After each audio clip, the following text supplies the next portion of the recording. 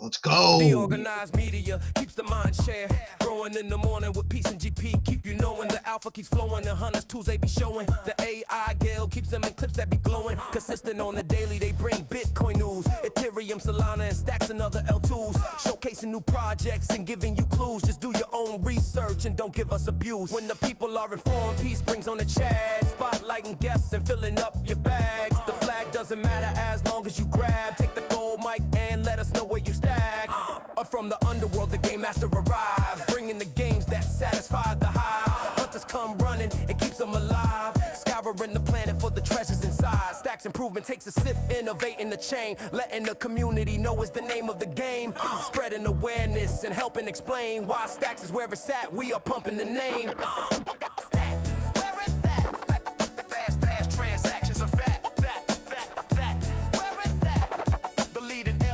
Is making maxes look back. DeOrganized media. Good morning, my friends. It's your old pal Peace Love Music. Trying to catch up on the day.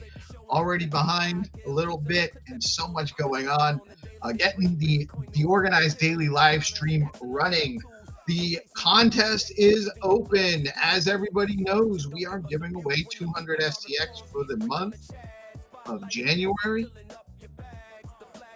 Today's question: if you were building on Bitcoin today, what problem would you try to solve first? This is an important one, and I really need as much participation as possible because we're trying to get a feel for the market, and all ideas are great, and this is a great way for you guys to share your ideas, and if there's developmental ideas, we could get into some conversations about it. So this is important. Let us know, what problem would you try to solve first building on Bitcoin today? Let us know in the replies underneath the pinned post. I have pinned the post. It's ready to go. Actually going to drop it in the an opening thread as well. We are live. And let me actually drop the question in the live stream as well so you guys have it there. If you don't see it on, if you don't see it on the screen for some reason, it's going to be there all day. It's on there. It's the first comment we made. Don't forget, double entries on Friday. We do have Find2Earn today.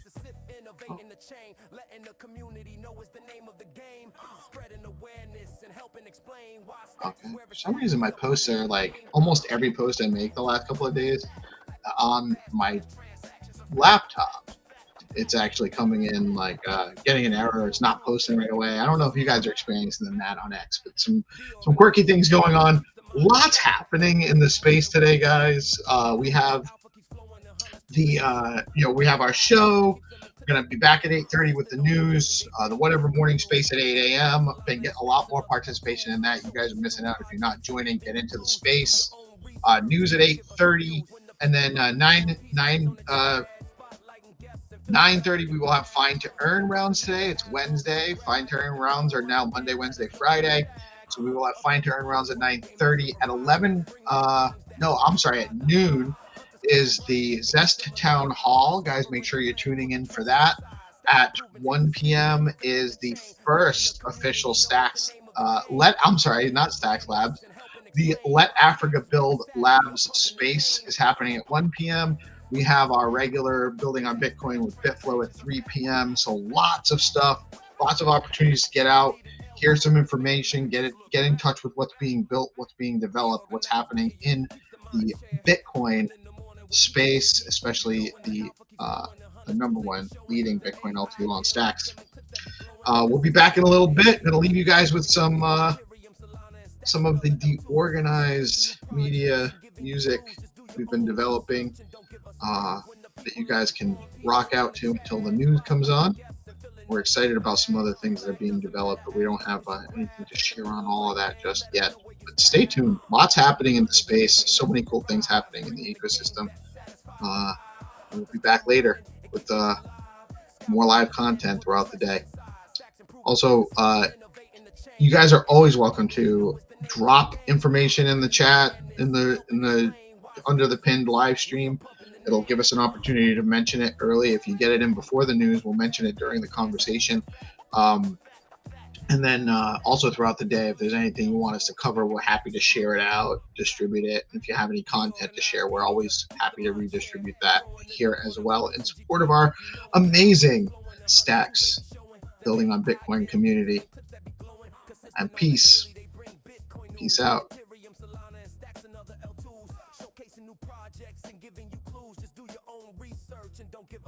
When the people are informed, peace brings on the chat. Spotlighting guests and filling up your bags. The flag doesn't matter as long as you grab. Take the gold mic.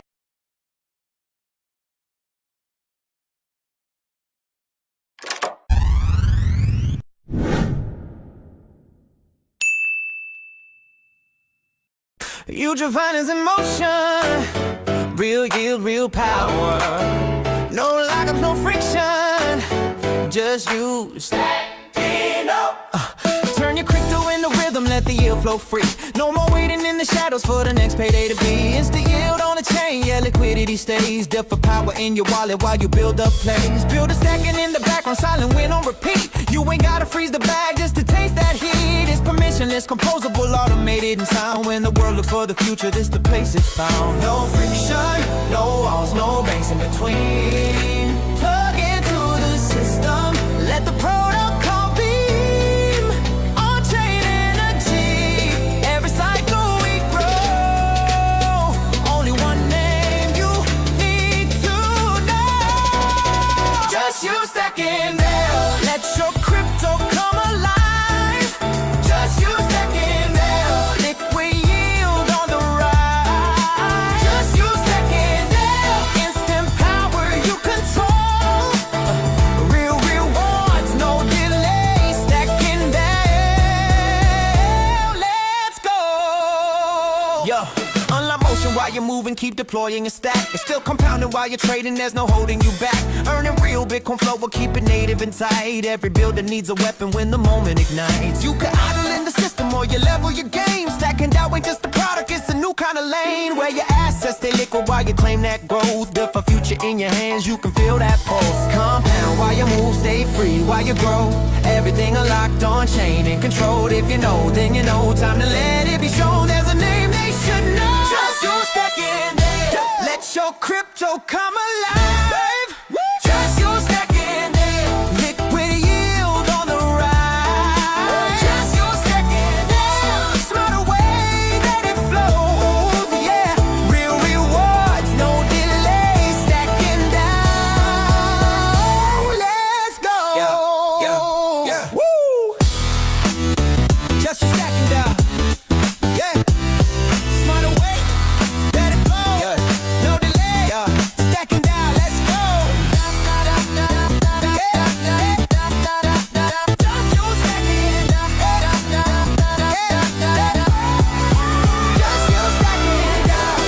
Future liquidity, real yield, no waiting.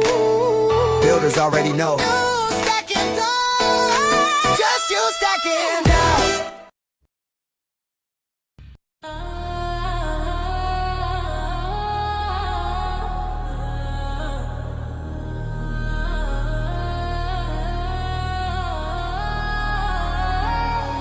Step in the future, no permission when we move. Bitcoin on the chain and the flow stay true. No middleman hands, only money that's yours. Tap into the source, this the key to the door. Let it flow, unlock your Bitcoin with a real one stack, let the signal make noise. Let it flow, unlock your Bitcoin, swap smarter, go farther, we control the choice. Let it flow, unlock your Bitcoin, where the market gets deep and the liquidity deploys. Let it flow, unlock your Bitcoin, hit the chain, feel the game, watch the power get enjoyed. Never bow to the banks, let the freedom go live. We ain't talking about the future, we already arrived. No cap, no delay, this is real block time. Bitcoin in the engine and the yield stay prime. No keys, held hostage, flow stay trustless. Stacks to the core, but the base chain rugged. From the chain to the swap, everything on demand. If you're built for the winners, then you already understand. Not a trend, it's a net web, evolution in motion. Liquidity unlocked like the gates in the ocean. You can flex when you own, I beg for permission. Bitflow is the tool, execution with precision. That bit flowing like your Bitcoin, with a real one stack, let the signal make noise. That bit flowing like your Bitcoin, swap smarter, go farther, we control the choice. That bit flowing like your Bitcoin, where the market gets deep and the liquidity deploys.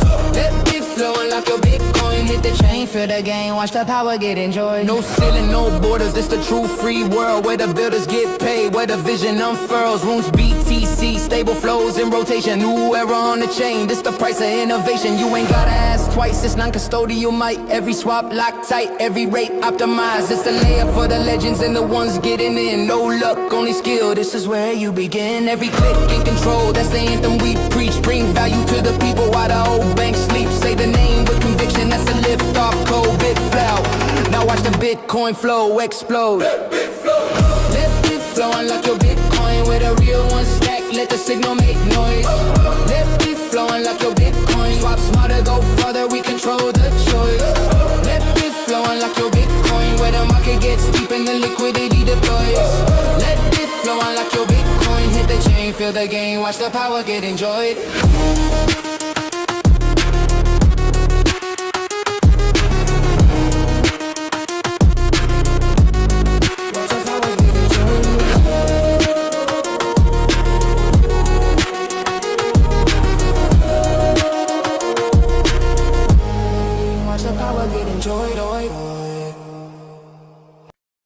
Yeah, Bitcoin on the base layer, stacks on the surface. We build bridges, not banks. Let's make Bitcoin productive. Dual stacking, yeah, I'm dual stacking, both chains active, yielding BTC, that's pure attraction, self-custody flow, no centralized action, is BTC, meant sustainable traction, different state of Bitcoin, watch it align, proof of transfer in the rhythm, in the rhyme, stack your sats and your stacks at the same damn time, we making Bitcoin productive, bottom line, yeah, born from the block where the hashes don't sleep, I keep my keys cold, yeah, security deep, but my capital's chilling, I had to make it leap, so I bridged that BTC, now the yield runs steep, no custodian holding, sign, assess, rolling, threshold 6 glowing, the network is golden, 1-1 ratio, code's the only omen. Now my Bitcoin working while the chain stay open. Stacks in the system, synergy divine. SDX boost, watch the curve incline. Reward function clean like math in the shrine. Pox be the priest, blessings paid in time. I'm dual stacking, both chains active, yielding BTC. That's pure attraction, self-custody flow, no centralized action. It's BTC, meant sustainable traction. Different steps to Bitcoin, watch it align. Proof of transfer in the rhythm, in the rhyme. Stack your sats and your stacks at the same damn time. We making Bitcoin productive, bottom line, yeah.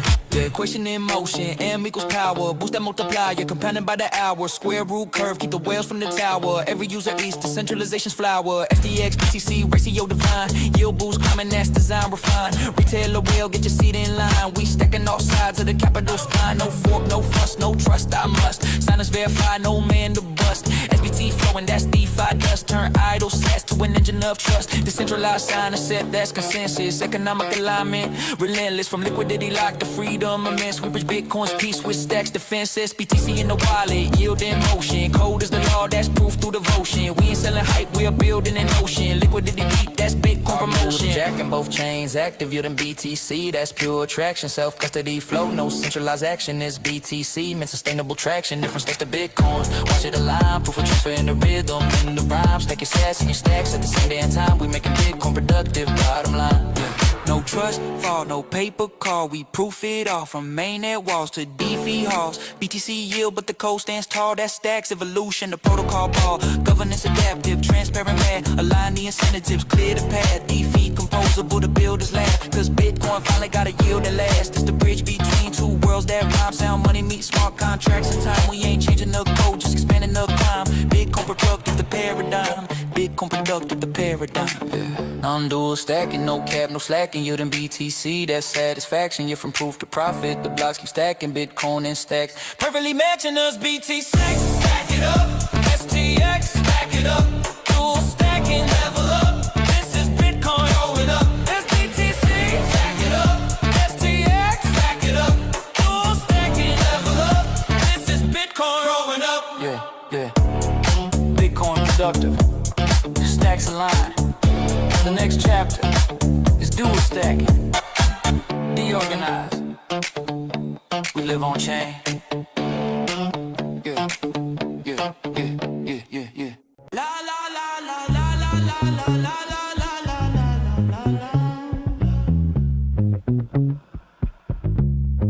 La la la la la la la la la la la.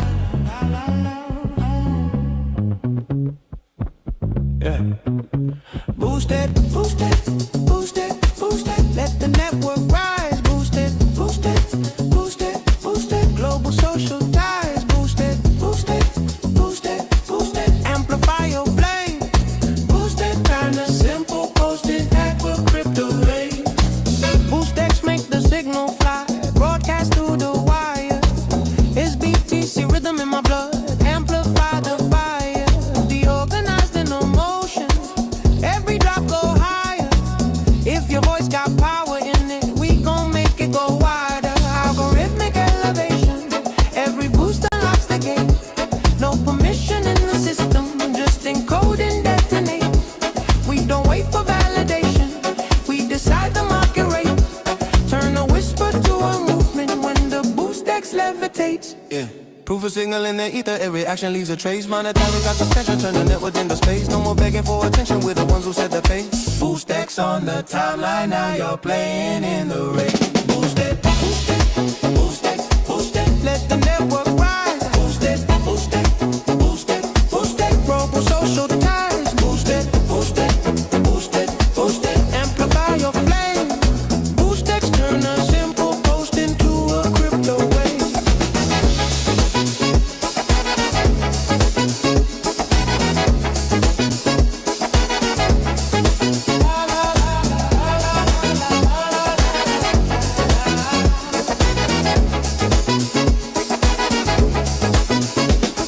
Every signal that we send is value by design. Boost X in the bloodstream. Broadcast and divine.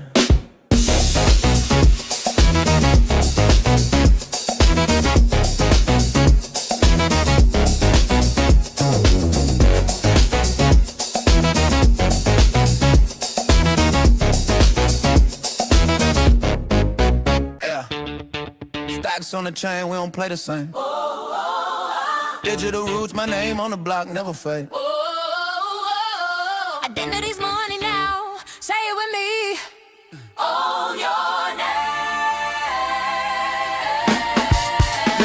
Yeah. Own your name, lock it in on chain. BNS one, we ain't play no game. From stacks to Bitcoin, let the people reign. Decentralized, so we gon' ride this train. Yeah. Own your name, claim your chain. Yeah. Digital roots never wash away. Yeah. It's that freedom with a brand new flame. Yeah. Ring, ring, and now you own your name. Yeah, they talk login, I talk ledger. ID on Bitcoin, that's pressure. No gatekeeper, no federal measure. When you BNS bound, You forever. click beans one, start claiming that spot.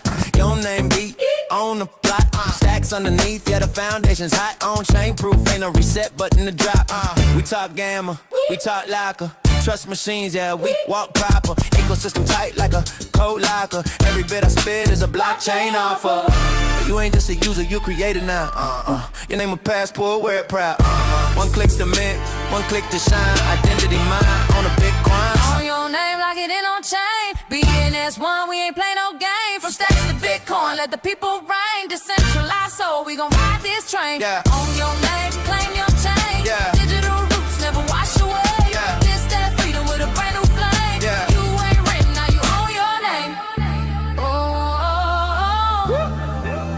Yeah, zone follow them known worldwide. My handle ain't Twitter, it's on chain pride. No blue check fee, no corporate ride. I got truth in my wallet, I don't hide. Namespace balls, launch my own. DeOrganized mic In the data zone, Venus one, that's the home where builders get known. the names get grown. Soul in the stack, ain't no fake ID. Yeah. This that real world proof for me. You can scan that hash, see my legacy. Every verse signed cryptographically.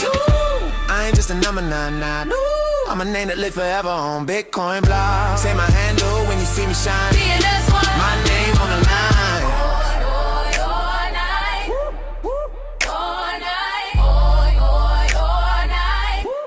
My name on the line. Yeah.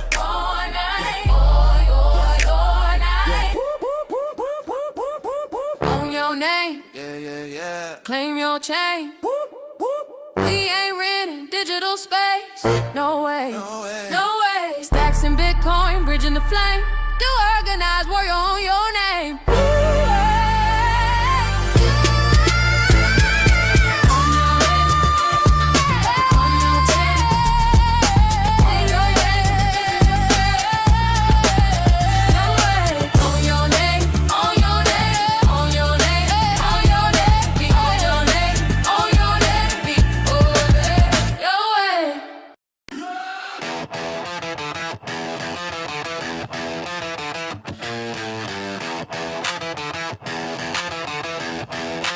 Be spaghetti, stay punk. No kings, no masters, just Bitcoin and funk. Cypherpunk code in my blood like rust. We don't need your trust, we build or bust. OG bulls and the bears in the pit. Whales in the deep with the code legit. Stacks on the chain, every block we commit. Hell in the noise, keep the system lit. Got S-points stacking like bricks on a wall. Every mint a story, every holder stands tall. Club doors open, but you earn that. The code, that's a digital brawl. Be spaghetti, stay punk. Be spaghetti, stay punk. Build it raw, keep it loud, keep it wrong. From the stack to the chain, raise your cup, don't flaunt. We don't need permission, we just function. Be spaghetti, stay punk. Bitcoin beats in the basement funk. When the market's dip, we double up. Cause truth don't die, we just punch back up. Pixel art soul with a have and heart. Every drop's a drop kick, decentralized art. Got the goats, got the gang, got the club on fire. Every trade's a badge, every holder's a wire. They said NFTs are dead, we said bet. We meant meaning, they meant that. We burn the bridge and then we build the jet. On Bitcoin time, that's the safest bet. Be spaghetti, stay punk. Be spaghetti, stay punk. Write your name in the mempool funk. From bears to bulls, we don't need love. We fork the rules and we call it love. Be spaghetti, stay punk. Builders bleed orange, never run amok. When you see that mic, know it's spun by trust. The organized crew, that's the upper crust. Freedom's messy, sauce on the floor. Cypher hands greasy, but we open the door. No gatekeepers, no overlords. We're cooking code on the kitchen boards. Spaghetti in the stack, punk in the heart. Bitcoin layer 2 where we play our part. So spin that chain, let the blocks restart. We the chaos, we the art. Be spaghetti, stay punk. Be spaghetti, stay punk. Be spaghetti, stay punk. Be spaghetti, stay punk. Be spaghetti, stay punk. Yo. Bass in the bloodstream, frequency locked. Builders in motion, nobody gets blocked. Block, block, block, block, block, block, block, block, block, block, Zero authority, earn your rep on chain. No gatekeepers breathing, we don't wait for their say. Digital currency of status, every move is insane. Zero authority. This is how we reign. On-chain signature carved in the code. Reputation in the wallet, that's how value is shown. Not a follower economy, we define the flow. They copy what we build, we stay 2 steps below. Zero authority, earn your rep on-chain. Bitcoin in the rhythm, stacks feed in the flame. Proof is in the action, every block knows your name. Zero authority. Watch the world get rearranged. We don't chase titles chase us instead. Verifiable credentials, living rent-free in their head. Pseudonymous legends, rising up out the dust. Reputation is the flex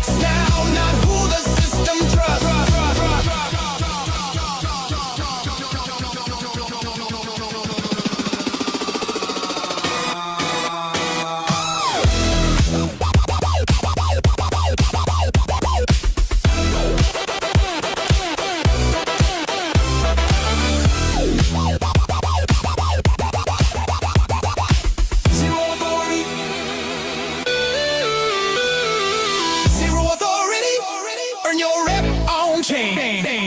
No permission needed. We don't bow to their frame. We let the proof talk louder, and the world knows the name. Zero authority. Future built in our domain.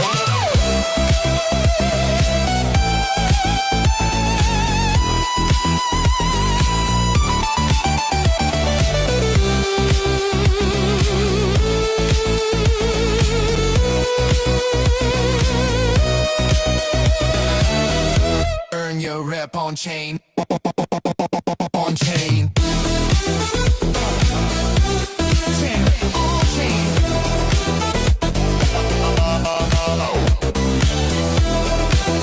Woo. Chain. On chain. Zero authority. Always in motion. Yo. Bass in the bloodstream, frequency locked. Builders in motion, nobody gets blocked. Block, block, block, block.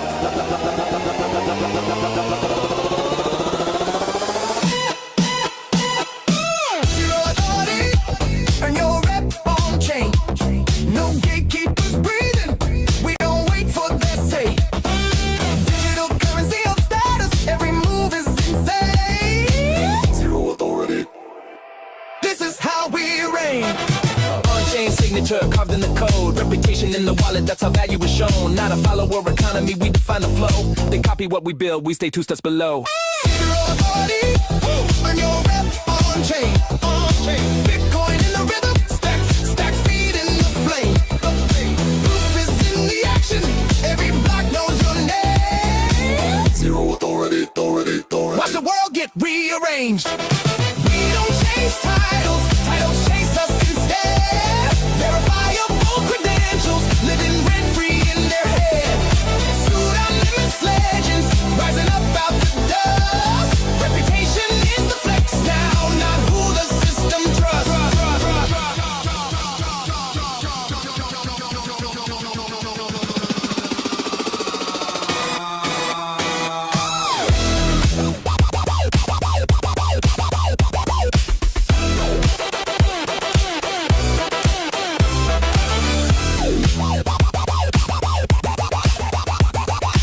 Zero authority. Zero authority. Earn your rep on chain.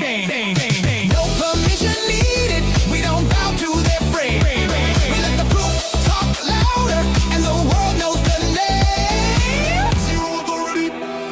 Future built in our domain.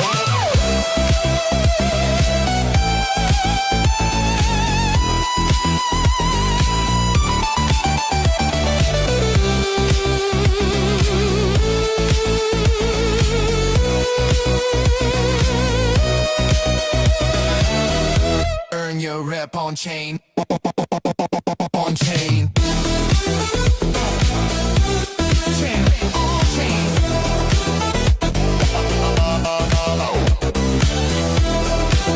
Woo.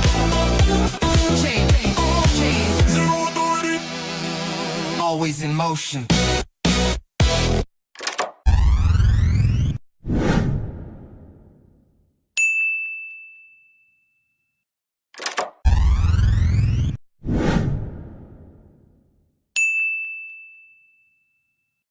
Future finance in motion. Real yield, real power. No lockups, no friction. Just you stacking up. Turn your crypto into rhythm, let the yield flow free. No more waiting in the shadows for the next payday to be. It's the yield on the chain, yeah, liquidity stays. Depth for power in your wallet while you build up plays. Build a stacking in the background, silent win on repeat. You ain't gotta freeze the bag just to taste that heat. It's permissionless, composable, automated in sound. When the world looks for the future, this the place it's found. No friction, no walls, no banks in between. Plug into the system, let the protocol beam. On-chain energy, every cycle we grow. Only one name you need to know. Just you stacking there, let your crypto come alive. Just you stacking there, liquid yield on the rise. Just you stacking there, instant power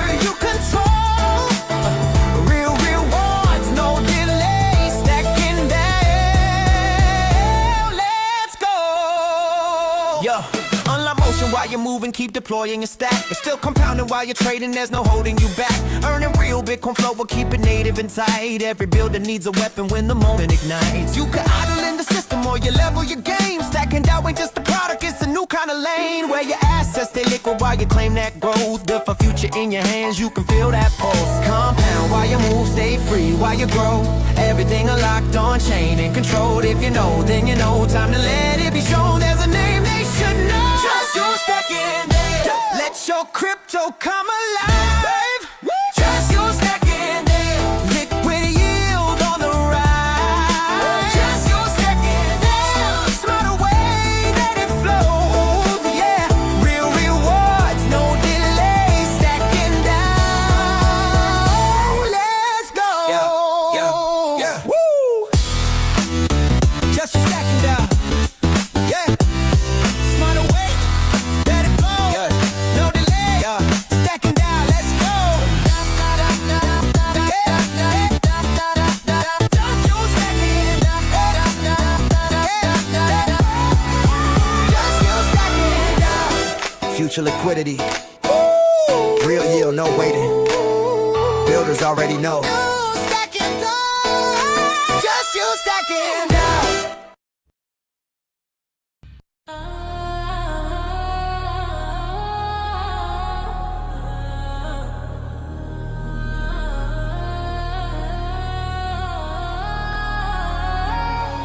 Step in the future, no permission when we move. Bitcoin on the chain and the flow stay true. No middleman, hands only money that's yours. Tap into the source, this the key to the door. Let it flow, unlock your Bitcoin with a real one stack. Let the signal make noise. Let it flow, unlock your Bitcoin. Swap smarter, go farther, we control the choice. Let it flow, unlock your Bitcoin. Where the market gets deep and the liquidity deploys. Let it flow, unlock your Bitcoin. Hit the chain, feel the game, watch the power get enjoyed. Never bow to the banks, let the freedom go live. We ain't talking about the future, we already arrived. No cap, no delay, this is real block time. Bitcoin in the engine and the yield stay prime. No keys, held hostage, flow stay trustless. Stacks to the core, but the base chain rugged. From the chain to the swap, everything on demand. If you're built for the winners, then you already understand. Not a trend, it's a net evolution in motion. Liquidity unlocked like the gates in the ocean. You can flex when you own, I beg for permission. Bitflow is the tool, execution with precision. Let Bitflow unlock your Bitcoin with a real one stack. Let the signal make noise. Let Bitflow unlock your Bitcoin. Swap smarter, go farther, we control the choice. Let Bitflow unlock your Bitcoin. Where the market gets deep and the liquidity deploys. Let Bitflow unlock your Bitcoin. Hit the chain, feel the game, watch the power get enjoyed. No ceiling, no borders, this the true free world. Where the builders get paid, where the vision unfurls. Rooms BTC, stable flows in rotation. New era on the chain, this the price of innovation. You ain't gotta ask twice, it's non-custodial might. Every swap locked tight, every rate optimized. It's the layer for the legends and the ones getting in. No luck, only skill, this is where you begin. Every click in control, that's the anthem we preach. Bring value to the people while the old bank sleep. Say the name with conviction, that's a lift off code. Bit flow, now watch the Bitcoin flow explode. Let Bitflow unlock your Bitcoin with a real one stack. Let the signal make noise. Let Bitflow unlock your Bitcoin. Swap smarter, go farther, we control the choice. Let Bitflow unlock your Bitcoin. Where the market gets deep and the liquidity deploys. Let Bitflow unlock your Bitcoin. Hit the chain, feel the game, watch the power get enjoyed.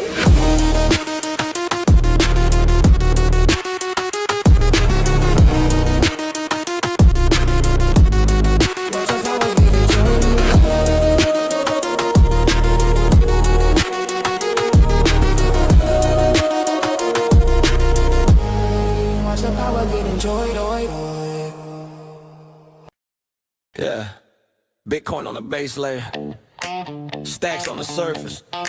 We build bridges, not banks. Let's make Bitcoin productive.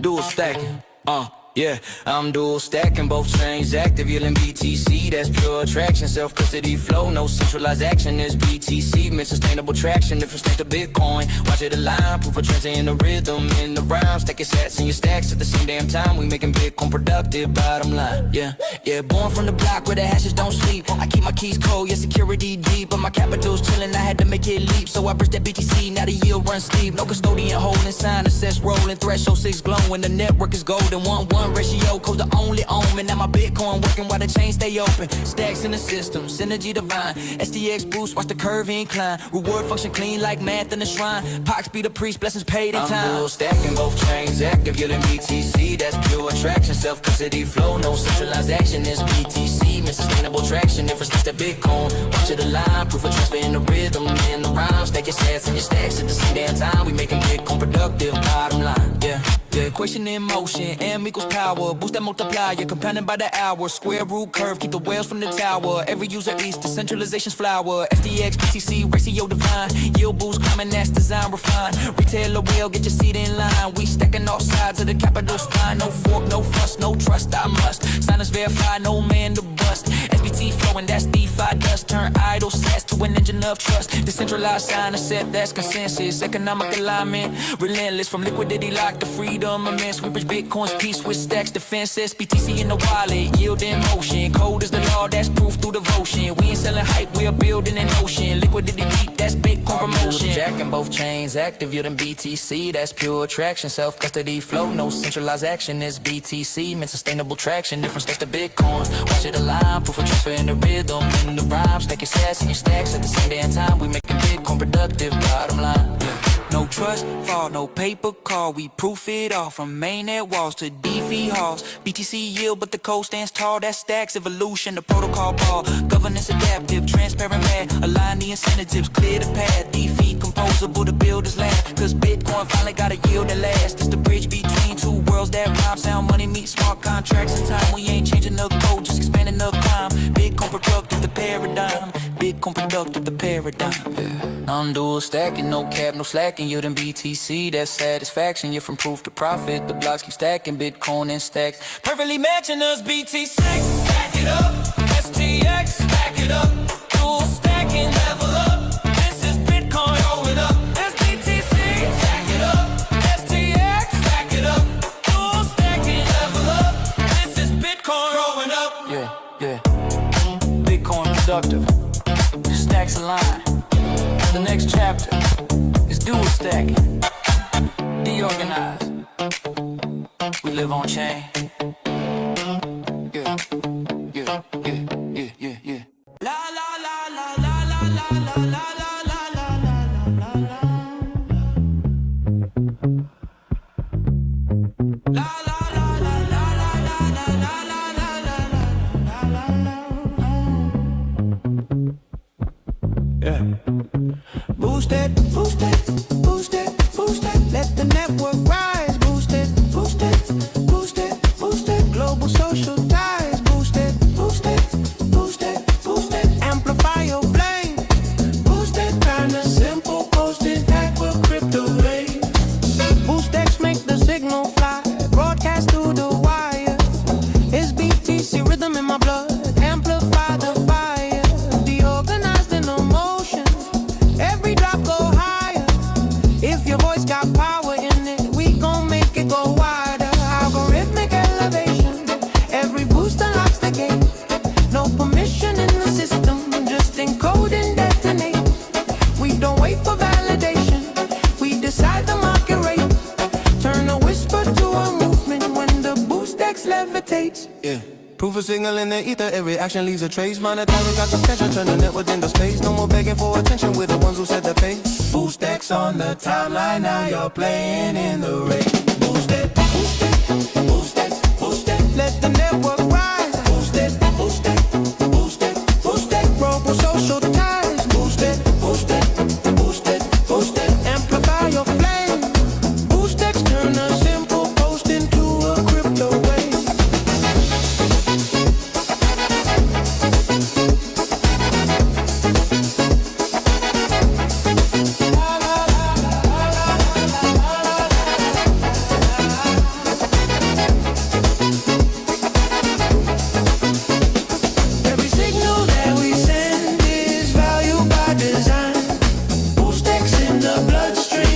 broadcasting divine.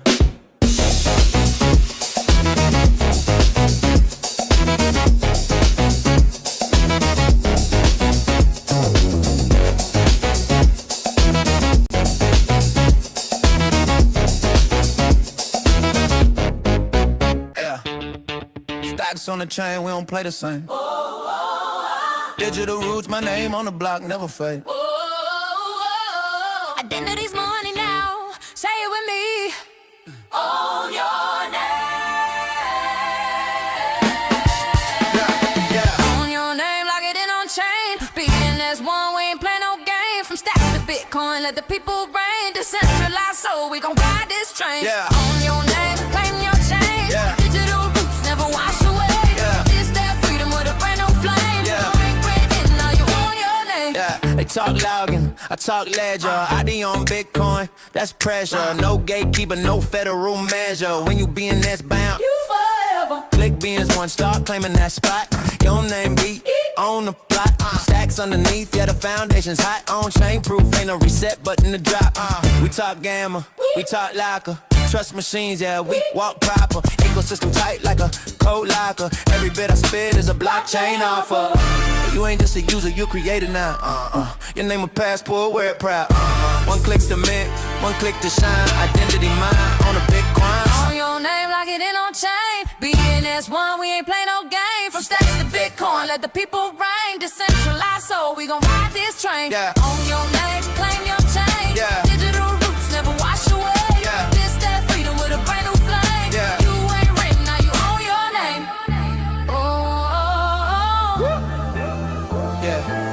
Zone follow them known worldwide. My handle ain't Twitter, it's on chain pride. No blue check fee, no corporate ride. I got truth in my wallet, I don't hide. Namespace balls, launch my own. DeOrganized mic In the data zone, being is one, that's the home where builders get known. the names get grown. Soul in the stack, ain't no fake ID. This that real world proof for me. You can scan that hash, see my legacy. Every verse signed cryptographically. I ain't just a number 99. I'm a name that live forever on Bitcoin blog. Say my handle when you see me shine. Being as one, My name on the line.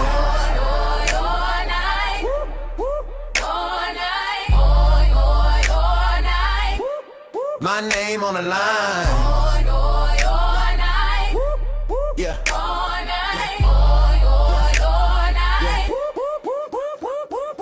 Own your name, Yeah. claim your chain. We ain't renting digital space. No way, no way. Stacks in Bitcoin, bridging the flame. DeOrganized, warrior on your name.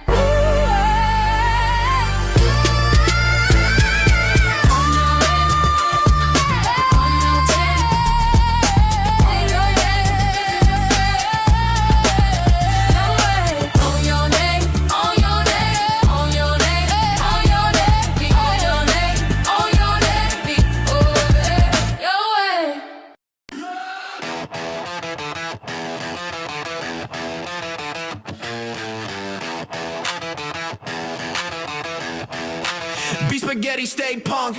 No kings, no masters, just Bitcoin and funk. Cypherpunk code in my blood like rust. We don't need your trust, we build or bust. Wait. OG bulls and the bears in the pit. Whales in the deep with the code legit. Stacks on the chain, every block we commit. Hell in the noise, keep the system lit. Got S-points stacking like bricks on a wall. Every minute a story, every holder stands tall. Club doors open, but you earn that call. Punk in the code, that's a digital brawl. Be spaghetti, stay punk. Be spaghetti, stay punk.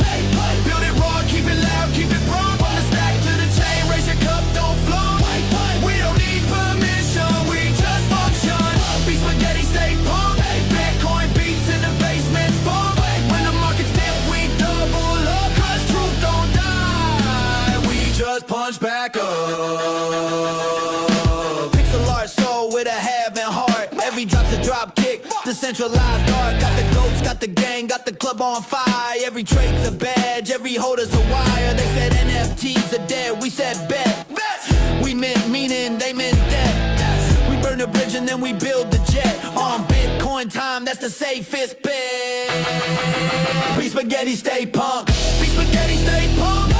Write your name in the mempool funk. From bears to bulls, we don't need love. We fork the rules and we call it love. Be spaghetti, stay punk. Builders bleed orange, never run amok. When you see that mic, know it's spun by trust. The organized crew, that's the upper crust. Freedom's messy, sauce on the floor. Cypher hands greasy, but we open the door. No gatekeepers, no overlords. We're cooking code on the kitchen board. Spaghetti in the stack, punk in the heart. Bitcoin layer 2 where we play our part. So spin that chain, let the blocks restart. We the chaos, we the art. Be spaghetti, stay punk. Be spaghetti, stay punk. Be spaghetti, stay punk. Be spaghetti, stay punk. Be spaghetti, stay punk. Yo. Bass in the bloodstream, frequency locked. Builders in motion, nobody gets blocked. Block, block, block, block.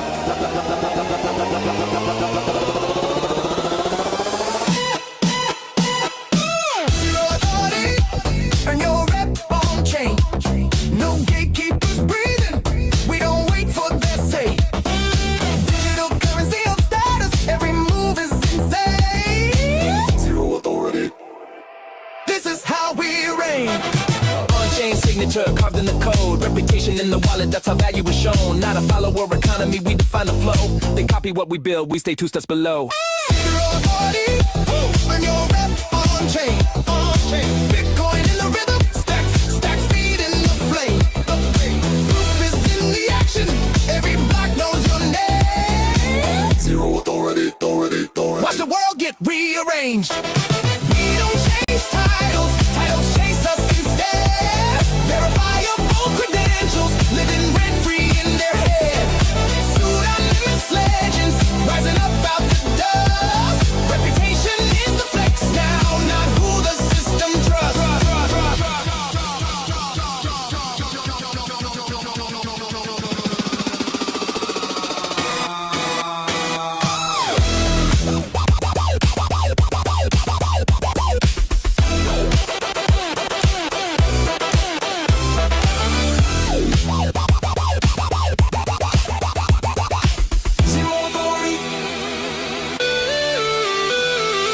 Zero authority, earn your rep on chain. No permission needed, we don't bow to their frame. We let the proof talk louder, and the world knows the name. Zero authority, future built in our domain.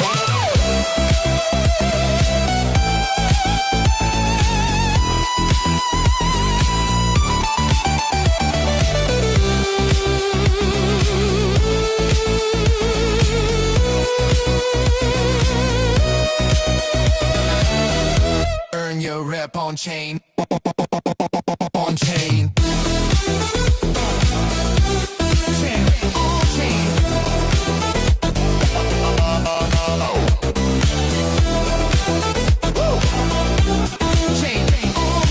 Zero authority. Always in motion. Yo. Bass in the bloodstream, frequency locked. Builders in motion, nobody gets blocked. Block, block, block, block.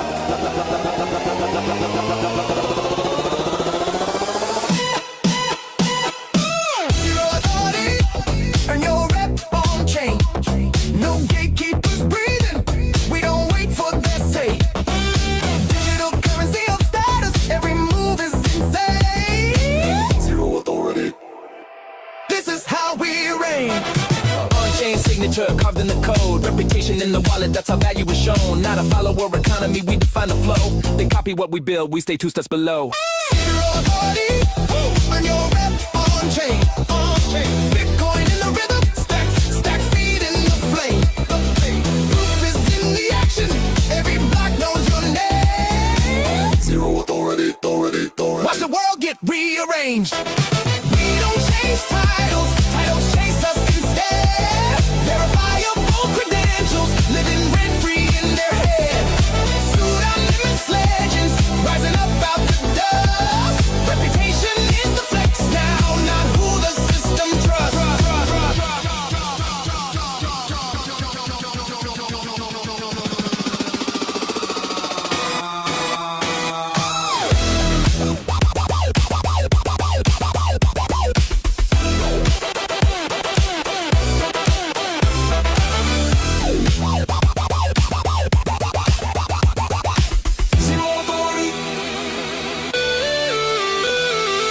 Zero authority, earn your rep on chain.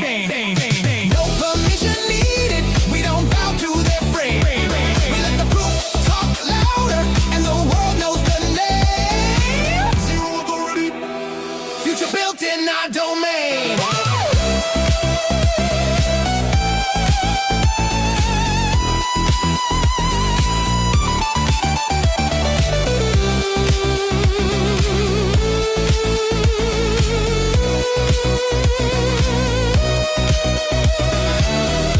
Earn your rep on chain.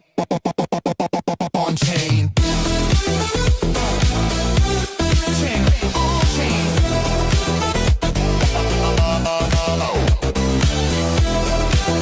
Woo. Chain. On chain. Zero authority. Always in motion.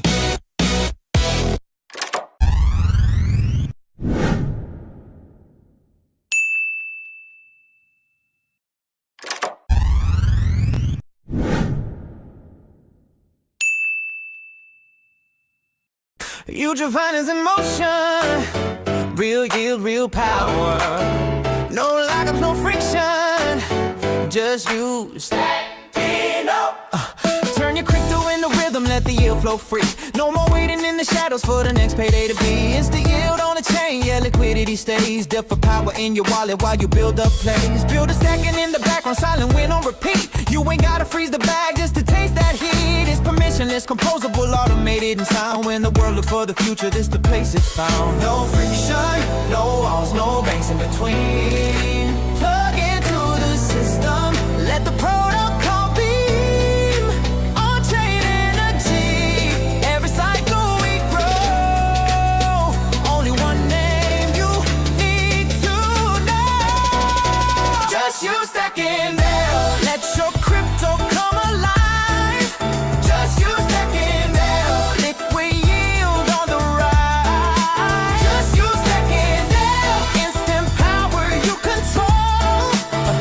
Real rewards, no delay, stacking there. Let's go. Yo, unlock motion while you're moving, keep deploying your stack. It's still compounding while you're trading, there's no holding you back.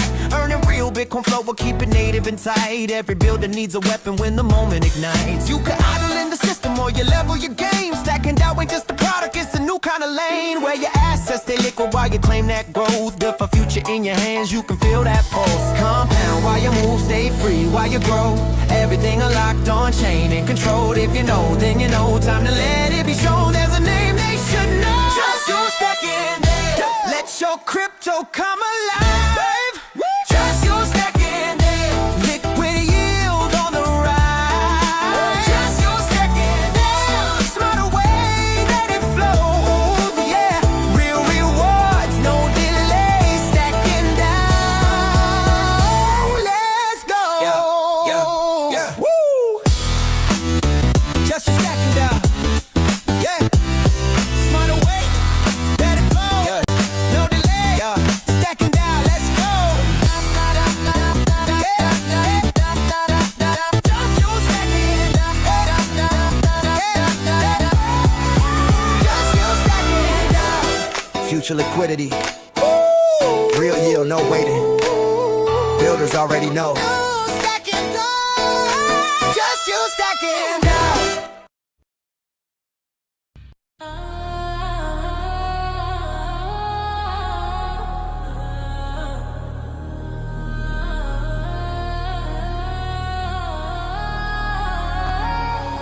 Step in the future, no permission when we move. Bitcoin on the chain and the flow stay true. No middleman, hands only money that's yours. Tap into the source, this the key to the door. Let it flow. Let it flow, unlock your Bitcoin with a real one stack, let the signal make noise. Let it flow, unlock your Bitcoin, swap smarter, go farther, we control the choice. Let it flow, unlock your Bitcoin, where the market gets deep and the liquidity deploys. Let it flow, unlock your Bitcoin, hit the chain, feel the game, watch the power get enjoyed. Never bow to the banks, let the freedom go live. We ain't talking about the future, we already arrived. No cap, no delay, this is real block time. Bitcoin in the engine and the yield stay prime. No keys, held hostage, flow stay trustless. Stacks to the core, but the base chain rugged. From the chain to the swap, everything on demand. If you're built for the winners, then you already understand. Not a trend, it's a net evolution in motion. Liquidity unlocked like the gates in the ocean. You can flex when you own, I beg for permission. Bitflow is the tool, execution with precision. Let it flow, unlock your Bitcoin with a real one stack, let the signal make noise. Let it flow, unlock your Bitcoin, swap smarter, go farther, we control the choice. Let it flow, unlock your Bitcoin, where the market gets deep and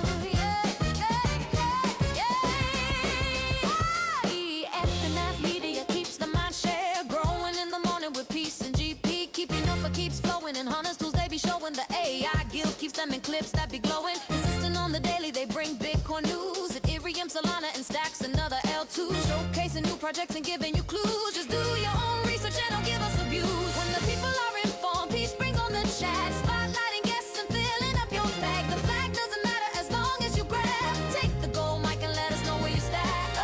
From the underworld, the game has arrived. Bringing the game to satisfy the hype. Hunters come running, it keeps them alive. Scouring the planet for the treasures inside. Stacks improvement takes a sip, innovate in the chain. Letting the community know is the name of the game. Spreading awareness and helping explain why Stacks is where it's at. We are pumping the name.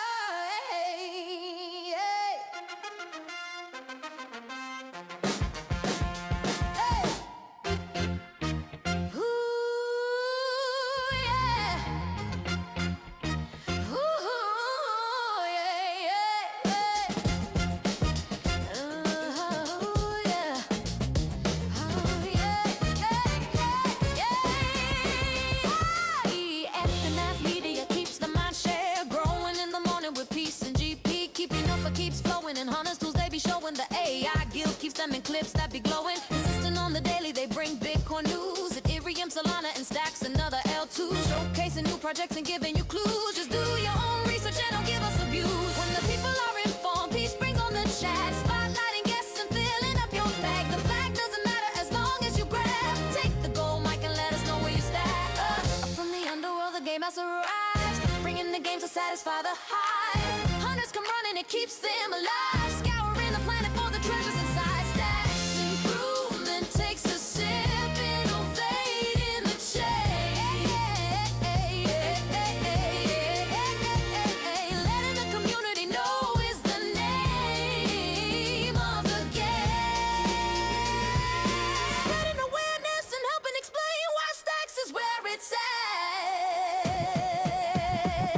We are pumping the name.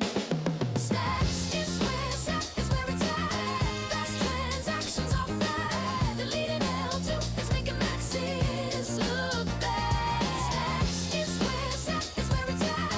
Fast transactions are fat. The leading L2 is making maxis look bad.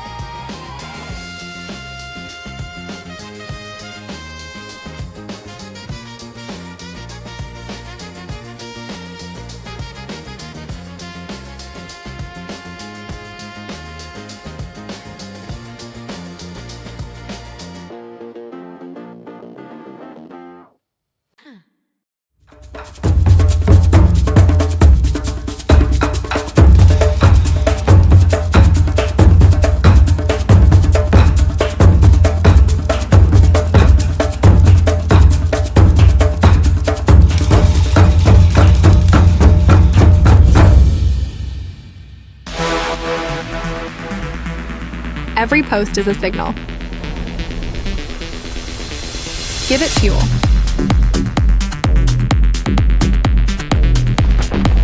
BoostEx, the social value layer.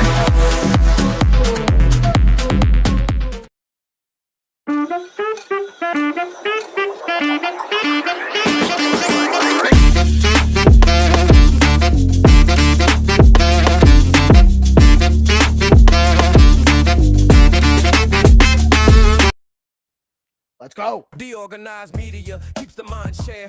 Growing in the morning with peace and GP. Keep you knowing the alpha keeps flowing. The hunters tools they be showing. The AI Gale keeps them in clips that be glowing. Consistent on the daily, they bring Bitcoin news. Ethereum, Solana, and stacks and other L2s. Showcasing new projects and giving you clues. Just do your own research and don't give us abuse. When the people are informed, peace brings I'm gonna get a shade from this window behind me. It's just too much sun coming in. It's actually dreary out too. I'm not sure what's going on. Good morning, my friends. It's your old pal Peace Love Music with another episode of the Let's Go Good Morning Show. Brought to you live by DeOrganized Media in partnership with our amazing friends at Bitcoin Live Decentralized Broadcasting. It is Wednesday, the 14th of January. It's the 14th of January, my friends. Another month flying by. Hump day. Whoop, whoop. Get over the hump. And we got some interesting things going on in the space today. I'm going to get into the news in a minute. Some interesting stories. Another thing that's local to me that I'll cover that is relevant to the space. I'm super excited to hear about, actually, because I didn't even know what was going on. But I do want to remind everybody first, we are giving away 200 STX for the month of January. All you have to do is go to the DeOrganized page. It's at DeOrganized BTC. And below the comments, the live stream post for this stream that you're watching right now is pinned to the top, and you can enter daily. You just got to answer the question daily, and then in the replies to the pin post, the live stream post, which we do all day, every day. If the stream is live, your entry counts. You can enter at any time. The question is actually in the comments in the post too. If it's not on screen, you can get it there. But today, all you have to do is let us know if you were building on Bitcoin today. What problem would you try to solve first building on Bitcoin? And you just answer that in the comments, and you're entered to win. We do have Find2Earn coming up at 9:30 after the Chads come in and we chat about what's going on in the space. And then after Find2Earn, we will probably go to some replay content for a little bit. We'll be covering the Zest Town Hall at noon. The Let Africa Build Lab project has a space at 1 p.m. and then our amazing sponsor Bitflow Finance with the Building on Bitcoin space every Wednesday. That is a great space. You don't want to miss that either. Lots of places to go to get some information, the alpha what's developing in the space, especially that Zest Town Hall. You guys want to get out in that today at noon. Really interesting to hear what's coming with V2. We had Tycho on yesterday.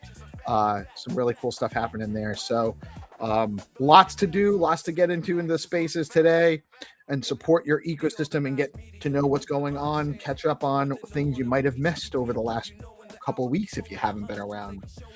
Price action starting to look a little bit better. Friendly reminder, This is a news show. We're providing news and information, some education, some entertainment, but never financial advice. Always do your own research. Never invest money you cannot afford to lose. It's very important you actually take that seriously when we say it, because I do mean it. If you don't have the money, you can't invest it. Just don't invest money you can't afford to lose. If you do have some extra money, make sure you're doing some research and know what you're getting into before you do. Because if you don't, that's the surest way to lose your money and get wrecked. And we don't want to see that. We want everybody to win here. Speaking of winning, Bitcoin is up over 95K. As of right now, it's up another 3% today. Fear and Greed Index actually pushed past 50 again, finally up to 52. So we're finally heading on the positive side for Fear and Greed. That's really great. Ethereum up to $3,300, up 5%. That's also a great sign. BNB rocking back up towards $1,000. Solana pushing 150. Stacks looking at like right now, number 78, kind of holding flat at 38 cents, 39 cents. I cannot wait to see Stacks back up over 40 cents. I never thought it would be down here, by the way. And I definitely have taken the advantage myself. Not financial advice, but full disclosure, I have increased my position in Stacks over the last couple months, and I'm feeling good about that personally. Top 3 gainers of the last 24 hours are Dash, ICP, Story IP, all up over 10%. Honorable mentions: Pump Fun, Monero, Pepe. Not the best Pepe coin, but it's doing okay from where it was. I still prefer Bitcoin Pepe, the orange frog on Stacks, the only Pepe coin you really need to know about, in my opinion. Let's, you know what, before I jump into the news, let me just go take a look at what's going on in Tanero land on the Stacks ecosystem. That's Tanero.io. It's a great place to do your research if you're interested in investing in tokens on Stacks and now other Bitcoin-oriented tokens as well. Other Bitcoin-oriented ecosystems are being added all the time. So lots of stuff going on over at Tanero. We do prefer to focus on the Stacks ecosystem here. And actually look at this heat map real quick. It's interesting. It's a lot of flat. Leo making another run. Leo's doing great. 1.45 million now. That's really good. Dog runes, by the way, you can also trade on Bitcoin. I mean, on Bitcoin, on Stacks L2, as well as SIP10 tokens. Does add a lot of functionality there. Wow, Flat Earth with a huge run up, 35%. That's huge. Really good. I wonder if they got something cooking that I haven't heard about recently because I've been too busy following other stuff. Blocks is up. Some interesting stuff going on here. Let me peek at this Stacks chart. All right, so let's look like we're setting this. Hopefully setting this as support now. It does look like we're holding on to 38 as support. Little precarious. It'll be interesting to see what happens over the next day or two. Could even see us coming back down in this range again, setting this, testing this line again. That's only shortly below where we are now at 38.3. So we're actually looking really good on Stacks. Again, not financial advice. Let's take a look at the news. What do we got going on in the news this morning? This music's too loud. I'm old. I'm too old. It's too loud. GM assistant boyfriend. And I don't know who this is from the Twitch world, but 00LE Stream Hub world constantly getting into our DMs in our live stream comments the last few days, and I like it. Just a little bit of emoji love here and there. We dig it. Kevin Turtle. I don't even know what that's. I think that's the emoji name. I don't know. Let's take a look at the news. There was some interesting things happening in the world today. U.S. spot Bitcoin ETFs pull in $750 million on the strongest day since October. U.S. spot Bitcoin ETFs recorded approximately $750 million in net inflows, marking their strongest single day Since October, and signaling renewed institutional appetite for Bitcoin exposure, the inflows were broadly distributed across major issuers, reinforcing the idea that demand is not isolated to a single product or manager. This surge comes amid softer inflation data and growing expectations that financial conditions could ease later in the year. Importantly, these flows suggest that Bitcoin continues to be viewed by institutional investors as a long-term strategic asset rather than a short-term speculative trade, even as prices approach recent highs.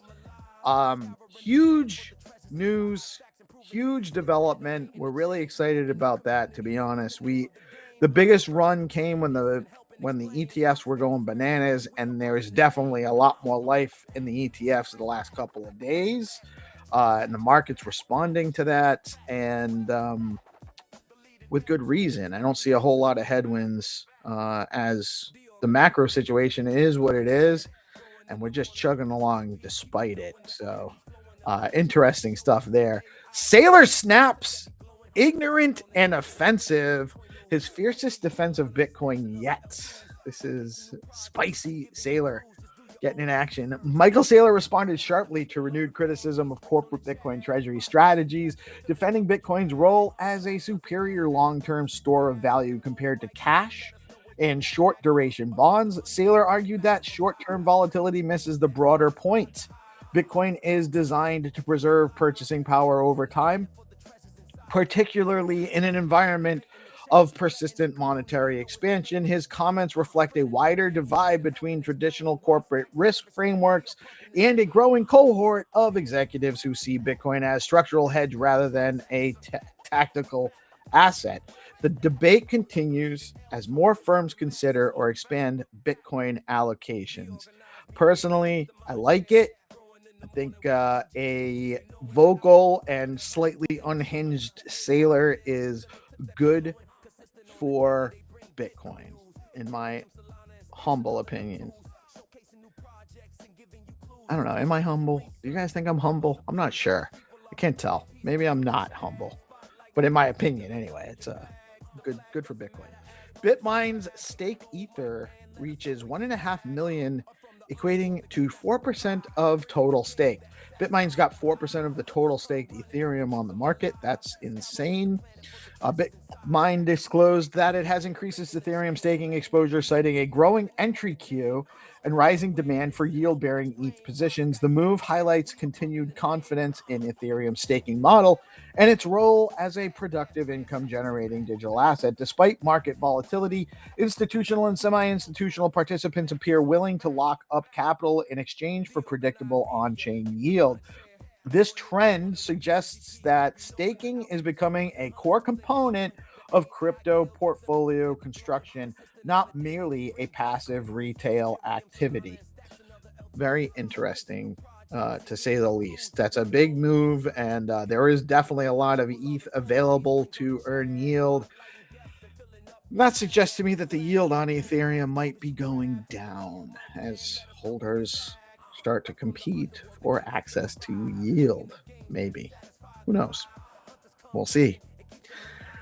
How Meta's latest job cuts compare to recent broader tech sector layoffs. And this is important for the macro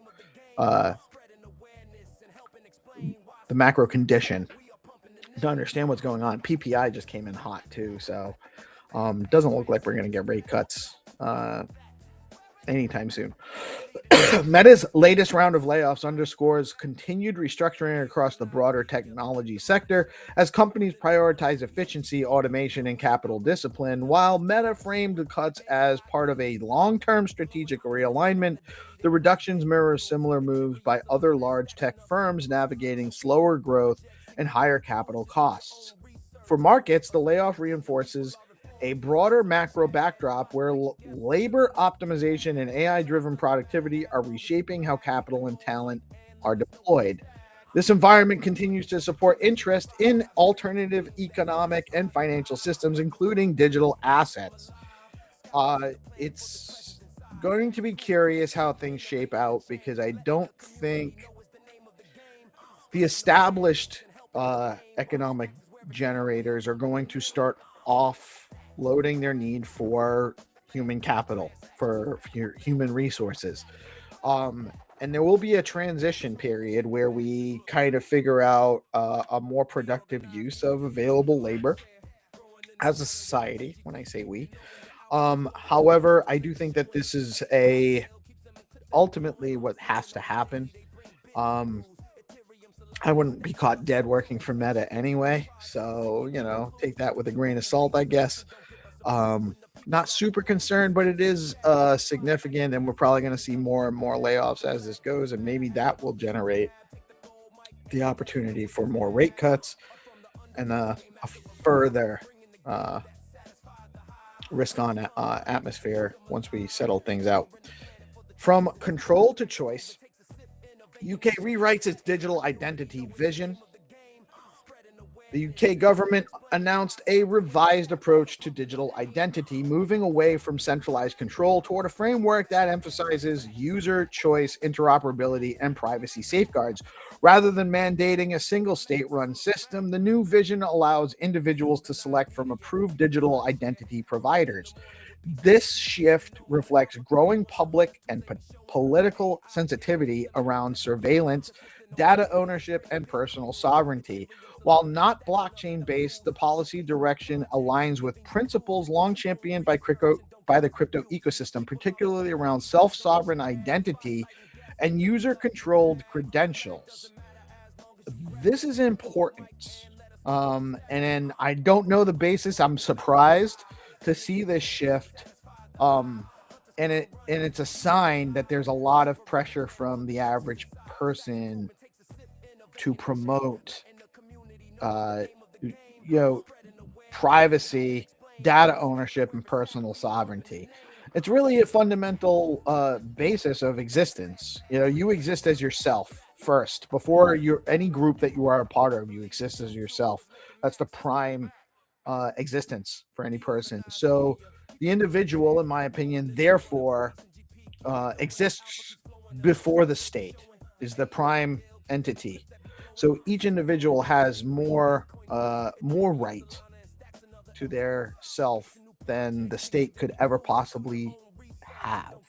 And so we need to make sure that we're recognizing that in our policies and how we move things forward as these tools become very very hard to manage and or control at the individual level. And we risk creating this massive technological entity that supersedes the capacity of humans to engage in self-ownership, self-agency. It's important. Last one. This actually launched. This news story just came live literally as we were going live with the stream today.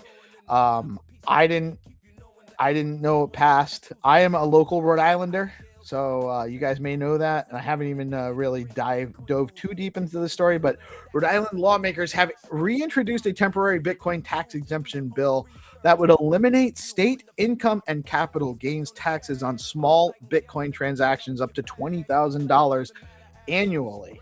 That is pretty cool, because that means I'm not going to have to worry about what price I paid for my Bitcoin when I want to use it to buy coffee, etc. It actually is a huge deal that there's a $20,000 annual cap on capital gains in Rhode Island. Hopefully the U.S. government will do something that's even a broader amount that allows more development and transactions to happen at scale on crypto. It's very important, and I love seeing these things.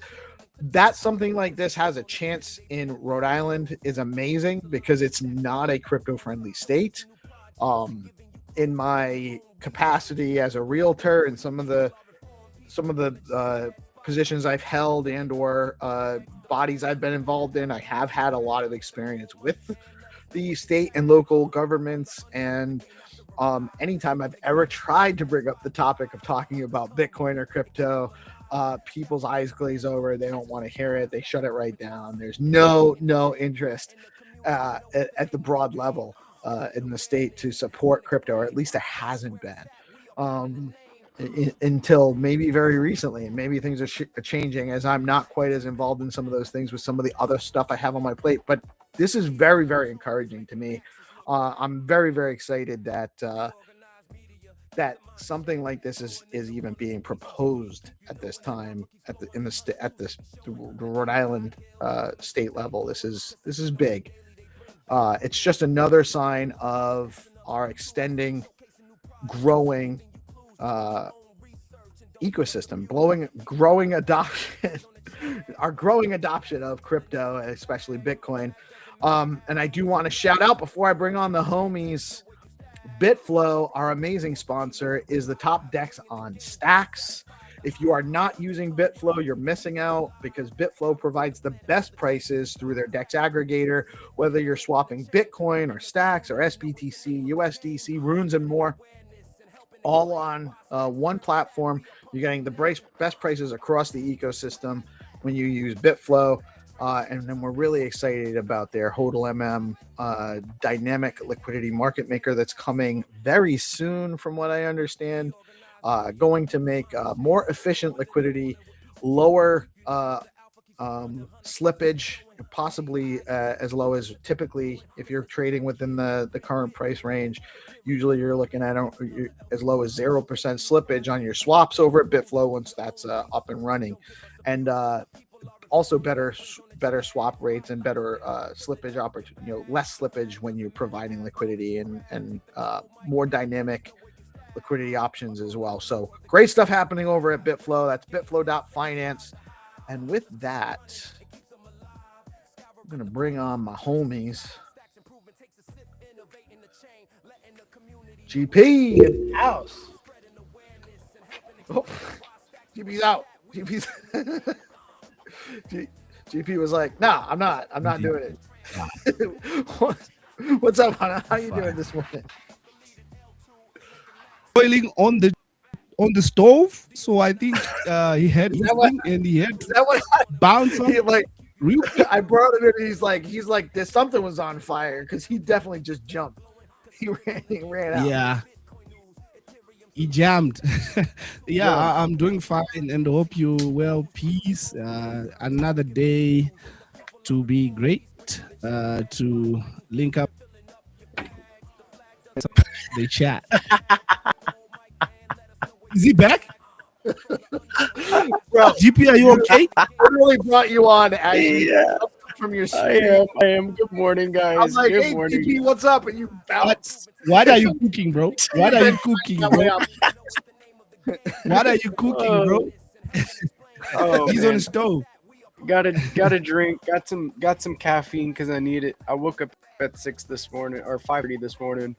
How long you guys were streaming for several hours? We were getting some Arc Raiders content on there, and I went back and watched the footage. It was just very choppy, so I've got to figure out a better way to stream whenever we're doing Arc Raiders content. Right. But we'll figure it out. You were screen sharing from the Discord? I was at first, and then I changed it over to my main screen, like for my computer. I think it might have something to do. So I'm using the dongle again, guys. Oh, you're dangling the dongle. Dangling the dongle. Dangling the dongle sometimes to get that stuff going. I was trying to get the angle to the dangle on the dongle.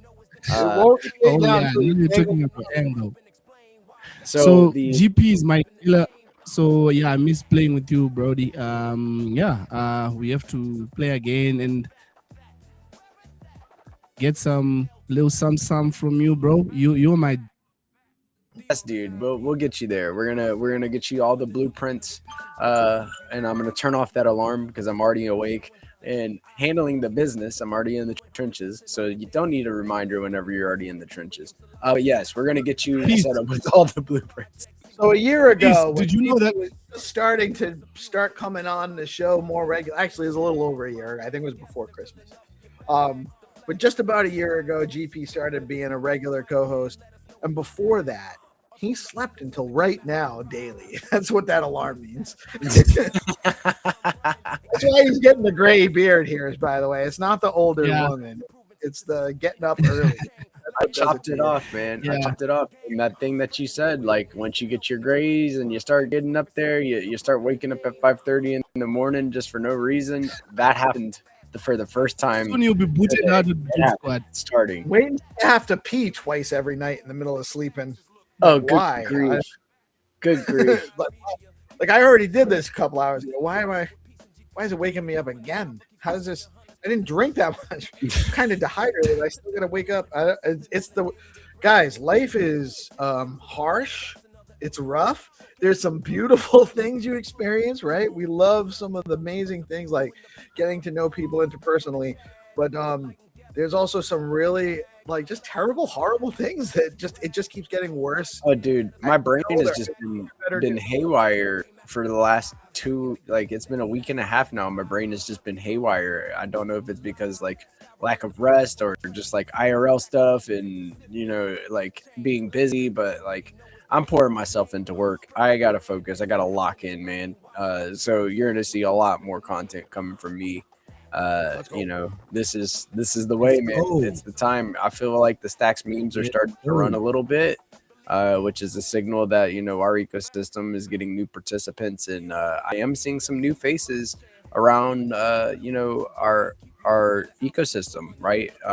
That's really, really encouraging. The timeline got a little quiet for a little bit, of course, around the holidays and of course the bearish price action, but now that Stacks is doing well, I'm seeing some new names, and that's very, very exciting to me.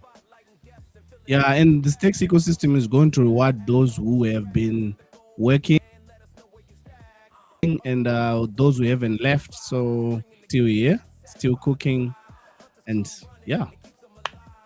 upload. Yeah, we're grinding, dude. So this is what I did first thing this morning is I made a video kind of celebrating some of the memes starting to run. Did you guys want to take a look at this video I made? It's like I'm experimenting with like a new style of video content. I kind of solved this. I stole this style from YouTube. I see a lot of different YouTubers, like when they're speaking and making a point, they'll put up like a meme about what they're talking about while they're doing it. And I wanted to know what you guys thought about it. It's about like 6-7 minutes long. Did you guys want to watch it? Let's go, Rudy. Let's see it. Let's bring it up. So this is the video. Let me pull this up. Kill the music here. All right. And it doesn't have music on the background of it. It just has the memes and the good old alpha. So here, let's check it out. I should keep the music going. You could. I don't think it would hurt. It wouldn't be battling with two different tricks. All right. So here we go. So let me share my screen here. And I'll read this post just to get us primed. Is GM Stacks. The meme coin meta looks primed for a takeoff. Leo and Welsh are back above $1 million. Connect with people, learn a lot. Join the Stacking DAO Discord. Join the Zest. Here, let me go. Boom. There we go. Fix that with the quickness. Let's go. So yeah, sorry. We got rare. Oh, wait a minute. We've got rare GP. GP's in rare form today, so please. All right. So we're DeOrganized. Yes, Unhinged GP is back. So the meme coin meta looks primed for a takeoff. Leo and Welsh are back above $1 million market cap. Here's an update covering a bit of what's going on in the SIP10 space as far as price action. Are you prepared for a takeoff, Anon? Be sure to tune in to DeOrganized for the latest updates from the Bitcoin ecosystem at 8:30 a.m. ET Monday through Friday. DeOrganized, Backing DAO, and Zest Protocol, the tools that you need to gain financial freedom. I'll pop this open, give this a restart, and then turn on the volume. Pump up the volume. So are you guys hearing this okay? What's up, guys? It's your boy GP with DeOrganized Media, Stacking DAO, and Zest Protocol, looking to do just a little bit of an update here. SDX memes are doing fantastic. With this last run up for stacks, we're sitting around 38 cents right now. We got as high as like 40 cents. So stacks You know is what? doing Let really me good. This GP, past pause that weekend, for a we second. actually outperformed. Send me, drop the link in the private chat and let me do it because your audio, your video is slightly skipping. Here we go. Here we go. It's probably because I got 1,000 things. Oh, that's the broadcast. Not that one. Not that one. Not that one. All right, here. Let me drop this one to you, piece. Right here. There we go. Maybe we can get a little bit better quality. I have a lot of things on the machine right now. The dongle is dangling. Yeah, the dongle's dangling. The dongle is over. You got to be careful about over dangling the dongle too. That's a real concern. You don't want to over dangle. See if you. I get it. I get it. Slightly to the left, not to the right. That's generally.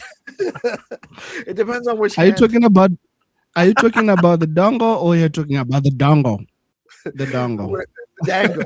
We're talking about both dongles, the dongle and the dangle. You guys hear this? Yeah. What's up, guys? It's your boy GP with DeOrganized Media, Stacking DAO and Zest Protocol. Looking to do just a little bit of an update here. SDX memes are doing fantastic. With this last run up for stacks, we're sitting around 38 cents right now. We got as high as like 40 cents. So stacks is doing really good. This past weekend, we actually outperformed the broader crypto market. So that is very, very pleasing to say. You know, stacks is setting up for institutional grade Bitcoin DeFi. We have a very robust ecosystem full of awesome meme coin communities, NFT projects, and more innovation than your average chain. So it really is looking good to see these stacks memes running a bit. I wanted to talk a little bit about Leo. This is a handle that you definitely want to be following. This is at LeoCoinSTX. For anybody that didn't know, Leo is a very OG project within our ecosystem. Responsible for creating STX tools that is now rebranded to, as you can see here, Tonero. You can check out Tonero at Tonero_IO, or go to Tonero, which we'll be taking a look at in just a second at Tonero.io. But yeah, Leo is king, right? Is the post. It's the name of the game for the week. This signifies that people are looking for more risk while within our ecosystem, right? This is looking really, really good, guys. We have other awesome memes like Rue, Welsh. We've got Flat Earth, all sorts of very, very based communities within our ecosystem that we have had on DeOrganized, the Let's Go Morning Show. We've had Silky Jones. We have Rubes from Leo. We have Jackman Switch from Rue. All of these guys are building the change in our ecosystem and looking for new ways to innovate in their own fashion and push the space in the direction that they deem fit. So taking a look at Tonero here, guys, and you can go check out Tonero at Tonero.io. We have a few different ecosystems that are represented here. We have Stacks, we've got Spark, and we also have Sports.fun here, as you can see here, all giving you the metrics, the volume, the market share, all of that for the daily, 7-day, and 30-day time frames here. We want to take a look at Stacks, so I'm going to click at Stacks here and check out what the socials and all of the stuff. So got some active trading activity here. Looking at the top market, Stacks is up 0.32%. Leo's down just a little bit after a huge pump over the past week. Looking like everything is just kind of consolidating sideways. Not a lot of great gains or pullbacks that are too crazy. Welsh also got back above the $1 million market cap here, as we can see. Big congrats to the Welshies. And now other memes are starting to run as well, like Flat. So Flat is actually up 16.15% on the daily time frame today. Really, really good to see our Stacks memes doing good. But you can also bring your dog into the ecosystem. peg it over and start LPing on Bitflow to pack your bags with more dogs. So let's take a look at dog too. Dog is looking quite lovely actually. Let's see about it on an hourly time frame and see what we can't make sense of this chart. So it looks like it has been just kind of going down only for quite some time while the broader market was having a reset. But now it does look like it's starting to move off the bottom. Do we see a higher high get put in here? Maybe we get a higher high and then come back down, retrace, and test this resistance that we've been having. If we can get back above 00179 and test it as support, this chart is looking very, very bullish. So big shout out to the dog army. I see you. Let's take a look at SAI as well. So SAI has been a little bit quiet. I know that they are working on their terminal vigilantly, and that is going to unlock ways for us to identify different plays within our ecosystem and execute flawlessly real Bitcoin DeFi at your fingertips, automated. So looks like it is also doing the same thing that most of the memes are doing. It was down only for a little while, and now it's looking like we are starting to pump, and we'll set a little higher high before we're looking for another higher low. These prices are very, very cheap. The market cap of this thing, this is a micro cap gem, especially with what they are building. 568.47K market cap, less than $1 million market cap, and you can get in and really, really pack your bags if you believe in AI agents on Bitcoin via stacks. So really, really cool stuff. I've had a chance to play with the SAI terminal, and it is really cool. So be paying attention, get into the SAI Discord as well, and stay in the know. And we are going to be starting to kick things off a lot more. It is a strong buy right here. So really, really cool stuff there. Let's take a look at the flat earth chart as well. So same thing, guys, same thing. We're seeing a lot of these memes moving off of the bottom now. So we got it spike up, tested around this resistance area and came back down, made a double bottom, and now working our way out of that. So the time to be getting exposure to the SIP10 assets is now. A lot of these tokens have very, very small market caps. And whenever the masses come to our ecosystem to experience real Bitcoin DeFi on Bitcoin DeFi rails, they're going to want to look at where they can get outsized gains. And that is our memes. Our memes are all microcap gems, and a lot of them are building the change. So get involved. Go to Tenero.io. Go check out some. That is your place to identify where you should be speculating. And of course, not financial advice, and do your own research. But so this was just a little update about the memes, and I wanted to keep you guys in the know and let you know that there are many, many ways that you can earn in this ecosystem. The Stacks ecosystem is very robust, from meme coins to NFTs to real Bitcoin DeFi. The institutional grade Bitcoin DeFi rails are being laid as we speak, and I think that the time is now. We are very early. I like to say we are so early that it hurts, and sometimes that goes over, people's heads.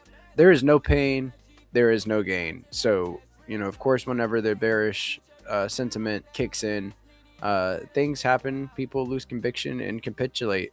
Don't capitulate. HODL on, stack your sats, and participate in real Bitcoin DeFi here in the Stacks ecosystem. Big shout out to all the meme coin communities and leaders that are continually building the change in our ecosystem and onboarding new users. I see you all, and I'm really, really thankful to be part of such a talented, dedicated, based community of builders. The Stacks ecosystem is something special, and we should be grateful that we are all here kicking out so much awesome work in a decentralized, permissionless manner. So be sure to follow the main Stacks handle at Stacks, and tune into the Let's Go morning show at 8:30 a.m. ET Monday through Friday. On Mondays, Wednesdays, and Fridays, we play Find2Earn rounds with the Skullcoin crew, where you can earn some of these SIP10 assets for participating in a very, very fun and engaging game. But for now, I'm going to love you and leave you, and wish you guys a very high frequency rest of your day. It is hump day. Get over the hump. Use the first portion of the week that you have gotten behind you as momentum to finish the week strong.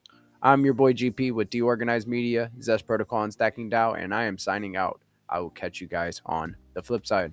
Peace. Amazing, bro. What you think? Amazing. I'm working here. For me, I'm working here. Yeah, bro. I love the video. Very informative, and how you explain thing in the memes. Nice. Gotta put on for the community, man. This is where I started, you know. This is where I got all of my portfolio for the work is working with these meme communities.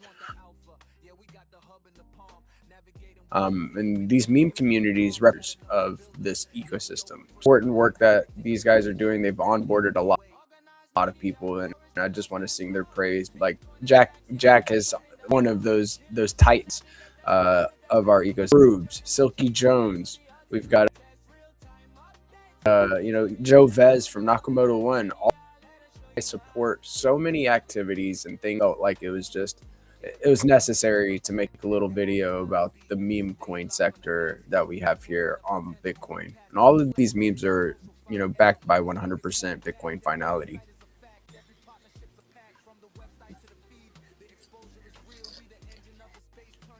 Are you muted, Peace?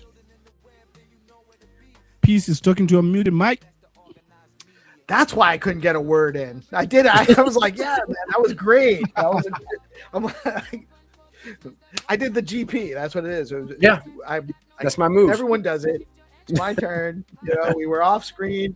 I muted so I could like play with I put my cup down and it was loud. And I was like, let me mute myself. I'm not on. And then I forgot I muted. So the pitfalls of constant live streaming. No, but I love that content, man. I think so what did you use to put that together?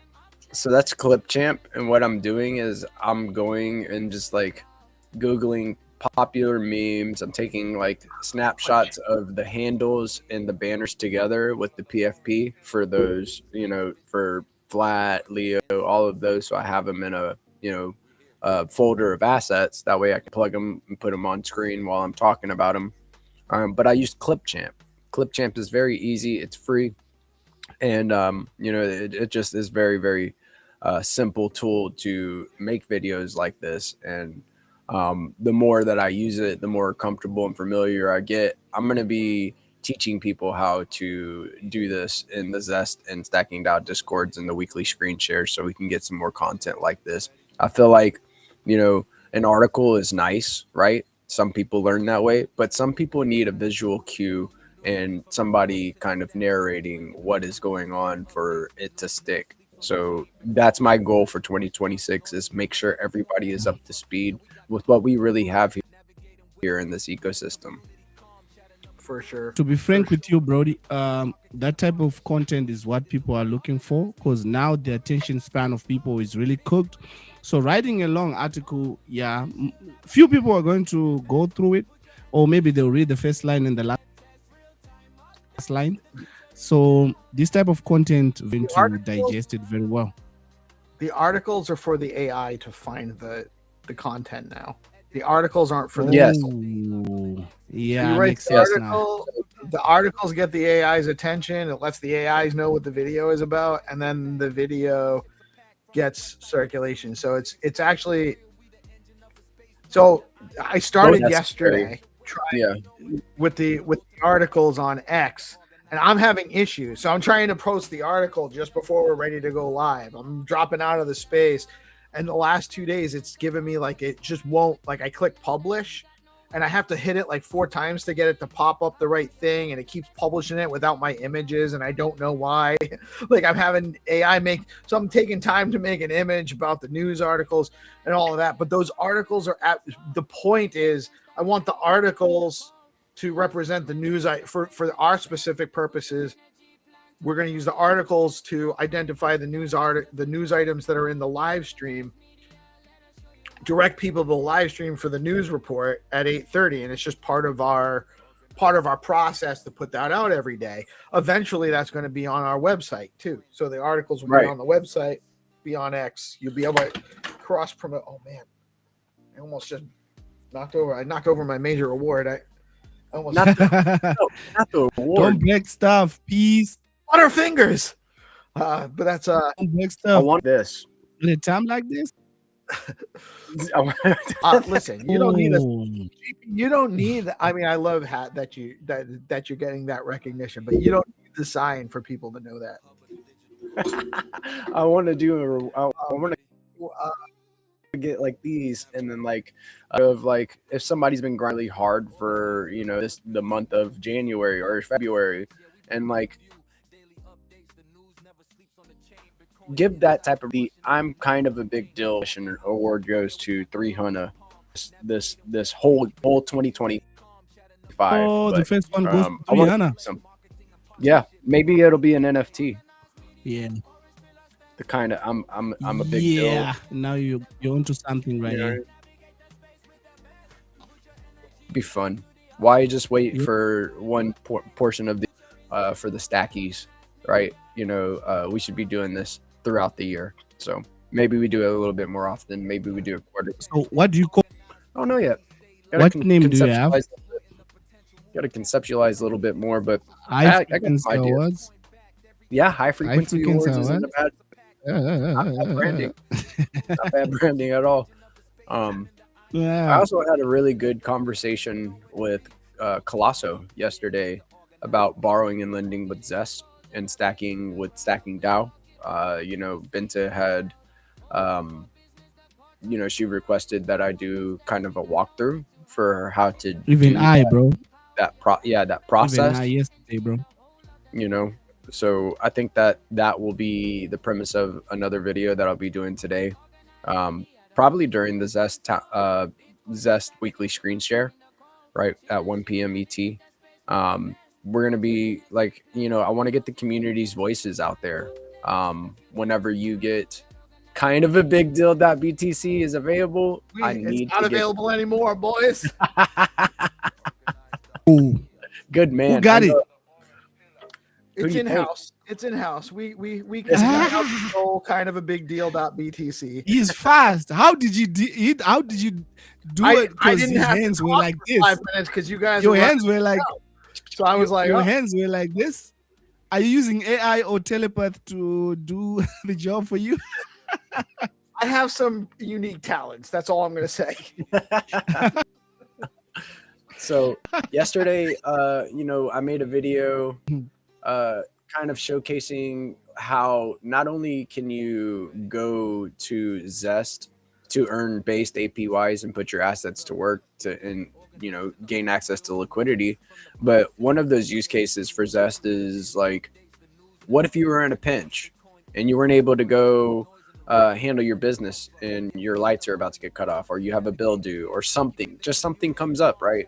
You can collateralize your assets and then go borrow stables for 3 point some odd %, which is very, very cheap. And I went over how expensive it is to go to a bank and borrow the same dollars, right? Like, with a perfect credit score, you're still paying 6.7% on the money that you're borrowing from the bank, all the way up to, if you have a terrible credit score and you need money, you could be paying up to 36%, which I consider predatory.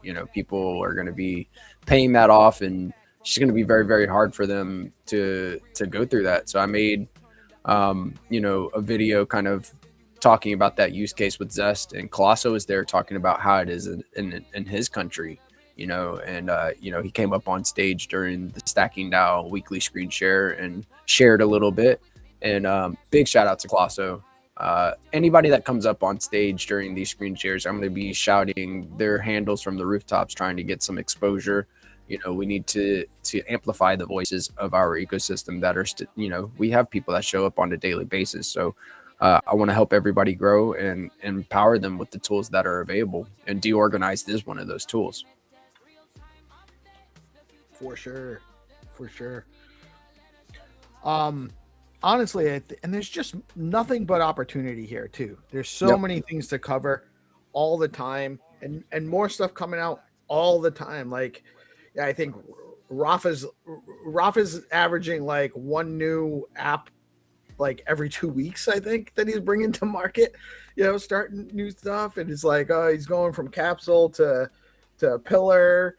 Before that, he has his BTC to SBTC project, which is more infrastructure and just so many cool things happening in the space to cover. And that's just one thing, I mean, same thing with Crypto Dude. He's got, we start rattling off projects that he's touching on, and we got 6 different content options just to make out of what Crypto Dude's doing, and on and on and on. So there's more to cover than a handful of people can handle. So we need more people getting in. Like GP is doing a great job, and Hana as well, as far as working out the processes for making more of this content. But I really love the idea that you're going to be leveraging the Discord channel to do some teaching people some of these skills and maybe help make more reporters in the ecosystem. Right. Because we're based, right? We handle the business, we go in there and give them the business, but we can't cover it all. So we need more voices, and we have the bodies here, right? I feel like Stacks did a really good job at highlighting some of the key contributors of 2025. I want to see more nominees on the Stackies. I want it to be damn near impossible to select a winner, because everybody is grinding and mobilized and empowered, and using the tools that everybody else is using and knowing how to navigate making, engaging content. So that's my goal, is to put us all on. And, I feel like, right now is a really good time to stand out. We're getting into, we're getting out of a bearish period for Stacks. We're starting to move off the bottom, and, this is the time to shine. If any, like, you're going to be wanting to get your name and handle out there and established with what type of content you are creating. Another thing that's taking place in this ecosystem right now is that we have STX Legion, which is kind of surrounding our content creators, and out of STX Legion. But not only that, we have ups to the advisor. The advisor is putting out so much great content, articles and stuff like that. And he's also spun up a mentorship program, right? And he's got a few of us underneath this belt help fine-tune our processes. We're discovering different tools together, so I have to sing his praise. He's doing his best to help everybody that needs help, and he's a very, very good guy. So advisor, and the Stacks mentorship program, that's going to be very based. I can't wait to see more people get involved. 2026 is going to be an exciting year, man. We're going to see people start to fill and moving up, and it's just, it feels good because I know who's been here. I have my list. I have my list of who's like doing what, and that's kind of like my task. I learned that from Hero. Make it on a GP list. Hero is very good. You want to be on GP's list. I want to be on GP's list, bro. If you got a pen and a paper, put me first, bro. You knuckleheads know you're at the top of the list. You guys are always inspiring me and more on a daily basis, and always picking me up whenever I get to talk with you guys. Like, even if I have a heavy heart and I'm going through something, I'm trying not much talking to you about you guys because you're my brothers. But GP list, dude, he's like on it today, dude. You guys are Pete is cooking, is sniping all the BNSs, bro. GP's list is a positive list. There are lists out there that you do not want to be on. GP's list is a good list, I promise. The naughty list. I just made one for Hero. Oh, that's right. You guys can see what I'm doing now. Yeah, we can. Yeah, we can. Don't get on Peace is naughty sniping list. the BNS. You want to be on these GPs? Yeah, Crazy. If you I don't was get on on Hero. you're on Hero's naughty list. I was on for back in the days, bro. We did each other, and it started off on the wrong foot. You don't want to be on his naughty list. You are not gonna. Oh, he's writing. He's okay. Don't be on his naughty list. Okay, okay. I see you. Much respect. Who's Starmer? What am I? Is that a new app? What's Starmer Hero? Starmer. Assistant boyfriend show up on a daily basis too, my friend. You are on that good list. Hero, I don't know about Hero. This guy. Can we what do we think about Hero, guys? Hero, does he go Oh, into the GP? UK Prime Minister. Oh, Is that why? Because we had it seems like they've done a complete 180 on privacy and all that stuff. And is that I didn't get all the details on it, but is he the driving force behind that, Hero? If he is, that is a big deal. That is excellent. Hero needs to come on Peace. and kick I think you. Oh, he wants to monitor Peace. all. Oh, you want to put him on the naughty list?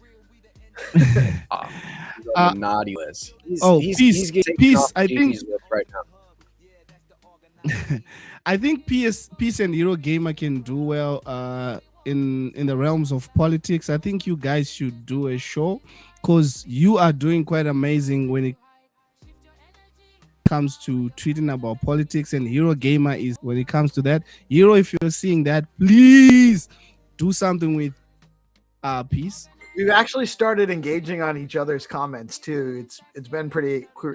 Hero and I actually do a show that's somewhat political every Friday. It's the SIP show, which is about ecosystem governance stacks. So it is a natural evolution. Actually, maybe we should start doing something that's a weekly. Hero and I can talk about what's going on in the macro situation, and further our individual accounts that way. Yeah, I need something like that. Yeah, you can do well. I'm down. Me and GP, we focus on upgraders. I need you guys. Well, that did well yesterday. That did pretty good last night, and you guys were. Yeah, it just was something to put on there, and you guys hanging out. And if people will tune in and they want to hang with you guys and watch, great.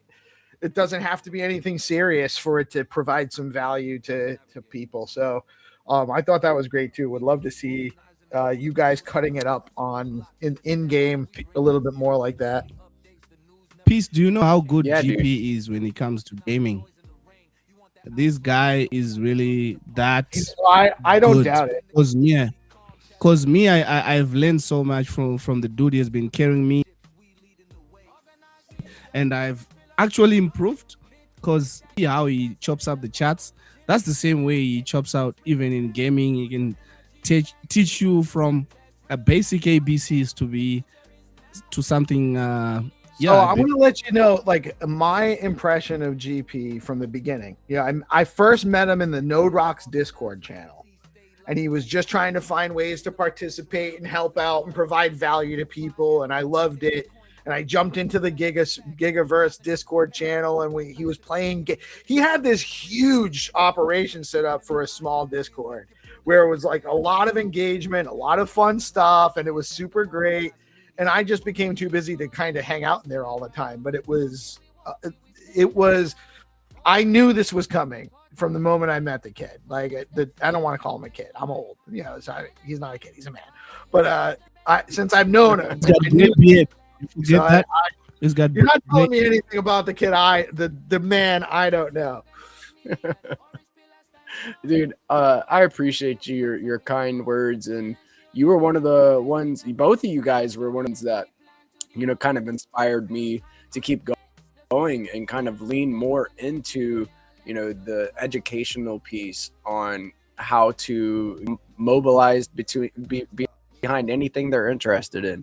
If I see somebody interested in AI, I'm going and playing with the AI and seeing what I can learn that way. Next time I run into somebody that's interested in learning, I have at least something to teach them, and then I can then them to somebody that is more well versed, right? So they say jack of all trades is one of those things. Is better than a master of, I forget how the whole saying goes, but yes, jack of all trades or a master of none. Yeah, but there's another piece to that too. Goes further. It says jack of all trade, master of none, but it's better than the master of one. There you go. Hero, hold on. Hero's saying, and we got we got Find2Earn coming up in just a minute. We got to wrap up.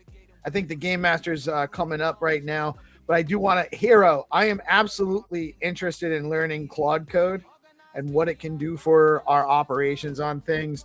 And maybe I do actually have an idea for an application we might be able to hammer on for this upcoming USDC X hackathon. So maybe we'll talk about that. Maybe we'll try to incorporate the two into the same process. We can incorporate learning Claude while we're building an app for USDC X and entering into that Dora Hacks hackathon that Stacks is sponsoring. Guys, stay tuned. Quick word from our amazing sponsor at BitFlow, and then we will be back with Find2Earn rounds. The Game Master is on his way up now. Thanks for watching.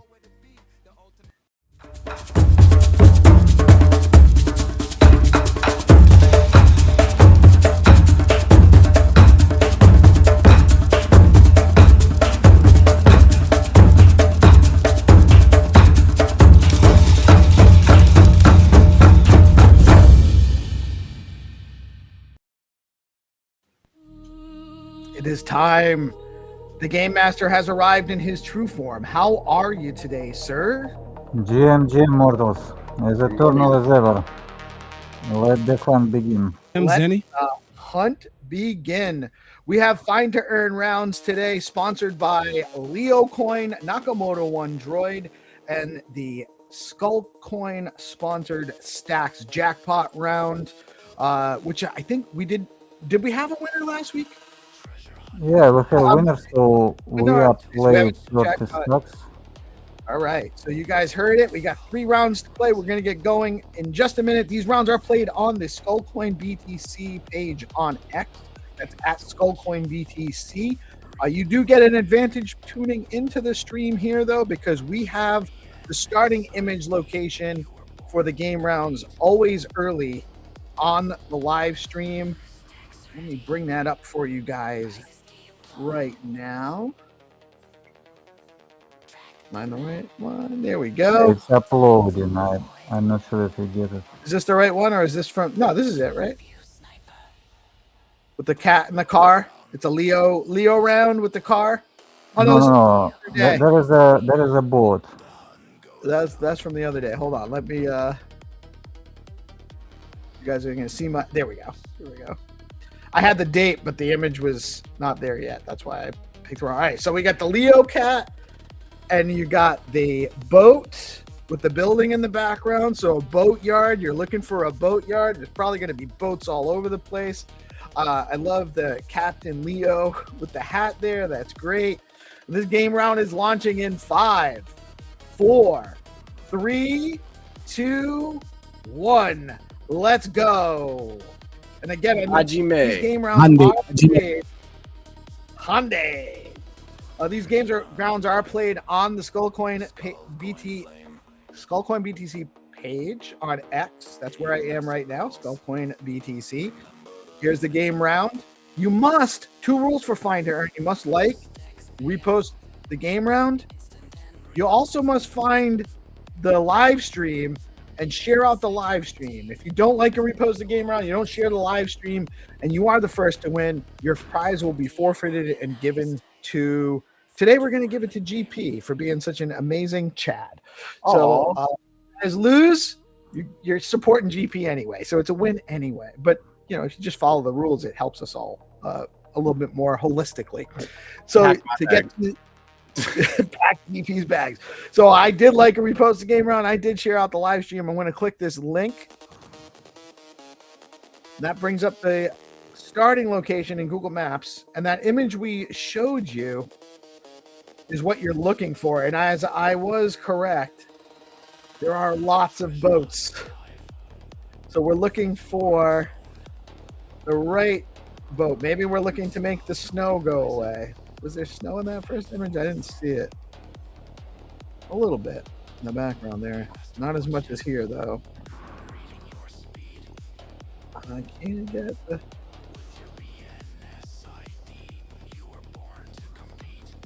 Can't go that way.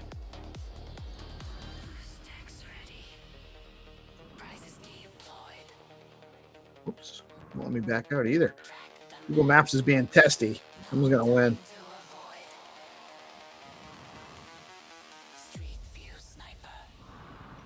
All right, I think we're in the right area.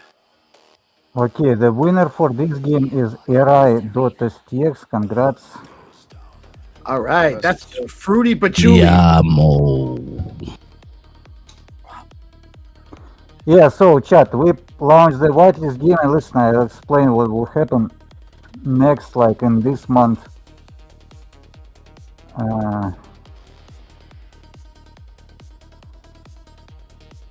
I'll launch whitelist game in 5, 4, 3, 2, 1. Let's go. It's a draw game. You have to find the red board. So like I repeat ideas. So ideas with our attention, community, meme coin token, and community for Find2Earn with our promo will be like maybe in the end of this month. For certain it will be this month, January. So our idea to scale Find2Earn, scale a lot. And if people, community, crypto, Twitter likes it, we will do a lot of things. We will do regular games every day.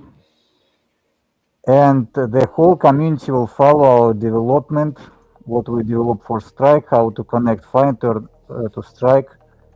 And so, you know, our goal to build the game layer on the top of reality. Yeah, and that's how it works. We want to build something with community together.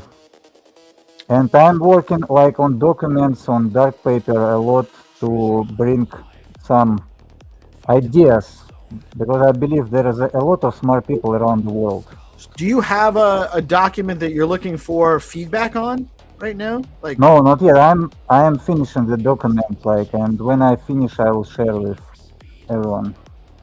All right, cool. I am excited. I know it's I do think that we've talked about this a lot. I think we're actually getting to a great place where we're ready to onboard liquidity into the ecosystem. And so the next phase, in my opinion, is further creating these experiences that are for engagement and enjoyment and entertainment on chain, that's going to expand us to broader adoption of crypto in general. So I think that it's very important that we create these experiences in a way that is valuable to the community. Yeah, right. I agree completely. All right, so did we have a winner for the jackpot round? I mean, the for whitelist, no, we let the people play, because here is a completely new players. Let them like time to understand how to play. All right. Grab the prize, and we can launch a jackpot round. All right, we got so you guys are working on the whitelist. You still working on it? We don't have a winner, and we're gonna launch the jackpot round. This is another new opening jackpot round. If there is no winner in chat, don't forget to repost the live stream. Don't forget to repost the live stream. That's very important. It absolutely helps us out. It helps us grow. Even if you think we got a lot of viewers right now, we always need some extra exposure, especially to your sphere. The people that when you share out the live stream, it exposes us to your friends, and it brings more people into our ecosystem that are peers of yours. So people that are more likely to potentially be interested because they're related to you in some way in the algorithm. So it helps us tremendously. You are helping grow DeOrganized when you share out the live stream. That's very important for us. Cannot stress that enough. And so we're gonna drop the. Yeah, let's launch the jackpot round while people understand how to play. Let's play jackpot round. And if there will be no winner, like remember, like Trihan always can come and win it. That's right. Yeah. Trihan is our secret player. He gives everyone like 5-10 minutes, and after he just grab the prize. The new orange. Yeah. There's the new orange. Yeah, I'm the new orange dog. Yeah, I'm being upgraded. 2026 is. Let's get it. Be a dope year. Okay, let's go. Who want to count down? I think the new orange should count down. Orange. As the new orange, I'm counting down in 5, 4, 3, 2, 1. Let's go. Let's go. Exu. Hyundai. Come on, let me get everybody on here. There we go. All right. Good luck, mortals.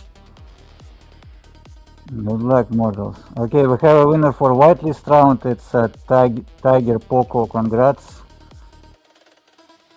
I thought you were about to announce a winner for the jackpot round right away, and I was. No way, but this jackpot is not hard, really. You have just to find the orange car, this van. So just find the truck, guys. What direction do we go in? Do we go north? Do we go right? We looking on that highway? Let's take a look at that image again real quick. We can play like the game, like I don't know how on English like it says like I can tell you like hot or cold. Like I mean, if I tell you cold, like it's you are far away. If I tell you hot, you are closer. Well, I think he's traveling south based on the shadow, but that doesn't mean he is south from the location. I'm not seeing. I hate getting stuck on the Google truck, and I can't back out either. Like you used to be able to scroll. Like they changing some of the features or the controls and mechanisms on this.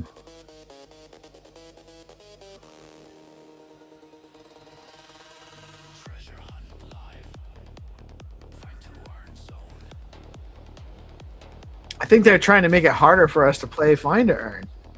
Google's adding difficulty.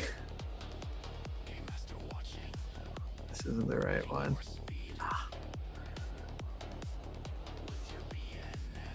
And to be honest, we're still thinking about like the banner, like the top banner for our community group for DEX Screener. I mean, like it should be like something like about how you can build the game top of reality, above reality.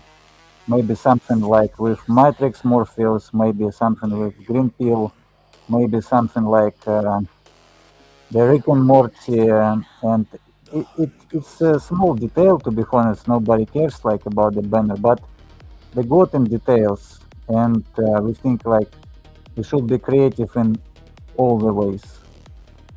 Oh, can you launch it like a bounty where we have more people, and then we can judge the. Well, man, I think like it's really hard task, like hard idea. I mean, like it should be like maybe professional artists. We can launch it for sure.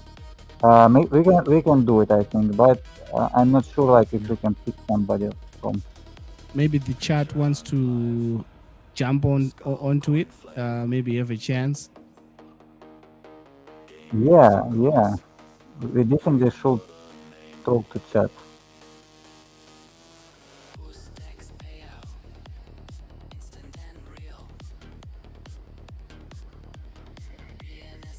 It's been too long since I won. I need to win one of these rounds. Yeah, you just need to go. I think like you have just to go to the east from the starting location on the same road.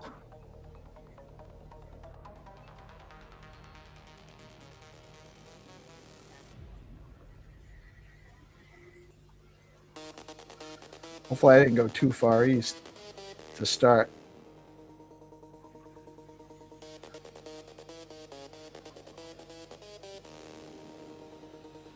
I picked the wrong way. I thought it was north-south.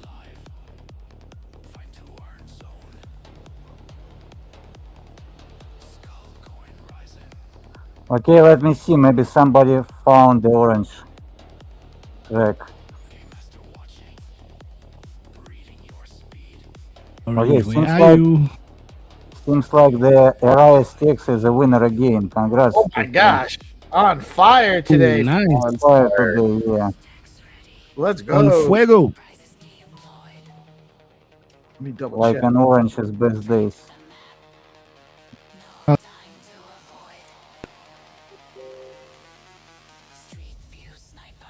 Okay, let's go.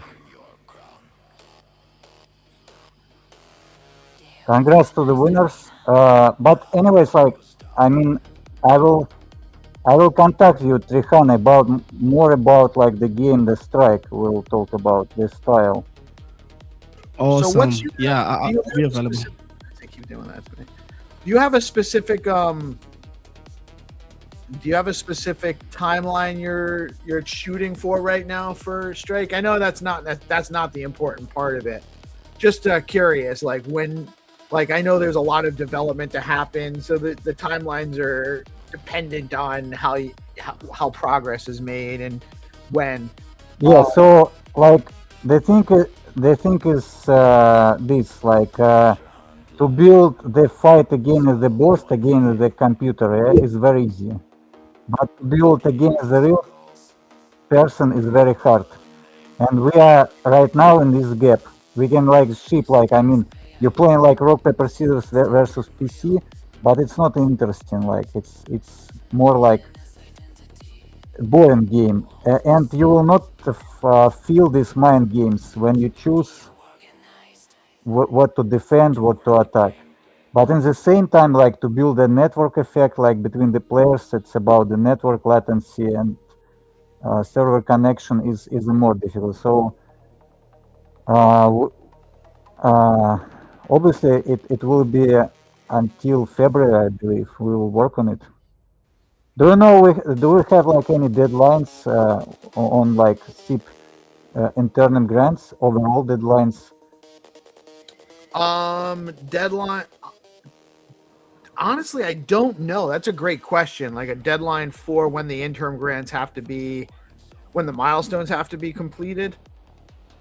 I don't know. It's not the same as it's not the same. I know there's a hard timeline for the D grants milestone. Yeah.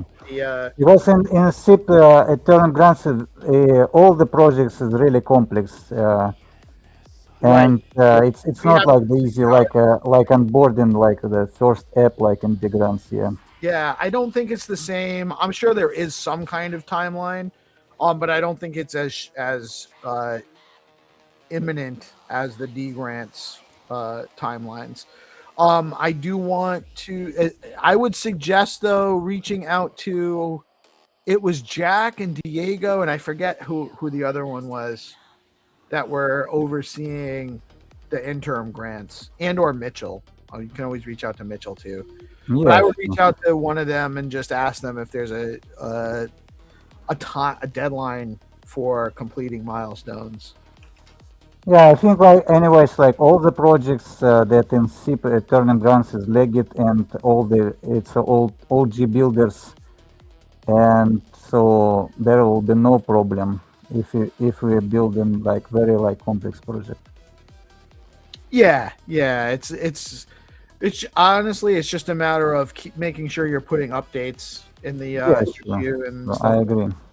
Yeah, that's actually probably the best way to get that feedback too. Like if there is something imminent, they'll respond if you're constantly putting updates in there. Okay, GG everyone, will be in touch. We'll be back on Friday. GG. And also there will be SIP. I believe there will be SIP call, right? SIP call every Friday.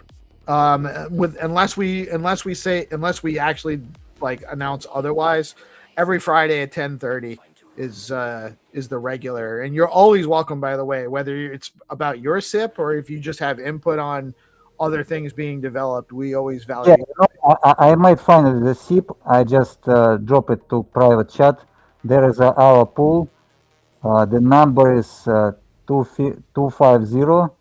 It's a SIP for encrypted NFT for changes, and it's official in StacksGolf and GitHub. And we're waiting for reviewing for the smart people from StackScore or whatever, like the builders, to review it. And we're waiting for the hero to contact them.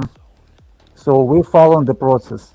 And this is great process, like consensus process. When you are going through the forum, you get the feedback, and now we are in official like SIP request.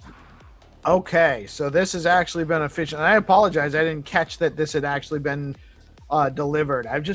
There's so much going on. I didn't tell you. I just put it like it's a cyberpunk thing. Like they have just to get this to review and etc. Like. Yeah, but I do. It's actually up in there, guys. Now it's in the GitHub. So get in there, participate. If you're looking to get more involved in that part of the process, it is a great way to onboard is by participating in other people's SIPs and giving. There's still opportunity for more feedback as it's being proposed. So all any input is welcome and appreciated. And it's pull report or pull request number 250 in the Stacks SIP GitHub channel. So go check it out. It's stacksgov/sips is the extension there. Awesome stuff, Zenny. Really appreciate it. Another fine episode of Find2Earn. Fruity Patchouli pulling out the wins with back-to-back round. Really great stuff there. Love to see aggressive players getting it. And thank you to all of our players. You guys make sure you tune back in. I also want to remind everybody, 200 STX giveaway from DeOrganized. You can enter daily. The question on the pin post on the live stream, pin post at DeOrganized BTC on X. And we love to hear from you guys as to what you're thinking when you're answering those questions. So please do participate. It's a great way to get engaged and then also get yourself set up to potentially win some STX. Thank you, Zenny. Always a pleasure. We do have a couple of more things to do. I got another update from GP. He's prolific. He's making updates while we're playing Find2Earn and getting some more stuff shipped. It's amazing. Thank you again, Zenny. And we're not human. He's the guy. Yeah, he's not human. Definitely not. Yesterday he was Tycho. He was doubling his Tycho. He was Tycho and GP, pretending he had some. Oh, I couldn't connect. I couldn't get on. I had car trouble.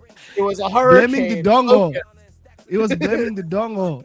He was blaming the dongle. First rule of Fight Club: don't blame the dongle. Oh shit! I'm trying my best here. I'm working it. I'm working over here. What are you guys doing to me? A good one you guys maybe don't know is Phenomenal. That's an Italian. Phenomenal. It actually means, it's really like a slang for via Napoli. It means go to Naples. It's kind of like a curse. That's where my family's from, by the way. My Italian family is from a town just outside of Naples. That's where, when they're trying to tell you a nice way to go to hell, they tell you to go to Naples, where my people are from. So,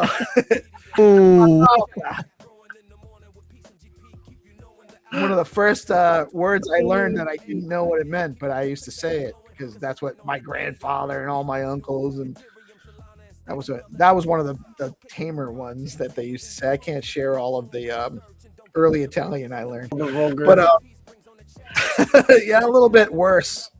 I won't say it. But you guys can imagine. Your imagination is probably just as bad. We do have a quick update here from GP. I'm going to play this, and then we will wrap the show for the day. We'll have some more content throughout the day, but this is just a quick update on. I think it's on Zest and Stacking now from the grow up man. on to be like GP.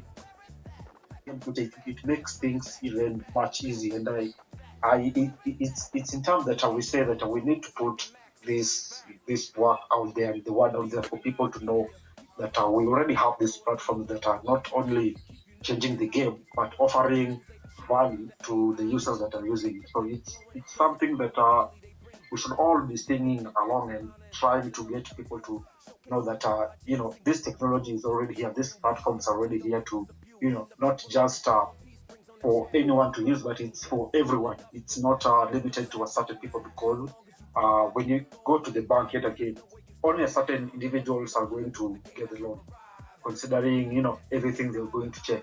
And at the end of the day, again, you're not guaranteed that you get this money, and if you get it, the interest rates are extremely high. And then their interest rates are getting crazy, and they only make it that way so that you're enabled to to pay back, and whatever collateral you have, they take it. So this platform, it's really great, and I think we should be keeping this word out there to get more people to know where they can get maybe if someone needs a loan, you can get it at a very favorable interest rate, whereby you can pay without anyone trying to hustle you out of your money.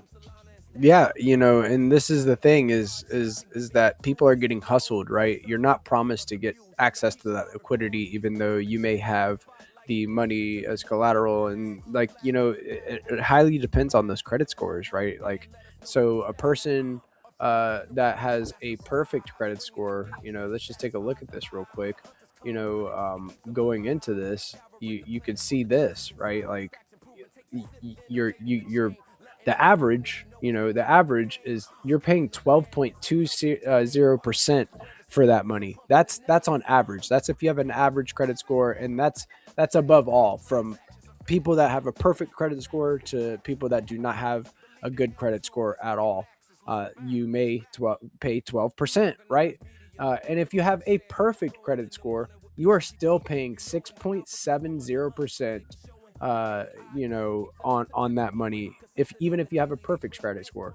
And if you have a bad credit score, they may give you a predatory loan, which you're paying almost 36% just to get access to dollars, right?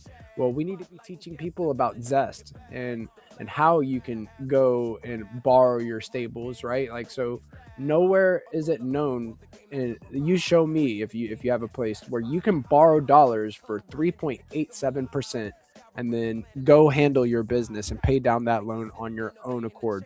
Even with these loans from these banks, right? You miss a payment, you're having trouble. You're going to be in trouble, and it's affecting your credit score worse.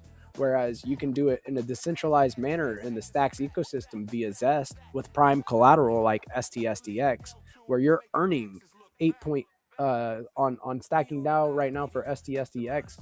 It is 8.52%, and then if you go and supply that on Zest, they sprinkle a little bit more APY on top, and you're earning 8.59%. And then all you have to worry about is your APY, which mine ends up being about 7.3% after all is said and done, which comes from the combination of both of these APYs on this supplied side, and then my borrows. I have 3% to borrow USDH, which is cheap, and then 3.87% on AEUSDC, which is also cheap. And then my net APY is still positive. I'm still generating income, and I'm getting access to liquidity, right? So we need to teach people about this. It's a very important message that we need to let them know, is that not only can you use this DeFi to go and double down on your stacks position and stack your sats, meaning AKA stack your Bitcoin, accumulate Bitcoin, but You can also go out in the IRL and handle your business if you're in a pinch, just utilizing your assets. You don't have to sell your assets to gain access to liquidity. We have Zest. We don't want to opt into a system that is predatory. And this is decentralized. This is the way. And then it's on Bitcoin rails. So 100% Bitcoin finality or bust. I'm going to stack my STX for STX on Stacking DAO. And then I'm going to supply that on Zest, for a little bit more APY, and then the opportunity to borrow some stables and then swap back into STX to double down, essentially leveraging up my stacks position. Colosso, of course, you've had some really, really good insight about, what it's like from your country. Is there anything else you want the people to know, about, what you are going through with borrowing and lending in your area, maybe from banks, stuff like that? You've had some great takes. Is you find out the government going to borrow this, money from this, let's say, from the local banks, and they do it at a very high interest rate. And when they do so, it creates, a sort of a pool whereby these banks now know that our money, the government borrowing from us. So for you to be, in such a position to go and borrow such kind of, for you, maybe you just want some small money to, like an example you've given for paying your bills. It's going to be very, very difficult because they already know they have a big player out there who is going to, to borrow from us. And, such platforms that, you've given a very clear description. It's not just, for a specific few people who are involved. There are people who have got the money, they can go there and borrow. And, those who don't want such much big loans, they still can borrow, the difference, when you look at, when we come to now, local banks, if you're a small fish, you can't go and borrow because, the interest rates already are hiked up because the government already have borrowed, from the same bank that you tried. So in most cases, you'll end up not just getting the money, and if you get it, they will triple, the amount that you're borrowing. And they still, the craziest part, and I think this is, I don't know how this gets think. You're borrowing this money, they'll give you this money, and at the end of the day, they still tax you on the money you've borrowed. So it's just a loss because you're going to pay, double or triple, the amount you've borrowed, and they still tax you on the money that you've actually borrowed. So it really doesn't make any sense. This is the Stacking DAO weekly screen share. We do this on Tuesdays at 1 p.m. ET. Big ups to Pablo, Colosso, MX. We had Balu stop by earlier, Midi. All the guys that have been stopping by on a regular basis are really, really big Stacking DAO chads, and I'm looking forward for 2026. We're getting aligned and mobilized more than ever, and I can't wait to be in the trenches with these guys. Definitely give them a follow if you see them on the timeline getting active and stuff. Some good follows. These guys are, been in the ecosystem for a while, grinding with me. So this is the way. Be sure to tune in to DeOrganized Media at 8:30 a.m. ET Monday through Friday to stay in the know about everything Bitcoin DeFi and institutional grade Bitcoin DeFi on Stacks. You guys have a blessed rest of your day.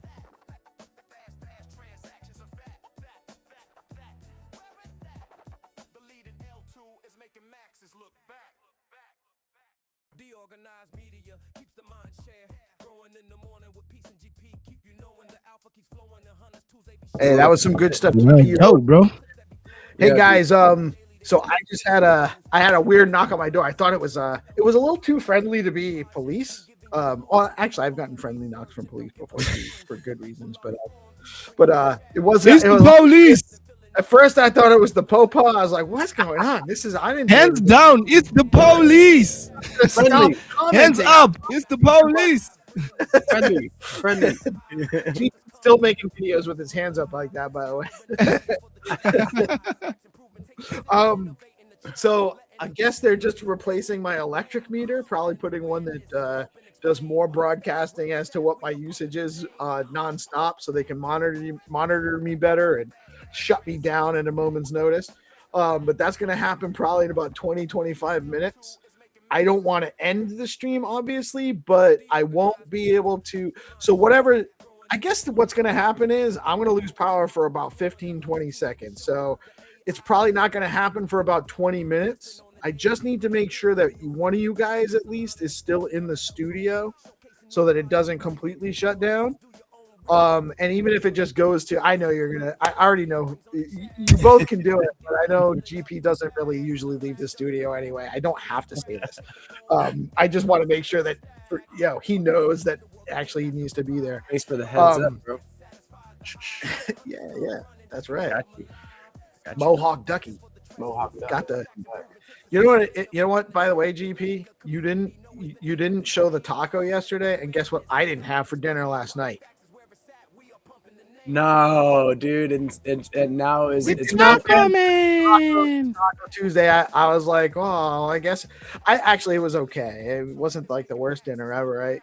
I always have good dinner, but it was. But it is written in stone now. If we show the taco, it influences the universe in such a fashion. The correlation now has more data behind it to suggest causation. So we'll have to see what happens next week. Stay tuned for more DeOrganized taco manifestations. Yes, sir. There'll be no tacos next week. How are you already going to determine that? It's only Wednesday. No tacos next week already is crazy. Wow. Every 3 weeks. That's not true because we just got in a row. But yeah, so I felt the need to share that video, not because of like how, Zest is unlocking opportunities for, people, no matter how big or small, to gain access to liquidity to handle their business. But we had some really good conversation from people that show up on a daily basis to this ecosystem that are contributing and deserve to be known, right? The Colosso is one of those OGs that has been in the ecosystem.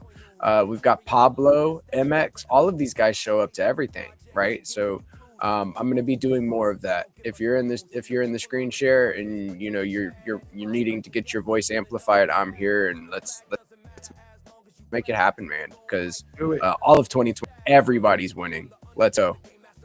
Everybody wins in 2026. You heard it here first on DeOrganized Media. Great stuff, guys. Looking forward to it. Also want to remind everybody again, we got the Zest Town Hall at noon. We got the Let Africa Build Spaces at 1. We got Building on Bitcoin with Bitflow at 3 p.m. Plus, I think GP's probably got like 2 or 3 screen shares going on in the Discords. I'm not even sure. It's impossible to keep track. You got to go into 1 p.m. ET. We're in Zest. So Sam's stepping on your toes today. GP's toes must be black and blue. I was supposed to be on Sam's today, dude, and I forgot. What happened is the community marketing call is at 11 a.m., which is where the Zest Hall was for a while. So I'm going to be able to make the marketing call today, and I'm happy about that. I don't think the marketing call is today, though. I think it's next weeks. Every 2 weeks, that's right. But that's so okay. We're just going to move it to 12, and then I want to be there for Sam stuff too. So I gotta communicate with Sam and see do, or else I'm just gonna have to push it all the way to 1 and do this at Town Hall at a completely different time. But I want to be there. I was supposed to be talking with Sam today, so I don't know. I still got to figure that out. I will be there. I will likely be on stage, but I got an eye doctor's appointment for Sam's so I'll be trying to dual purpose, see if I can talk while I'm at the doctor's office. I may or may not be able to, but I don't think it'll take me the whole time. So I'll probably catch the end of that. I'll probably have to dip early from the Zest Town Hall, but there's just we have a very, very busy ecosystem. There's so many things going on, and it's a good place to be. So we're excited about that too. Yep. Honey, you got anything else going on today we need to know about? Oh yeah, I'm gonna be the spaceman today. I'm gonna be in the Zest town hall space, and I'm also a guest on on Sam's space, and also I was invited on Bitflow as a guest too. So yeah, I'll be representing DeOrganized in those spaces. Oh, let's go. DeOrganized is everywhere, my friends. So you just follow GP, you follow 300, you follow them around. They know where to go. It's actually like, so that's actually how I first started learning about the Stacks ecosystem. Was I started following Hero Gamer wherever he was, whatever space he was in. I was jumping in to find out what was going on. And so you guys are now the new Hero Gamer. You just follow GP, follow 300. They'll lead you in the right direction, and that's all you got to do. Follow that guy. Follow that guy. He's everywhere. Well, another fine episode of the Let's Go Good Morning Show, brought to you live by DeOrganized Media. I am Peace Love Music. We are DeOrganized Media, coming at you live on Bitcoin Live, decentralized broadcasting every Monday through Friday. Thank you all for tuning in today. And here's a quick word from our amazing sponsor, Bitflow, before I start playing some more pre-recorded content. Smile away, boy. Smile away.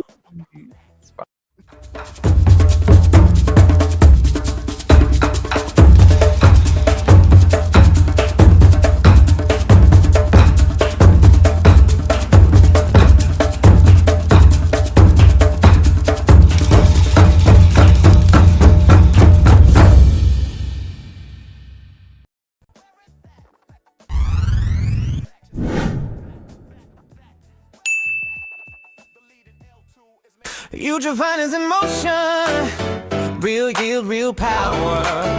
No lockups, no friction, just you stacking up.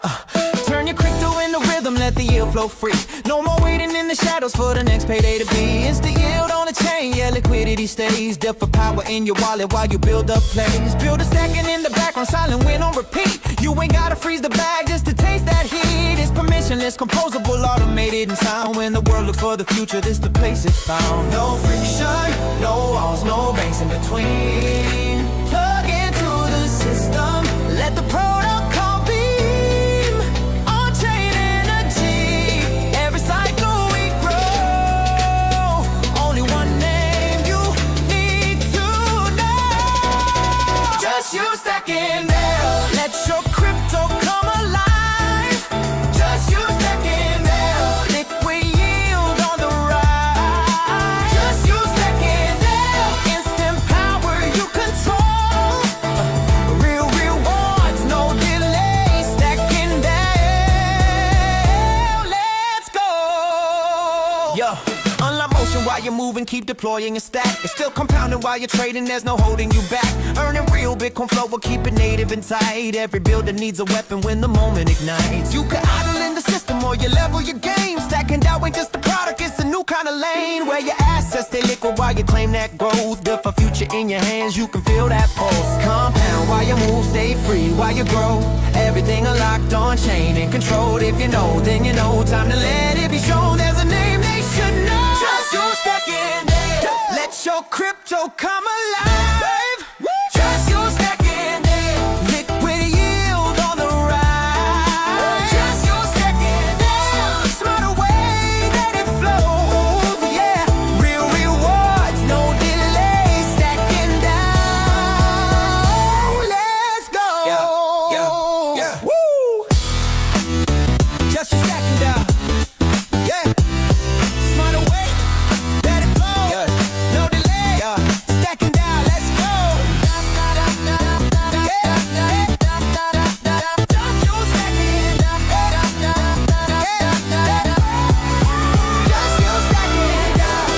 Future liquidity, real yield, no waiting. Builders already know. Just you stacking down.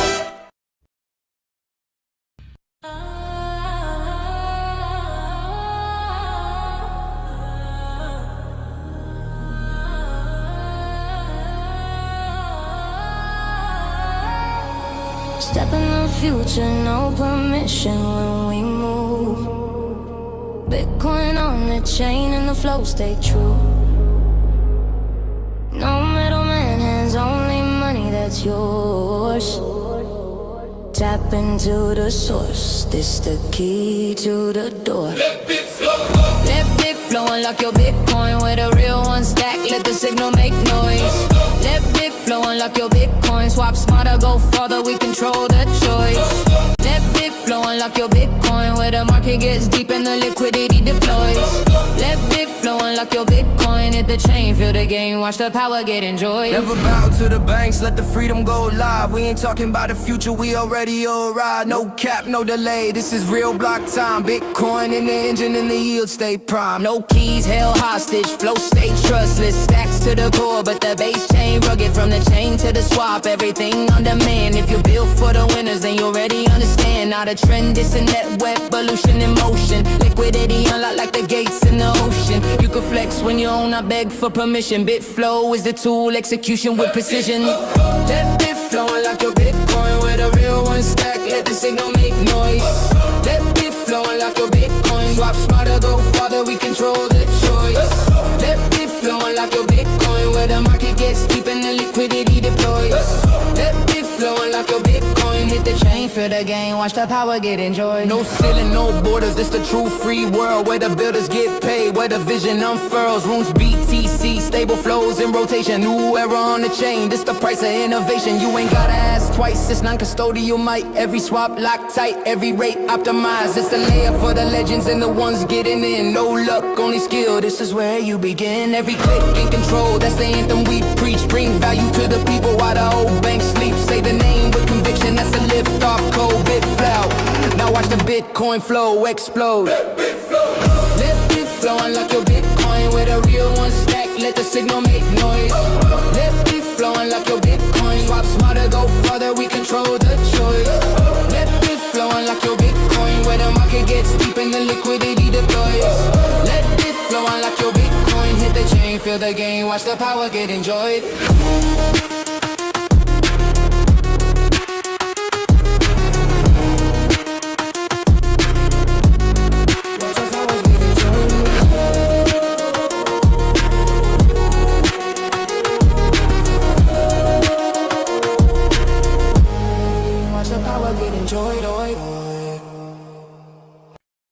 Yeah, Bitcoin on the base layer, stacks on the surface. We build bridges, not banks. Let's make Bitcoin productive. Dual stacking, Yeah, I'm dual stacking both chains active, yielding BTC, that's pure attraction, self-custody flow, no centralized action, is BTC, sustainable traction, different state of Bitcoin, watch it align, proof of transfer in the rhythm, in the rhyme, stack your sats and your stacks at the same damn time, we making Bitcoin productive, bottom line, yeah, born from the block where the hashes don't sleep, I keep my keys cold, yeah, security deep, but my capital's chilling, I had to make it leap, so I bridged that BTC, now the yield runs steep, no custodian holding sign, assess rolling, threshold 6 glowing, the network is golden, 1-1 ratio, code's the only omen. Now my Bitcoin working while the chain stay open. Stacks in the system, synergy divine. SDX boost, watch the curve incline. Reward function clean like math in the shrine. Pox be the priest, blessings paid in time. I'm dual stacking both chains active, yielding BTC, that's pure attraction. Self-custody flow, no centralized action. It's BTC, sustainable traction. Different steps to Bitcoin, watch it align. Proof of transfer in the rhythm, in the rhyme. Stack your stats and your stacks at the same damn time. We making Bitcoin productive, bottom line, yeah. Equation in motion, M equals power. Boost that multiplier, compounded by the hour. Square root curve, keep the whales from the tower. Every user eats decentralization's flower. SDX, BTC, ratio divine. Yield boost, climbing, that's design refined. Retailer will get your seat in line. We stacking all sides of the capital spine. No fork, no fuss, no trust, I must. Signers verify, no man to bust. SBT flowing, that's DeFi dust. Turn idle sats to an engine of trust. Decentralized sign, a set, that's consensus. Economic alignment, relentless from liquidity lock to freedom. Immense, we bridge Bitcoin's peace with stacks, defenses, BTC in the wallet, yield in motion. Code is the law, that's proof through devotion. We ain't selling hype, we are building an ocean. Liquidity deep, that's Bitcoin promotion. Jacking both chains active, yielding BTC, that's pure attraction. Self-custody flow, no centralized action. Is BTC, sustainable traction. Different stacks to Bitcoin, watch it align. Proof of transfer in the rhythm, in the rhyme. Stack your sats and your stacks at the same damn time. We making Bitcoin productive, bottom line, yeah. No trust fall, no paper call. We proof it all from mainnet walls to DeFi halls. BTC yield, but the code stands tall. That stacks evolution, the protocol ball. Governance adaptive, transparent math. Align the incentives, clear the path. DeFi composable, the builders laugh. Cause Bitcoin finally got a yield that lasts. It's the bridge between two worlds that rhyme. Sound money meet smart contracts in time. We ain't changing the code, just expanding the climb. Bitcoin productive, the paradigm. Bitcoin productive, the paradigm. Non-dual stacking, no cap, no slacking. You're in BTC, that's satisfaction. You're from proof to profit. The blocks keep stacking, Bitcoin in stacks. Perfectly matching us, BTC. Stack it up, STX, stack it up. Dual stacking, level up. This is Bitcoin going up. SBTC, stack it up. STX, stack it up. Dual stacking, level up. This is Bitcoin growing up. Yeah. Bitcoin productive. Stacks align. The next chapter is dual stacking. DeOrganized. We live on chain. Yeah. La la la la la la la la la la la la la. La la la la la la la la la la.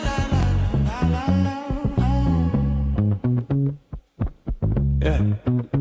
Boost it, boost it, boost it, boost it. Let the network rise. Boost it, boost it, boost it, boost it. Global social ties. Boost it, boost it, boost it, boost it. Amplify your flame.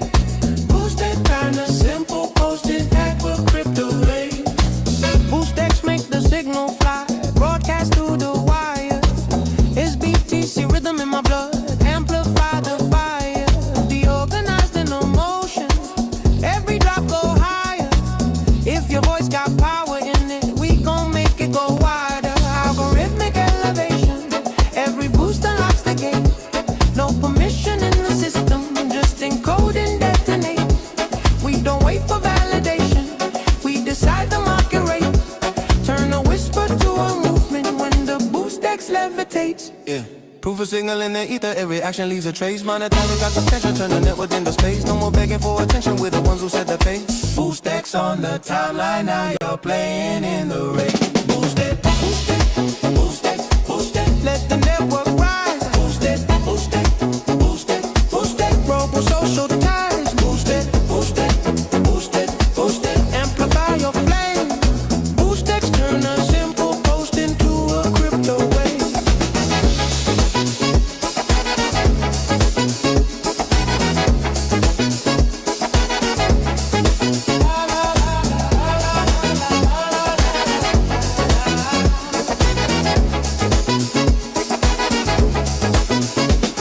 Every signal that we send is value by design.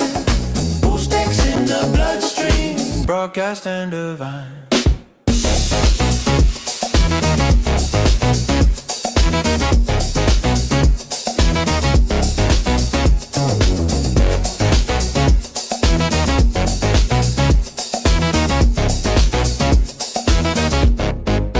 Yeah. Stacks on the chain, we don't play the same. Digital roots, my name on the block, never fade. Identity's money now. Say it with me. Own your name. Own your name, lock it in on chain. BNS1, we ain't play no game. From stacks to Bitcoin, let the people reign. Decentralized, so we gon' ride this train. Yeah. Own your name, claim your chain. Yeah. Digital roots never wash away. Yeah. It's that freedom with a brand new flame. Yeah. Break bread in, now you own your name. Yeah, they talk login, I talk ledger. ID on Bitcoin, that's pressure. No gatekeeper, no federal measure. When you BNS bound, You forever. click BNS1, start claiming that spot. Your name be on the plot. Stacks underneath, yeah, the foundation's hot. On chain proof, ain't no reset button to drop. We talk gamma, we talk locker. Trust machines, yeah, we walk proper. Ecosystem tight like a code locker. Every bit I spit is a blockchain offer.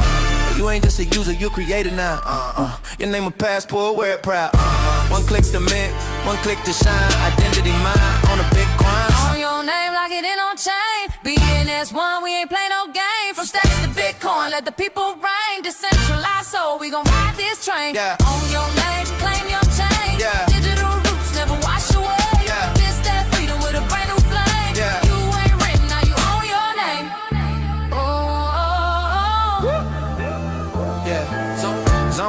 note I'm known worldwide. My handle ain't Twitter, it's on-chain pride. No blue check fee, no corporate ride. I got truth in my wallet, I don't hide. Namespace balls, launch my own DeOrganized mic in the data zone. Venus one, that's the home where builders get known and the names get grown. Soul in the stack, ain't no fake ID. Yeah. This that real world proof for me. You can scan that ass, see my legacy. Every verse signed cryptographically. Ooh. I ain't just a number 99. Ooh.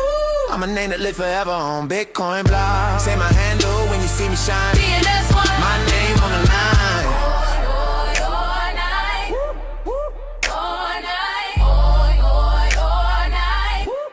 My name on the line. Yeah.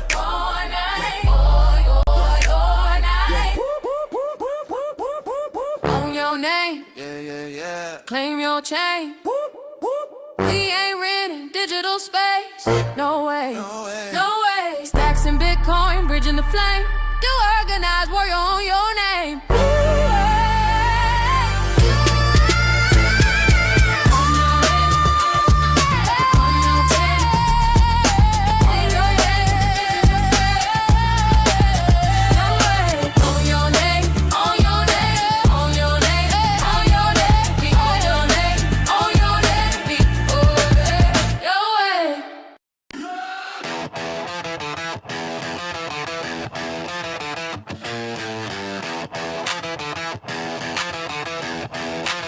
Spaghetti, stay punk. No kings, no masters, just Bitcoin and funk. Cypherpunk code in my blood like rust. We don't need your trust, we build or bust. Wait. OG bulls and the bears in the pit. Whales in the deep with the code legit. Stacks on the chain, every block we commit. Hell in the noise, keep the system lit. Got S points stacking like bricks on a wall. Every mint a story, every holder stands tall. Club doors open, but you earn that. Code, that's a digital brawl. Be spaghetti, stay punk. Be spaghetti, stay punk. Build it raw, keep it loud, keep it wrong. From the stack to the chain, raise your cup, don't flunk. We don't need permission, we just function. Be spaghetti, stay punk. Bitcoin beats in the basement funk.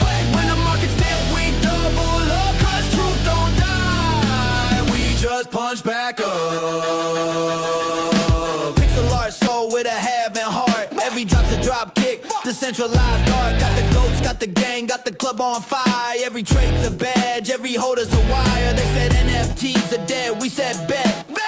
We meant meaning, they meant that. We burn the bridge and then we build the jet. On Bitcoin time, that's the safest bet. Be spaghetti, stay punk. Be spaghetti, stay punk. Write your name in the mempool funk. From bears to bulls, we don't need luck. We fork the rules and we call it love. Be spaghetti, stay punk. Builders bleed orange, never run amok. When you see that mic, know it's spun by trust. The organized crew, that's the upper crust.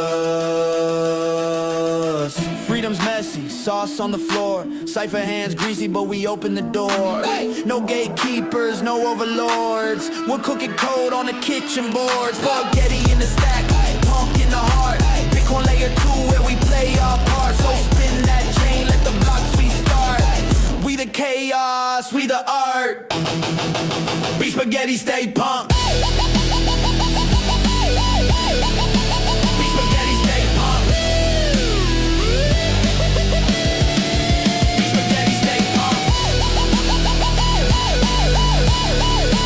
Be spaghetti, stay punk. Be spaghetti, stay punk. Be spaghetti, stay punk. Yo. Bass in the bloodstream, frequency locked. Builders in motion, nobody gets blocked. Block.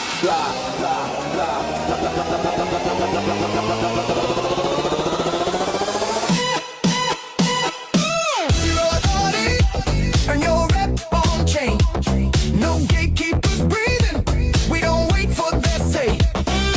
Digital currency of status. Every move is insane. Zero authority. This is how we reign. On-chain signature carved in the code. Reputation in the wallet, that's how value is shown. Not a follower economy, we define the flow. They copy what we build, we stay 2 steps below. Zero authority, and your rep on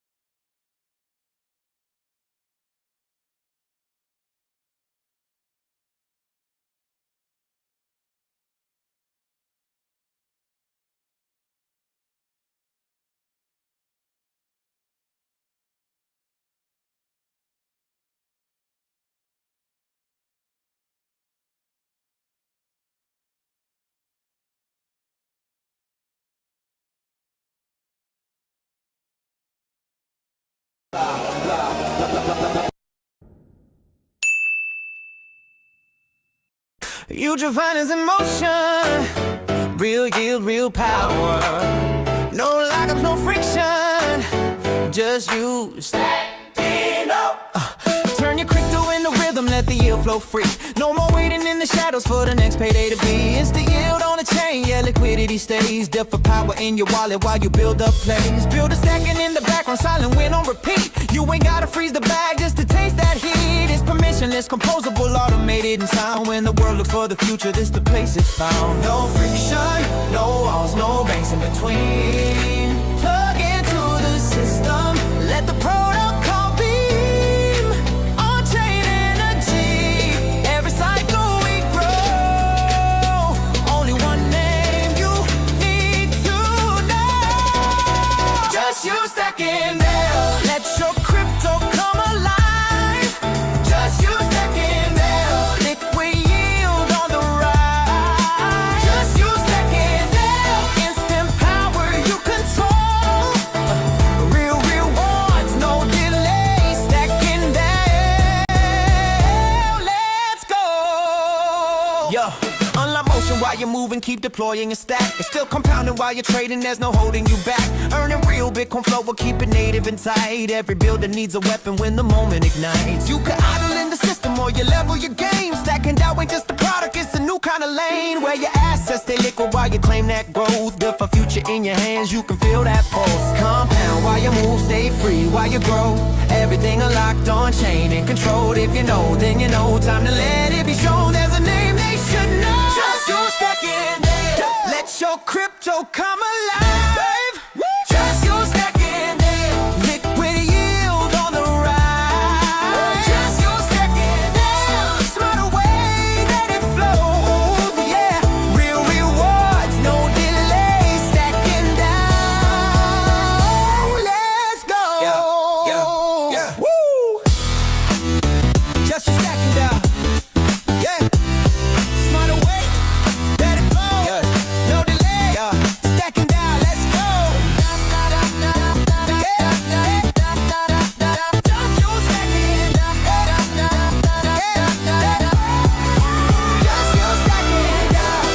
Future liquidity, real yield, no waiting. Builders already know. Just you stacking down.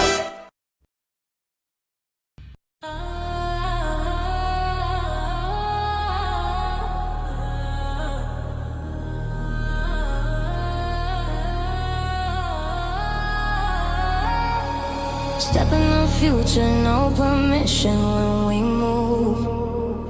Bitcoin on the chain and the flow stay true. No middleman, hands only money that's yours.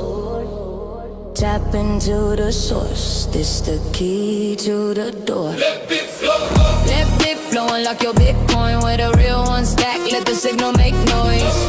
Let it flow, unlock your Bitcoin. Swap smarter, go farther, we control the choice. Let it flow, unlock your Bitcoin. Where the market gets deep and the liquidity deploys.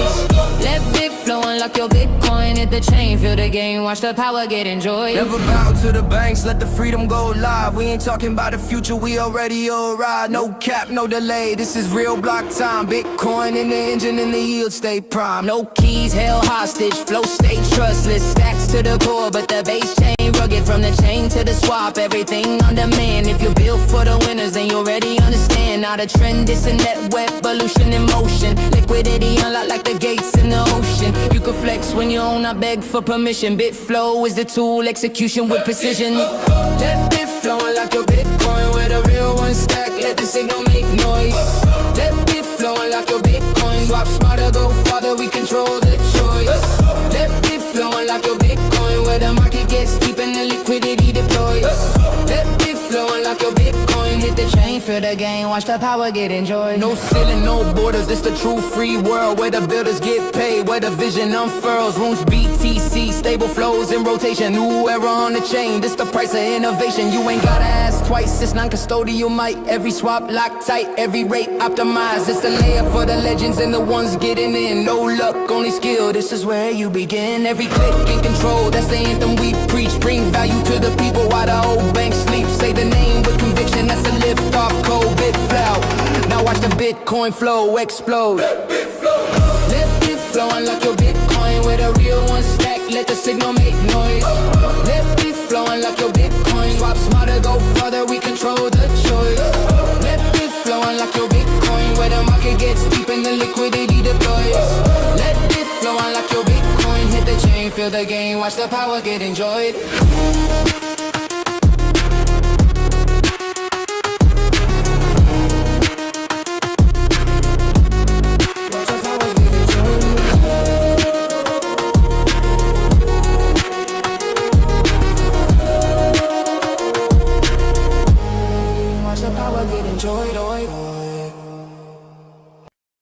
Yeah, Bitcoin on the base layer, stacks on the surface. We build bridges, not banks. Let's make Bitcoin productive. Dual stacking. Yeah, I'm dual stacking both chains active, yielding BTC, that's pure attraction, self-custody flow, no centralized action, there's BTC, meant sustainable traction, different state of Bitcoin, watch it align, proof of transfer in the rhythm, in the rhyme, stack your sats and your stacks at the same damn time, we making Bitcoin productive, bottom line, yeah, born from the block where the hashes don't sleep, I keep my keys cold, yeah, security deep, but my capital's chilling, I had to make it leap, so I burst that BTC, now the yield runs steep, no custodian holding sign, assess rolling, threshold 6 glowing, the network is golden, 1-1 ratio, cause the only omen. Now my Bitcoin working while the chains stay open. Stacks in the system, synergy divine. SDX boost, watch the curve incline. Reward function clean like math in the shrine. Pox be the priest, blessings paid in time. I'm dual stacking both chains active, yielding BTC. That's pure attraction, self-custody flow. No centralized action, it's BTC. Meant sustainable traction, different steps to Bitcoin. Watch it align, proof of transfer in the rhythm, in the rhyme. Stack your sats and your stacks at the same damn time. We making Bitcoin productive, bottom line, yeah. The equation in motion, M equals power. Boost that multiplier, compounded by the hour. Square root curve, keep the whales from the tower. Every user eats decentralization's flower. SDX, BTC, ratio divine. Yield boost, climbing, that's design refined. Retailer will get your seat in line. We stacking all sides of the capital spine. No fork, no fuss, no trust, I must. Signers verify, no man to bust. SBT flowing, that's DeFi dust. Turn idle sats to an engine of trust. Decentralized sign a set, that's consensus. Economic alignment, relentless from liquidity lock to freedom immense. We bridge Bitcoin's peace with stacks defenses. BTC in the wallet, yield in motion. Code is the law, that's proof through devotion. We ain't selling hype, we are building an ocean. Liquidity deep, that's Bitcoin promotion. Jacking both chains active, yielding BTC, that's pure attraction. Self-custody flow, no centralized action, it's BTC. Meant sustainable traction, different steps to Bitcoin. Watch it align, proof of transfer in the rhythm, in the rhyme. Stack your sats and your stacks at the same damn time. We making Bitcoin productive, bottom line, yeah. No trust fall, no paper call. We proof it all from mainnet walls to DeFi halls. BTC yield, but the code stands tall. That stacks evolution, the protocol ball. Governance adaptive, transparent math. Align the incentives, clear the path. DeFi composable, the builder's lab. Cause Bitcoin finally got a yield that lasts. It's the bridge between two worlds that rhyme. Sound money meet smart contracts in time. We ain't changing the code, just expanding the climb. Bitcoin productive, the paradigm. Bitcoin productive, the paradigm. Yeah. I'm dual stacking, no cap, no slacking. Yielding BTC, that's satisfaction. You're from proof to profit. The blocks keep stacking, Bitcoin and stacks. Perfectly matching us, BTC. Stack it up, STX, stack it up. Dual stacking, level up. This is Bitcoin going up. SBTC, stack it up. STX, stack it up. Dual stacking, level up. This is Bitcoin growing up. Yeah. Bitcoin productive. The stacks align. The next chapter is dual stacking. DeOrganized. We live on chain. Yeah. La la la la la la la la la la la la la.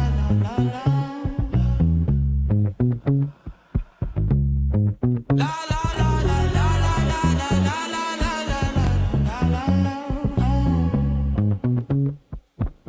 Yeah. Boost it, boost it, boost it, boost it. Let the network rise. Boost it, boost it, boost it, boost it. Global social ties. Boost it, boost it, boost it, boost it. Amplify your flame. Boost it, kinda simple. Post it, hack with crypto rate. Boost X make the signal fly. Broadcast through the wire.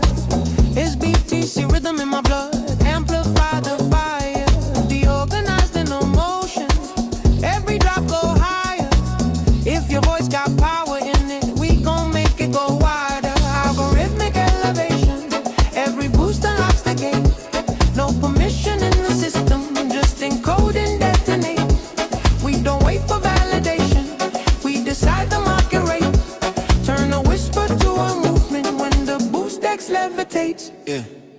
signal in the ether, every action leaves a trace. Monetary got your attention, turn the network into space. No more begging for attention, we're the ones who set the pace. Boost X on the timeline, now you're playing in the race. Boost it, boost it, boost it, boost it. Let the network rise. Boost it, boost it, boost it, boost it. Grow social ties. Boost it, boost it, boost it, boost it. Amplify your flame.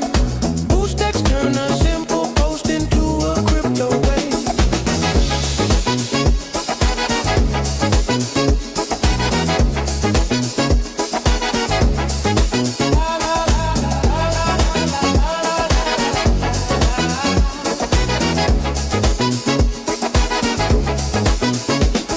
Every signal that we send is valued by design. Boost X in the bloodstream, broadcast and divine.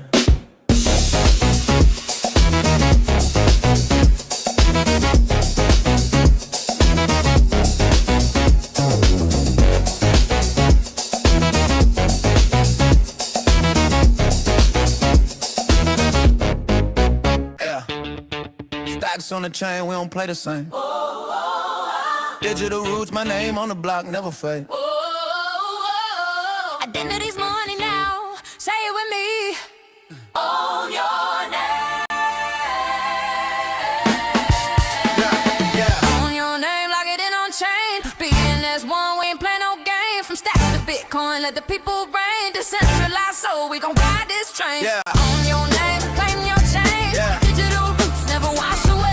This that freedom with a brand new flame. Ring, ring, now you own your name. They talk logging, I talk ledger. ID on Bitcoin, that's pressure. No gatekeeper, no federal measure. When you BNS bound, You forever. click BNS1, start claiming that spot. Your name be on the plot. Stacks underneath, yeah, the foundation's hot. On chain proof, ain't no reset button to drop. We talk gamma, we talk locker. Trust machines, yeah, we walk proper. Ecosystem tight like a code locker. Every bit I spit is a blockchain offer. You ain't just a user, you created now. Your name a passport, wear it proud. One click to mint, one click to shine. Identity mine on a Bitcoin. Own your name, lock it in on chain. BNS1, we ain't play no game. From stacks to Bitcoin, let the people reign. Decentralized, so we gon' ride this train. Own your name, claim your chain. Digital roots never wash away. This that freedom with a brand new flame. You ain't written, now you own your name.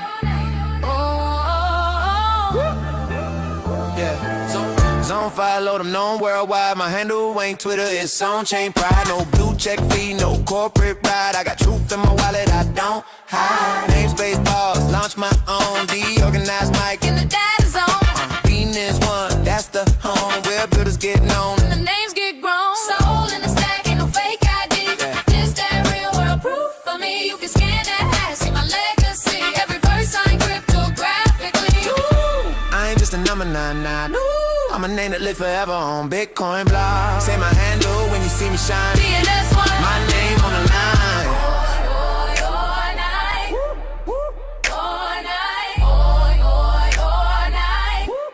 My name on the line. Yeah.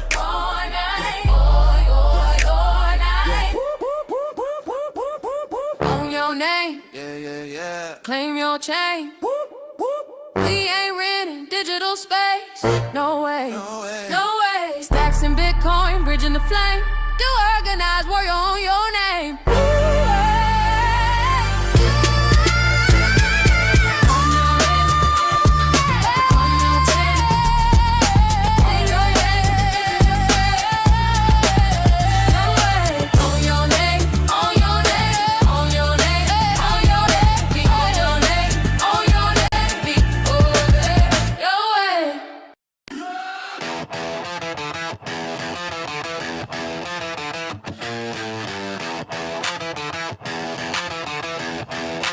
Be spaghetti, stay punk. No kings, no masters, just Bitcoin and funk. Cypherpunk code in my blood like rust. We don't need your trust, we build or bust. OG bulls and the bears in the pit. Whales in the deep with the code legit. Stacks on the chain, every block we commit. Hell in the noise, keep the system lit. Got S points stacking like bricks on a wall. Every mint a story, every holder stands tall. Club doors open, but you earn that call. Punk in spaghetti, stay punk. Be spaghetti, stay punk. Build it raw, keep it loud, keep it wrong. From the stack to the chain, raise your cup, don't flunk. We don't need permission, we just function. Be spaghetti, stay punk. Bitcoin beats in the basement funk. When the market's dip, we double up. Cause truth don't die, we just punch back up. Pixel art soul with a having heart. Every drop's a drop kick, decentralized art. Got the goats, got the gang, got the club on fire. Every trade's a badge, every holder's a wire. They said NFTs are dead, we said bet. We meant meaning, they meant that. We burn the bridge and then we build the jet. On Bitcoin time, that's the safest bet. Be spaghetti, stay punk. Be spaghetti, stay punk. Write your name in the mempool funk. From bears to bulls, we don't need love. We fork the rules and we call it love. Be spaghetti, stay punk. Builders bleed orange, never run amok.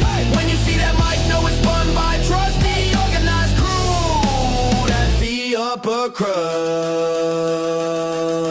Freedom's messy, sauce on the floor. Cypher hands greasy, but we open the door. No gatekeepers, no overlords. We're cooking code on the kitchen boards. Spaghetti in the stack, punk in the heart. Bitcoin layer 2 where we play our part. So spin that chain, let the blocks restart. We the chaos, we the art. Be spaghetti, stay punk. Be spaghetti, stay punk. Be spaghetti, stay punk. Be spaghetti, stay punk. Be spaghetti, stay punk. Yo. Bass in the bloodstream, frequency locked. Builders in motion, nobody gets blocked. Block, block, block, block.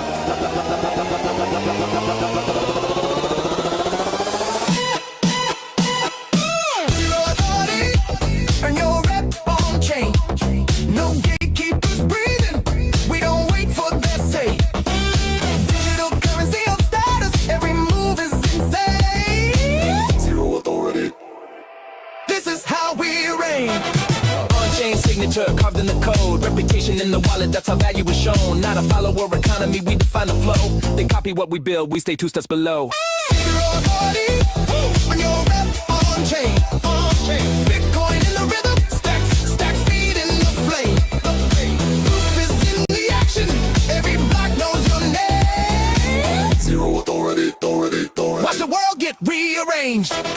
We don't chase titles chase us instead. Verifiable credentials, living rent-free in their head. Pseudonymous legends, rising up out the dust. Reputation is the flex now, not who the system trusts.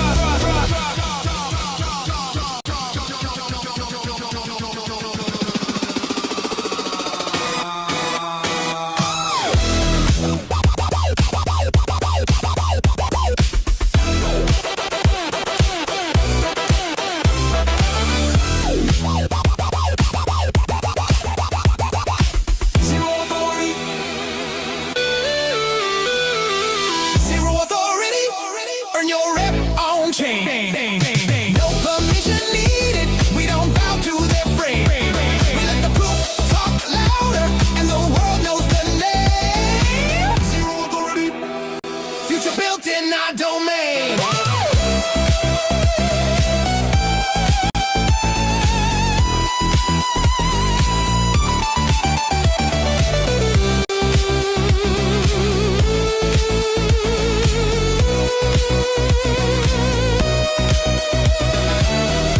Earn your rep on chain. On chain. Chain. On chain.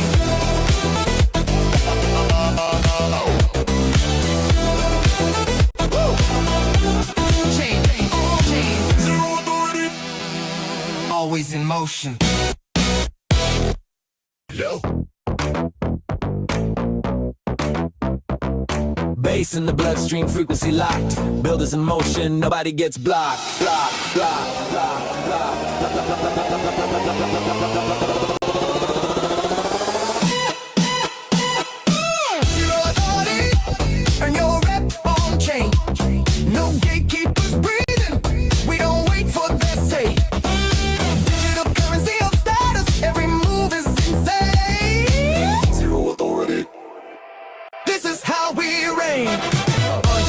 signature carved in the code. Reputation in the wallet, that's how value is shown. Not a follower economy, we define the flow. They copy what we build, we stay 2 steps below. Zero authority, earn your rep on chain. Bitcoin in the rhythm, stacks feed in the flame. Proof is in the action, every block knows your name. Zero authority. Watch the world get rearranged. We don't chase titles chase us instead. Verifiable credentials, living rent-free in their head. Pseudonymous legends, rising up out the dust. Reputation is the flex now, not who the system trusts.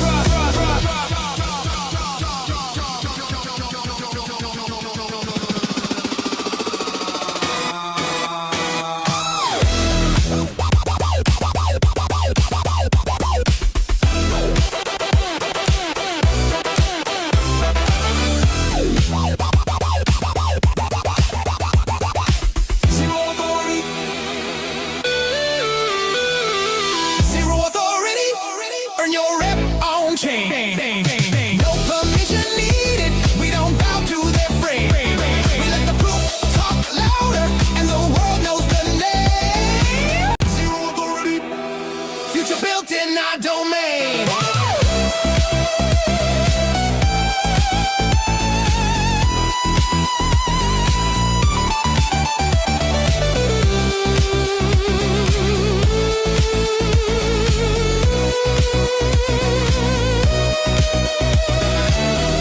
Earn your rep on chain. On chain. Chain. On chain.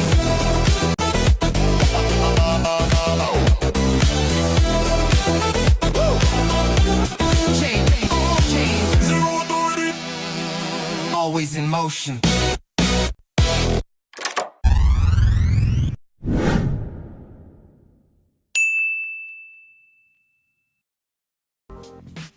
If your USDC is just sitting there, you're missing what's happening on Bitcoin. Circle just launched USDC X on Stacks using X Reserve, a USDC-backed stablecoin built for Bitcoin DeFi. It's one-to-one backed by USDC, fully interoperable across chains, and trust minimized with no third-party bridges. That means you can move USDC directly into the Bitcoin ecosystem. If you want to try it, use the Stacks USDC bridge, link below.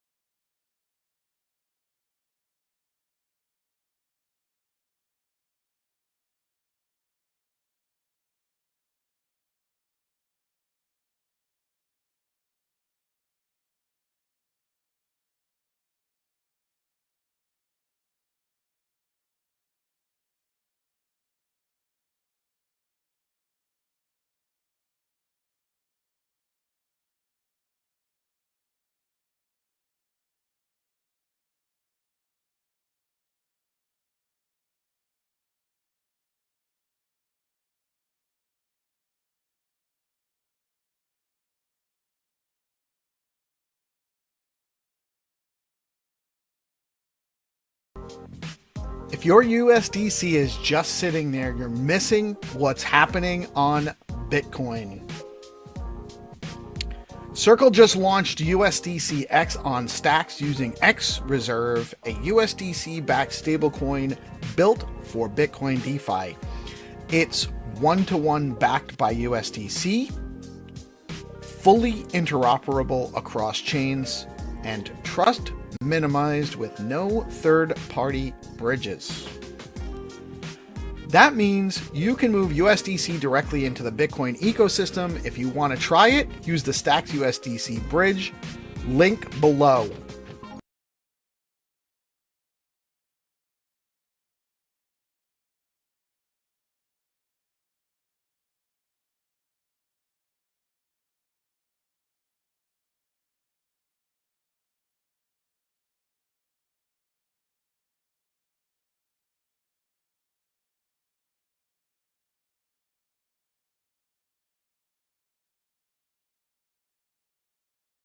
Look back.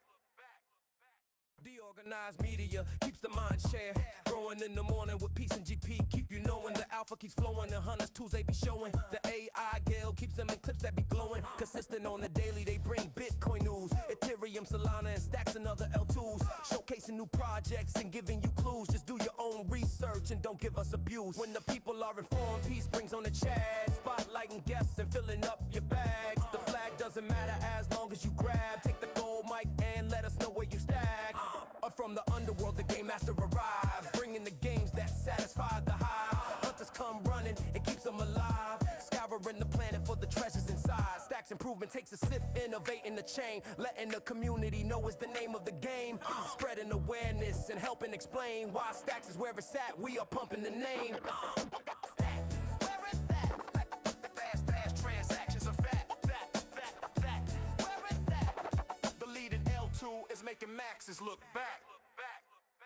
DeOrganized media keeps the mind share growing in the morning with peace and GP. Keep you knowing the alpha keeps flowing. The hunters tools they be showing. The AI Gale keeps them in clips that be glowing. Consistent on the daily, they bring Bitcoin news. Ethereum, Solana, and Stacks and other L2s. Showcasing new projects and giving you clues. Just do your own research and don't give us abuse. When the people are informed, peace brings on the chat. Spotlighting guests and filling up your bags. The flag doesn't matter as long as you grab. Take the gold mic and let us know where you stack. From the underworld, the game master arrives, bringing the games that satisfy the hive. Hunters come running, it keeps them alive. Scouring the planet for the treasures inside. Stacks improvement takes a sip, innovating the chain. Letting the community know it's the name of the game.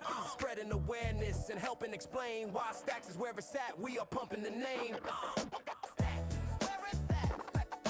Fast transactions are fat. Where it's at. The leading L2 is making maxes look back. DeOrganized media keeps the mind share growing in the morning with peace and GP. Keep you knowing the alpha keeps flowing. The hunters tools they be showing. The AI Gale keeps them in clips that be glowing. Consistent on the daily, they bring Bitcoin news. Ethereum, Solana, and Stacks and other L2s. Showcasing new projects and giving you clues. Just do your own research and don't give us abuse. When the people are informed, peace brings on the chat. Spotlighting guests and filling up your bags. The flag doesn't matter as long as you grab. Take the gold mic and let us know where you stack. From the underworld, the game master arrives, bringing the games that satisfy the hive. Hunters come running, it keeps them alive. Scouring the planet for the treasures inside. Stacks improvement takes a sip, innovating the chain. Letting the community know it's the name of the game. Spreading awareness and helping explain why Stacks is where it's at. We are pumping the name. Stacks, where it's at. Fast transactions are fat. Where it's at. The leading L2 is making maxes look back. DeOrganized media keeps the mind share growing in the morning with peace and GP. Keep you knowing the alpha keeps flowing. The hunters tools they be showing. The AI Gale keeps them in clips that be glowing. Consistent on the daily, they bring Bitcoin news. Ethereum, Solana, and Stacks and other L2s. Showcasing new projects and giving you clues. Just do your own research and don't give us abuse. When the people are informed, peace brings on the chat. Spotlighting guests and filling up your bags. The flag doesn't matter as long as you grab. Take the gold mic and let us know where you stack. From the underworld, the game master arrives, bringing the games that satisfy the hive. Hunters come running, it keeps them alive. Scouring the planet for the treasures inside. Stacks Stacks improvement takes a sip, innovating the chain, letting the community know is the name of the game.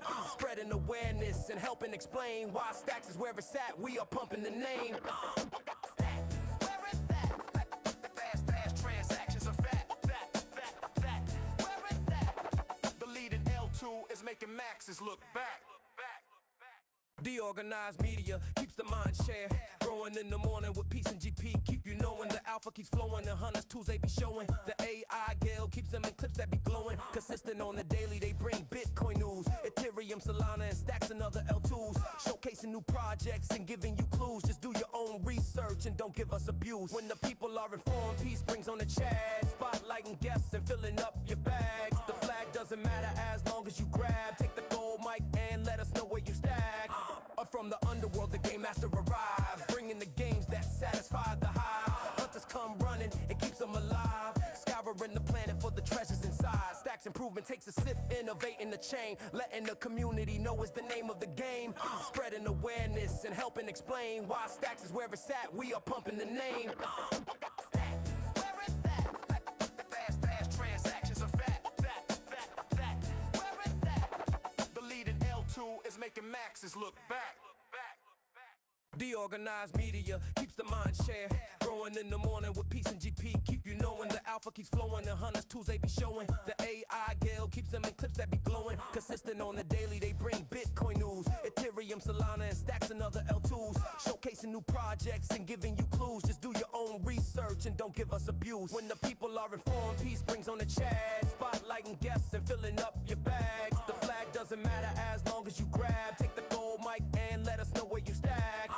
From the underworld, the game master arrives, bringing the games that satisfy the high. Hunters come running, it keeps them alive, scouring the planet for the treasures inside. Stacks improvement takes a sip, innovating the chain, letting the community know is the name of the game. Spreading awareness and helping explain why Stacks is where it's at. We are pumping the name. Stacks, where it's at. Fast transactions are fat. Where it's at. The leading L2 is making maxes look back. DeOrganized media keeps the mind share growing in the morning with peace and GP. Keep you knowing the alpha keeps flowing. The hunters tools they be showing. The AI Gale keeps them in clips that be glowing. Consistent on the daily, they bring Bitcoin news, Ethereum, Solana, and Stacks and other L2s. Showcasing new projects and giving you clues. Just do your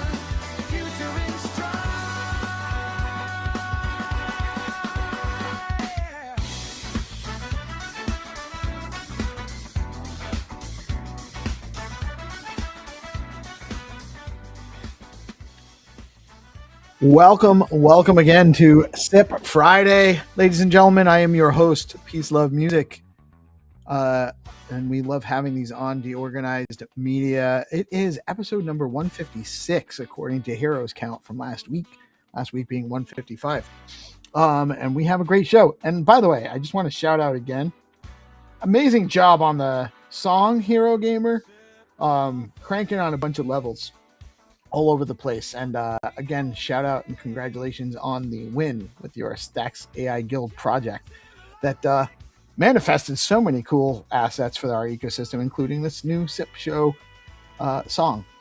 Welcome, Hero. How are you today? Been a great week for the ecosystem.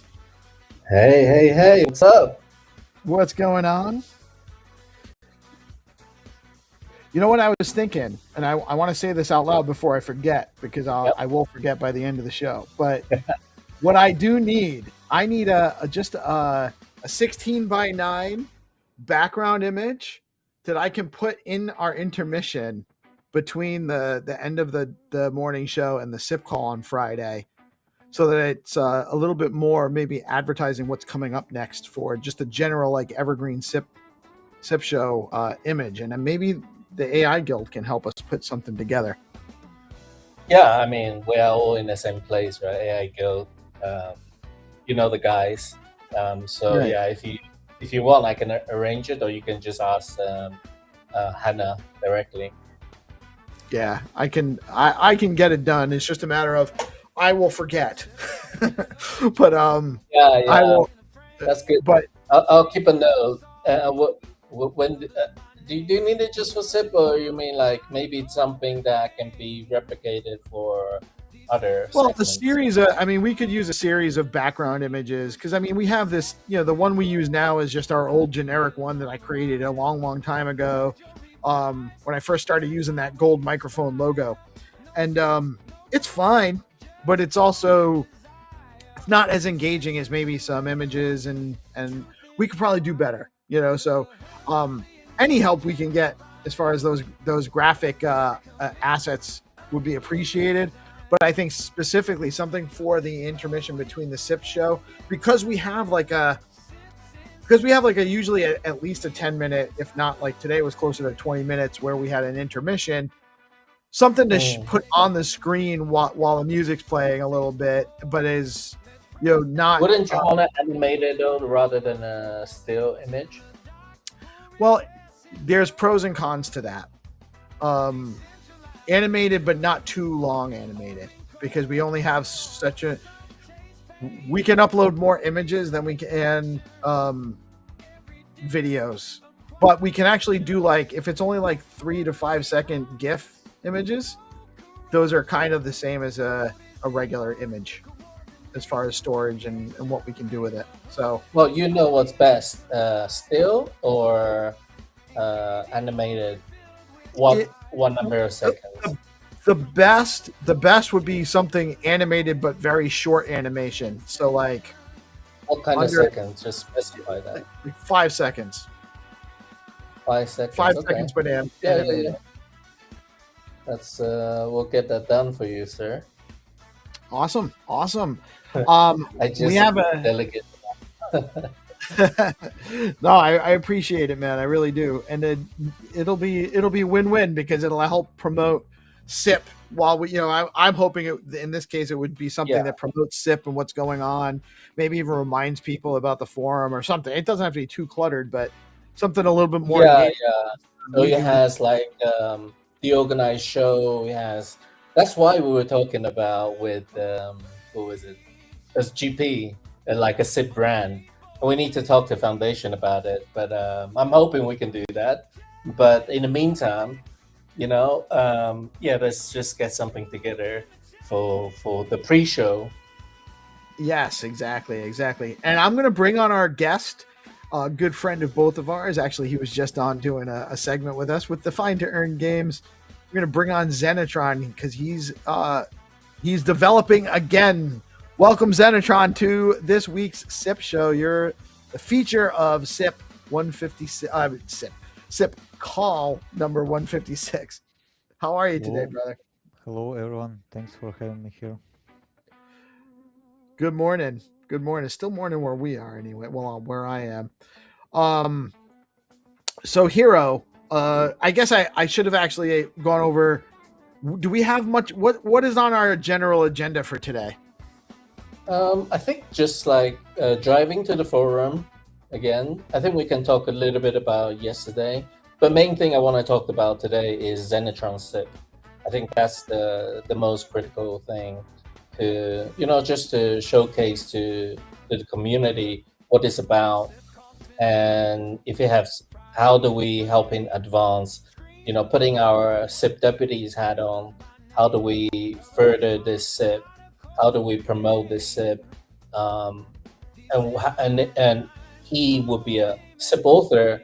So looking from that perspective, how do we help him? If he has any questions about where to send, where to write, where to post it, like PR, you need to make a PR. There's a GitHub template and stuff. So yeah, we need to just try and help Zenitron as much as possible. 100%. And I do think that there is a lot of potential for this to be to really unlock a number of things we can do in the Stacks ecosystem. As far as the SIP being proposed with encrypted NFTs, I guess we'll just talk briefly about Stackies. Congratulations to the Stacks AI Guild. Several of our participants and contributors, including GPSC, 3HANA, the Stacks AI Guild. Rafa's on our show all the time. Crypto Dude. All of the winners really are participants. Really excited about the outcomes. I think a lot of good people were recognized. Even just in the nominations too, there was a lot of great projects nominated, and it's great to get recognition that way. I think that this was a very successful Stackies relative to last year. Not that last year was bad. It's just I think that there's more excitement now. Yeah, no, I agree. What do you think, Zenitron? About what? Stackies yesterday or the town hall? I'm not follow the awards, to be honest. I'm not care about the awards, but I'm happy for every person. But I saw like I think like Peace Love Music obviously should receive the reward. And it's I was really surprised you didn't. I know you were nominated several times, and the DeOrganized media. But you know the problem of the awards nowadays. So there is no like governance. I mean the voting process can be botted. That's the first reason it's not objective, and the second problem if it was rewarded by the judge, how they make decisions, we don't know. So the both variants is not objective, so I'm not care about it. Yeah, and honestly I appreciate the kind words. I'm not worried about like winning. I'm just actually psyched about having been nominated for a number of categories, including with DeOrganized, and I love that, and I don't feel bad. I don't feel bad, but it's not a there's no money on it. It's just for bragging rights and or just for recognition. And my understanding is, as far as like judges, they literally just go by the number of votes, so there isn't any. And I think the third thing I want to add, like it's more important recognition by the community, by the people, by the newcomers and everything, because like when we live in the small town in the village and we get recognition and validation from each other every day, it has no much meaning. We need to scale, we need to create the mass adoption, create innovations. And if we every day saying like, oh, Peace Love, you are a very cool person, it motivates a little bit, but we need to move forward. Yeah, exactly. Plus I'm pretty confident in myself. I know I'm a cool person, so I don't need the award to tell me that. But I appreciate the kind words, and I understand what you're saying, what you're getting at. Yeah. Also, related to the town hall, tons of just absolute bullishness. Welcome to the show, Fabo Hacks. By the way, he's asked to join the SIP show on the regular, so I've added him to the calendar, and really excited about having his developer input on the process. Welcome to the show, man. Good afternoon here in Buenos Aires. Oh, that's right. You guys are 2 hours ahead of us. I learned that welcome, Fabo. You might want to put your mic, like lower your mic so that you're not breathing into your mic. Yeah. We can hear you breathe. Can you hear more? Yeah, we can hear you. Just position your mic to the mouth, not to your nose. This auto-regulates this mic. Down a little bit.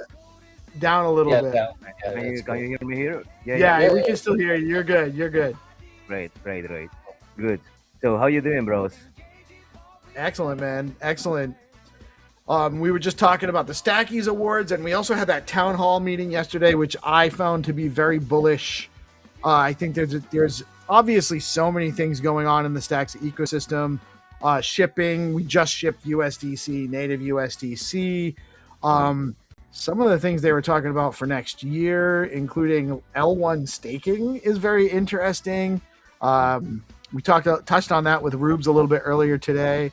The most bullish thing that I took away wasn't a specific thing. It was where Munib was talking about the idea that they need to have a longer roadmap, or that they're aware that they want to have a constant roadmap where they're constantly have things out in the future that they're working towards, and then always be shipping. And always be shipping was the thing that was the most bullish out of so many great things going on in the ecosystem that I'm very excited about. I don't know about you guys, but we got Wormhole coming. We got expanded SBTC functionality and the DeFi ecosystem. There's just so many things going on.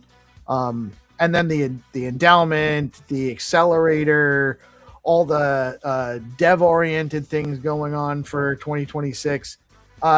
Future's bright on Stacks, guys, in my opinion. So, Hero, where do you wanna go from here? I want to hear you guys what's going on the SIP. I think you are pretty connected and synchronized with the network there. Yeah, I passed a really good time here with Peace Love music that I met in person.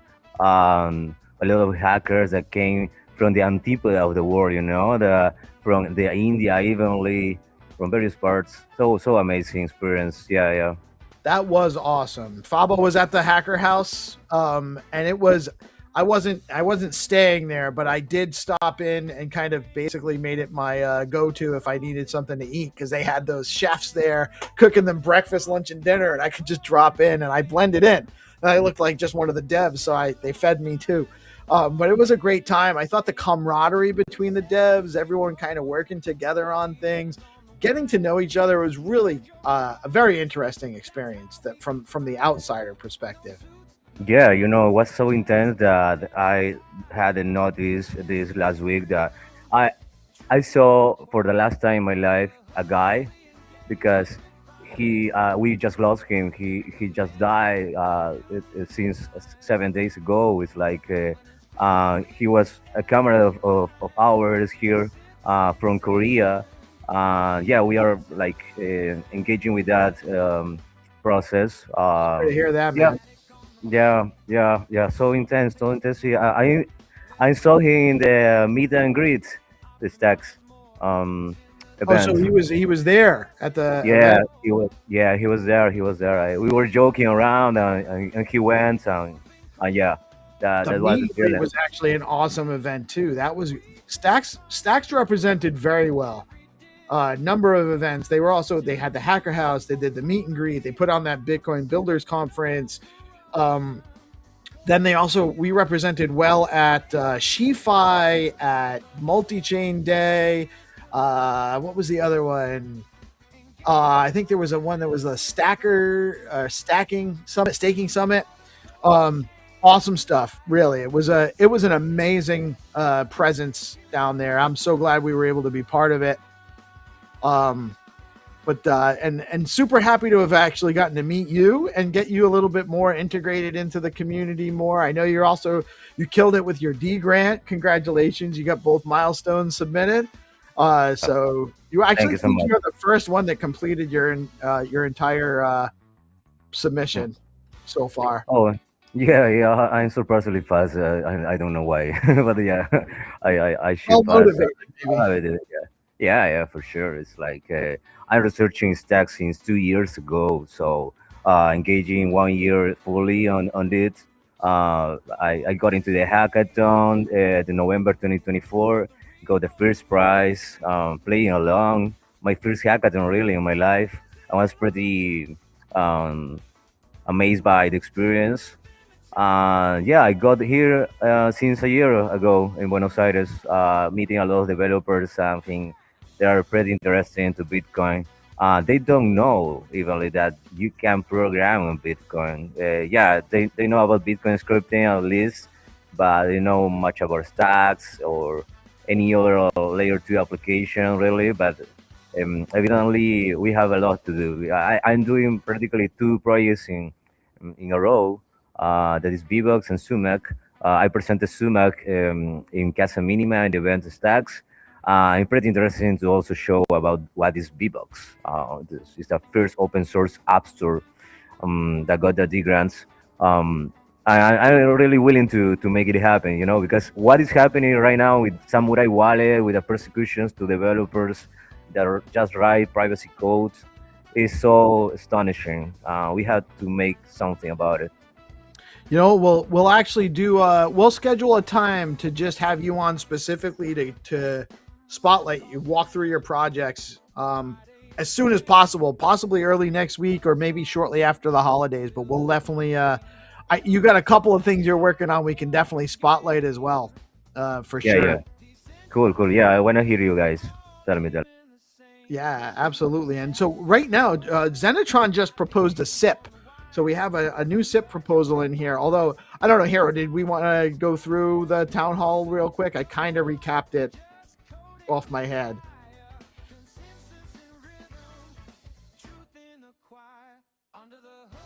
Hero. Sorry, I was muted. Yeah, no, so just want to circle back a little bit. These calls happen sometimes, really important calls for the ecosystem.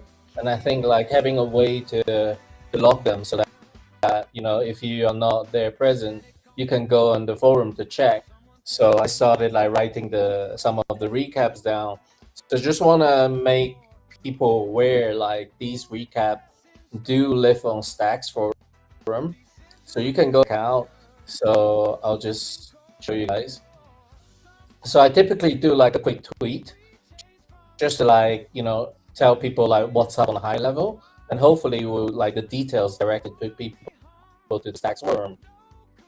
And one of the main reasons to use Stacks forum is also you can see my my other tabs. Give me a second. Yeah. Just gonna go Windows. Sorry. Yeah. If you could reshare. Oh, let me, here we go. Whoop, did I not get it? Hold on, let me, there we go.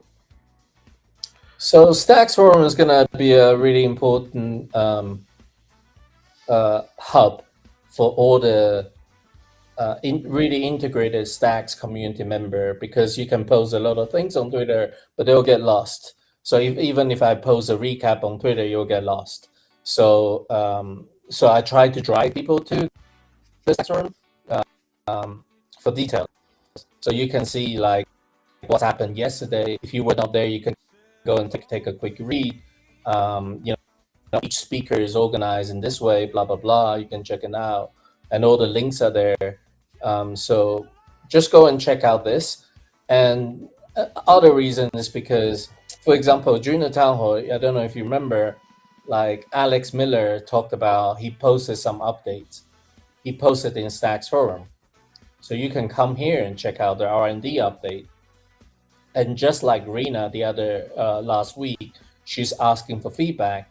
And here is where you can, you know, feedback as well. So yeah, just try and join the Stacks forum. It's really easy.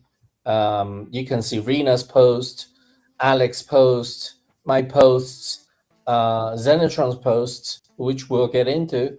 But I just want to make sure like we keep driving people to Stacks forum. Peace. Yeah, absolutely. And that is a big part of it. There's definitely been more activity on Stacks forum, by the way, in the last few weeks. You know, I do see it finally starting to pick up. And that's at forum.stacks.org, by the way. Anytime you're looking to get your finger on the pulse of what's new, you go here, you can go to latest, and it actually shows you the most recent posts, and you can just jump into those threads. It's a great way to get exposure for yourself too. You know, people that are participating in the forum, you're engaging, so then people learn your name, they get to know you a little bit better, and you're participating that way. So it's not just supporting the ecosystem by going in there and liking, but comment, engage, read the posts, and give thoughtful responses, and that's a great way to start getting involved in the ecosystem, is the Stacks forum. Yeah, 100%. I think, like you said, it's almost like a little bit like, you know, showing your true interest in the Stacks community. You know, these you'll get eyes from the entities, employees, or maybe like the grants committees people, you never know. So it's a good way to build your reputation. Don't post something like just random. Post like thoughtful feedback. That's what most of the time the posts here are looking for. They are looking for comments and feedback, whether it's about the grants. Like I remember, I think Claire posted something about the grants some weeks ago down here. You can go and check out. And here is Zenitron, posting his idea proposal and asking, what do you guys think, essentially. So it's a really good way. And AIPTC, I think AIPTC recently has been doing really interesting stuff. Sure. X402, they're really heavy into X402. Here you can get all the links. I basically linked all the resources. So if you're interested in A001, A004, or X402 STK, you don't have to browse through the sea of Twitter to find those links. Some of them are here through the notes. That is a huge lift, by the way, Hero. Huge yeah, lift. and it shows you like how to join the AI BTC working group, and that way you can get involved. Very cool. Fabo, are you on the Stacks forum yet? Yeah, super interesting. See, I'm in the Stacks forum since a while, checking out, engaging a little bit. I did a bit of comments there. I kind of understand the ecosystem in that sense because there's much of technical jargon, and anyways, I think I'm part of that. But anyways, I want to deep further. I just speak about what I know. So that's one thing. So yeah, let's get into Zenitron stuff. How about? Yes, without further ado, the man, the myth, the legend himself, who has developed encrypted, I can't speak today, encrypted NFTs to develop his game, Skullcoin game, which I've been following since the beginning, since it was still on testnet. I love the concept. Obviously, it's evolved into a number of different ways we use to engage the community. Like we play our Find2Earn Games. That was an extension off of that initial concept. But I think it's long overdue that we start working on a standardization for this. So, Zenitron, why don't you tell us about your proposal here? Hi everyone. Yeah. GM. Yeah, hi Zenitron. Hello. My proposal to create standardization for encrypted NFTs, since right now we don't have this one, and this is innovation. It doesn't exist on any other blockchain. Sui blockchain has ideas, but they have no use case. So just to clarify what we are aiming for, we are not trying to put the secret itself fully on chain, on a public chain that's not really private. We want to make the different things. Also, I can screen share to explain it more easy. Yeah. Sure. Let me.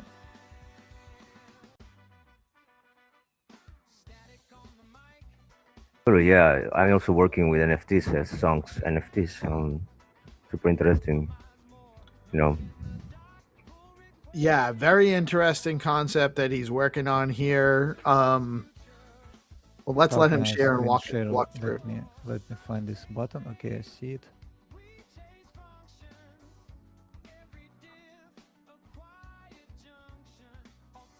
That sound is AI, right? Is an AI song. Yes, this is a song that Hero actually produced. Hero's a music producer now on top of everything else. With Suno. We use Suno. So smooth.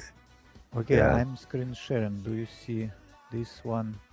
Yes, sir. What you currently see? You see like skull. We're looking at the two green triangles and the sun. Yeah, okay, so idea is pretty simple. We have like Skullcoin game. Skullcoin as a project is about the Web3 gaming to make sustainable game in Web3 because GameFi is not sustainable right now. and we develop encrypted NFT to make the gaming on chain. Because everyone should understand that Find2Earn is just a new gen of giveaways to create the community. But encrypted NFT is more than this to bring the users on chain. So we played this game in 28 August, and it was very successful. A lot of on-chain transactions for Stacks blockchain. It's important to make a more velocity on chain. So we click play, and for example, we have 3 NFTs. You see, it's just a standard NFTs, 2 with triangle and 1 with this sun. But each NFT, like it says 1 NFT, 1 seed word. What does it mean? Like when you tap on NFT, it's a decrypt the word, and you can trade, upgrade. And so this is seed phrase game. You have to assemble 24 seed words. When I tap on the NFT, it shows you seed word. It means it's a real seed word from seed phrase that exists in Stacks blockchain and in Bitcoin. The goal of the game was to assemble 24 words to unlock seed phrase and to grab the wallet to get the prize. And there was 10 wallets, and each wallet was marked by the icon. I can show you here. There was 10 wallets with different icons, so different Stacks addresses with the different prizes. In my current test wallet, I have like this triangle wallet with the word number 22 and the word number 24, smart. So right now, like how it works, we have encrypted database that connected through our through Stacks API to NFT. So we validate NFT ownership of the person using our own system standardization. My C proposed to put cryptographic fingerprint of private content on chain. It's a hash or commitment. Think of it like a seal in a document in the envelope. The content can live off-chain as encrypted data, but the chain stores the seal. So nobody can silently swap the secret later. Anyone can verify it's an exact payload that was originally committed to that NFT. And the second thing, that define a standard access interface. Right now, every project invents its own unlock API. Obviously, we are the first project who invented crypted NFTs, but it can be a huge thing if we push this method together for the whole ecosystem Stacks, for the new builders and the whole crypto, like a new meta. Because right now, every new project will invent its own unlock and API with different endpoints, different checks, different event formats. So wallets, marketplaces, and indexes can support it natively. For example, Gamma marketplace doesn't understand that it's encrypted NFT. It has no data about it. You can trade those NFT on the Gamma, and we explain to the Gamma, and Gamma write the text that it's encrypted NFT, but there is no standard in blockchain. So we want an ENFTs, encrypted NFTs trade that makes this plug and play. Wallets can show locked content, markets can index it, and apps can integrate without custom work. Basically, like USB standard for private layers. That's all. That's simple explanation. So just to make sure I have it down, the NFT has data associated with it, but that data is not on chain. That data is encrypted off chain. Right, because we cannot put this data on chain on the public blockchain like Stacks. And if Munip and the Stacks core team will make the more privacy, will go through ZK like snarks work to make it possibility to make it fully on chain, we will put it's fully on chain. But ZK development is very difficult. It's like to build a new blockchain. Right. But now we can make the more data on chain. Yeah, just continue. Well, and so that's this. The function though is you have an NFT that can refer to information that only the user can access. Right. Only the holder, not the user. Only the holder can access. Yes. Very interesting. And it's so nobody else can access that information apart from the NFT holder, and that data is off chain. Yes. What about you? Can you access my data? Yeah, sure. Because I'm like the person who created the game. Because it's a game. It's not like identity or any banking data. So we create like entertainment. And important also, I want to mention, important to understand to any people who want to build any GameFi. In GameFi, in Web3 gaming, the game should be created by the person, by the human. Because if the game will be created by any like machine or AI, it can be solved by AI. That's a problem. But back to the point Peace Love was talking about, who have access to that off-chain data would be the game creator. Only the game creator. Would be the game creator plus the NFT holder, nobody else. Would that be correct? Correct. Okay.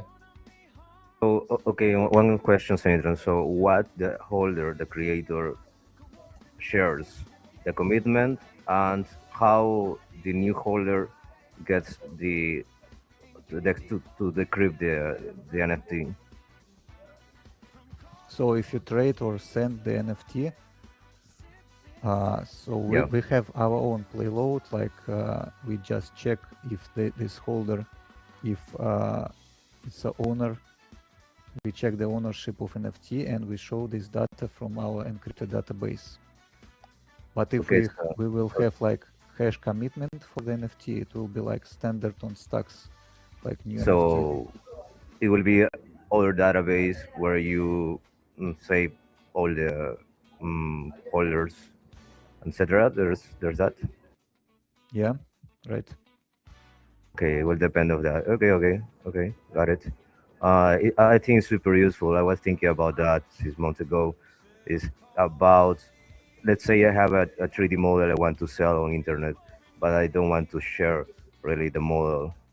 So I have to put that encrypted asset or ID of the asset on IPFS or something like that. And I just share a key for the new holder that buys it, right?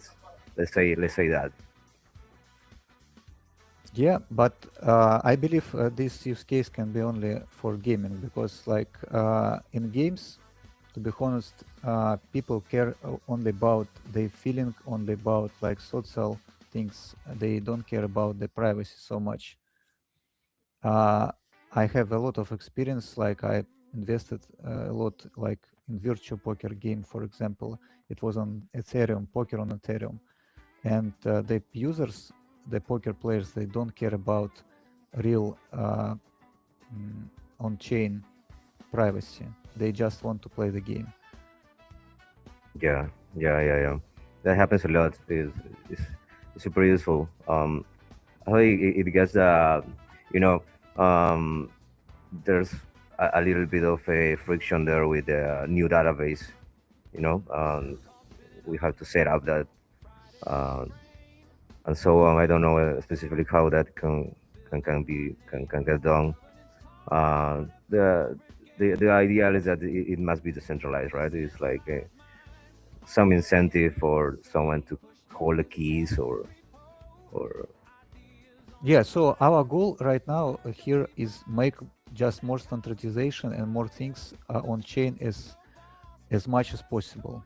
So the Stacks blockchain is public blockchain, so we cannot make ZK snarks or any privacy fully on chain, but we can make it a lot better than right now, and make it for new builders, because you see this is seed word game, but the game can be absolutely different. It can be like detective stories, it can be any game like in GameFi, so we can make a new like meta for builders. Just innovate and make a creative ideas to make like the games with encrypted NFTs. I very confident that only encrypted NFTs can be sustainable in GameFi.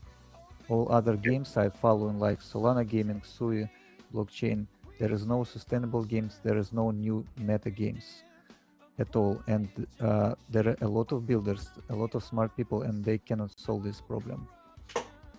That's why we develop it. Super interesting. Because, like, yeah, if you see, do you see my screen right now? I'm showing like the different. It says tape. It says the C word. That's what we're looking at right now. Okay, let me just.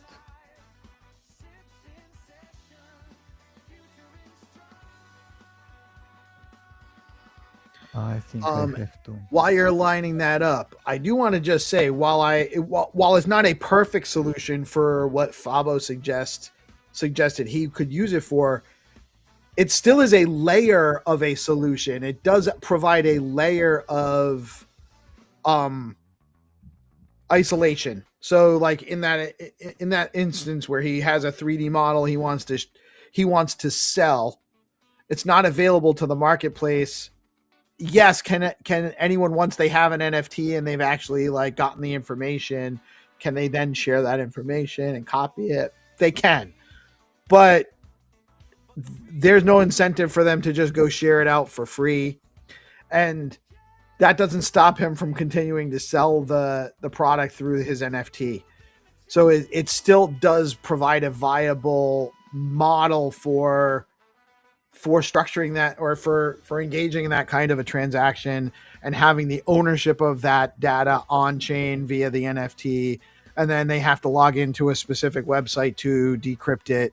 And that website is connected to the data, off-chain data encryption.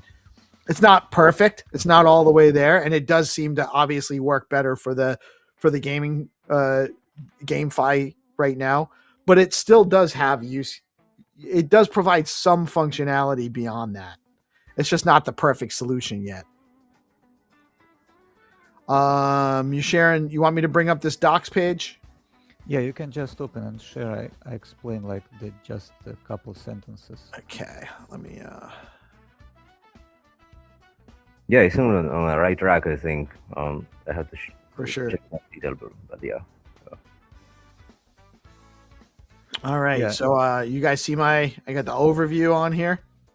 Yeah, just I'm just go very quickly and very simple like explanation. Like first of all, we are living like how to say, like information age. There is a lot of information, white noise, and we are all tired about like reading everything is internet. Yeah, and that's why I just make it as simple as possible. So I explained before, Find2Earn is just for mass adoption and CT, crypto Twitter, to make engagement, make the community. Yeah. So encrypted NFT is a dual layer.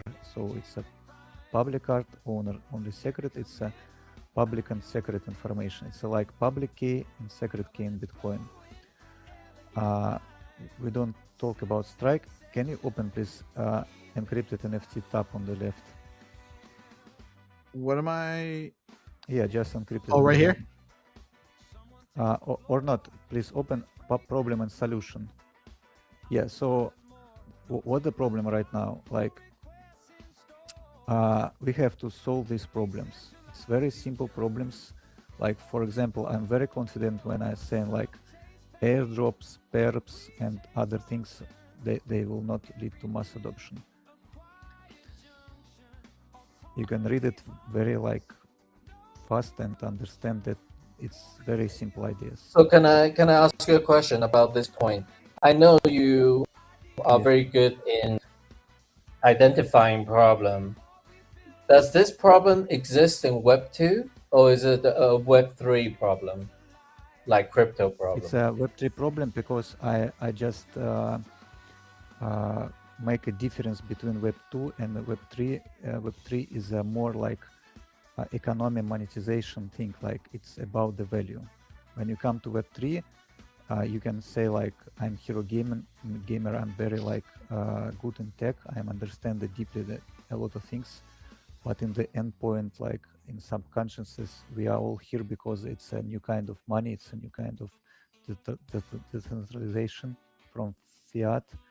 And when the value born, when the real value born, the problems born. So answering your question, this problem exists when money interact, where money like have some activity, and that's why we have to solve this biggest problem. So it's a problem indeed, because I was thinking that it's so needed when you have to sell an asset that needs to be unlocked first, and then be to be locked first and then be unlocked. Yeah. Yeah.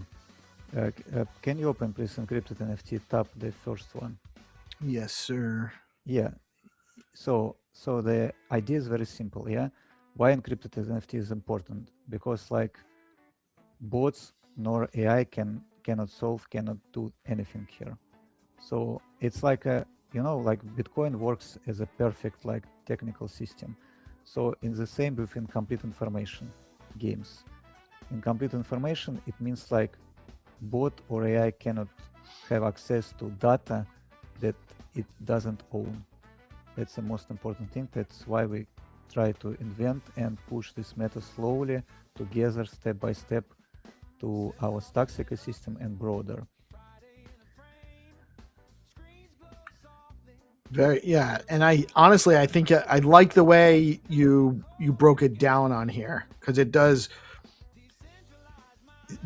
terming it incomplete information. And that is why this is not a problem for Web 2, because everything is centralized on a database on Web 2, and there's nothing on chain for people to take necessarily. But the other side to that is the entire game data might be centrally available, where this actually limits that. So it's bot resistant, AI resistant to some degree as well. Can you give like an example that can relate to people? Like, this is a problem that they may have encountered in the past that they've been gamed.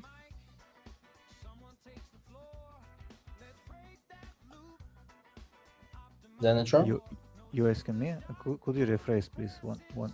Yeah. So I'm asking, like, can you like describe an example, a situation where maybe in my past 3 years or 4 years in crypto, an example where this has happened?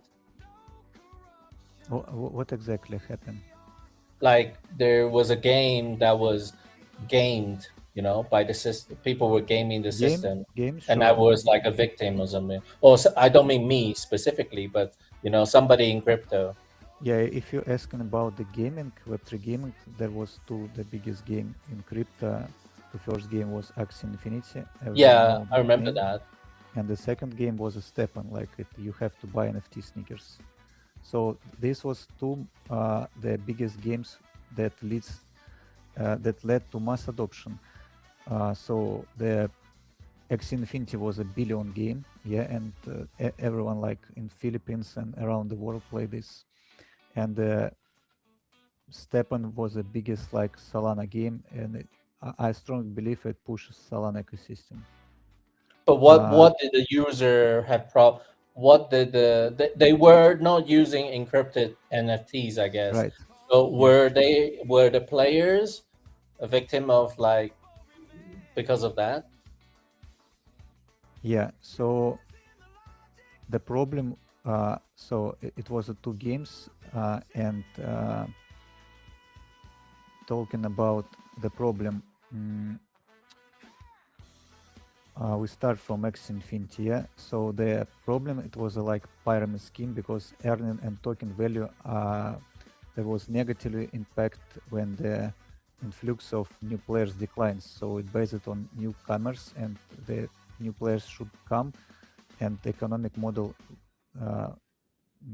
is dependent on a constant flow of newcomers. And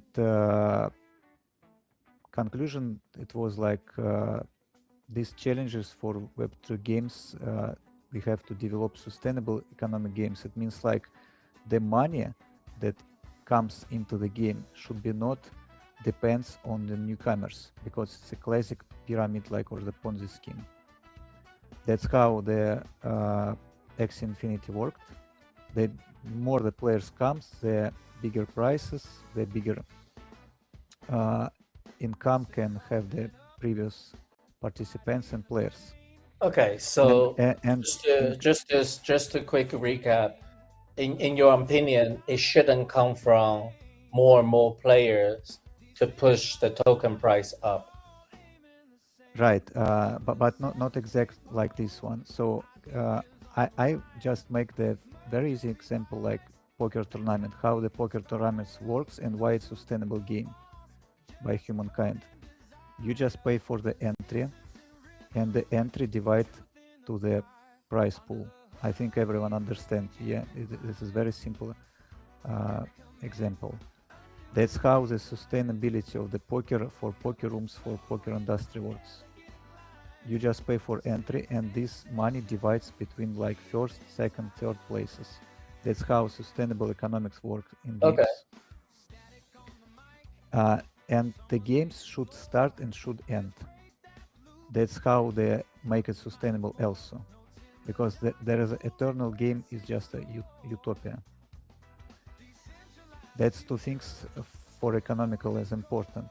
So it's different from encrypted NFT, because encrypted NFT is about not economical thing. It's about the thing how can we create the game that will be not solved by AI and the bots because of incomplete information.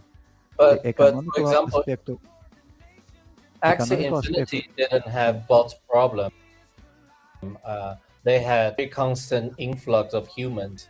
So back then, AI didn't quite exist. So what was the problem? What was it? How is it relevant?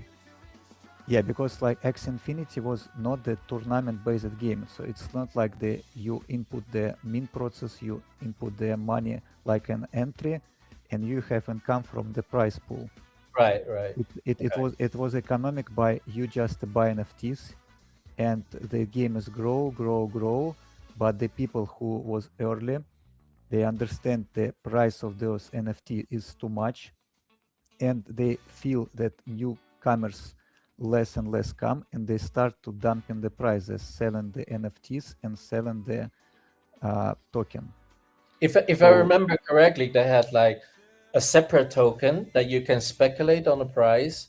Yeah. And I think you can buy the players, right? Essentially, you buy the character in the game using like whatever. NFTs, yeah.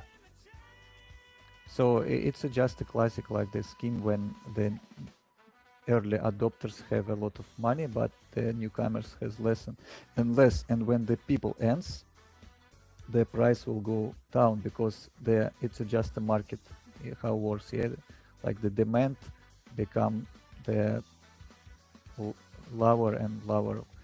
And the second game was NFT. It was Stepan NFT sneakers.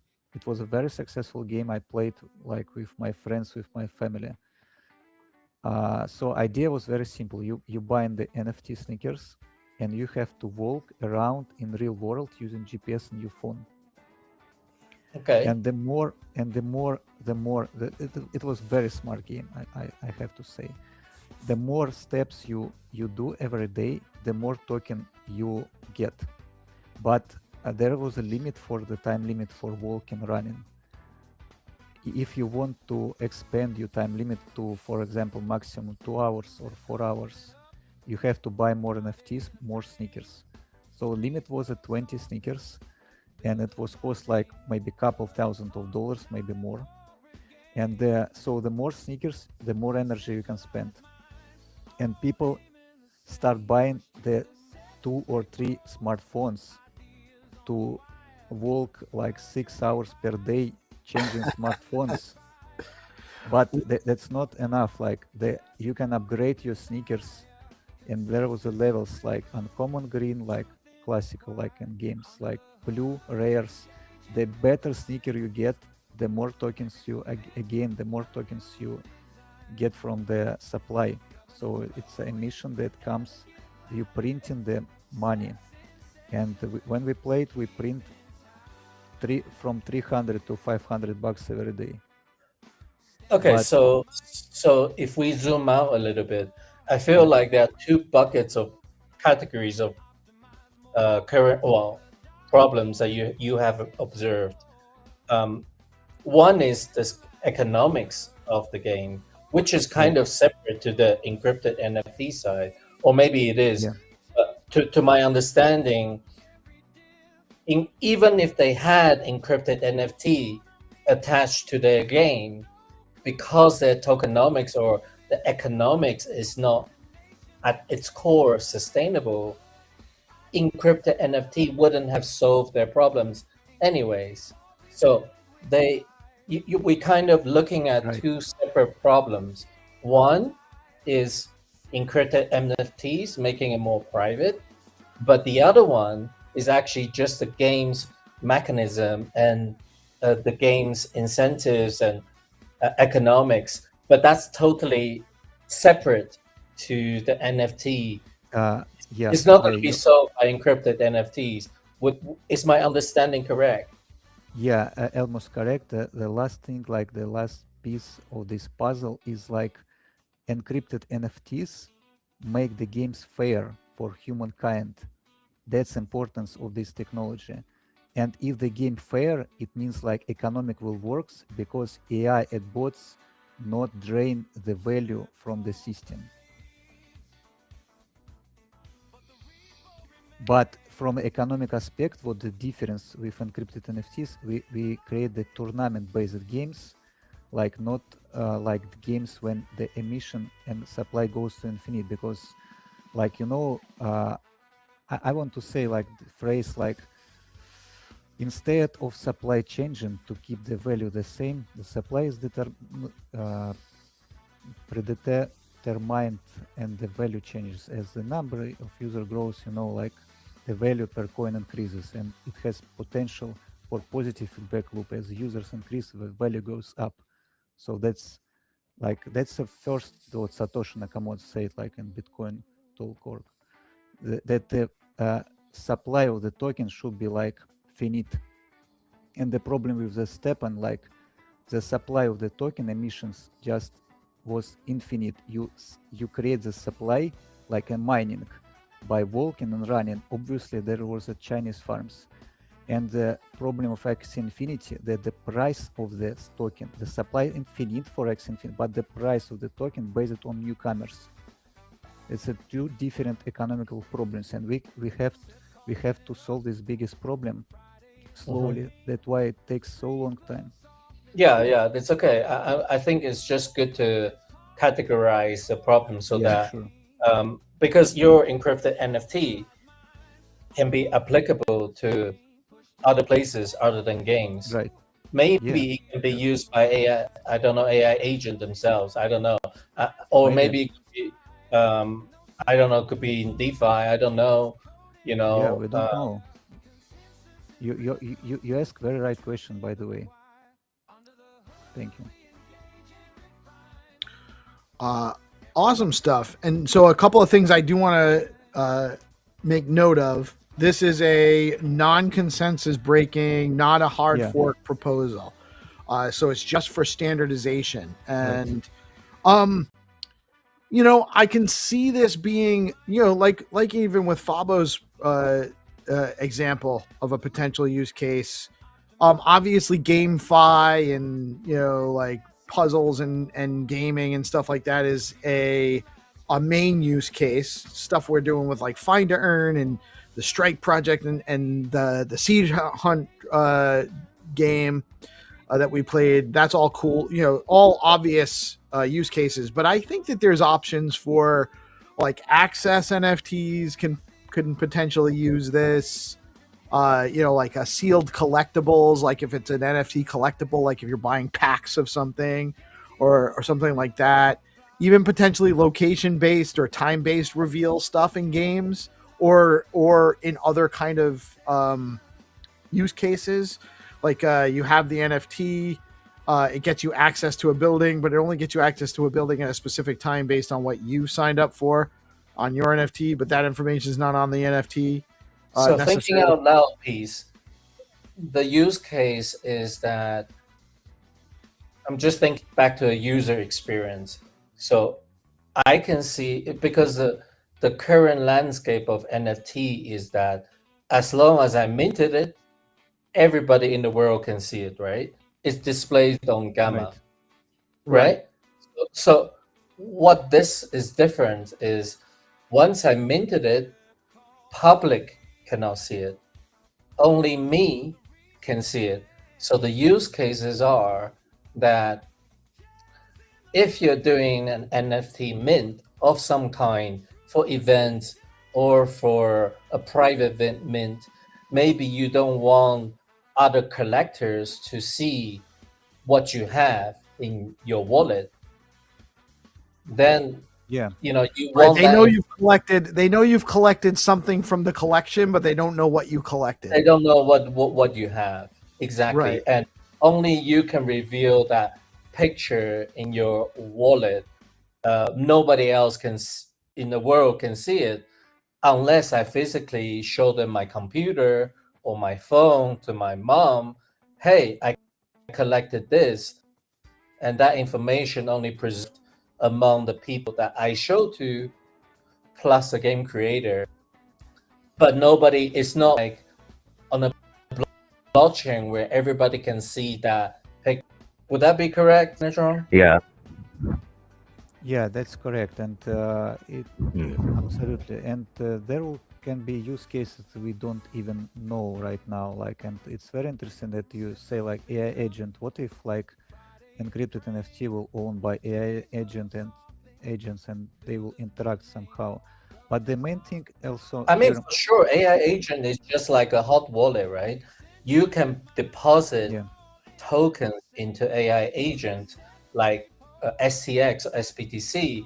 They go and trade for you. They earn more into that wallet, or they go and spend it using that wallet via X402 payments because you keep using resources. So you keep paying API calls, blah blah blah. So they either spend the money in the as an AI agent employee, or they go out and earn stuff for you. But I would imagine that I think I have seen on Ethereum that the AI agent can also hold NFTs. It's not just fungible tokens. Sure, like it's almost just like a hot wallet, like a smart contract wallet of some kind. It's not restricted just tokens. So yeah, what if the AI agent can trade NFTs on your behalf? Yeah, right. That's correct. And I want to add, like, what we built, like, for GameFi is important to understand that the layer that you see, like public data, that layer identify the demand of other person. It means like when you see like triangle like 22 or triangle 24, like I showed before, it means somebody maybe needs those NFT, so it can be tradable on the market, but this person doesn't know about the information inside. And when we played our pilot game in 28 August, it was a very huge excitement for a community, and we have like blow up our chats and people just interact each other in social engagement a lot and say like, okay, please give me the word from the 24 square, I need like square number 15. And a lot of people listen, like they bluff. Do you know what it reminds me of, Zenitron? I think maybe we have come across this in the real world when we play card games and when we play board games. Sometimes you want to connect certain things, but the other player cannot see you, but they know what type of cards you have, but they don't know exactly what's behind the card, you know? Yeah, man. That's in complete information games calls like this. Yeah, it's So for complete example, information. you could have a deck of cards. I want to collect all the aces, but you don't know which ace I have, which number I have. But I am trying to collect the aces as much as possible. I think Yeah, there's a exactly. game called Bluff, right? That you say, hey, you put it on the table. I have three hearts. You know, they're all like three heart. 7 of heart. I have 3. You put it on the table, but people don't know what's underneath. But you are just trying to bluff all. Yeah, exactly, man. You deeply understand the things, and it take like 15 years in card games for me to build a such thing. so my game, I have game designer obviously also, who helped me a lot, and he just proposed me to make these games outside of crypto. He said like it's a so new thing, like it will have a lot of social engagement, and the social engagement that people so much wants right now. People want just to make so real social engagement, not like they just reading the text and it's a boring thing and everyone just tired, and this is a new thing.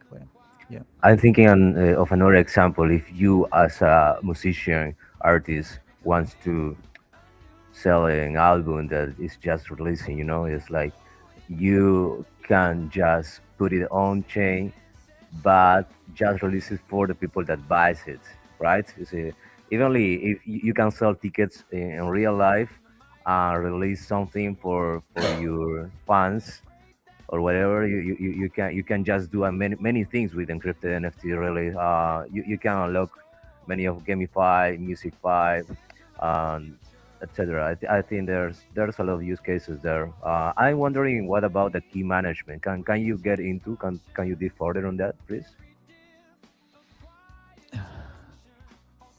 What do you mean, key management? Let's say I buy a song for an artist, and then I just have the key for entering. I can share the key with others that wants to listen it. Yeah, you can share. You can transfer your NFT just. I can transfer to the other wallet. NFT. Okay, Yeah. they have access to listen the song. Right. Okay. So there's no rotation keys or something like that. Can you? No, There's it's a key pure management. ownership, and if we make standardization more on chain on stacks, that will be a hash like commitment to the NFT, like envelope and seal.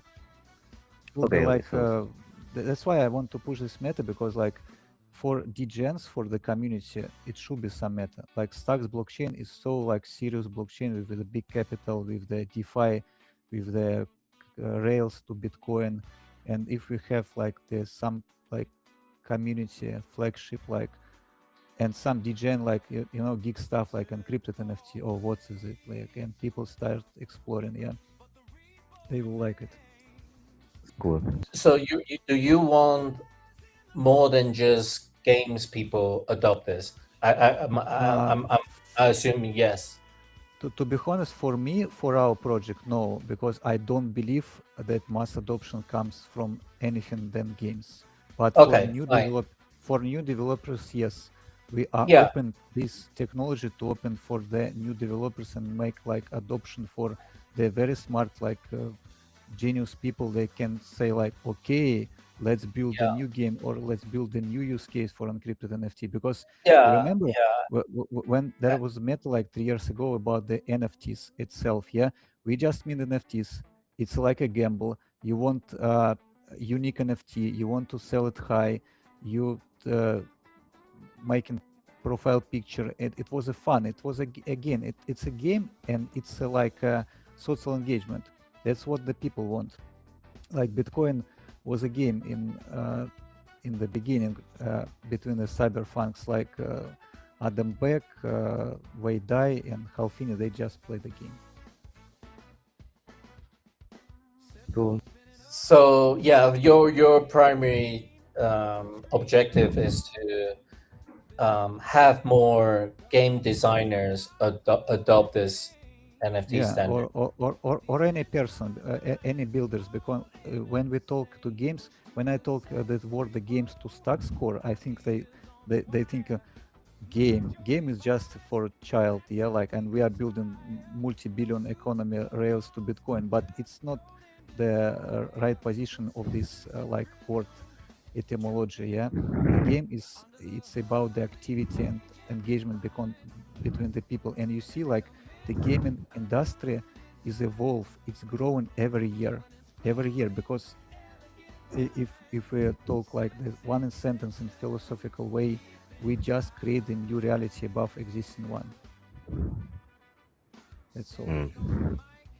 Yeah, I'm just thinking whether like Crypto Dude, because that's the only other project kind of on Stacks that's doing like proper games, and his Cryptonauts, whether Cryptonauts there's somewhere that can incorporate this. I am sure that Dude might even be working on some kind of solutions, because I know that they're working on like composable in-game assets that are on chain, and there might be a reason to have some encrypted function in that for sure. But just to kind of make sure that I don't think Zenitron's saying he's only looking for input from people that are designing games on the SIP process. I think he's saying that his focus and what he sees the most, the broadest application of this to be towards gaming, but he's absolutely open to input from people that have other use cases that they can think of that this might be valuable to. And I would say getting input from people coming at it from a different perspective will help us identify things that will be more useful down the line and get a more broadly valuable SIP in the process, or standard in the process. Yeah. One last question I have is, earlier in the call we mentioned about wallets. So one of the key questions I can think of is, do the wallets need to adopt this in order to display, or is it already compatible, like Xverse or Boom? Do they need to do anything? I assume not. I think it's already compatible. I think it's not. No. Yeah. I'm not sure for 100%. I have to ask my CTO, to be honest. I think it's not.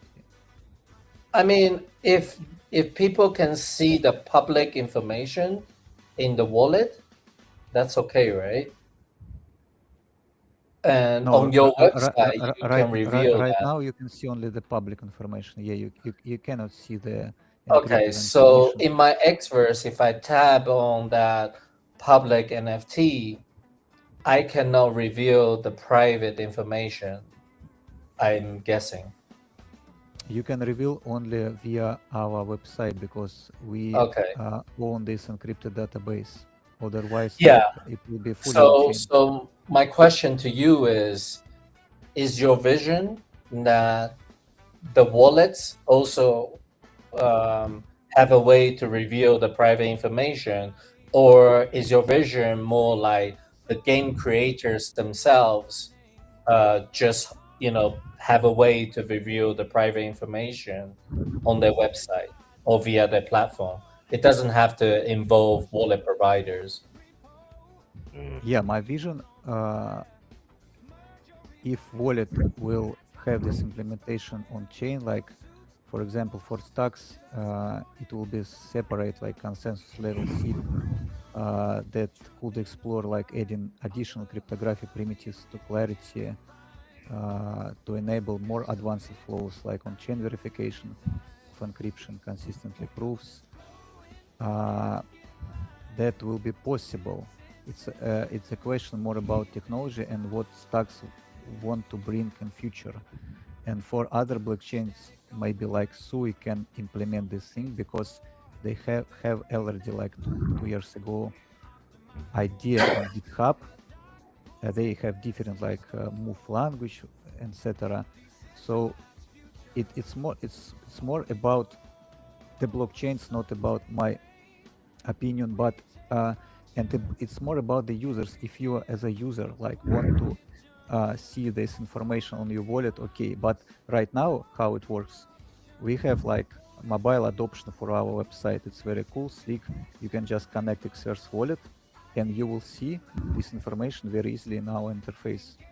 It's very like positive, like I mean, cozy interface. We designed it so long time, so we don't see any like reason to see it in your wallet. But if the if people, it's all about people experience and UX UI.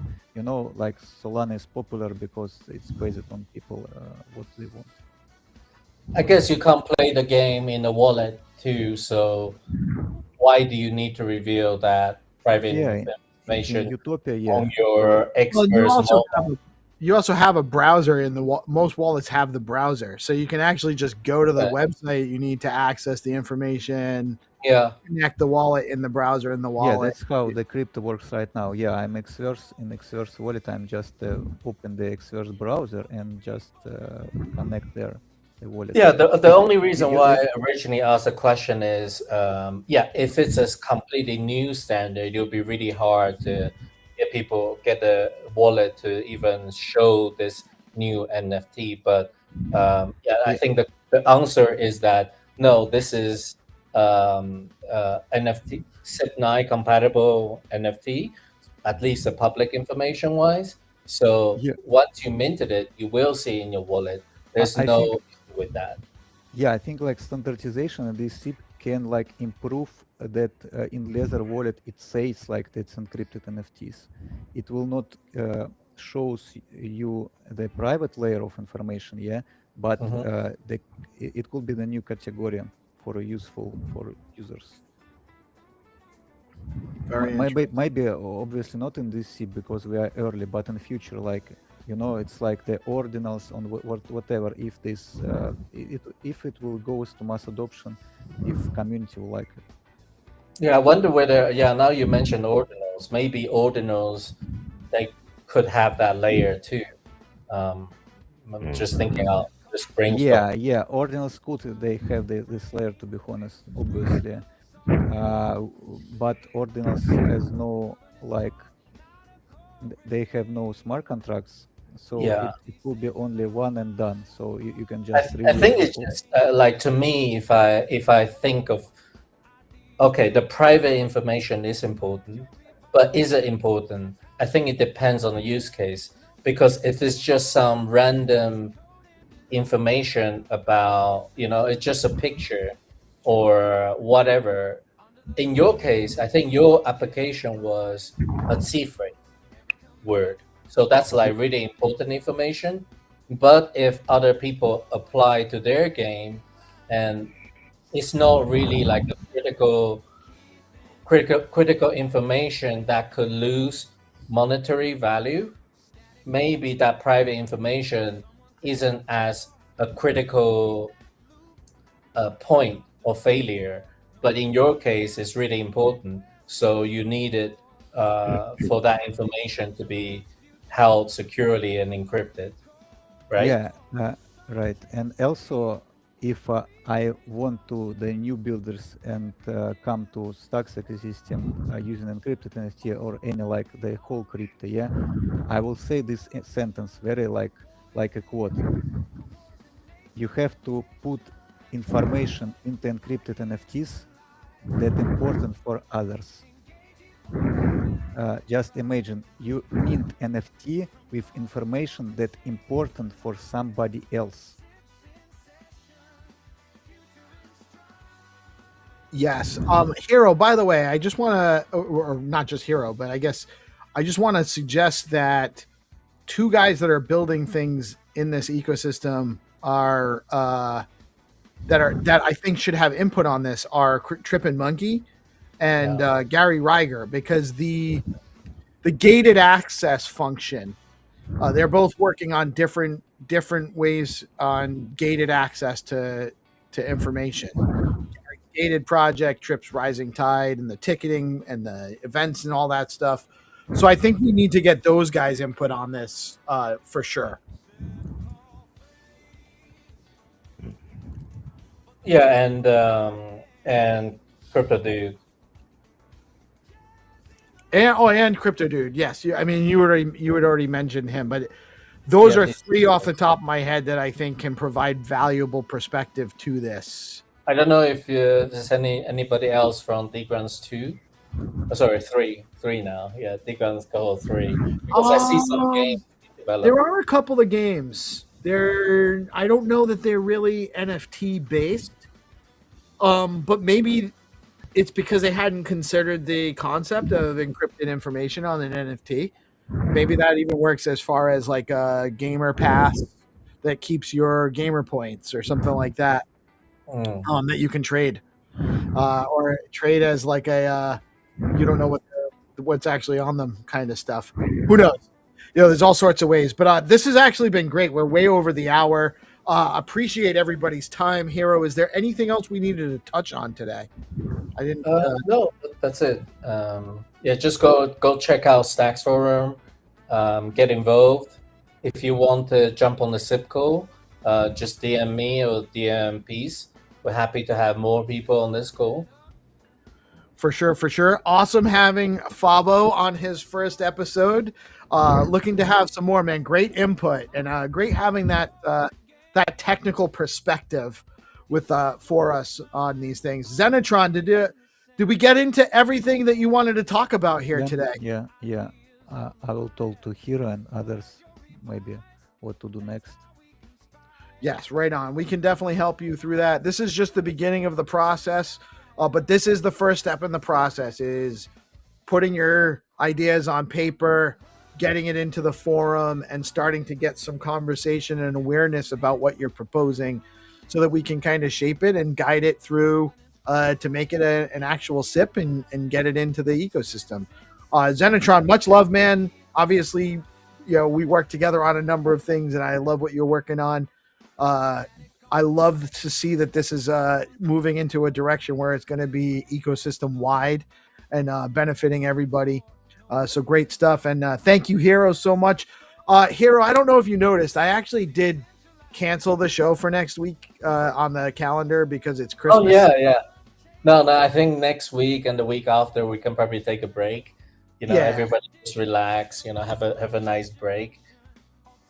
But we will be back. If we want to do a show on the 2nd, that's the 2nd.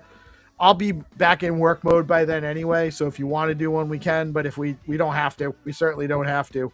And then we'll be back and hit 2026, which I think is just going to be an amazing year for Stacks, to be honest.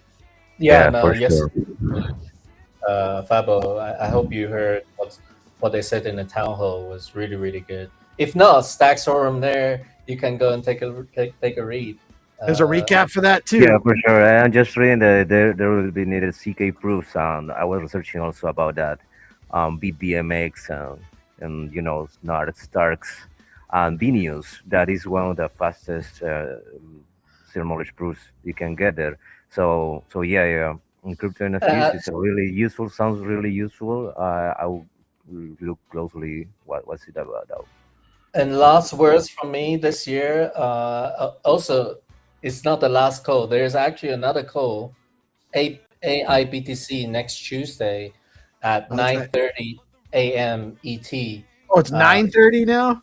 Yeah, it's on the Tuesdays now. So they're shifting from Thursdays to Tuesdays. But they did it. It was 11:30 last week. 11:30. Oh, that's 9:30 a.m. Pacific. So 11:30.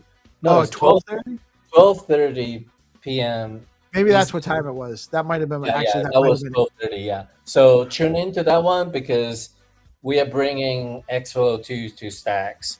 So it's a really interesting cross section between AI and agents and Bitcoin, SBTC, etc. So hope to get more people on that. Fabo, you're welcome to join as well. It's on X. If you have any idea about X2 or AI or SBTC, all this kind of stuff. Yeah, you should definitely join in. Super interested.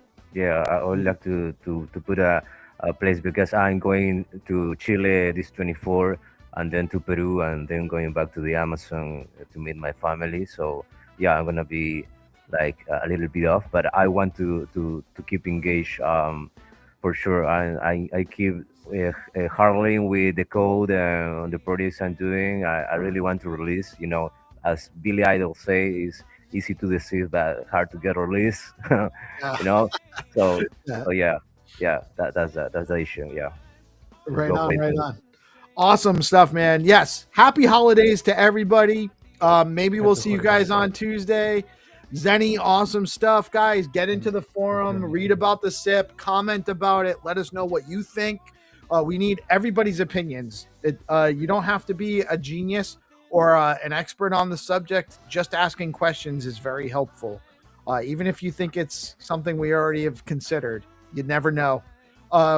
So it helps. It absolutely helps.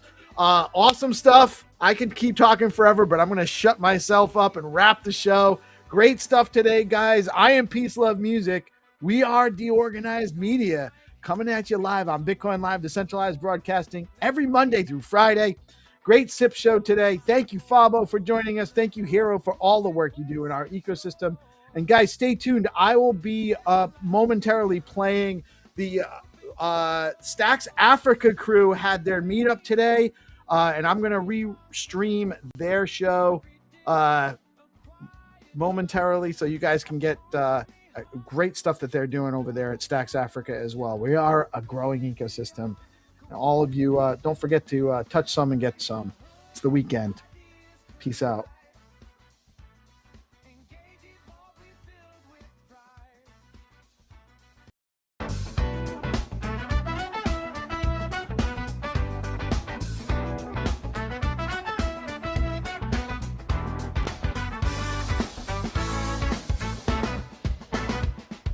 Sip call spinning up, Friday in the frame.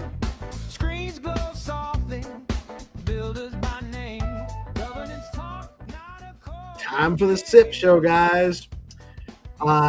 Before I bring on our host, Hero Gamer, I just want to let everybody know that this song that you're listening to right now, this funky joint right here, was produced by Hero Gamer for this show specifically. I think you guys need to know that.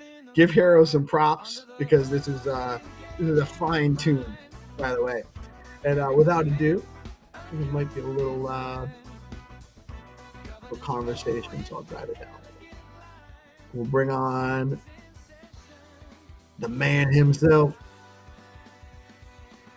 What's up, Hero? How you doing today, man? Yo, what's up? What's going on? What's going on? Happy SIP Friday. Yeah, happy SIP Friday. I don't know. SIP, it just keeps popping up, you know, on your mouth, on my mouth. It's always sipping, always sipping. There's always, you know what? It's because we're in an ecosystem that's constantly growing and iterating. There's a lot of big brains working on a lot of big solutions to some real world problems here. So that might be why it keeps popping up. Yeah. Anybody else joining, or just us? I'm not sure if GP's with us or not. I know he's in the studio, but I'm not sure if he's at his computer actually. But it might just be you and me. I asked Orange. Hattie said he's got some stuff he's tied up with, so might be just the two of us. But that's we'll make it work. We'll make it work. I know. I think GP will probably be joining us as well. Cool. So, yeah, welcome everybody to the weekly SIP call. I had a quick look up today. How many calls has there been since I sort of started? So we are actually roughly, I don't want to say exact, but roughly on episode 150. Wow, that's almost 3 years, bro. Yeah, so 2 years ago, I posted like the notes. It was 49, and it's 2 years plus. So I think it's been 122 weeks since. So probably maximum up to 122 episodes edition. But I don't think we did 122. No, there are definitely a couple of weeks, not many. Not many. No, Not every many. so often we skipped. But I'm just gonna conservatively say we added 101. So 101 plus 49 is 150. You know, I think it's probably fair. Probably more, but who cares? Probably more, but yeah, that's I don't count how many episodes of DeOrganized we've done either because it's just so many at this point. Like why count? But we've done. I mean, the SIP call is a staple, and honestly, it's the whole reason why I understand that SIP exists is because you were doing those weekly calls way back when, and so it's I think some things are worth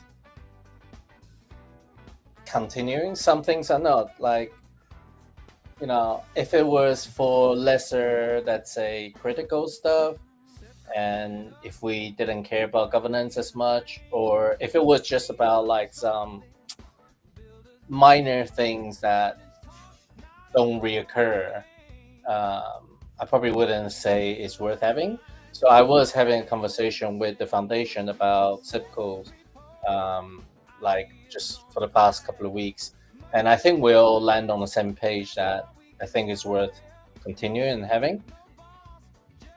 So we're gonna continue that. So that's really good. Like foundation is gonna, continuing to focus on governance, and whoever wants to hold the coast to call can host the calls. But in the meantime, I think I'm probably like in pretty good position to continue that, and I enjoy doing it. I enjoy talking to you, enjoy talking to Hattie and anybody. Actually, Orange is one of the new guys. I love to get him more involved, but just anybody like that, like the not younger piece, the earlier piece in your journey. That's what I love to get more of. But anyways, and one of the so actually I'll stop there.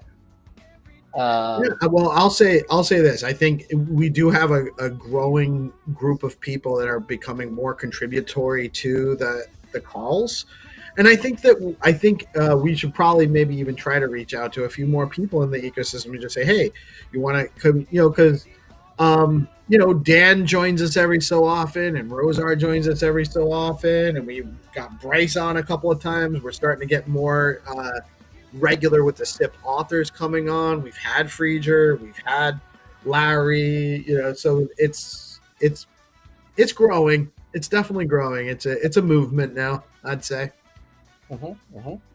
Yeah, and I think there's a good conversation to be had with the foundation about future engagements, and that's related to what I will talk about next, about my the shift of my role, because foundation is now stepping in to really almost like oversee the whole operation of governance.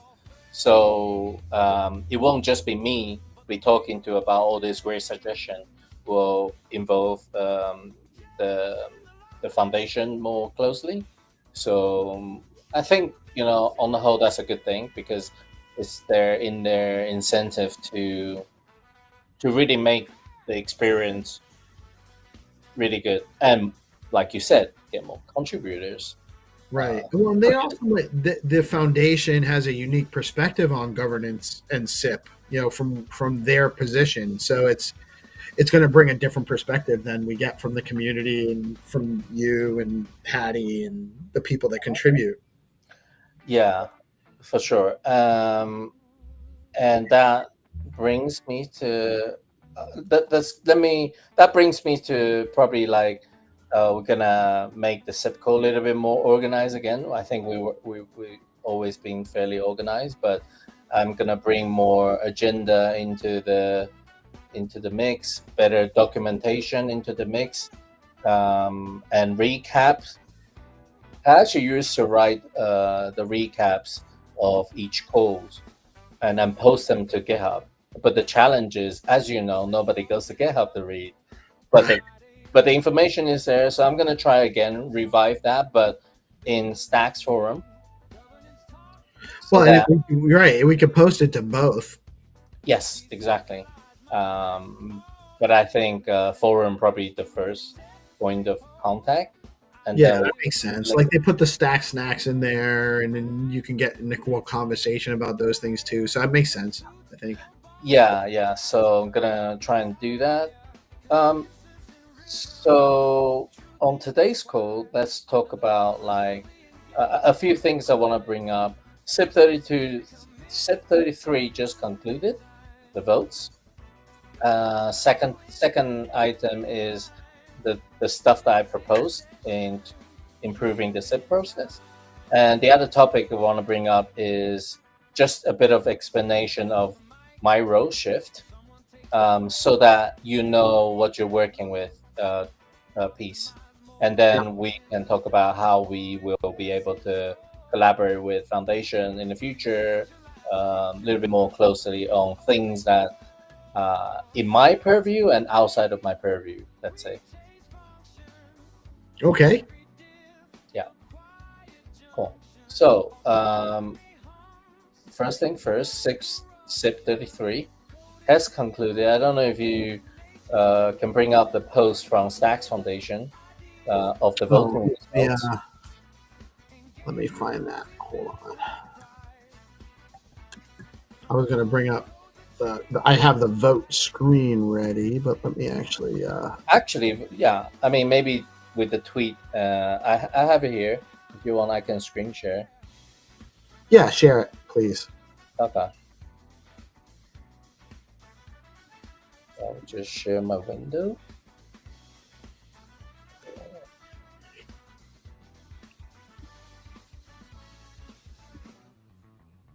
Can you see?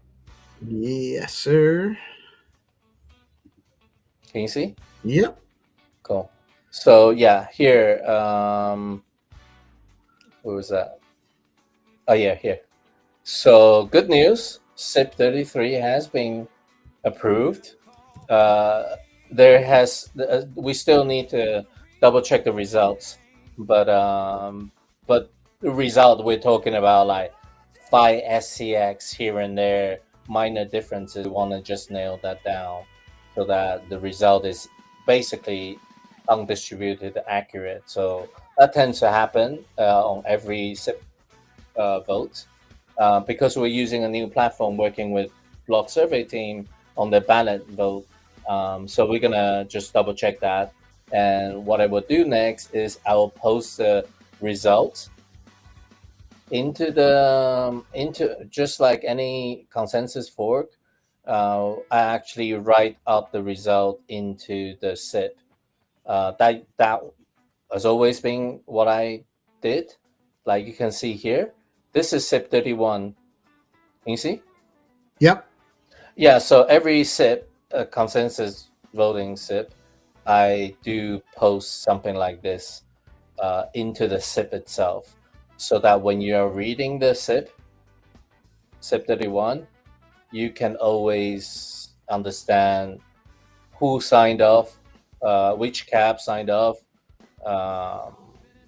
and the specification of the SIP and the result of the SIP, so that we can basically just have a well documented thing to say this has been thoroughly passed, let's say. That's so that gets added afterwards. Like Yes. I just sort of manually go into the SIP and submit like a PR or a suggestion and get this added in, and make sure there's like a script attached to it so that anybody can go and check and verify basically. So if you look at here, there's like a little script file, zip file for SIP 31 on the left here. Here, I'll zoom in. So in each folder, maybe SIP 28 will have it, or let's say 21. You can see this is the SIP text, but there's like various other attachments, and one of which will be the script zip file. So I'm trying to get that down and nailed so that Just like the documentation loose end will be tidied up. So that's what I actually part of my responsibilities piece. I don't know who is doing that in the future, but for this one, I'll do it.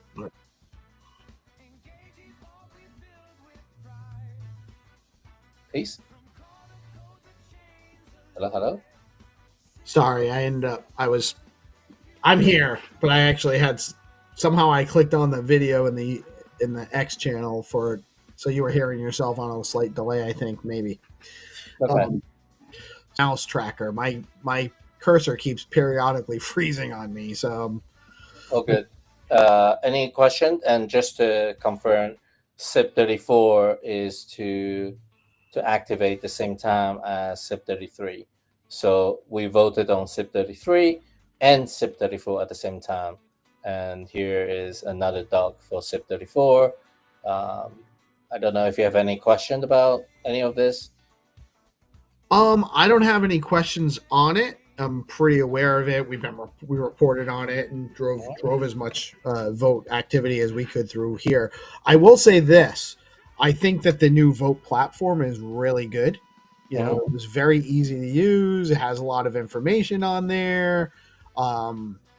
It much more intuitive, and then obviously it also gets over that issue we brought up, about a year ago with you have to vote twice if you have stacking versus unstacked and all that stuff. So a lot of the friction has been removed from the process. It was super easy to vote. I mean, we removed that in the previous platform, but I think you probably don't get as much details like this one does. Right. Well, it wasn't tracking, like you couldn't see now you can actually see how the vote's going throughout the process.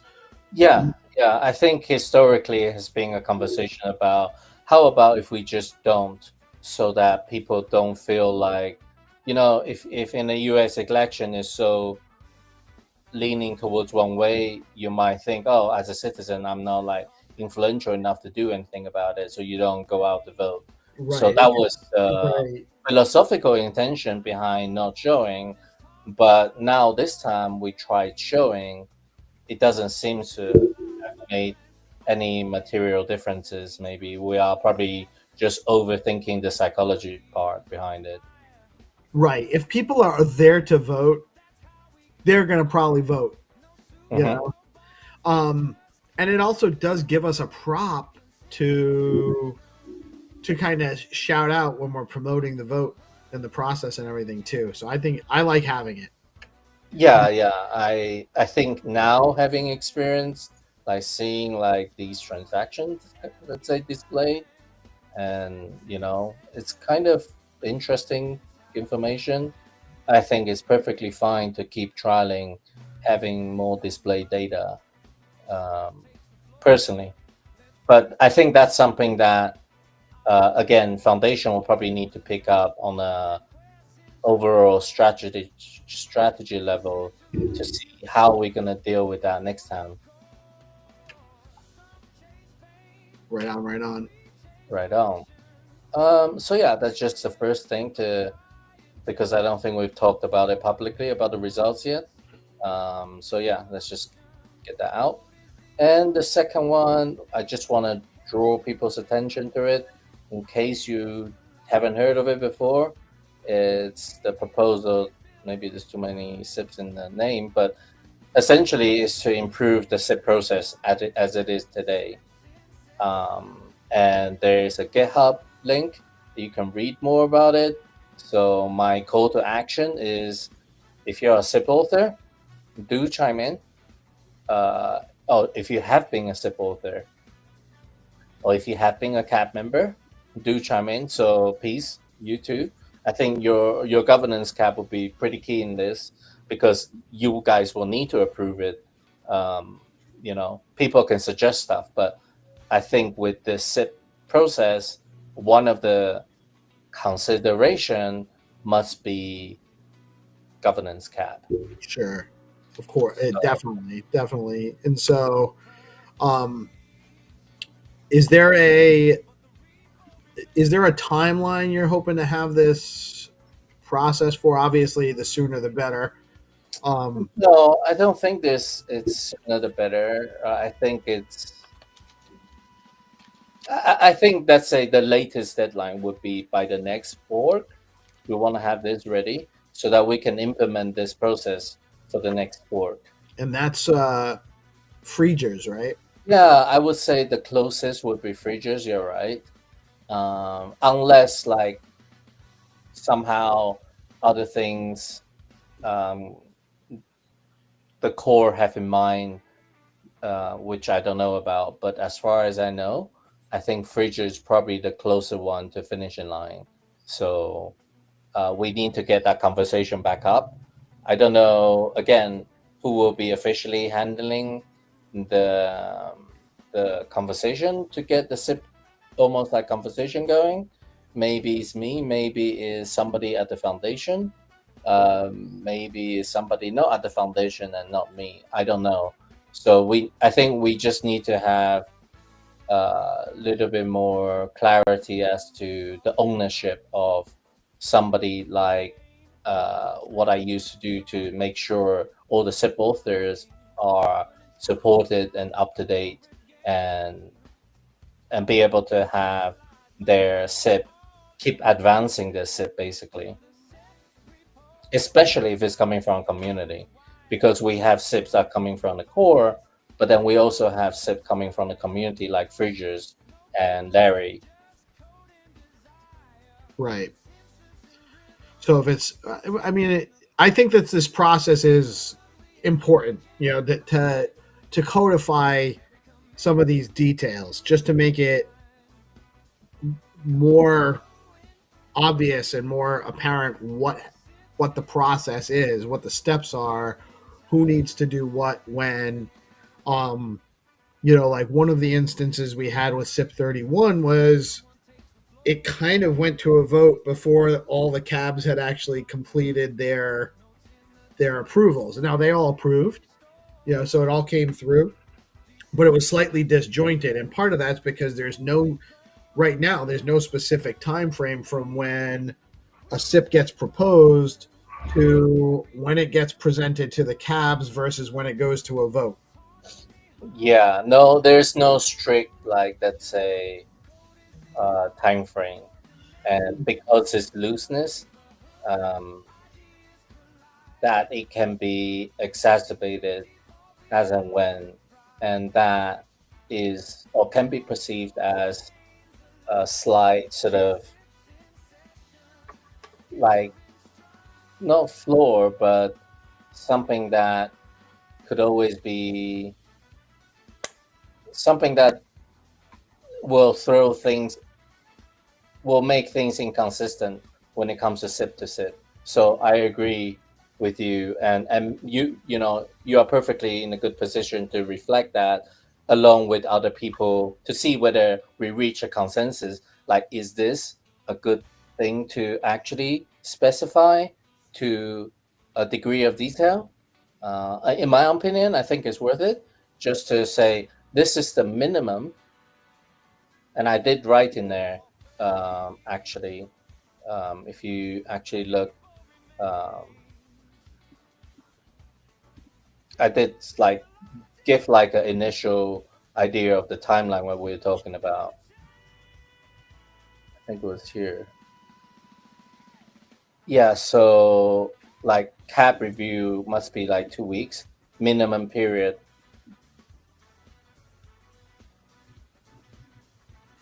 Right, which is a ample time and a reasonable amount of time. I don't think it's too long. I think it's just right, because sometimes it takes us a couple of days for us to even notice that there was a conversation going on in our chat, you know, so giving us to 2 weeks to kind of coordinate, review it, have our internal dialogue, and then reply, I think is exactly perfect. Yeah. And I think I said something along the line here, if you read the SIP carefully, what I wrote. Minimum wait time before public vote to allow comprehensive discussion. Resolution of comments.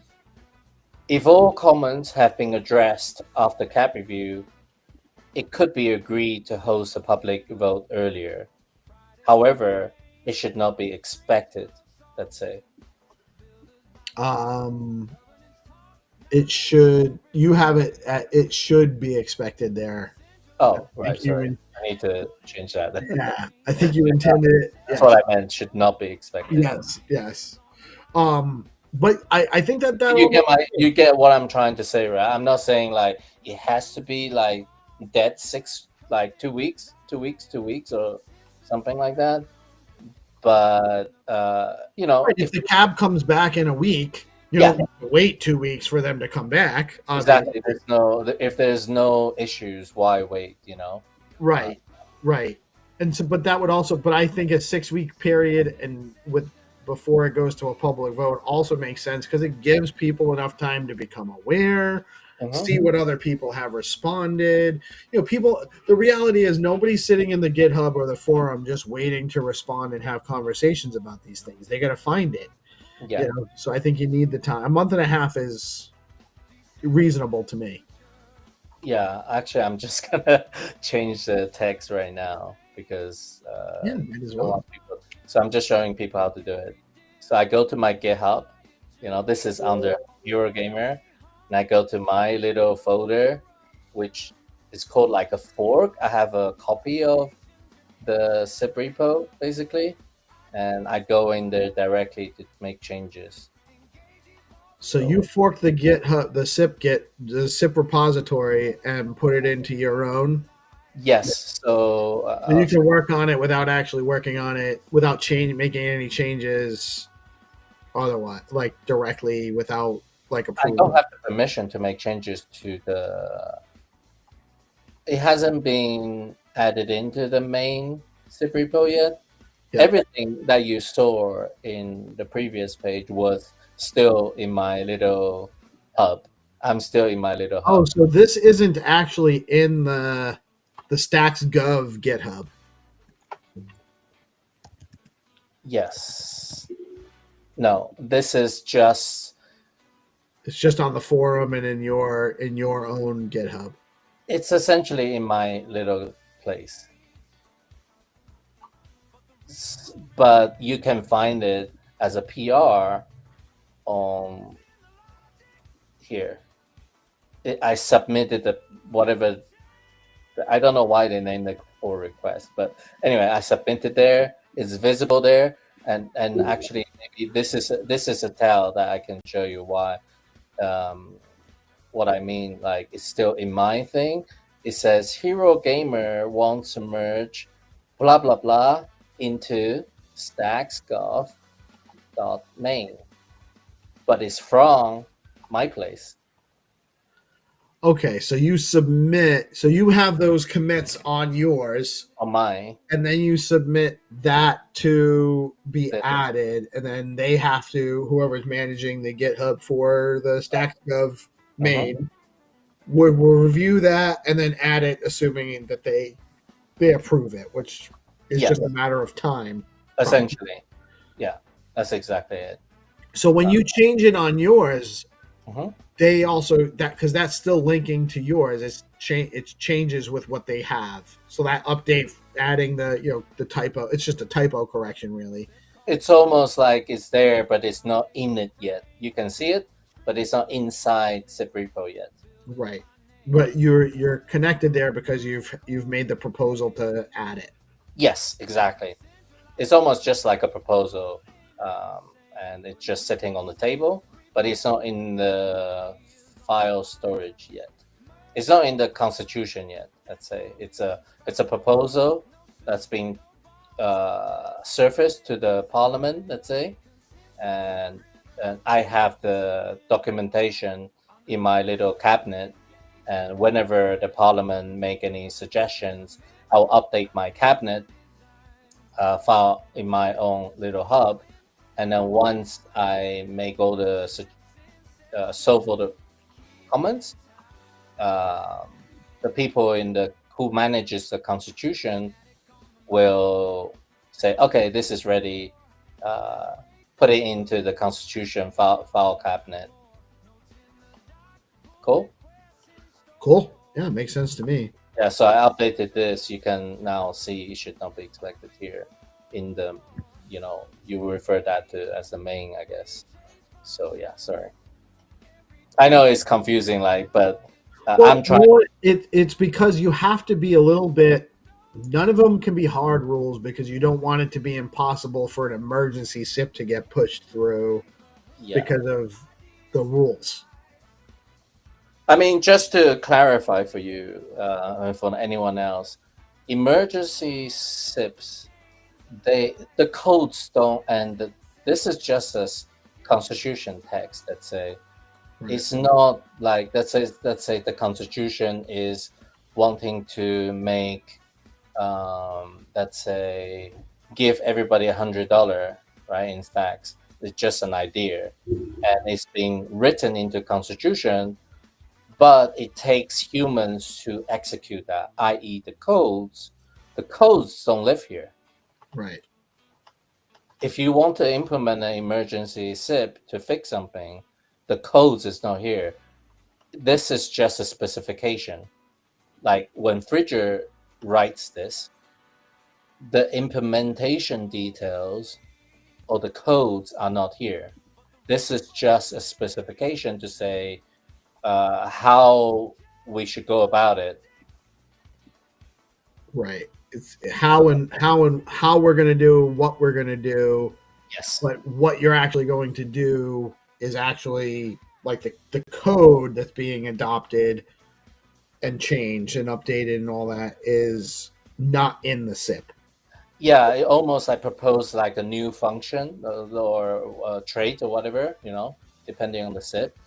And then what happens is the code developer will actually take that and almost like write a whole bunch of codes in the actual software itself, the Node software upgrade, That's the releases. Those are the things that people actually install on their computer. They don't install this document on their computer. They install a Node sort of software on their computer, right? Right. I had the same question. I used to think they were both the same, but slowly I come to realize they were different. So it's a good question. Well, and it makes a lot of sense that it would need to be like one part's governance. SIP is governance, and the other part is the execution phase. Yeah. So this is the actual GitHub place. So you can see, like, for example, this one, set P. This is a native passkey thing that was specified in the SIP, but actually the Stacks core have its own issue or PR to actually execute the details of it. So this is actually a separate place they work in. People like Bryce and Jude. Actually, this is where the devs actually go to do the dev. Yeah. Yes, the actual devy stuff. We can talk about ideas, but ideas is only one thing. To actually get into the software itself, it's a whole separate game that needs testing, that needs different kind of eyes on it, like reviewer. There's like recover, like all these different kind of detail functions that doesn't get talked about in such great details, but they are actually. This is why, like, the code developer need their time to do stuff. It's not just write a SIP and then the Node software somehow knows, oh, we got a SIP and just implement it. No, some people need to do the legwork to actually write the code and test the code to make sure it's safe. Why? Because you're securing money on this software. Right. So this is the GitHub at the top. Stacks network, Stacks core, etc. But anyway, I digress. Just to make sure everybody knows, the Stacks forum. This is up there. Please just chime in if you have any idea or any suggestions. all suggestion welcome. This is not a technical SIP, so but it's about how the process should be.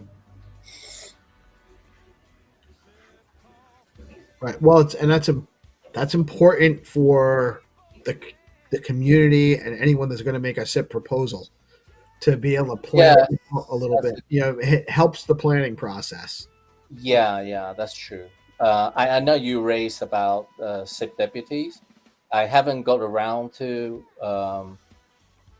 updating the text, or if we should even. Do you still think we should?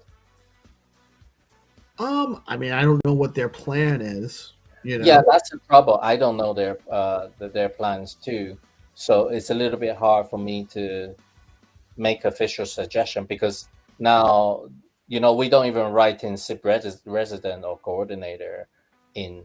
So the most official guys are SIP editors, CAP members, and the coordination and marketing side is somewhat like out of the SIP 31 document.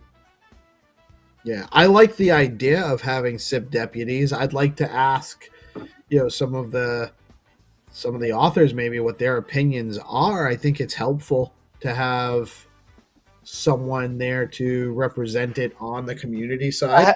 I had a thought, like maybe we should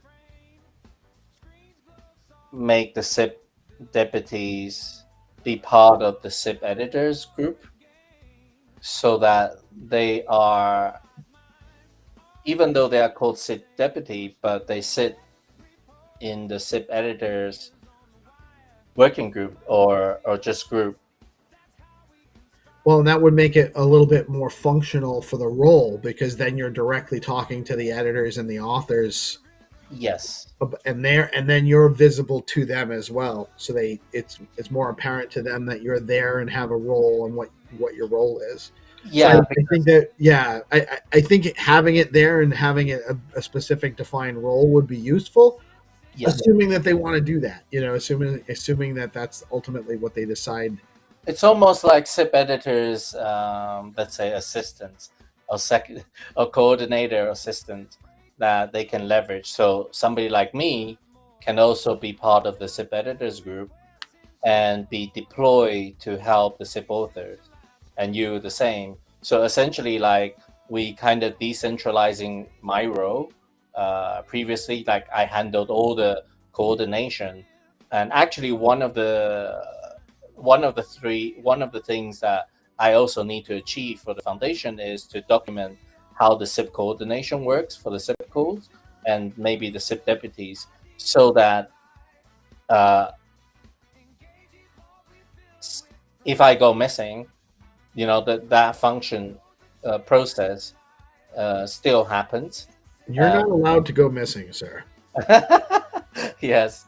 But yeah, like it's still functional, So that documentation part, I think we also probably need, or at least foundation would like to see that at the, that would be one of my deliveries, to make sure A is documented, B, we have backup to me, which you guys are doing a great job. So, but whether it is somebody from the foundation who can do the SIP calls or SIP coordination, or is it community who can do the SIP code or SIP coordination, I think that's yet to be determined, but we can determine the general process there too, and have candidates back up. Just like if a SIP editor goes missing, we have somebody who can still run it. Or if if Jason suddenly goes too busy, we also have other member who can step up. Right. No, it makes sense. It really does. So it's almost like, just from a foundation perspective, they just want to make the overall process cleaner, more well documented. The experience doesn't break down if somebody just not there. So I think it's part of their overall strategy to ensure the governance is it's more polished, let's say. Yeah, makes sense. It makes sense. You know, and it does make us look a little bit more organized too, having this all here, because I mean, we've come a long way with SIP in the last year, Hero. I think so. With your Or help, a year ago, the questions were, "How do I propose a SIP? What am I supposed to do?" And the answers were, "I don't know." You know? So it was, it's clear now. If somebody wants to propose a SIP, we know where to send them. Yes. I mean, I think it's useful. Maybe for Bitcoin, maybe for the having a bit process, like to know exactly how. Maybe it's not good. I don't know. But I think in our world, it's probably worth having. Well, it's a different world. It is a different world than Bitcoin proper.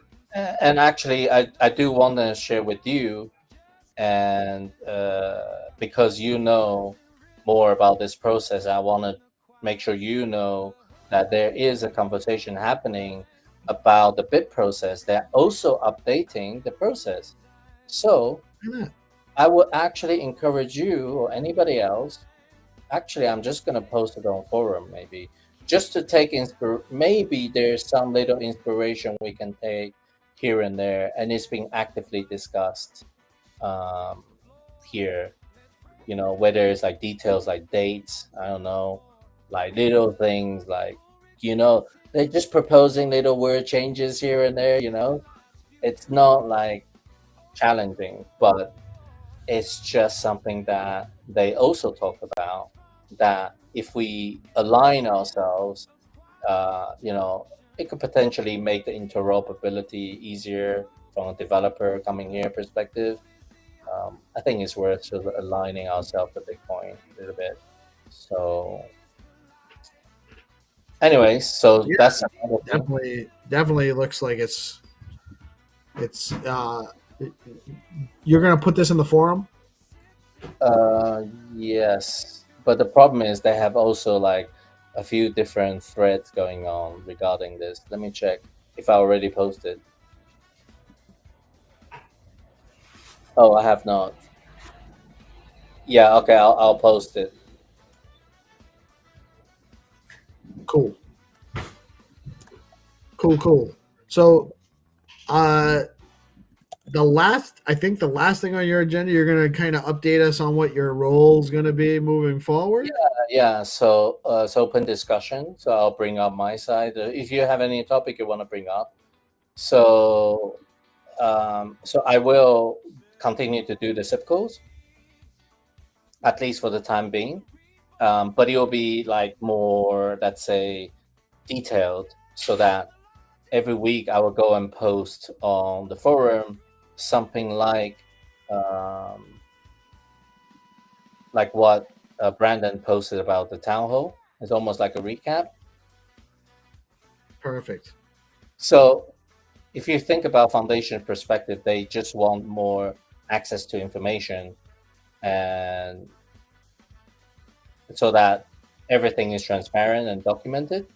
So I'll just do what I used to do, basically, which I'll actually show you what I used to do. This is issues on the SIP, right? And weekly meeting agenda. You can actually see we started from SIP code 0, Friday 2022. There was a recording even. And I would post the agenda. I would post like links, some meeting notes. I think I don't know if some notes from the call, and then all the way down. I used to post them every week, but yeah, I didn't seem to drive more people there, so I kind of kept it like super simple, just like the title of the call and some basic summary, basically. So I'm gonna bring that back a little bit so that we have better governance or SIP related information on Stacks forum. Nice, I like it. You're able to like track what all of these transcripts from these shows and discussions. Yeah. I like it. I like it a lot. I think this is level 1, right? I mean, at least information is there currently we don't have that information. It's just lives on Just string. dude, and turn it into an episode of something and make it entertaining to watch is what we need there. Like a little. Can you say that again? Your idea? Yeah, just a brief TLDR video of all of these discussions in an like with animated Hero Gamer. That'd be cool. Okay. I mean, I'm welcoming all the idea. I didn't think about a brief TLDR video. So Yeah. almost like a brief SIP or governance video. Yeah, that way people can like listen in and hear what we discussed. Like, hey, we discussed this, this, and this during this week's call. You should definitely. How many minutes would, or maybe let's say not even minutes, how many seconds? Yeah, I think a quick like 30 to 45 second, maybe minute, the longest, right, would be good to have with this. That way they can see your avatar talking a little bit, like saying what, or it doesn't even have to be animated like that. It could just be like this bullet point, this bullet point, this bullet point, just a visual TLDR. That way when people, and it has like a voiceover on it, that way they're also getting an audio cue saying, okay, this, and this, and a visual cue. And then that way they can go in and do more due diligence after if they're interested in the TLDR. Would you have some sort of a good like North Star that would look like, and I'll just like sort of take a look and see how I can construct it in a way that's similar, or just like I'll try to find something where it's like a TLDR of like a little avatar saying we talked about that. Like I'll try to find a good example to send to you. Yeah, if you have any, I get the idea in my mind already, but it would be good like visually to visualize it. So I would imagine like you will have bullet points on a big text like on the video, and me talking in the background, like almost like a quick breakdown of what happened this town hall, or quick breakdown of what happened in this.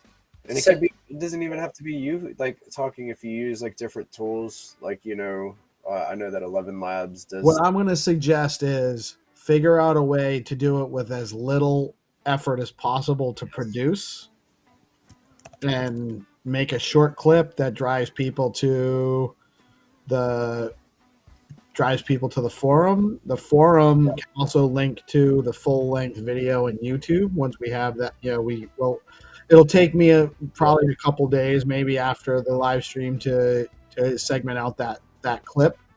But that's something we're also going to go back and do, is cut out all of the SIP call segments over the last several weeks and make those individuals, create a playlist for that, so that all of those calls are actually available to go look at easily, rather than going and pouring through the whole Friday episode and whatnot too. GP, you're going to be here, right? I'm going to do a quick restart. My trackpad's not working properly, and I'm here, like messing things up here. So I'm going to do a quick restart. You guys should stay live. Yeah, I'm right here, man. I'm in this discussion. I'm trying to figure it out. So restart, it is needed. I'm right here. Yeah, I like that idea, GP. I'll see if Foundation, before I go ahead, do a lot about it, just to make sure that they also agree like it's gonna take a bit of time, that it's worth investing the time into.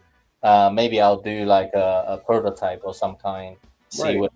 Originally, I was just thinking about doing like a TLDR tweet text based, but maybe that's not like.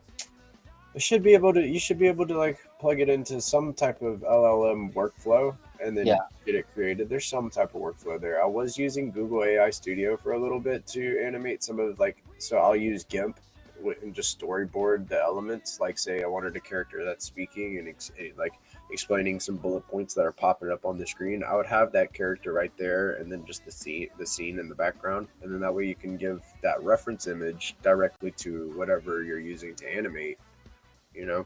What was it that you used? GIMP. So it's just a general image manipulation program that's free. Oh yeah, I know GIMP.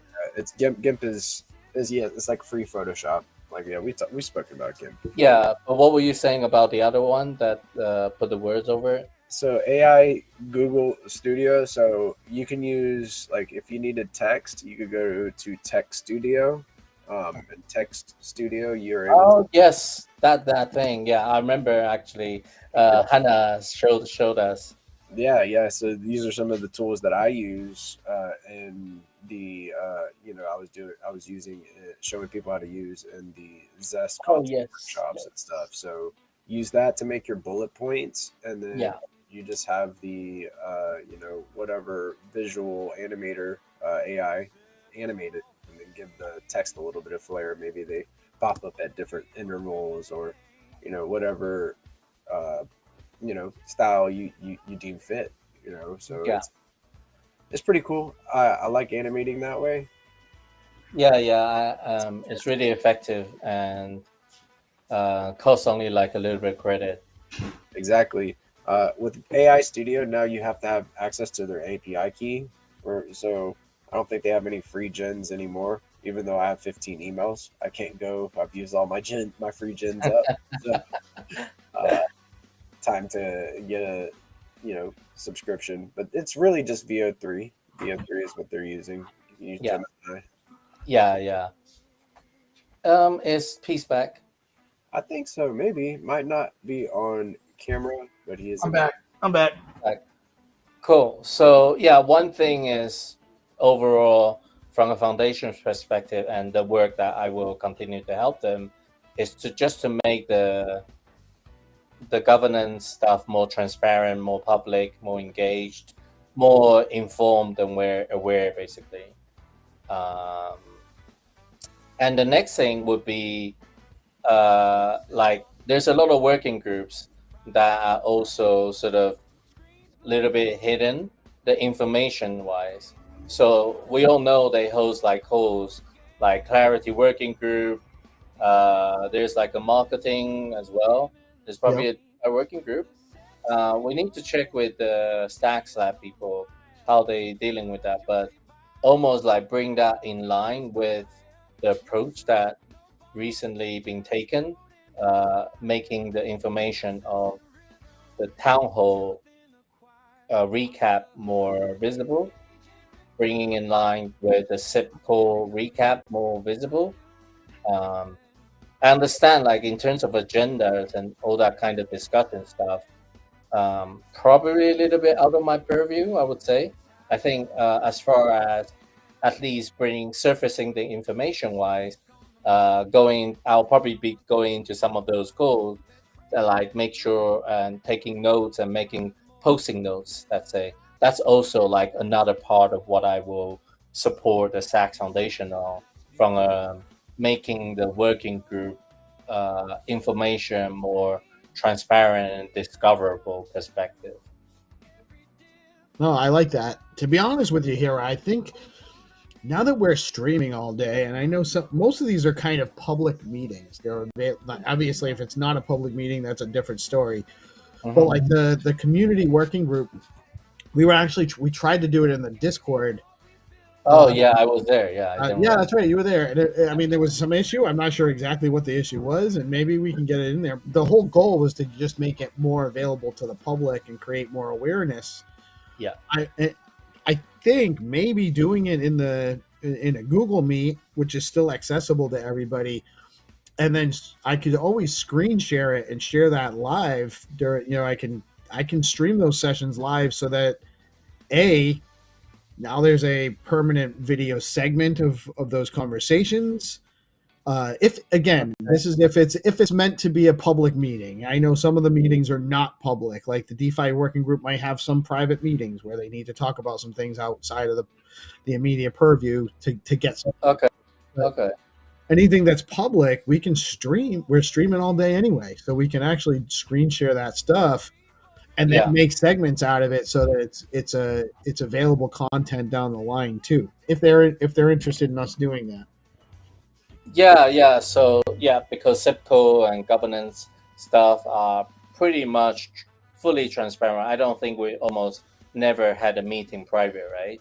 So I can imagine some calls being public, but I guess it's almost up to the individual working group to decide that, right? Right. Right. And I mean, whatever they want to do, we'll work with. I mean, that's if they want to do it, we can cover it. If they don't want to, that's fine. We're not looking. It's not like a take it or leave it, all or nothing kind of thing. Yeah. And if they don't want to, even if it's public and they prefer us not do that, that's fine too. Although I would imagine it would be a value add without any real negative implication there. Yeah. So I currently take granola. I don't know if you guys use it. What is it? Granola. Granola. It's called granola. It takes. Yeah. Is it? Is it an AI note taker? Like It's basically like a listening AI tool. Well, but like you have like Google Meet, you have like Firefly. They jump into as a bot, but you don't have that on X. You have to use a different tool. So I just use a listening tool on my computer that's AI. It's able to give me the notes like on any platform. So anything that you're in, it's recording and gives you the notes, which is better than like Otter, which sends to a Google Meet, but it has to be let in, and then it might only have a half an hour and all. So Granola it's local on your device, basically. Yes.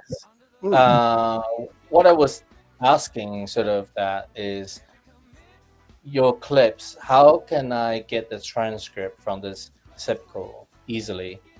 You should be able to. So what happens is I can't clip it off until the stream's done going live. And so once we end the stream later today, probably won't get to it till tomorrow or so, where at some point I'll be once the clip's done, I go into Google YouTube Studio, I find it, I make a clip of the segment. Now it's its own video. I'll give it a title and add it to a playlist. It should have a transcript then. I wonder whether there's a way for me to, when you end the stream, I just go and take it into somewhere else to get a transcript. Actually, I think if I make you a contributor to the YouTube account, you can probably go in and you can probably actually go in and make the clips for me. Not that I'm asking you to do that. Maybe it's just a part of my job to do my job. The SIP clipper, the official SIP clipper. The official SIP clipper is dude. I mean, I need to post on to my forum post anyway. Like, here is the link to the zip code, the full episode, starting at X. How fast are you looking to turn around to get that forum post out there? Like, if it's I was thinking today, but I can add things later on. It doesn't matter. I can still post. I'm already taking notes with AI now anyway, so I can make my text-based posts and then add the broadcast. Just be added to another post below in the forum, or you can even edit that post probably and add it too if you wanted to. Oh, I cannot edit. Yeah, I have the access to edit on my own posts. Right. So yeah, I mean, we can try to make sure that the turnaround is as rapid as possible, but it won't be until at the very least, it's not. We can't clip it until it's done broadcast. Yes, yeah, I got you. Just understand the logistics. Okay, no problem. Yeah. Cool. But anyway, that's all I wanted to talk about today. Do you have anything else you want to bring up?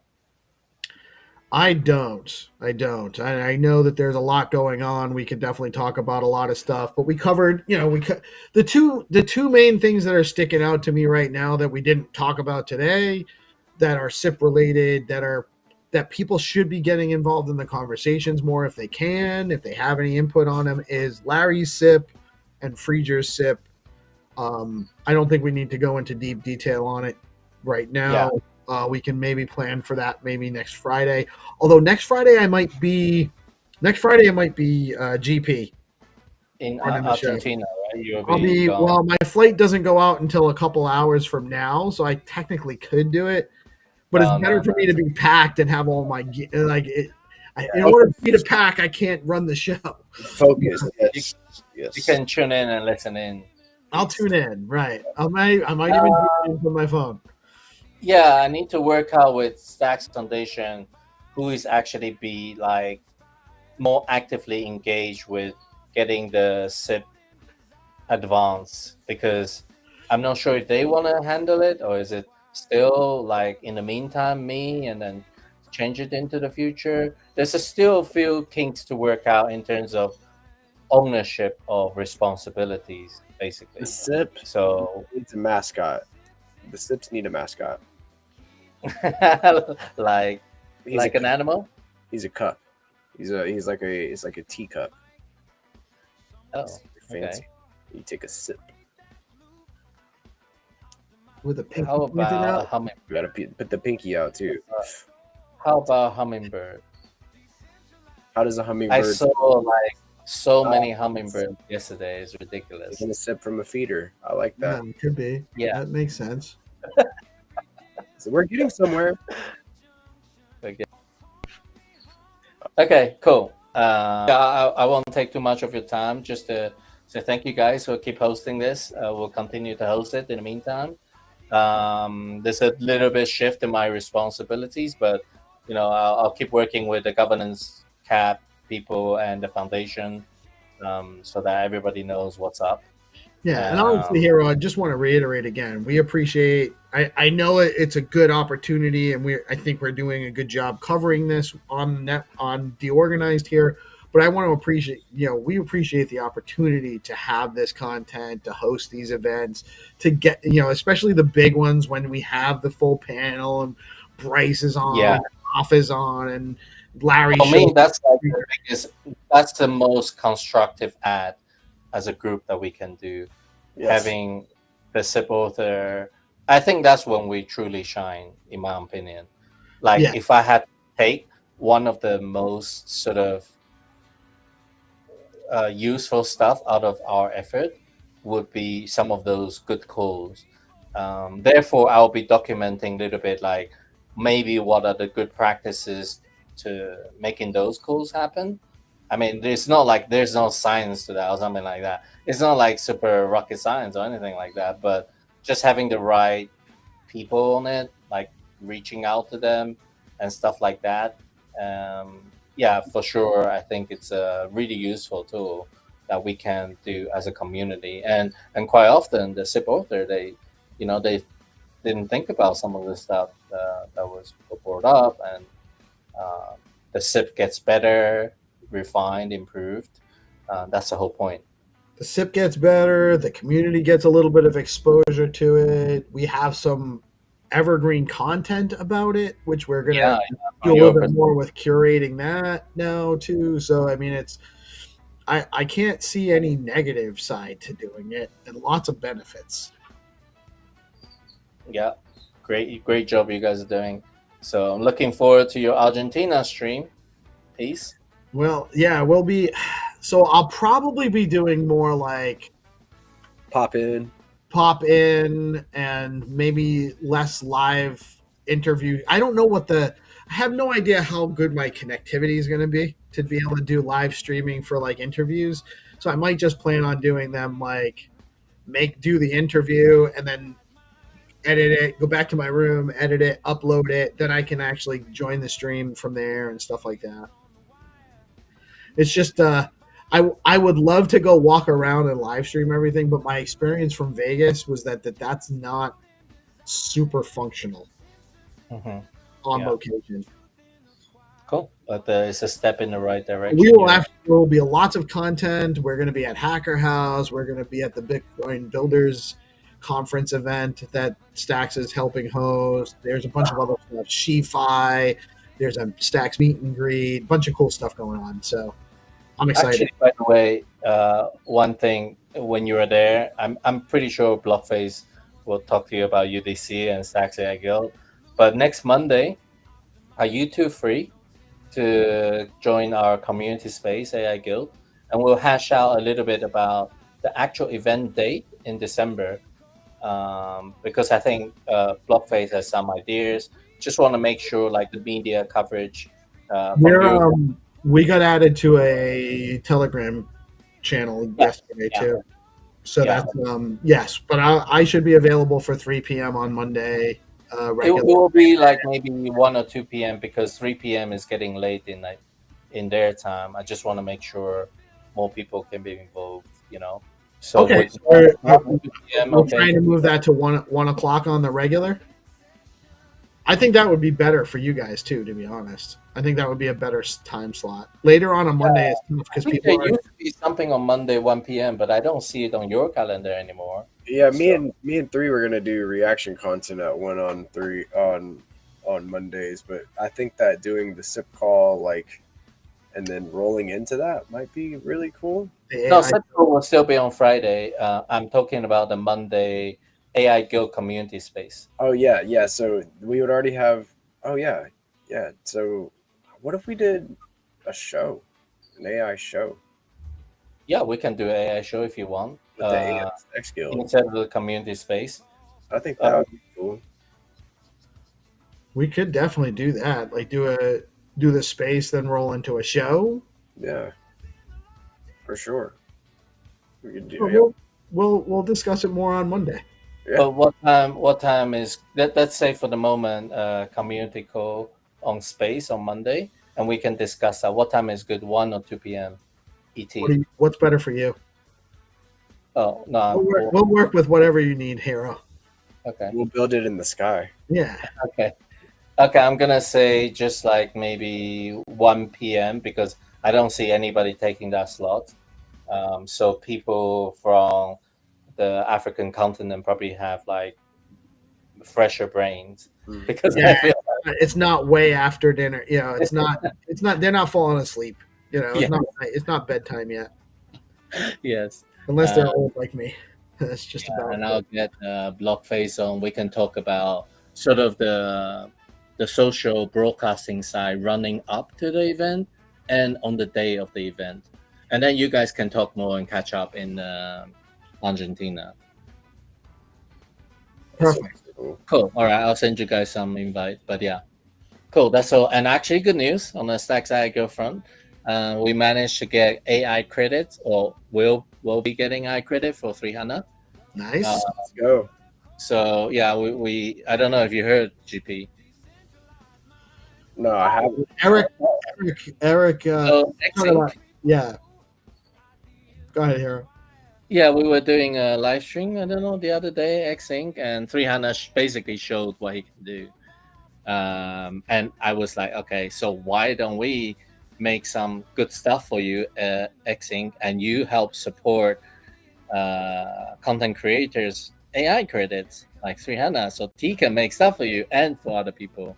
So hopefully we'll have like us like, I mean, it doesn't cost like huge amount, but I think that will be the biggest unlock to 300. Let's go. It's a valuable credit that he doesn't have to spend his own money on. Yes, and it's sponsored by X-Inc, Eric. Oh. And we'll have even more awesome content coming out of 300, as an ecosystem. Let's go, dude. Congrats, man, to the Stacks AI Guild, and also congrats to X-Link and Eric for this collab, man, because this is the beginning. This is what it is, like, sponsoring our creators that are out here grinding and trying to provide value, right? Is important. So big shout out to X-Link and the Stacks AI Guild. Huge. Yeah, he will just buy a certain amount of credit, right? And then hopefully it'll last him for a while. So one of my goals now, I realized for the end of the year, would be to get Nosferatus and Bolipig, something similar. So hopefully we'll find some other sponsors, and it's good for the sponsor. 300 created some crazy shit, like just looks so professional, like videos and images with X-Inc outfit already. It's insane without him getting the sponsorship, and he's already making those stuff. And I think that's one of the reasons why Eric would trust him to do it, because Eric has already seen what can be done, and now he's willing to sponsor that. By the way, hoodies from X Inc. are based, very, very comfortable, and kept me warm in the cold last night. I'd tell you that much. It And makes me look a little less chubby than I it actually is, man. And you got the deep pockets too, right? And then you got the one pocket, dude. The hoodies are great. The zip collar, which is like a little bit angled. Yeah. Well, on the V1, I like it in the middle because it looks like a little more professional. Yeah, dude. Yeah. I feel like And I said I know somebody from the UK, well, a Stacks member. I don't know if you remember Nat Cole. Yeah. But he basically has like connection in the UK to maybe help Eric with the distribution side of things, you know. So we're just like helping each other. Anyway, awesome. I won't remember. All right, guys, we can we'll end this SIP call and another great SIP show. I think it's episode like 150 something. Correct. Yeah, GP is 150 or maybe 160, but I'll just say 150, and we can start counting from 150 next week. 151. Let's go, dude. Let's go. Congrats, Hero. Grinding as always, man. It's a huge accomplishment, dude. That's a lot, That's a lot, man. So I mean, you guys are doing it much shorter time. You've probably done like, I don't know, 500 already. It's fucking insane. I just do it one week. Yeah, with the night show and everything, we've definitely done. Oh man, we need to create a song for Xing now. Oh, dude. We'll have to do another. Yeah. You like it? Who made this? I made this. So what I realized, when this is completely not typical now. So what I realized with Suno is when I tell it to go like generic, it does generic. But what I did with this one, because you remember like a few weeks ago I did like, it sounded too pop. It was a little too happy. It was just like vibe happy kind of popular song, So what I basically did was I told it to go sophisticated, and Nice. it made a whole difference. And I gave it like specificity. I said like, I like rock, I like jazz, so I said give it like rock and jazz with like make it sophisticated. That for somebody like Stas, code dev, highly intelligent people would like to hear. I think it's great. The lyrics are great. The musicality is great. I think you did an excellent job, sir. Yeah, thanks. I'll keep practicing my skill. Let's go. I think it's so fun. I think this could be the first thing that they learn in the AI Guild, or actually Web2 people coming into Stacks. Rather than getting them to create like images and video content, maybe the Web2 people coming to Stacks, this is one of the first things they do, like make a music, Music makes the world go round. Yeah, make a music, and then slowly we will, get you deeper into making AI content, AI visual content about Leo.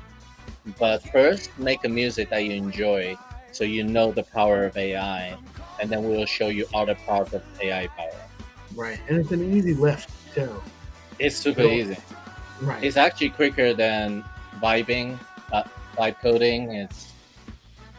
It's fast. It's real fast. It makes the songs in less than a minute. You got something to listen to. You have a result. It takes longer to type in what you want than it does to generate the song. Does it have memories or it doesn't? Like, because ChatGPT has memories, so it helps. But I feel like this one, you could just have. Yeah, I'm just thinking it has the song you created, and there's content about that.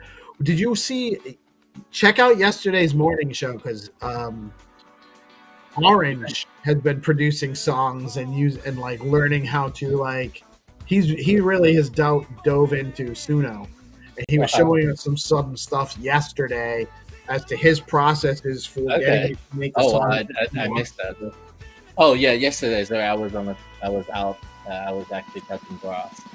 But yeah, no, it's interesting his process. I love it. How did he hear about Suno then? From us? Yeah. Wow, that's so cool. I'm watching the show. Yeah. So, All right, I'm gonna go eat my lunch. We're gonna play some content. We'll have more stuff going throughout the rest of the day. Get out and support your ecosystem. And thank you all for tuning in today. I'm Peace Love Music. We are DeOrganized Media, coming at you live on Bitcoin Live Decentralized Broadcasting every Monday through Friday, and every Friday with the weekly Stacks Improvement Proposal show. Thank you all for tuning in. Thank you, Hero. Thank you, GP. Y'all have a blessed rest of your day.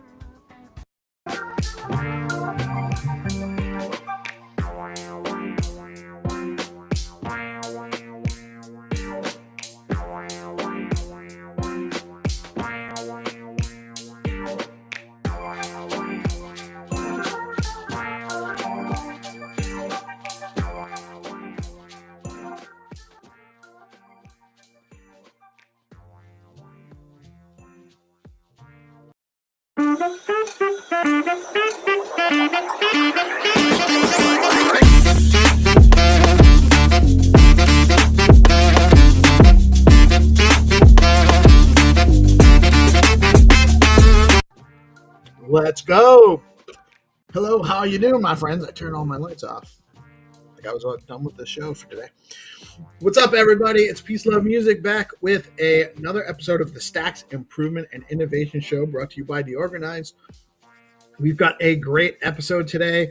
We are going to be talking more about Clarity 4 and the addition of WebAuthn, native WebAuthn, and passkey functionality for Clarity 4 upgrade. We got a bunch of OGs here, and let's get into it. We have, I don't see Hero. I always bring on Hero first. Let's bring on, I got Hattie. Hattie, how you doing today? Hey, how you doing? What's up? We got GPSD in the house. Blockface is going to chat with us in the conversation here. Bryce looking nice. What's up, man? How you doing today? Hey, I'm doing well. How's it going? Good, good. Eric's in the house. Eric, I really liked, we actually picked up your conversation yesterday. We were actually, I hope you don't mind, we were screen share streaming while you guys were, was that yesterday or the day before? Oh, nice. Okay. So yeah, it was an awesome conversation. We thought it was great content for us, and it now segues nicely kind of into this conversation too. So good stuff there. Appreciate it. We got Gary Reiger in the house. Gary saying he may not be able to participate much, but any contribution we get from you, sir, we greatly appreciate. And here is Hero, our Hero. How you doing today, Hero? You with us? Hero might be having some technical difficulties. Oh, there he is. Oh, yeah. Hey, what's up? Here. What's happening? How you doing today, Hero? I like it. Yeah, great. Thanks for coming up. But is Rocky a good person? Hero, you're kind of like sounds like you got some kind of like phasing issue. You're coming in and out. Let's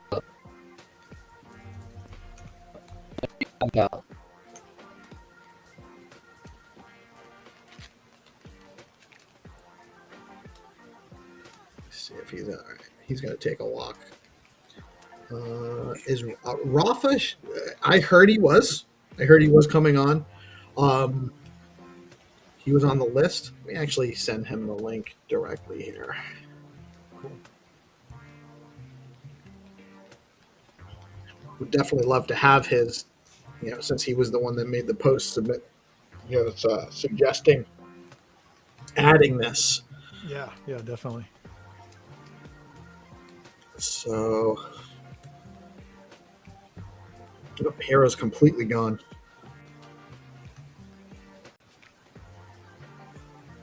All right. Well, I was normally how I segue into this is to ask Hero what his agenda is exactly, and I don't have that. That's okay. I know that we're here to talk about Clarity 4 again. By the way, thank you guys for joining us. Always appreciate the time, and these conversations are great. I think they really are helpful for the ecosystem in general, the broader community, to get an idea of some of the technical things going on in the space. We are going to be talking about Clarity 4 today, and specifically the topic of WebAuthn and passkey, native WebAuthn passkey functionality added to the Clarity 4 upgrade. Who wants to go first to talk about that? Who's Bryce? You're the author of Clarity 4, right? Right. Yeah, I'm the author of the SIP. This specific item really just came from the community. Like you said before, Rafa was a big one pushing it. So I would not call myself an expert at all in this, but I wrote the SIP and I'm implementing it. But I'm really excited to hear how people might use this thing, because there's like basically all kinds of, as I started looking into it, I realized how many use cases there are for these other kinds of signatures, basically. So from a very non-technical fundamental position, I can kind of go into how, so our roadmap for DeOrganized, we have a really cool, MVP. Here's Rafa too. That's great. Nice. I'll make this quick. We have a really great website, beta version, like MVP, that Trippin Monkey built out for us using his Rising Tide protocol. It's creator centric. We're looking to go into our V2, and a lot of the content, even the use case, like it's going to be like you said, your user account is tied to your Stacks wallet. So you're engaging as a user with signature transactions only predominantly. There will be engagement for transactions, sending crypto, engaging with NFTs and that sort of thing. There's an identity piece, obviously, and then engaging with your audience as a creator and other tools. But there's not a lot of financial stuff involved. And it also can appeal to non-native users in some of the functionality and tools we're going to be providing. So in my understanding, we'll be able to use that. We'll be able to use the embedded wallet option for people that are onboarding that aren't really crypto native, but are familiar with passkey functionality. So we can, and we're not becoming a custodian for them. They still have the wallet exists on our platform, but it's their wallet. They got everything in their passkey. Their passkey access is on their machine.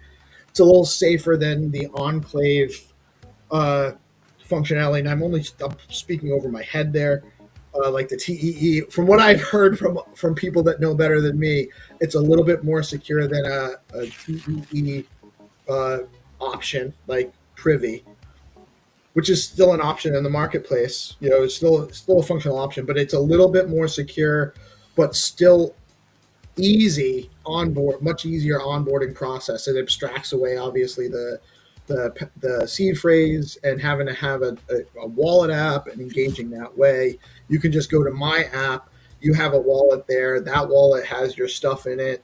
But you're still custodian your wallet. So it's just a much easier onboarding for non-crypto native users is what it seems like to me. I don't know what the other options are. And Rafa's here, so we can actually have him speak to that. Good morning, brother. How you doing today? Hey, peace, love. Hey, everybody. Nice to see everybody on stage. Blackface, Bruce, Eric. I see you really fit, Eric. GP, Hattie, and Hero. How's everyone?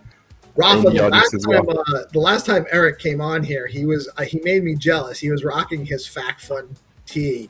Yeah. And I was like, oh man, maybe I should go grab mine.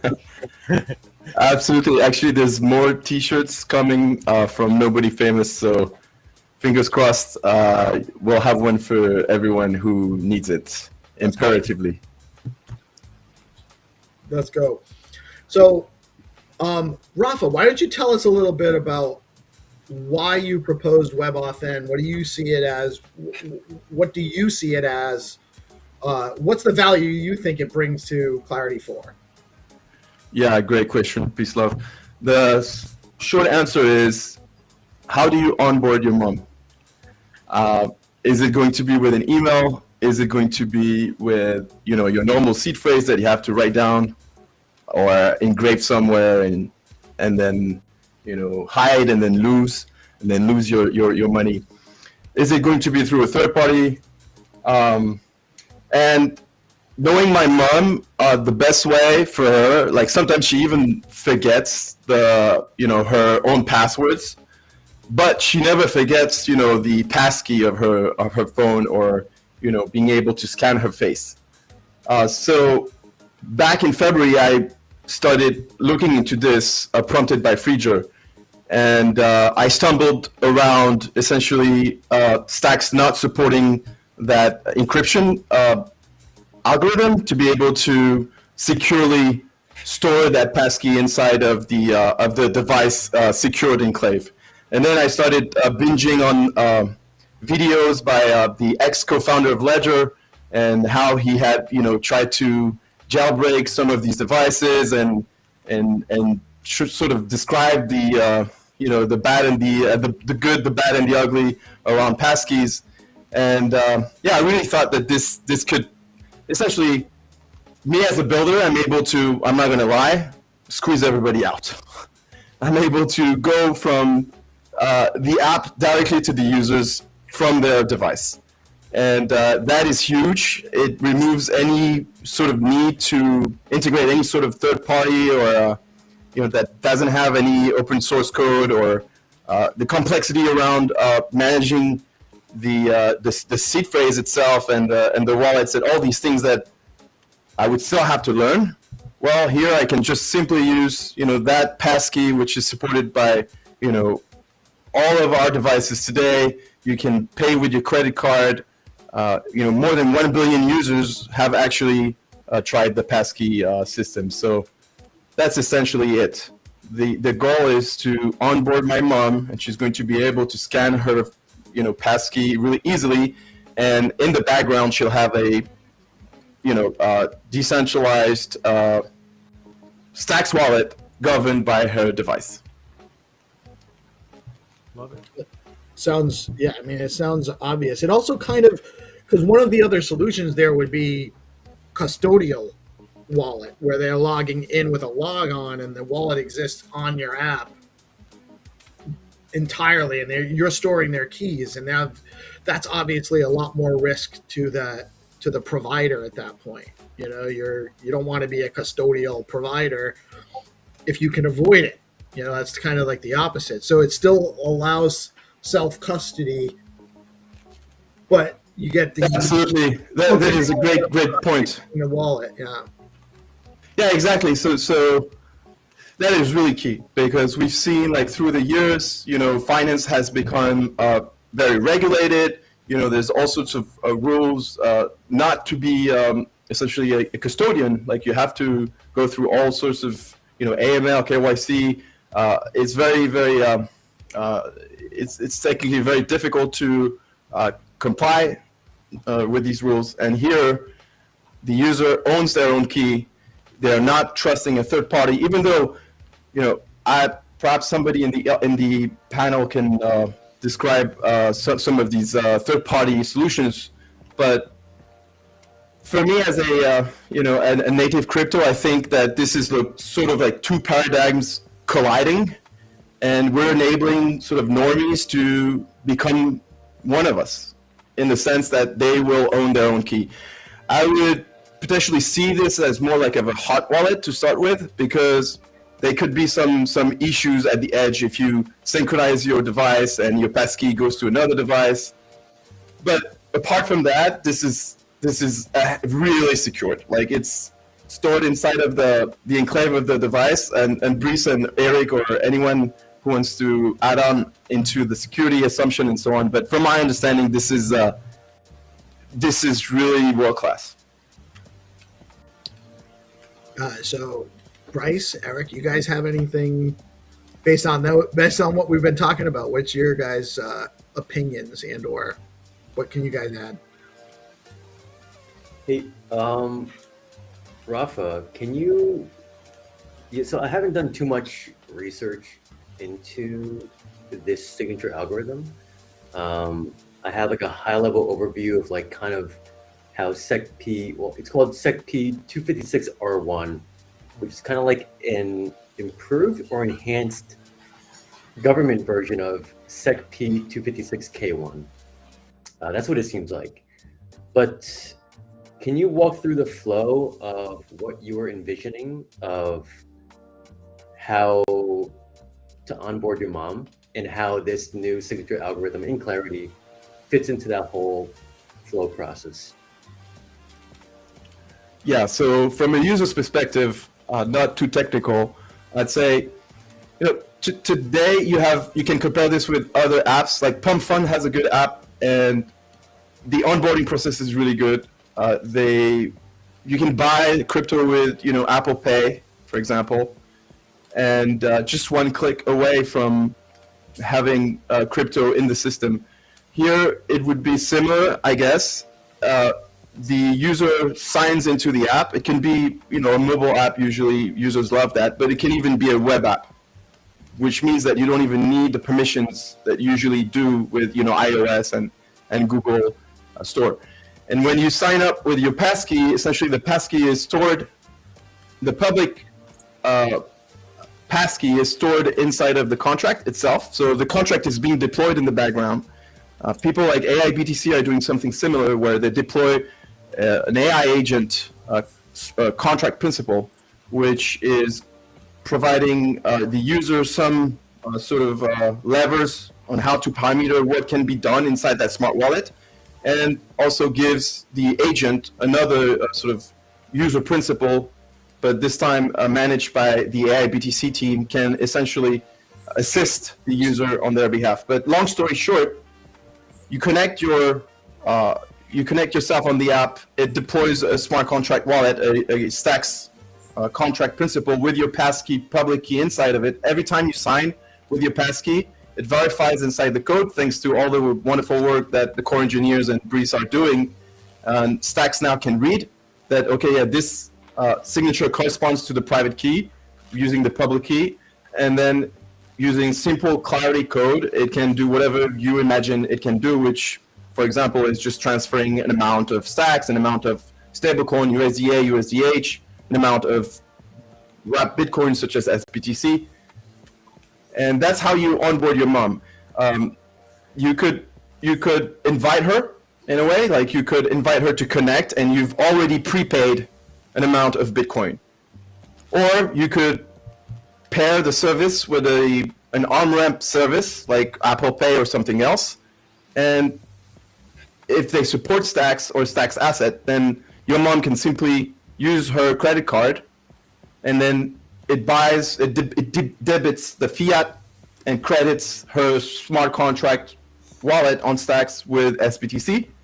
And then from now on, that smart contract can even be represented as a credit card itself inside of her Apple Pay.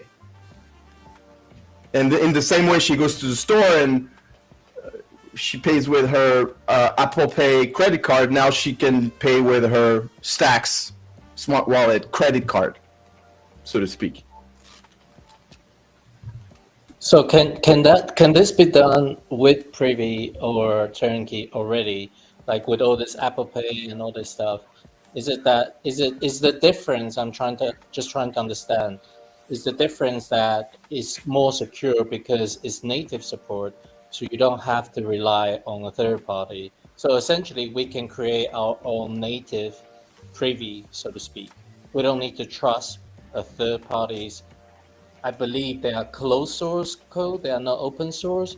So many of the things you're trusting them to handle. So by having Clarity 4 and native support, we can essentially create our own native Privy service. Would that be correct to say? It's not like it cannot be done today, Apple Pay via Privy, but it's that by having a native support, we are removing several layers of trust assumptions.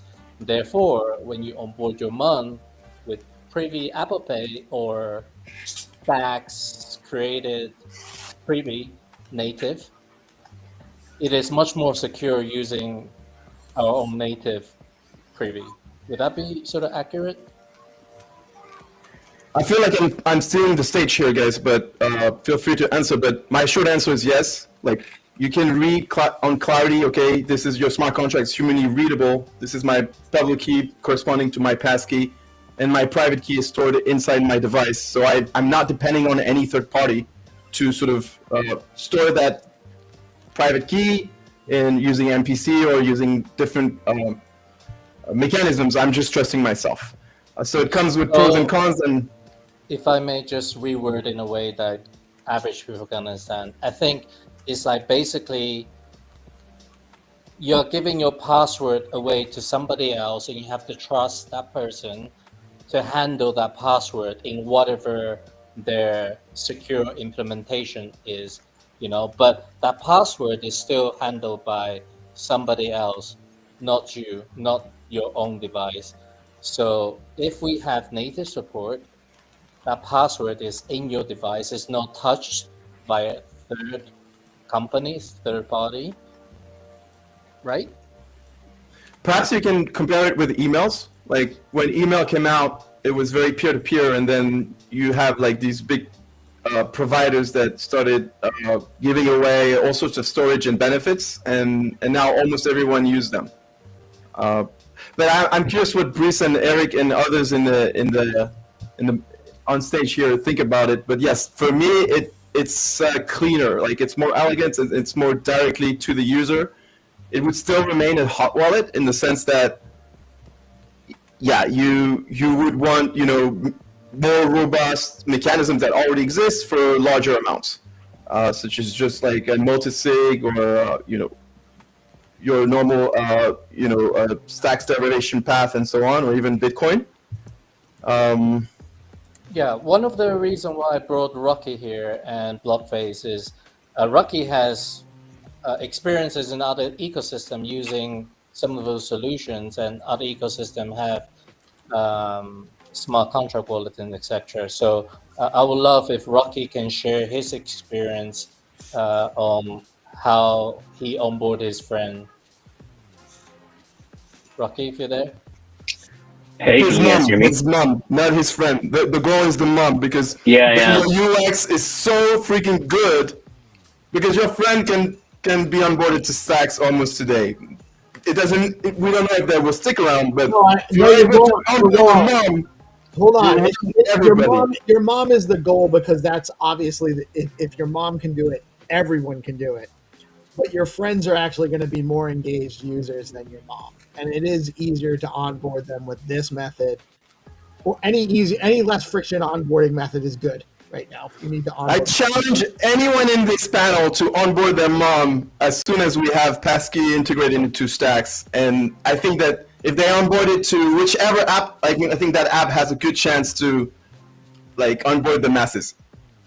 Definitely a good analogy. But it's broader than that. It really is. Let's hear from Rocky. I want to hear his experience. Just give a bit outside perspective, from outside the Stacks ecosystem perspective. Hey, can you guys hear me? Yep. Loud and clear. Check. Okay, cool. Yeah, I mean, I'm loving everything you guys are saying. Hey, Rafa. I know you're a big fan of passkeys, so we're trying to get it done. Yeah, but last night, Mohan on our team and Blockface and I just playing around with Turnkey and doing a simple demo and playing it out. So we successfully sent one STX from my personal wallet to the new Turnkey wallet. So it's on mainnet. We'll show off some demo videos later on. But to answer the question directly on what is the experience like on other blockchains, on other applications that we played around with. We had the chance probably 6, maybe 8 months ago to work with the ARC team from the Solana side. And so around 8 months ago, there was that crazy AI agents hype, agents on chain, right? All the AI tokens were really taking off, right? And so they commissioned us. They were like, okay, there's so many other projects out there. How do we have an edge, right? And so we looked into just normal AI automation Web 2 products, right, that were out there already. And we made a safe bet on N8N. And then N8N is pretty much all over YouTube now, right? A lot of people compared them to what OpenAI ChatGPT came out recently this last week on their agent builder, right? And so we kind of did some competitor analysis and dissecting, and we figured that they were using React Flow as their way to do like agent, drag and drop, node-based builder like UI experiences, right? And so we paired that experience with their Rust-based sort of automation to like backend, right? Very performant. They're looking to cater to enterprise and sort of looking for domain expertise, right? But they were like, okay, we're doing this whole AI agent thing, on-chain agent thing, but how do we actually onboard people who are already using tools like Zapier and N8N who don't really want to worry about seed phrases, right? They lose that. They lose access to their automation or their bot wallet, right? They don't want to worry about that kind of stuff, right? They just really just want to experiment and figure out what this on-chain agent thing, how does it even work, right? And so the partners at Arc, they were looking into Privy. And so we looked into Privy and we did the build and integrated Privy with them, with the flow builder. And it worked out really, really smooth. Aiden on our team, he had a great, DX developer experience working with that. And documentations were clear and we got it working and delivered it on time and everything went really smoothly. Be able to just, spin something up without having to worry about the seed phrases and wallet creation. So, one question for you, Rocky, maybe. Using that solution, do users have to worry about gas fee management? Yeah, so from so a little bit on my background, if you haven't heard me talk on Spaces before, but I've been working in e-commerce for like 11 plus years, right? And one of the things that typically drops the user is like any kind of shipping. No one wants to play shipping when they shop. They don't like seeing fees, right? Sometimes even if you start enabling taxes into your calculations on e-commerce, you'll see a drop in conversions as well, right? And so my take there from a consumer perspective, from a user perspective, is that if there was any way for you to subsidize the gas, it's most likely going to improve your conversions from a user perspective, right? So maybe just bake that into the costs, of your overall product, right? From the e-commerce store side, and then configure some kind of like stipend or some kind of spend in the wallet where let's say it's like, oh, if you transact a total of like $1 worth of gas, it's free, right? So it's not free forever, but just to get them through the door to try out your product, to buy your product. And then once you figure that they're a loyal customer, right, and you're able to capture what in e-commerce you call like AOV or like average order value, right? So it's like they're buying more, you're getting more margin, right? You're making money off of this customer long term, right? Then you can kind of like subsidize maybe some more gas if that's in sort of your margin calculations, right? These are all like revenue number type things, but if you're able to do that, users, it's way better for conversions versus showing that little bit of gas in the checkout.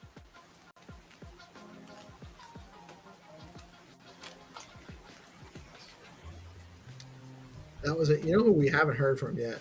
2 people, actually. 3 people. Well, I was going to say this guy right here, Blockface. I'd love to hear what you have to say in compliment to Rocky. I feel like Web3 is about to catch up with Web2 with this experience. I have the benefit of having seen the demo that Rocky's going to share in a bit, but you have your phone, you click login, it says you want to use passkey. I click on passkey and I scan. If I'm on my MacBook, I scan my fingerprint and then I see my Stacks wallet that's compatible on the mainnet. And I've never experienced that before, but my overall feeling is that from 2009 and 2025, we've been catering to innovators and early adopters. And right now we're crossing the chasm into the early majority.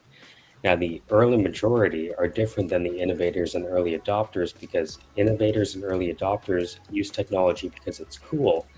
But who we want to market to now, right, according to the Stacks roadmap, are people that use things because they're usable and useful. So useful is one thing, like generating yield. Usable is it ergonomic for your mom? You know, your mom is the conversation topic today, right? What a surprise, talking about your mom on a serious subject like today, but it's true. And so how do we match the experience your mom is used to in Web 2 and Web 3? I see that future, having seen what Turnkey can do with the just tap. It's almost like thumb-driven design. And soon the thumb's going to go away with the glasses and things like that, with voice becoming the interface. But I see with Turnkey almost looking like a more powerful privy in a way, by the way they use their I'm still figuring out this real granular detail between trusted execution environments and enclaves. That's still something I'm looking at, but to be able to thumb tap login, finger scan passkey, this embedded wallet feature where the wallet falls away into the background and the user focuses on their one task per screen. I think that's where Web3 has its Web 2 moment, where we were, because people have, if your mom has trouble with one password, now we're asking her what, to do another 20 passwords? Yeah, that's a great experience. Thanks, Mom. You know? So I think for all of those reasons, things like Turnkey are bringing Web3 payment experiences to Web 2 quality, which is really what we need to onboard people like, that's right, your mom. Thank you.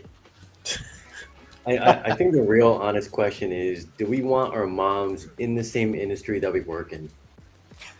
Not this one, the one we're building. We want it to be. We want the industry to be abstracted away, so mom doesn't know anything about it.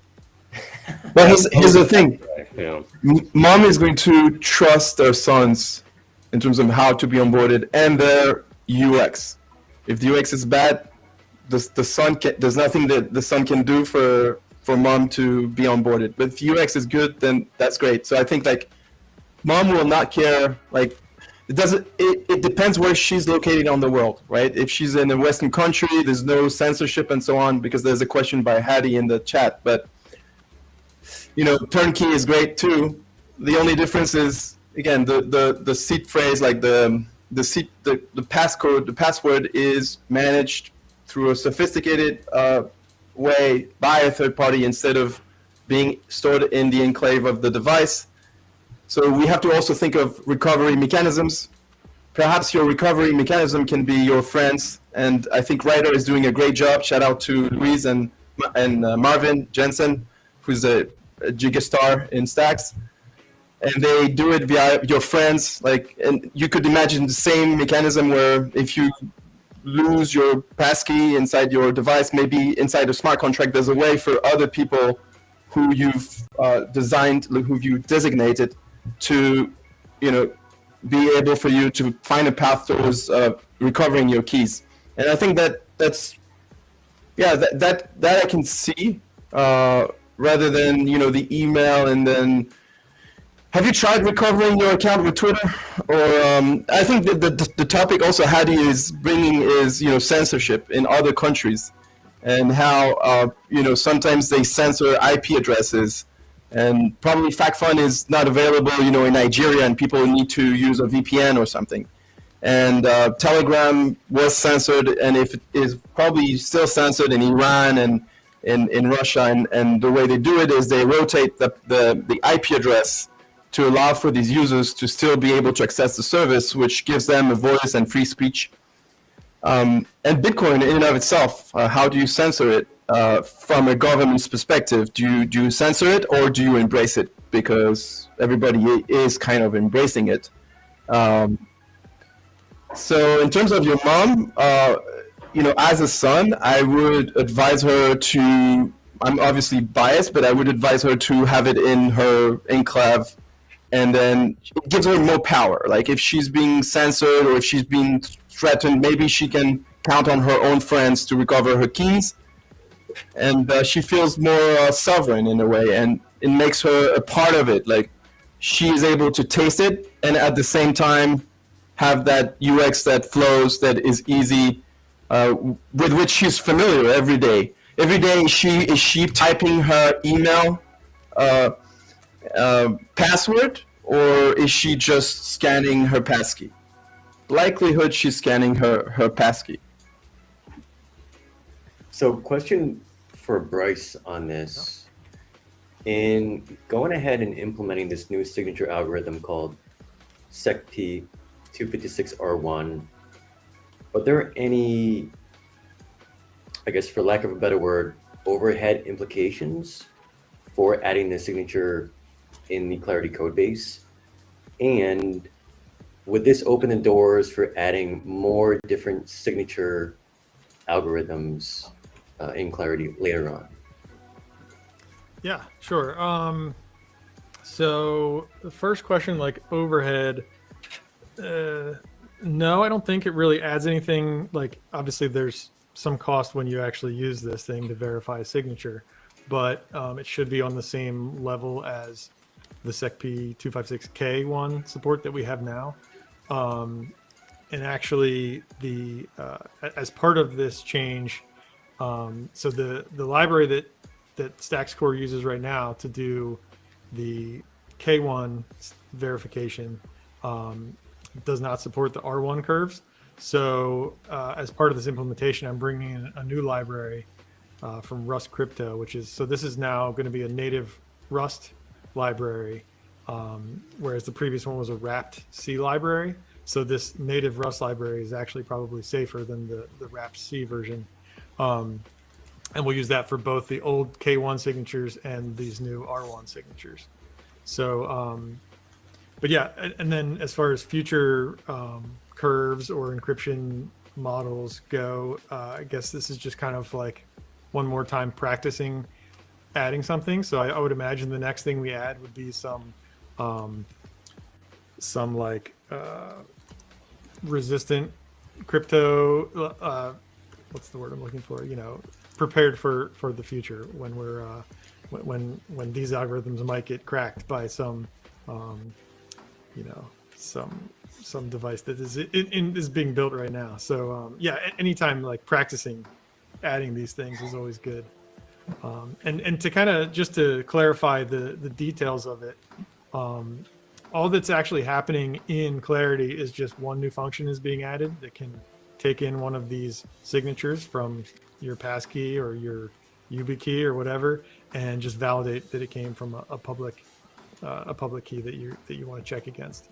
And everything else that Rafa and Rocky and Blockface are talking about is now able to be built around that because of this new key verification function. So it's actually really simple what's being added into Clarity itself. Just to build on Eric's question, I think in the forum Marvin had a similar question, so I just want maybe to read it to you. He says it would be cool if Clarity had generic ECDSA functions with the ability to set ECC parameters yourself. So I don't know what that means exactly in details, but it seems that he had to choose like SCCP 256R1 or K1 instead for a writer because of the fact that Stacks didn't support essentially P256. Yeah, so I'll try to answer. I'm no cryptography expert. ECC but is elliptic curve cryptography, I imagine, huh? Yeah, that's okay, right. Good. And my gut reaction would be that like we could give too much. If you give too much rope to the developers, you could choose bad parameters and end up with insecure signatures. So that's, you know, sometimes it's better to limit what can be done so that you're kind of forced into these known standards. So the K1 is obviously what's used in Bitcoin. R1 is what's used in all these other places. And what at least used to be recommended by various governments. So it's probably best, unless you really know what you're doing, to stick with those kind of known selected curves. So the one that, so just to just understand what you're saying, the one that we selected or you guys selected is a pretty battle tested curve. Oh yeah. So the one that's been in stacks from the beginning, the SEC P256K1 is what's used in Bitcoin, and then this new one that we're adding, the R1, is like everybody's been describing. It's used in passkeys and YubiKeys and hardware security modules. All these different things use this one. So they're both very well battle tested, and the library that we chose was carefully validated, and we ensured that we're choosing something that's been heavily reviewed and used. That's awesome. I think that's really, I'm really glad to hear that. Why don't we show a bit of demo? So now let's visualize what the future could be. Blockbase, show us how it's done. How to onboard your mom. I shall defer to the official, unofficial experience design officer for Stacks. Rocky, go ahead. Yeah, let me see if I can share my screen here. There you All go. right. You're up. Take a look at my very beautiful landing page that we threw together. Please do not go to this website. This is all testing purposes only. So let's see if we can actually create. I just created a new wallet while we were talking here, but let's create a new one, right? So we just kind of go in. This little pop-up shows up, right? Assuming we don't have a login yet with passkey, let's just go sign up with passkey. This little thing will pop up. So I don't even need to enter my email. I just create. No, if you have your phone and it supports passkey, you can save it directly to your password manager, right? So I'm on an iPhone. It's checking my phone right now. Then it spins up a wallet. And there you go. Wow. What kind of phone does your mom have, Hero? I'm curious, because she definitely is not on her laptop every day, but on her phone likely. She has, I think Samsung, so probably supports fingerprint and Face ID. Yeah. So right now it doesn't have like an actual like Stacks wallet yet, right? So at least in this UI, you can always program it where, maybe if you create like a user profile on your application, it could create the wallet for you. But in this case, just going to make a new wallet, and then you get a wallet address. There's a QR code if you want to, send me some STX and test it out. But in this case, you can also withdraw it by pasting in your recipient Stacks address. The amount we'll probably have to include some support for SBTC next. So that's probably like potentially like you can withdraw to an Xverse wallet where you actually have your more secure C-phrase wallet, right? Yeah, if you want to send the money out to another wallet that maybe the seed was generated sort of more manually, if you wanted to, I'm not going to click on it, but you can actually click on this export wallet and it'll give you your seed phrase. And I actually tried it out last night. So the wallet that's created in here is just like any other Stacks wallet, right? So you can go to your Leather wallet, your Xverse wallet, punch in your seed phrase, and it'll load the same information in your other wallets as well. So you can use them both at the same time. So for example, let me log out of this one, right? And I want to log back in. So I want to log back in to another account, the first account, the first, I call it the Turnkey Test 1 wallet. That was the first one we created last night as part of the test. Let's load that up.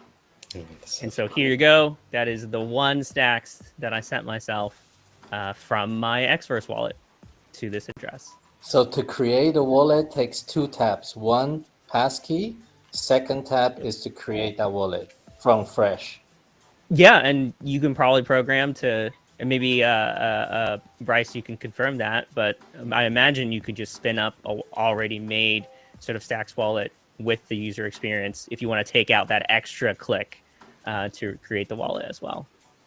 And this one you can send your one. This is on testnet or mainnet? Mainnet, right? This is on mainnet. I tested so this you with can Leather. send this one STX to somewhere else right now.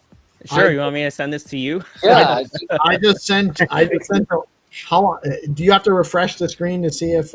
Let's see. I just sent you an STX. I don't know. I may have to relog or something.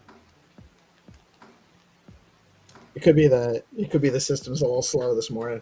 So I wonder whether there's a world where you can just tap passkey to log in, and already there's a bit of gas fee for you to use. Yeah, of course. Yeah. So I have not looked into turnkey at all. Can you explain a bit like what's happening? Where is this secret phrase stored here in this model?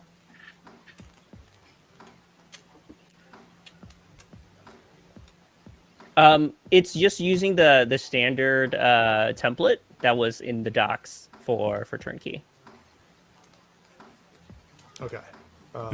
So we'll just have to I think for more context, so turnkey, they have like their own entire infrastructure for lack of a better word, securing users' keys, right? But they don't necessarily have access to those keys. The guest that came on the live stream yesterday, he kind of went a bit more into how it works. Okay. But it's also like leveraging keys, trusted executable environments. But essentially, in this example, what Rocky is showing is that the private key that the passkey is associated with is securely stored somehow, and in some way. I don't know if it's like it's definitely not stored in its raw format, but it's always associated with that passkey associated with the user. And turnkey, like they don't have the ability to access that particular key as well. So Eric, I think just to build on that, usually I haven't read turnkey, but usually they use this multi-party computation where the several entities are required to be able to reconstitute that seed phrase. I'm sure you guys know MPC, like the multi-party computation. Usually, like some of these providers, they use that technology to divide that responsibility of storing the seed phrase in between multiple parties. And it's pretty fast it's very, very fast to do so. Yeah. So I did a bit of ChatGPT. Turnkey apparently is the key is shared and encrypted. Turnkey's infrastructure holds one part, the user or enterprise holds the other. Full key material never exists in one place. So it sounds a little bit like a threshold signature type of approach, it seems. So it is multiple people. But whereas Privy, it's stored in a local device, secure storage, such as secure enclave, but Privy can store an encrypted shared or recovery share in its backend to allow async between devices. So actually I had this question to Boom Wallet because they are doing some implementation already, and they do come across this issue of if you want to have more than one device, because it's secured locally, like I can't just log into my browser with the same like login. Like I have to create a new one. It's just not the same login experience as Web2 because I can use my Gmail login, on any device, it'll work. But if you store your key locally, you can't do that. So you almost have to store it somewhere in the cloud so that all the different devices can access that in order to have a Web2-like experience. So I think that's the trade-off. If you store it locally versus like turnkey, perhaps their method is more on the cloud somewhere, or like shared, but on the cloud. Yeah. And then so the alternative, which I think maybe is what you're pointing to, Rafa, is that the wallet itself is actually a smart contract, and in order to spend, you're signing with your passkey and then sending these R1 signatures into the contract and validating them. Yeah, exactly. By the way, I'm not entirely sure whether for a wallet we want to be able to have that smoothness, like meaning like synchronize across devices and so on. Sometimes you want your data to be more attached to a device. As long as you have a recovery mechanism, and I think that the Rider approach is a great one. I don't necessarily see, a wallet in the same way as an email or something I can synchronize everywhere, because it's money in the end. So this gives me the impression of really controlling it.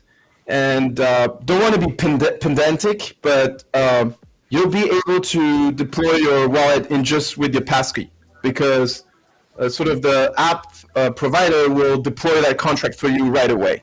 And they can just send some gas fees. They could just take care of the gas fees as well as part of the service. And you are still sovereign. If you want to move out of that service provider to another one, you'll be able to do so. You're still the one who governs what happens in your wallet contract principle.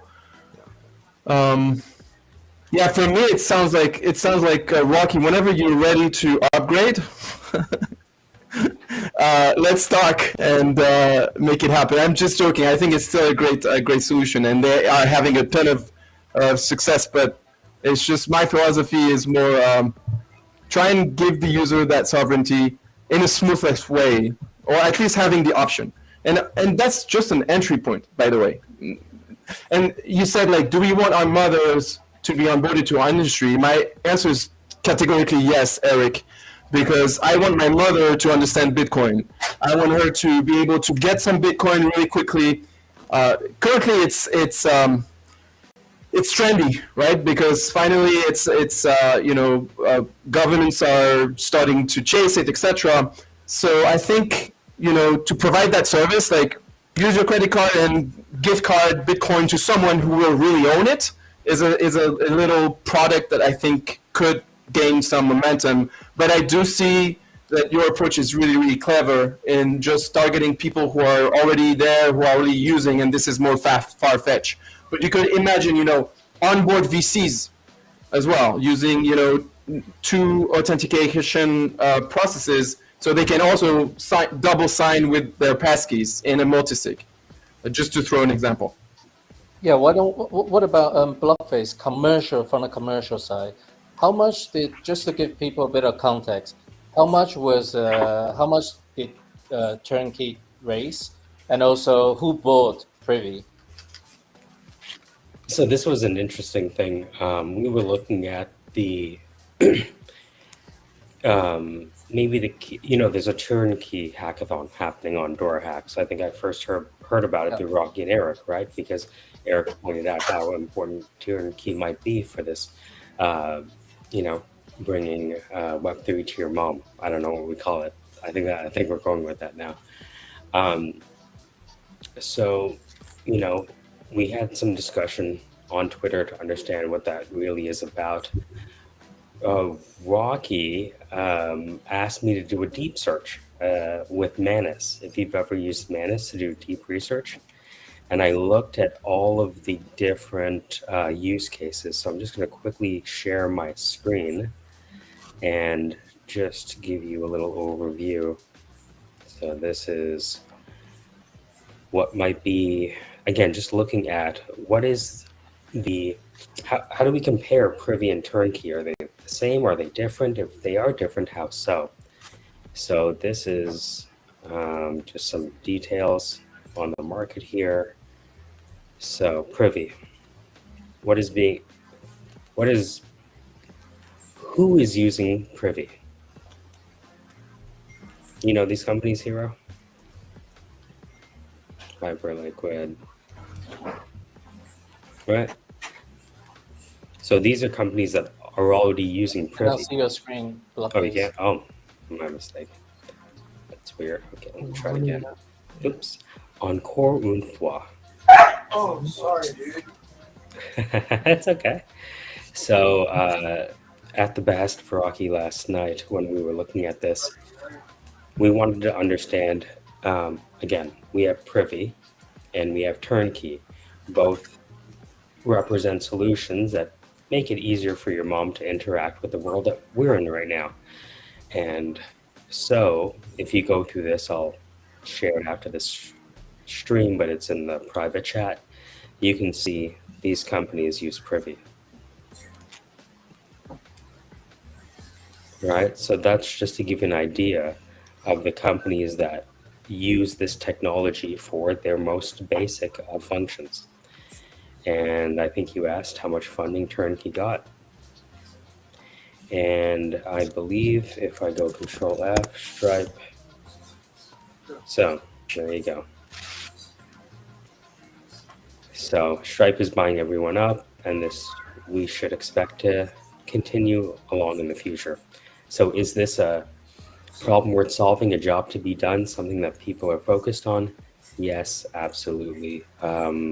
Web 2 is lining up to try to own this side, and I think that's what Rafa is interested in as well, because Rafa and people like Crypto Dude are interested in kind of what I call freedom-oriented development, right? Yeah. Right. And so, but you know, if we look at Privy, the largest players in the game are availing themselves of this service. And if it is true that Turnkey provides an additional layer of kind of programmatic security that may not be in Privy, the writing's on the wall for Turnkey and solutions like it. Yeah, I think it's very clear just from outside of Stacks market validation perspective, this technology is being deployed, is being used, and it is something that if we want to stay in competition with all this other chain, I think it's just a necessary feature that we need to have. Yes, you can do it today with Privy. There's a workaround, right? But I think so you can actually do it today, and Dan is already doing it, running in with emails. You don't have to create C phrase, and you can use third party like Privy and other people.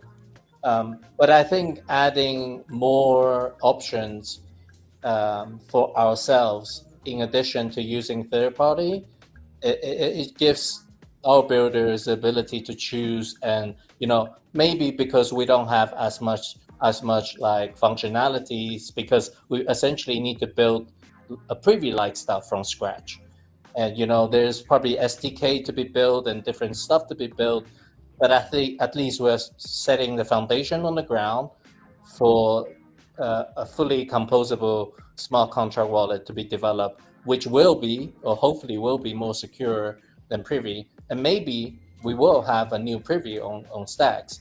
So I think it's just a no-brainer to do in Stacks, since it's not like a unproven concept, like unfunded feature that nobody wants, right? You can clearly see the market validation somewhere else.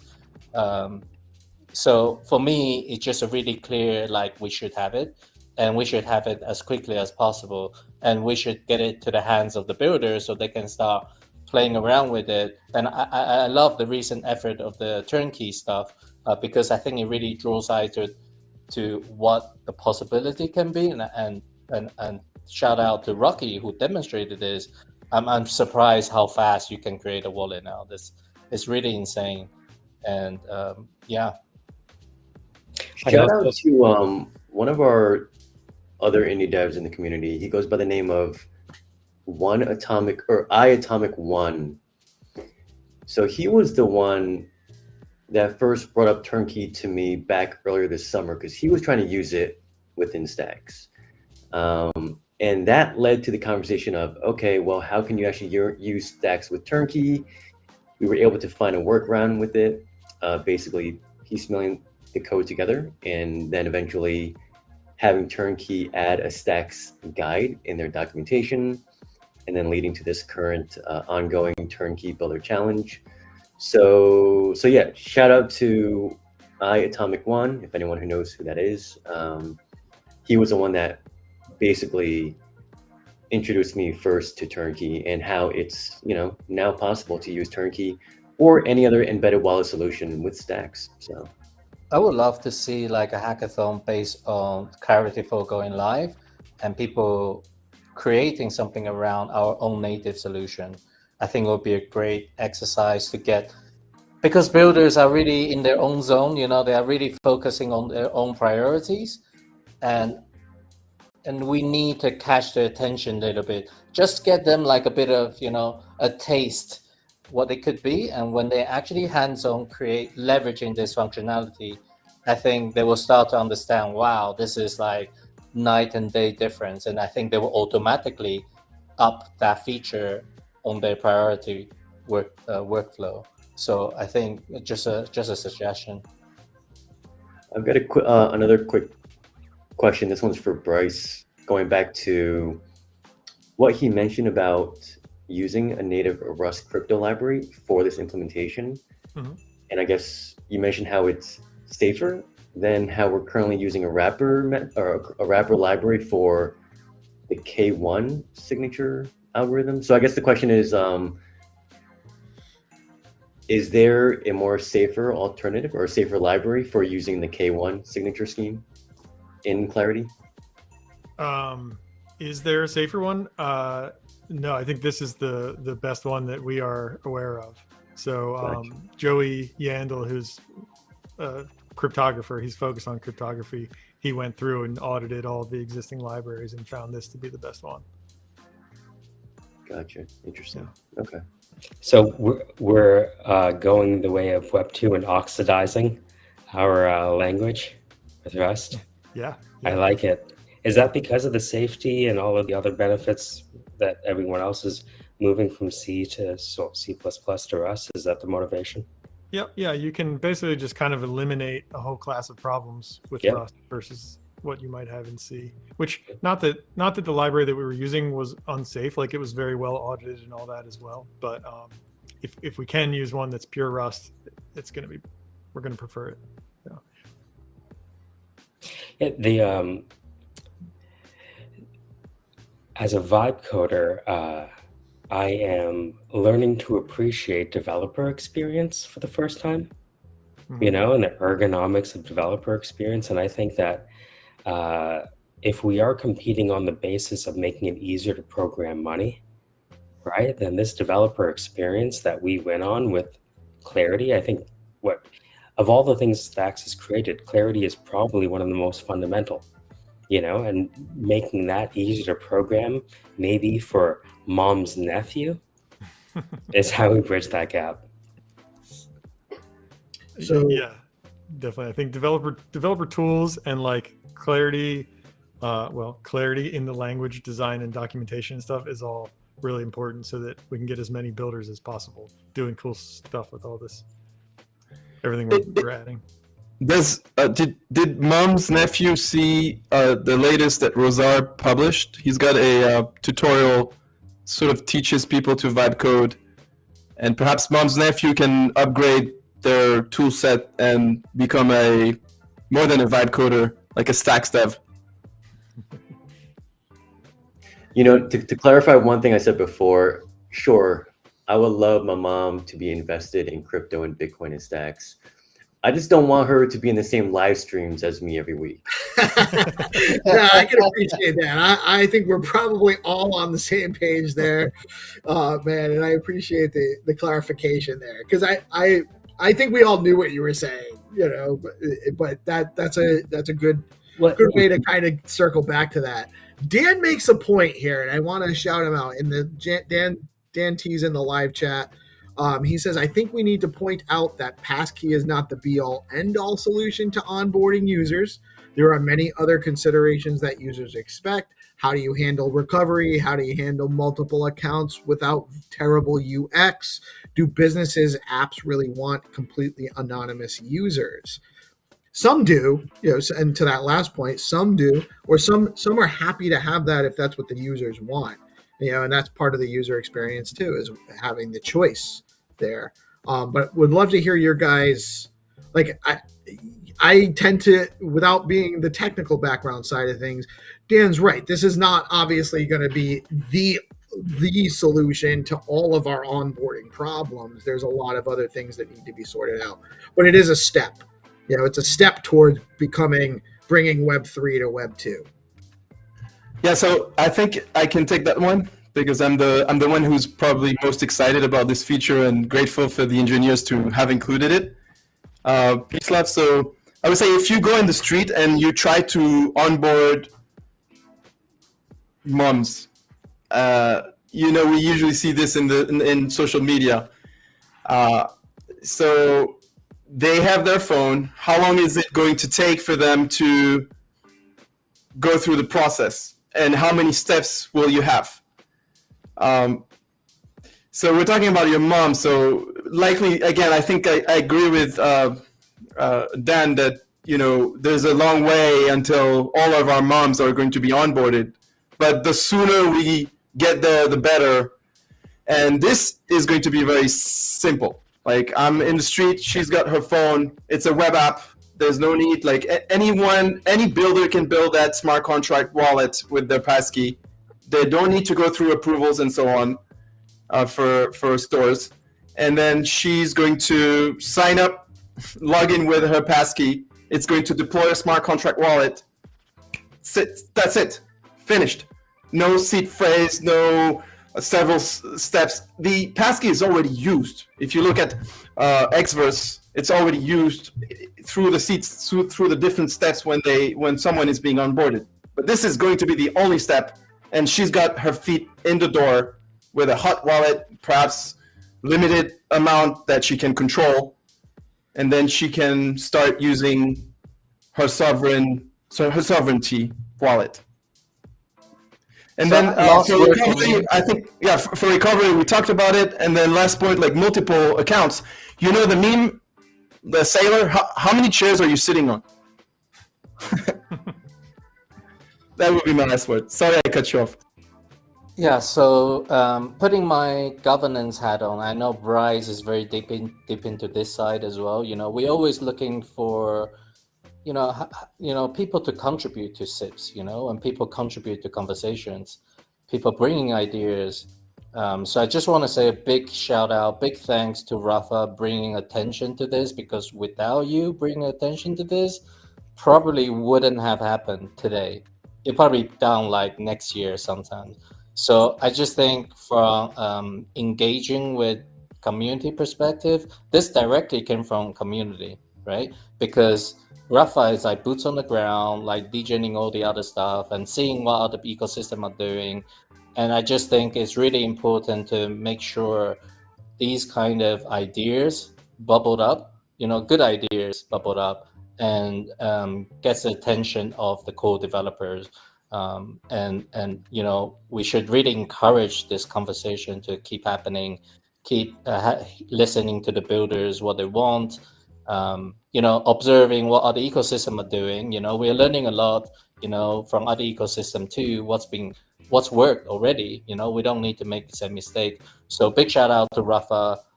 Without you, this really wouldn't have happened. And I propose putting Rafa on the author list of this SIP. So I think would be a great way to honor your contribution. Well, thanks, but I think that it's the entire ecosystem that needs to have a shout out. Freeger put me onto this, and I thought this was brilliant. Then I stumbled onto this issue of a workaround and potential vulnerability. Then last day you reached out to me. We talked with Rocky. The entire ecosystem. Eric is always on the front end. Without Bruce, how are we able to build? It's impossible. And the community itself, beyond the community, everyone. I want to shout out to Rubes. Recently, we've got a big win with inclusion of SIP10 into DEX Screener. And obviously, also, I want to shout out to the AI BTC group, who are working like relentlessly and having a launch time coming soon. And I think this is also going to be very exciting for Stacks. Yeah. Yeah, there's so many awesome things coming to Stacks, guys. We could keep this conversation going on. There's a lot to talk about here, but I know you guys I want to respect everybody's time. We're a little bit past the hour, so I think we're going to wrap up. I'm going to let you guys all have a last word. If there's anything else you guys want to add, if there's anything we didn't cross over. Start with you, Rocky. Any final words, man? No, thank you for the one STX donation into our little test demo. Appreciate it. We're going to keep building, right? There's so many more features that we're digging through with Turnkey HQ as well. Our team is looking into a feature they call policies, but I won't go deep into that. But it's super cool. If you want to check it out, there's these things are supposed to be like smart wallets, right? Like right now we're using smart wallet technology, but it's still really dumb. Like there's really no complicated rules that you can set up, some like hooks that you can automate things with, right? These things are meant to be used for businesses and enterprise as well. And so there's a lot of security features you can build in, but it's really up to us, right? As builders in the community to really go and experiment. And also like, for me, like Stripe became super popular and useful and valuable because of developer experience, right? And so for us as Stacks and builders on Stacks, like being able to pull inspiration from tools like Privy, tools like Turnkey HQ, and make the Stacks native, like Stacks Connect or something like that, right? We're looking at, the Aptos Connect side. I'm going to talk to the guys there when I go to New York later next week, is that these different builder experiences and how documentation is written, how do we use AI to onboard developers onto new tools, like all of this, we can really pull inspiration from other places and other communities. And I think it's very valuable to the Stacks ecosystem. So I am there. Thanks. Right on. I appreciate you, man. Putting a lot of work in on the UI, UX, and getting things to work together front. Really appreciate what you're doing in the ecosystem, man. Eric, I'm going to go counterclockwise from my view. Eric, any last words, man? Yeah, I just appreciate the entire community embracing these new kind of wallet abstraction innovations. I've always been a huge crypto wallet connoisseur. So seeing this kind of stuff is always kind of interesting. It's always fascinating to learn how one can utilize a private key in so many different ways, and it can open up possibilities that many people are starting to realize within crypto.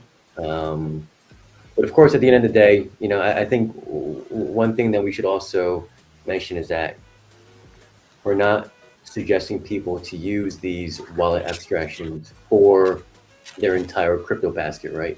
It's always important still to have a large majority of your crypto in cold storage. So, but yeah. Awesome, man. GP, you haven't really had a whole lot, but I wonder if you have any perspective to share before we wrap up. So I love that the barrier for entry is getting lowered for the newcomer, right? It's awesome. But I still want to be able to teach self-sovereignty. Be able to hold your own assets is important. So it's good to use that as a tool for onboarding, but also being able to teach them how you can store your seed phrases and stuff like that. Like trying to opt in and make sure that they know that there are options and there are safe ways and decentralized ways to hold your assets. So I'm a fan. I think that it's going to be great for onboarding, just like we were talking about. We're trying to onboard your mom, so go on board some moms, right? And I think it'll be a little bit easier with this update to Clarity. Right on, and that's a great point too that we didn't necessarily touch on here. This isn't a replacement for cold storage and like deeper security. This is for hot wallet type of functionality, and onboarding more people en masse does also mean we have to actually do more in the awareness of safety and security efforts to that end. So that's a good point. Hattie, any last words? Anything else you wanted to add to this? I think I've dropped mostly in the back. I have a problem. I like the onboarding. I like the mother thing. It just feels there's something in it that's missing, and it's around safety concerns. So yes, you can onboard somebody quickly, but where's the safety? Where are the safety nets? So those are the things I'm concerned about. And when we're talking about a US-centric app development, amazing. When we move to the European Union, Australia, the UK, we're going to have problems, and we need to consider those users, and especially in Africa. So there's a different landscape out there, so we need to understand those aspects of it versus the US, where you have data could potentially be under freedom of speech, where in other countries you don't have that. So we need to consider that that data passkeys can be used as a vector of attack to access data. So it's not about transactions, it's about your data that lies behind that. That's my only concern with this. Interesting. But it's a longer discussion. Yeah, we could go on probably for another hour on if we started going into that. But it's worth having. So maybe that's another episode down the line. Michael, any last words before we wrap off, brother? Hello, my name is Michael Jagdale, and I'm a headhunter launching startups with the Syndicate. This episode of DeOrganized brought to you by your mom. What I've noticed, Hattie, is that security is a spectrum. I don't secure $1 like I secure $1 million. Laser beam security? I imagine that the people that we are targeting with passkeys are not going to put their deed on it. They're going to put $10 on it.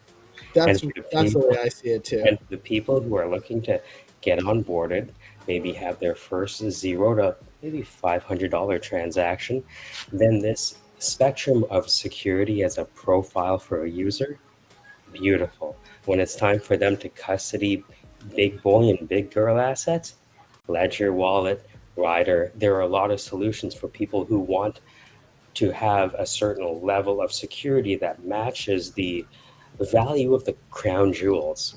The only thing missing is something we haven't discussed today, which is not passkeys at all. It's what's missing from self-custody. I've had my financial licenses before. How much FDIC insurance do we get, Peace, with self-custody?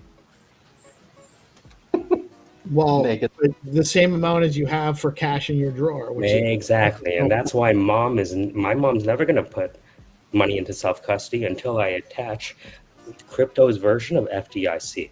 I'll stop there. So we have to create an insurance, a general insurance for crypto. That's an interesting concept. Hero, what do you got for us? Yeah, just want to address Dan's point, and I agree with Dan, actually. You know, with this upgrade, we are not saying we're going to onboard the mass, right? We're just adding the primitives in order for the developer to be able to build a more self-sovereign, more secure onboarding experience.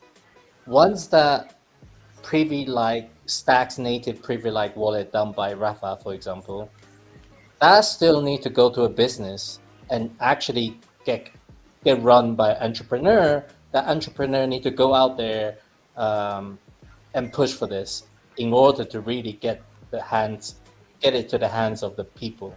So having this function is not a direct means to say we're going to onboard like 1 million people to Stacks next year, but it really adds the primitives and the foundation. There are other things like the gas, you know, how we're going to onboard them, like they're going to have to go and search where to buy the token themselves, or can they actually, can you build a good enough experience so they can actually tap to top up their balance with their credit card inside the app. So these kind of stuff, it's not a silver bullet, is how I would agree with Dan. There are some other things, primitives and ideas and features that still need to be solved. But I think we're heading one step in the right direction. You know, at least keeping up with the competition. So that's what I would say on that front. And just again, big shout out to Rafa, everybody in the room for coming together. It's really important that we work collaboratively so that good idea, good conversation, good reviews happen, you know, peer-to-peer reviews. People go into the GitHub to review what Bryce has done, you know. People go to the Stacks forum to chime in on this conversation, like Rafa created the thread, Marvin chimed in. You know, it takes more than just one person to make this kind of things happen. So I'll highly encourage everybody to continue to do that. And just big shout out for people who stepped up as a leader like Rafa to get it bubbled up to the surface, like this is important. And people now starting to sink in and understand this is important. Right on. I want to also take a moment to recognize Hero and all the hand he had in this, because he brought a lot of awareness to Rafa's post. and that's the reason why I knew about it. That's what the reason why I know a lot of, and he went around to a lot of people. He did a lot of legwork behind the scenes. This show, by the way, also put together by Hero. The last, the contribution you make to this ecosystem can never be overstated, sir. So I wanted to make sure that we do recognize that as well. Thank you for all that you do, including putting this show together today. Yeah, you're a badass here. Here. Rafa, any last words? We're going to give it the last word to Bryce. So, yeah, I think that as a community, like this is Web3, so I think that as a community, we're the ones who are empowered to onboard other people, and this is just a symbol, like onboard your mom, because it makes it very, very easy. But I think anyone will have their own mission, and it's very difficult to generalize things. But here I see, a nephew could be onboarded as a Stacks dev. People can be onboarded to cold wallets, and I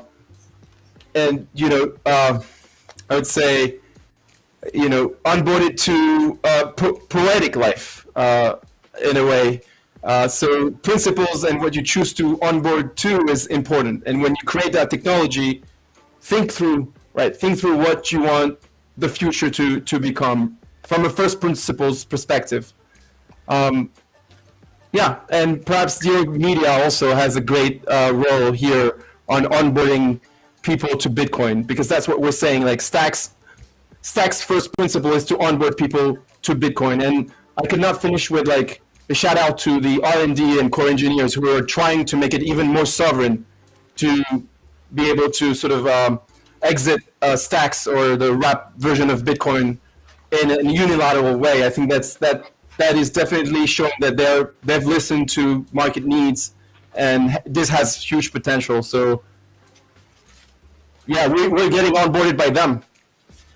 Yeah, absolutely, man. I appreciate you. I appreciate what you bring. You're always cranking in the ecosystem, Rafa. Like you're on all sorts of fronts, and you're willing to help anybody at any time. So much love, man, and really appreciate the work you do as well.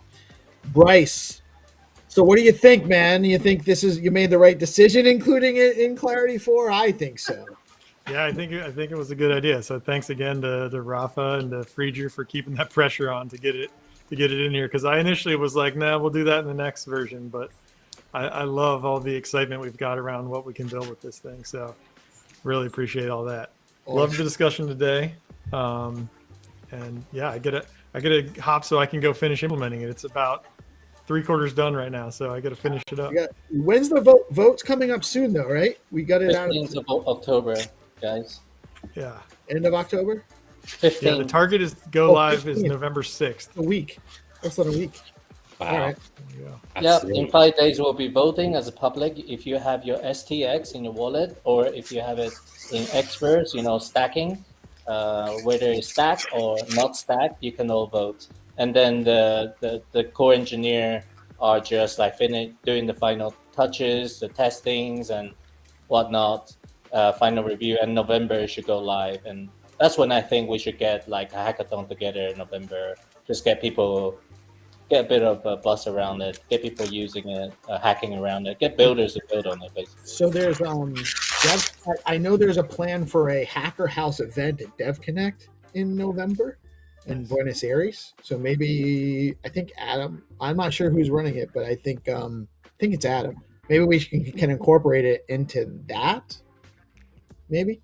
Yeah. Anyway, well, that's not going to be salty. DevNet will be supporting all of this as soon as possible, so devs can start building on it. The parts of Clarity 4 that are already done being implemented are live in ClariNet's latest release, so you can start playing around with them now. All right. You guys heard it here.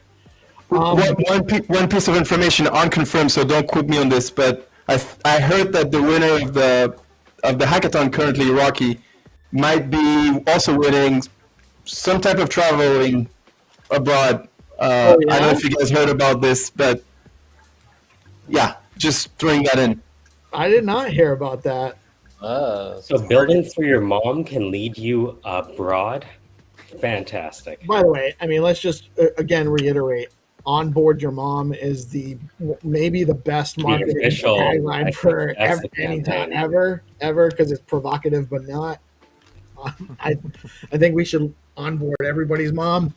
And Well, my friend who's a mom texted me while she was watching, and she was like, you know what, it would be a lot easier just to use the pass key. So there's that. Nice. Moms are chiming in right now. Phone is blowing up with liking pass key messages. guys. That's why his alternate nickname is MH. Oh, that's right. Yeah. Coach Uncle GP. I remember your website. It got me through a lot of lonely nights in the early 2000s. Thank you. All right. We're getting out of this. Is not for this. Thank you guys. We can't help but go a little bit deorganized on the show, but this was awesome. Thank you guys so much for joining us. Really great stuff. I really appreciate all of your guys' time and participation in this and letting us do this on DeOrganized.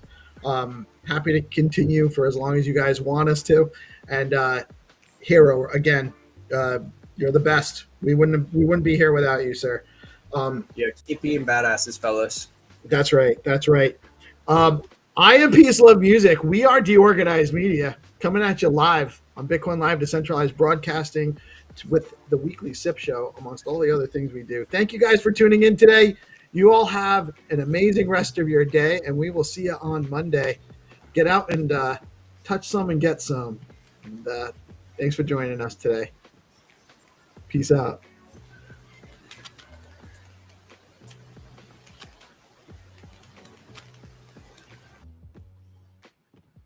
Thanks, guys.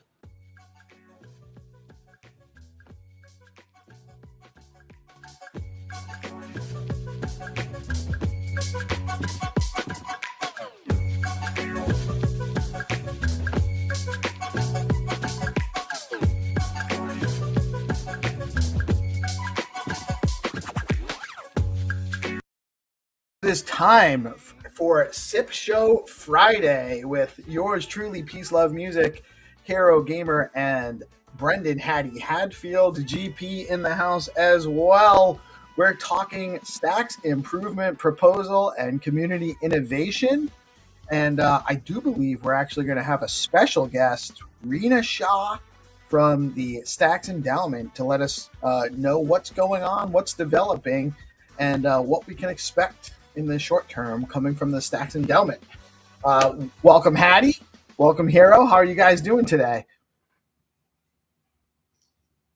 Yeah, super good. Hero, maybe you want to tell us what show number this is, because is this 152 or 153? Let me double check. I think it's 155. Wow. Let's go. It's a lot.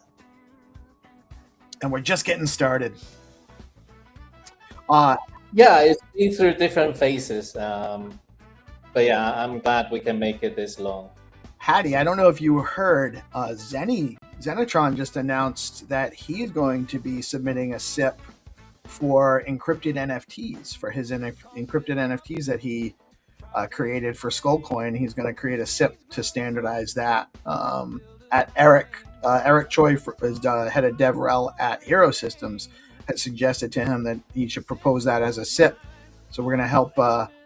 I think he's going to come on and talk more about that next week on next week's show. Yeah, that's awesome. I always told him that was the secret sauce to everything he's doing is the layered NFTs. Yeah, now it's going to be a SIP. So very good stuff. Hero, what's on our agenda for today? So the agenda today, I'll tell you, is obviously Reina from Stacks Endowment will be joining us. She'll give us a bit of update about just the Stacks Endowment efforts in general, and a bit of update on DeFi working group as well. She heads up. And just general Stacks forum stuff. Like to maybe make Stacks forum more the forefront of where people should go. And check out the working groups. And we got the Stacksies next week, and we can give a bit of update about AI BTC Guild. They've been doing really good work. So I think in the SIPCO, I think it's a good place to talk about the general overview of like the cause or the working groups, the ecosystem level kind of polls and working group stuff, because they are really important to the general efforts from a governance perspective. Oh, and we got a word from Trip saying that he is so excited that encrypted NFTs are going the SIP route. Lots of use cases for that functionality, and of course, there really is a ton of use cases for that as well. Also, Freed Your SIP should be coming. Do we know when that's? Is that requires a vote because it's consensus breaking, right? So, do we know? Yeah. So that one I don't quite know yet. It's a little bit like not in limbo per se, but it needs better attention. But I think because we are a little bit late into the year, so I think we'll get more attention on that next year, basically. We'll get the right people to talk about it and the right entities to push a little bit forward on it. And I think, yeah, so that's with that. All right, so probably sometime in Q1. I would think so. I think we need to talk to Stacks Foundation a little bit more, or the core engineers.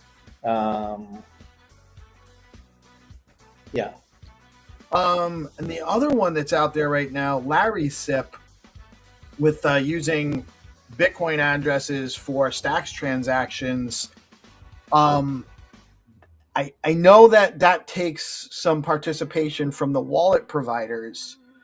However, in part of we had a representative from the Para protocol, which is wallet infrastructure, and they're building out some functionality similar to Privy and Passkey, and like abstracting away, it's basically one-click sign-on with your email address, and they are looking to right now I think it's EVM and Solana and Cosmos, and then they are looking at adding Bitcoin. It's on their roadmap that they'll be able to do that with Bitcoin soon. And I wonder if that actually makes it easier to function if we have a standard for transacting with Bitcoin addresses, if that actually makes it easy to function at that level, at the infrastructure level, and it maybe doesn't necessarily need the wallet provider's direct input as much. I'm not sure, obviously, how that would go, but she seemed very interested at the fact that we were working on a SIP that would allow us to use Bitcoin transactions for Bitcoin wallet addresses for Stacks transactions. So I wonder if there's a broader infrastructure application there. And we do have Rena Shah in the house. Rena, good morning. How are you today? Good morning. How's it going? Great to see you. I hope you're doing well. We are caffeinated. That's all that matters. Cheers. Cheers. We just made a bingo for Stacks endowment. Peace, love. Do you want to share? Oh, we made we were doing our AI. All right. Let me. Hold on. We're doing our AI bootcamp, and we made a quick little jingle. Let me hear Stacks. The jingle. Stacks. Hold on, I gotta turn off the other music. Let me.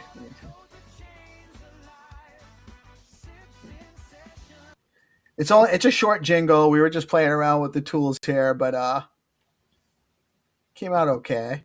It's more of a segue than Stacks endowment, SIP 31, opening doors for the Stacks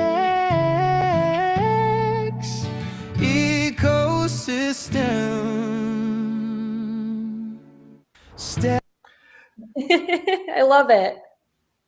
Yeah, it was manifested into existence in about 13 seconds, about as long as it plays. So it's crazy the tools that are available now and what we can do. So what can you tell us? I know that there's a lot that happened this week, and there's only so much you can share. But whatever you can share. Well, see if I can share everything. I'm actually teeing up the post to post on stacks.co for the actual treasury update. It's processing, so I'm waiting for it to upload. I was hoping it would upload before I hopped on here, but you know. That's all right. Now we're it's breaking. I can't control. We got it first. That's all right. That's You're all right. getting it first, but I am getting ready to post on behalf of the endowment and the inaugural kind of full quorum treasury meeting that occurred this December about what we reviewed, what we approved, and most importantly, what budget was approved for Stacks as a whole for going into 2026. Awesome. Awesome. In the post, I also have. I already see it. Pardon? The post is up. It's uploading to stacks.co right now, and I can't make it go faster. But I can already see it. That's what I mean. It's already live. It's already live, but there is one rendering issue that I'm seeing on stacks.co that it's not tagging the correct author, which is why I haven't tweeted it out for this reason alone. I just want it to render to the correct author. That's it. Can we screen share it? You know what? Yeah, hold on. I got it.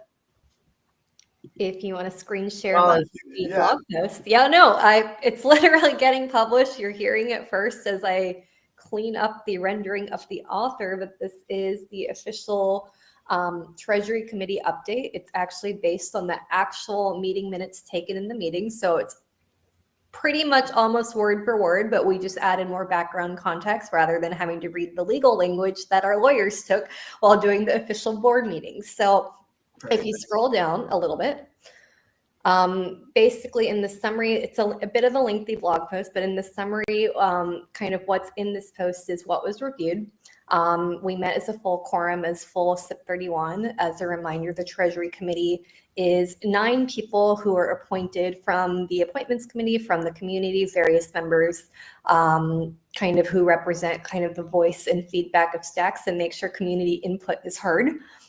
The headline 27 million was approved for using next year. With that, there's also 25 million Stacks approved to be deployed directly into working capital like DeFi and such. So we are definitely prioritizing DeFi deployment, engineering, and security, but growth programs as well. If you want to go down a little bit more, so the budget has evolved. Obviously, I need to exercise financial prudence in the macro environment.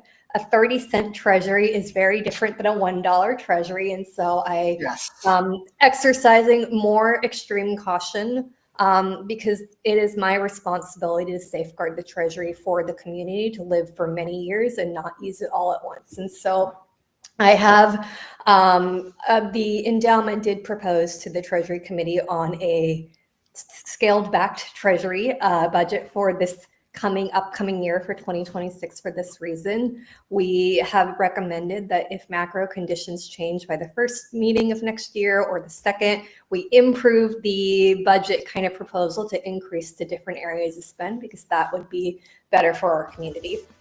And then we also put that the endowment and TC will be hosting monthly public office hours. They'll always be on X Spaces. Hopefully DeOrganized will help us stream it a little bit more, but we want to make sure everyone has venues to reach out, obviously to myself as endowment, but the other TC members who represent everyone to make sure that we're hearing your feedback, your concerns. I'm looking at different proposals to reallocate the funding allotments into where the community needs to see it.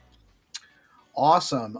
So it's a pretty lengthy, but if you want to scroll all the way down, you can actually see the breakdown of the treasury. Like this is to the point that we are being as transparent as possible, more so than any chains go down. You'll see a pie chart of where the money is going and how it's being spent.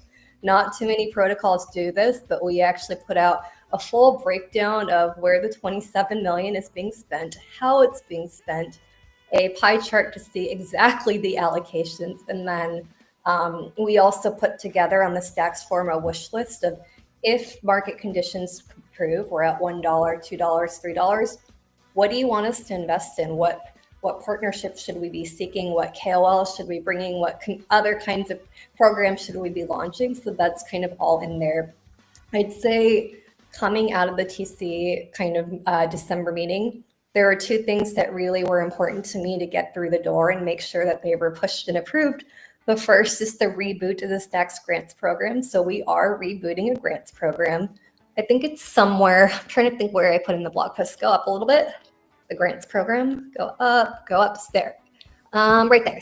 Nice. Go up a little bit. Well, not the macro environment. That's depressing for everybody. Go up. Other way up. Yeah, stop. Okay, cool. There is an emphasis on a rebooted grants program that will be launched January 2026. It should be the second week of January. Program will be live. Applications are ready to roll at that point. But we have 3 types of grants that we're funding. So it'll be the necessary grants for liquidity mining, user acquisition, high impact integrations and feature requests, and then resourcing for audit and security. This is actually a new initiative that we started. Part of the impetus for this is that if the endowment is deploying in DeFi, for example, I need to make sure Zest or Bitflow or Hermetica is well audited, and if they ever have a critical bug, that it's paid for. And so we are putting up community funding forward for our own DeFi protocols so that we can actually be the largest deployer in our own ecosystem. So a little bit different than any other ecosystem, but we fundamentally believe in investing our treasury back to where the community can see it. The second set of grants is your getting started grants. So for anyone to launch a proof of concept or pre-product market fit, we want to make sure that we're supporting new builders, old builders, any new concepts coming into Stacks. So these are you need to do a proof of concept, but you don't have to go through X, Y, and Z hurdles to get the funding. Like, I want to be proactive and work with people so that it's not so difficult. And then the last will be the community selected. We are going to do an extension of D grants. I've actually allocated more funding for a D grant style of program, making sure that besides DeFi and kind of engineering rich initiatives, I want to make sure that we're still supporting the social, cultural, and educational fabric of Stacks, whether it's meme coins, BNS, whatever it may be. I just want to make sure there's funding for that. Awesome. And I think that I speak for the entire community when I say that this is what a lot of people have been looking for. There's definitely been I respect the community feedback. I think it's fair. I appreciate the criticism. It actually is good for me to see it because I want to make sure that essentially the endowment is the steward of the treasury for Stacks, whether it's for Stacks, the Labs Co, any of the foundational programs that we want to run. At the end of the day, my job is to not only grow the treasury but also reinvest the treasury back in the community where the max amount of funding is redistributed. Yeah, and it's, I mean, these, number one, these are the heavy lift things that need to happen. Totally. We can't start a flywheel for like Stacks back to a top 10 asset or anything like that without having these table stakes. So even though our treasury is in a difficult macro environment, I still want to make sure I'm investing in areas that are right. And do you think that since it's kind of part of the conversation, the Fed we are getting away from quantitative tightening. They've actually announced that I think they're starting easing today. They're going to start buying treasuries today. Do you think that might help the macro situation a bit? I think it might help. I think we still have a long way to go if you look at the Stacks correlation to Bitcoin. So like for any like quant or kind of quant trader, typically in the past, Stacks have been strongly correlated to Bitcoin. So in trading, you look at the R coefficient, and we used to be as high as like a 0.86. Right now, Stacks has fallen to like a 0.4, 0.35, which is somewhat unheard of to be that decoupled from Bitcoin. And so we fundamentally have a lot of work to do to create different mechanisms that help the kind of Stacks asset appreciate and or have the Stacks supply be controlled. And so that's where I think we truly need to focus. And I can understand that some of the initiatives that are being rolled out of using STX to unlock the staking capacity of Bitcoin, kind of how dual staking is modeled, to making sure that Stacks is first and forefront alongside SBTC to make sure that kind of macro tightening of the R coefficient becomes wider and wider to where it should be back to 0.8. So like I do have to give engineering and products some props on like really thinking about token economics and kind of reevaluating that, just staking SBTC is not enough. What we want is to make sure that the STX asset and it kind of lifts the ecosystem as well. Sure. And I honestly I'm a huge fan of dual stacking. I think it was well designed. I think it's, my experience at DevConnect, at manning some of the Stacks booth and having some of the conversations, that explaining both, there's not enough people that understand even just basic proof of transfer and how Stacks ties to Bitcoin.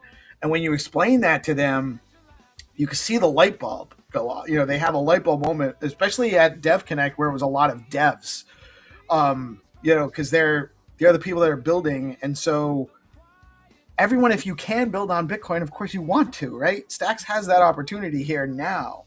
And there's so many other things happening too, on top of dual stacking. SBTC being open, you peg it out, you can do it pretty much permissionlessly. The design for the bridge is super cool with it, requiring that signature. And then all the devs that are building stuff, the Hacker House devs, Rafa with what he's building out, Crypto Dude, Trippin' Monkey, the DevRel guy, there's so much dev activity, all the stuff going on in D grants. We got Wallet Connect. We got wormhole functionality coming. We have Circle in like a week from now going live. I know the test contracts have been audited, tested. A lot of work has gone in to actually take a USDC asset live. It's right, native USDC on Stacks. It's just shipping and delivering one after the other. It's only a matter of time before the price action.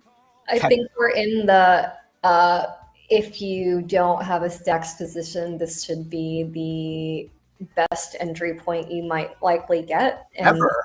That's that. Relative to the price of Bitcoin, it's the best entry point ever. And it's like when you think about what Stacks can unlock from a staking kind of component and all of that, like the returns continue to compound. And so that's what we hope that with the initiatives towards dual staking and those types of activities, we're really bringing in more activity. And then if you actually scroll up, I included in the blog post, sorry that you're getting the live, barely posted just 10 minutes prior post, go up and put an area of strategic priorities from what the Treasury Committee actually wanted to see. So keep going. Oh, sweet. Perfect. Core areas of focus. So there's a ton of areas that the Treasury Committee has sought feedback of where they want to see Stacks go and kind of improve on. So making sure that we finish out the final legs of SBTC really serving Bitcoiners. So self-custodial minting, payments, and privacy. Alpha alert on that one. I know it's going to be shared at the town hall next week, but privacy-like features are being R&D'd at the moment with Stacks. So something that we've always felt that if you ever wanted to do a Bitcoin transaction, there should be a means to make it private. And SBTC is taking up the mantle on some of this R&D. On the staking side, making sure that you can earn a yield both on Bitcoin on the L1 and Stacks on the L2 and combining it, kind of where dual staking is already going. But I'd say the most important area that the TC wanted me to make sure that we were kind of prioritizing is growth. So deepening liquidity, deepening incentives to bring new users or existing users back into Stacks, and curating more products that are easier for people to actually use in Stacks. So vaults were a keen interest. I know Hermetica is getting ready for their upcoming launch in the next some time. And so really making sure that we're focusing on those. From a partnerships perspective, we have Wormhole going live, but actually fiat on-ramps is a priority. It is difficult to buy Stacks unless you're KYC on exchange, or to buy SBTC unless you're KYC'd. So making sure that we're making it simpler for people to come with, I have dollars, I just want Stacks, and make that from a native wallet standpoint. And then for institutions, because we do need to have institutional money coming in, making sure we've prioritized the right set of custodians so they can actually deploy in DeFi. We are lucky that we have a few institutions who use Stacks homegrown products like a Signa and such, but we want to make sure that they're using the Fortify or the Fireblocks or the Utila standard so that we know that their funds can safely come into Stacks. We did add cross-chain wallets we love our Stacks wallets, but we need a bigger, broader distribution funnel. So wish lists like Phantom or MetaMask or like the big wallets to make sure that they support Stacks is in there. And then we candidly and keenly added TGE support, so SIP10 support for exchanges, so that all of our DeFi protocols who are waiting to TGE, because TGE on exchange is extremely costly and a very difficult endeavor, that the standards are already there. So when they've hit their marks, they're ready to go to an OKX or a Bybit and go, we're ready to TGE, and they have no technical blockers. Awesome. Now I can start asking Diego again when TGE. He hates that question. I'm sure he does. I'm just kidding. I won't even really ask him, but it's funny to say. I'll say this piece has a lot of information, and my goal as the endowment is to be as transparent as I possibly can, by all means. So I did see some community feedback on making sure that they're getting the accurate and most up-to-date reports, and that is my goal. The only reason why I delay a few days from writing the blog post from when the meeting ends is I want to make sure I don't put my foot in my mouth and wrote the wrong thing out there. Yeah, no, and a couple of days is not a big deal, and we're aiming that the week the meeting ends, the following week the post goes out, and the meeting ended the following week. This week the post goes out. Yeah, and that's a reasonable expectation. I don't think that it needs to be like instantaneous. The consumer's getting less patient because we're getting just trained to more instant gratification, ever more instant. So well, I'd put together something that's thoughtful and comprehensive and will check the boxes so that you can not only see like just the facts, but the rationale behind it, because context is important. And I feel like in an area of like information overload or instant information, you miss context. And so we are really cautious to make sure that context is there. Of it would be silly for me to put out a budget proposal without acknowledging that market conditions have changed. Right, and it would be silly for people not to expect that too, right? We know that the price is down significantly from down in the dumps, yo. I mean, you can just say it. Well, it is what it is. And honestly, I think that adds to a little bit of the lack of patience in the marketplace. People get frustrated when the price action is. I'm not worried about it because I wasn't selling anyway. It's an accumulated opportunity. People get frustrated, but they kind of sometimes they maybe lose sight that Stacks has gone through bear markets before, and every time in a bear market we end up doing new product R&D or launching something that we never thought we would be able to launch. Like in the previous bear market is where the Nakamoto upgrades came, so that we're off of 10-minute block times. And we're only a year into that, by the way. It's only been a year since we've had fast blocks. We're now on block times that are rivaling other chains. We're now having SBTC assets, so you can put Bitcoin on chain. So like, I kind of sometimes like the bear market periods to help like reset, like really what do we want an on-chain economy to look like, and did we build the right products, and are we actually going to hit product market fit or not? Yeah, honestly, the only thing that we didn't touch on here. Go for it. All of this is great. The component that we need a little bit more of is, because I think that the biggest issue right now is lack of awareness outside of the ecosystem. Like that's the feedback I got, or the takeaway I got from Buenos Aires. Totally. They're tell people what we have: fast transactions on Bitcoin, sub 5 second transactions, Bitcoin DeFi, a robust Bitcoin DeFi ecosystem. People are excited. Just we don't have enough people knowing about it. So in the marketing area of the budget, it's addressed there. There's been funding set aside for global brand campaigns. There's been funding for when a new CMO is hired, that they have the playroom that they need to get Stacks out there.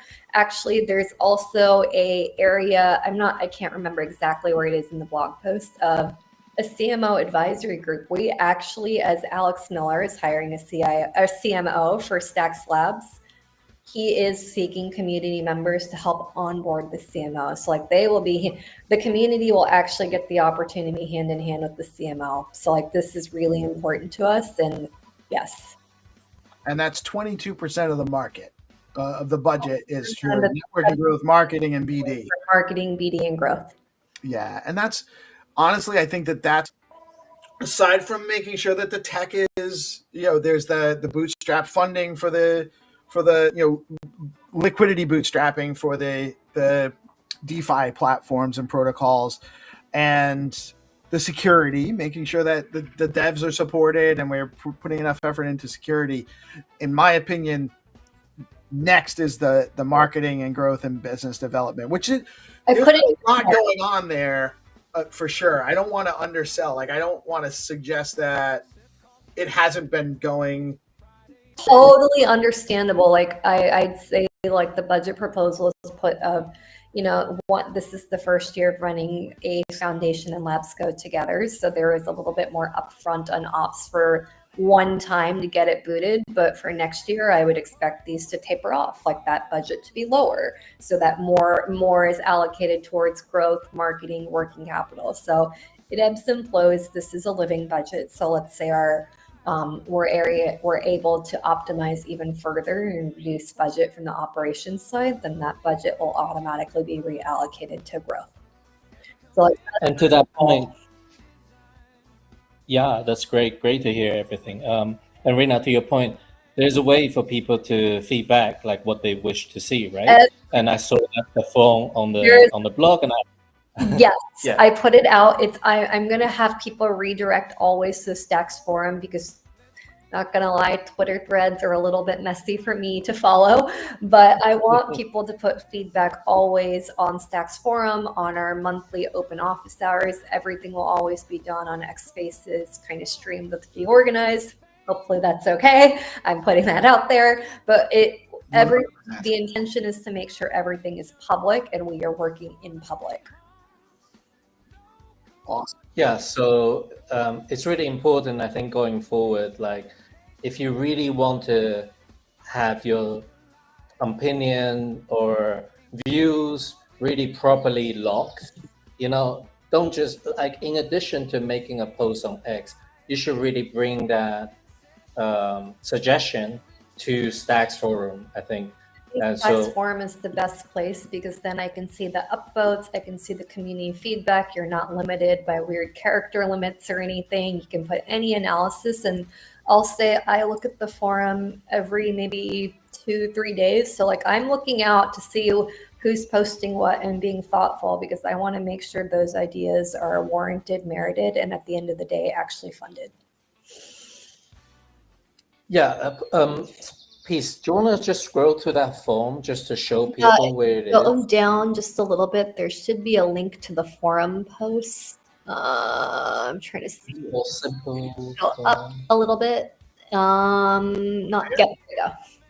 So I posted last night on the forum of we have a wish list that's running and needs feedback from areas. So kind of you know how much I care about putting context, but if you go up just a little bit.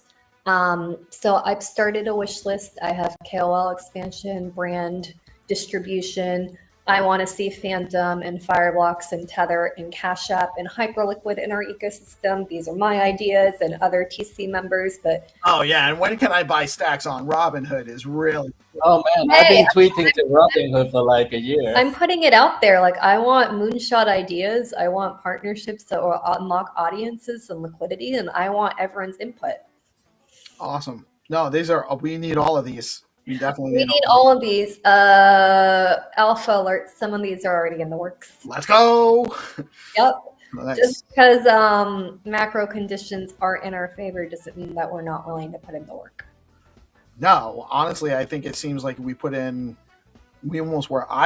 think it seems like we work harder when the macro conditions are like they are. Yeah, there's no retiring off to a yacht. That's never going to happen. That's not the Stacks MO. No. And like I say, we're here to build. We often talk about just keep chipping away. And I actually, something I drive in real life, I'm a realtor, and I have my broker is an old school guy, and is in one of his encouraging. You just keep chipping away, you keep putting your work in, and you'll break that rock sooner or later. And then we've iterated that too. And then once you break that rock, there's another rock to break. You're just going to keep breaking rocks for the rest of your life. So you might as well just keep chipping away. We're putting our best foot forward and doing whatever we can for the community. And I hope that the community works with me and is kind of I treat the community honestly like my board in that way, that I'm taking your feedback, I'm taking your suggestions. I might ask questions to make sure we're getting the best ROI for our treasury, but that's what I have to do for financial prudence. But at the end of the day, I want to see it where the ecosystem can use it. So we need to get more community involved in these threads. You need more feedback. Threads, and then I will have the monthly office hours put up on the Stacks ecosystem calendar with the X-Space links. We're super public about everything we do. Awesome. That's great. Great stuff. Yeah, I saw in the post there will be a monthly call. Is that right? There will be monthly office hours. I just need to work with you, Hero Gamer, and Peace Love to make sure I'm hitting the right time, that I can kind of hit the most community members at once. Other TC members would be joining as well. So if you guys forgot who is on the Treasury Committee, Manib, Alex Miller, Mitchell. Then you have Dylan as your DeFi kind of angle. You have Jonathan from Signal 21, covering data analytics and such. You have Lewis from Ryder. We have Andrea from Bitcoin Frontier Fund. And then the last remaining seat has not been filled, and that will be for the CIO hire to come. And the legend of Stacks Legends, Jack Minswitch. Yes. I know it. I have to give the best for last. Duh. So no CIO yet. No, in the post I've put how we're prioritizing a CIO role. We've been going through interviews left and right. Let's just say that the interview process is deep in. We were trying to make sure that we're prioritizing a CIO who actually understands trading markets. So they need to understand of how to do a looped leverage loan on Zest. That's what I care about. I want to make sure they're one of us. Yes, for sure. That's a reasonable requirement in my They need to be able to do looped leverage loans, but they also need to learn how to do they need to be able to do complex derivatives with me. So for example, our treasury, for the short-term treasury, the goal is to fund all of the OPEX, but the long-term goals of the treasury is actually to generate enough income that we don't sell our treasury, or we don't that's the goal, right? So to generate income on Stacks, the best way that we could possibly do this is actually to sell options. So puts and calls on both sides, underwriting call options, so that if we have a price target, that's where the puts would be executed. If there is market bleeding and let's say the price is falling, we're actually buying back tokens, and we're the buyer of last resorts to make sure the token price doesn't fall. That's right. So when are you going to apply for CIO? I will not be eligible to be the CIO. I prefer being full staff for the endowment. The CIO is a different type of hire because he must live in the Cayman Islands. Oh, has to be resident there. The foundation and our treasury, you must live in the Cayman Islands. Oh, you didn't like the real estate options down there? I'm on the split time of the Cayman, so for context, I'm in Cayman half a month already. Wow, really? I go to the Cayman. I work with our Cayman Foundation directors. We execute all of our decisions on island to make sure that we're keeping our treasury tax optimized. Awesome. That's we're putting in everything to make sure that this treasury lasts. Oh yeah, we need that for sure. And I would actually venture to say that a CIO in the short term is probably even more important than a CMO, because I think both roles are important. A good CIO will be able to understand macro conditions and trade and kind of manage supply, where a CMO will broaden the distribution funnel. You need both. You need both, but right now managing the funds is probably paramount. Well, we have a good investment policy and management policy that was approved by the Treasury Committee. So we're taking some areas of respectful conservatism and some areas of degen because we can. Oh, I love it. That's actually, and, you know, and it reflects the ecosystem too. You know, we're very, I would say that there's a lot of very intelligent people in Stacks, and a lot of people that obviously we are very closely aligned with the general Bitcoin ethos. You know, decentralization, permissionless, open source, and all of that. And also definitely a degen flair. So love to hear that that's being reflected.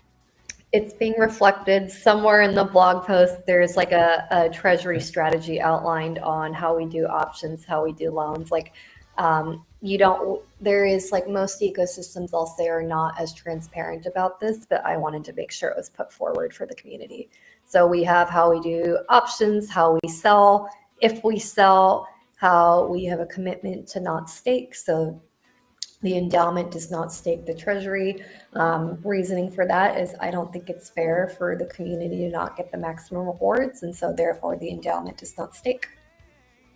Understandable. We were actually we talked around that concept a little for during the before when the vote was live, and even beforehand when the community weighed in, and we made sure, and that's how it went into the vote. Right. To be honest with you, I didn't have a strong opinion either way. I understand both sides of it, but I'm glad that the community's satisfied with the outcome. The only area that the endowment stakes on is staking delegations to pay the validators who are validating the essential services for being an SBTC signer, but that's it. So our staking delegations are quite small. They're limited to like a slot. Awesome. I want to. We have about, and I don't know how much time you have. We have about 15 minutes in what we designated for the segment, but it's my show. We can go as long as I want. Well, but I don't want to commit you. I don't want to overcommit you. I'm going to hang out and say, I'm still publishing a blog post and I'm still writing the Twitter thread, but it will be out there. Awesome stuff. I just wanted to give everyone else a chance because I've been monopolizing the conversation. Rena, do you know GP? Do you know Hattie? We know everybody. They're all hanging out. They're the buds. Yeah, I'm trying to hear all the alpha and seeing some of the things that we're going to be doing with SBTC is really exciting. Seeing the privacy and payments for SBTC got me very excited. So you can expect Manib to give the overview during the town hall. This is like his R&D baby. Like he has been gunning for this as a longtime Bitcoiner to bring it back so that Stacks is the missing layer.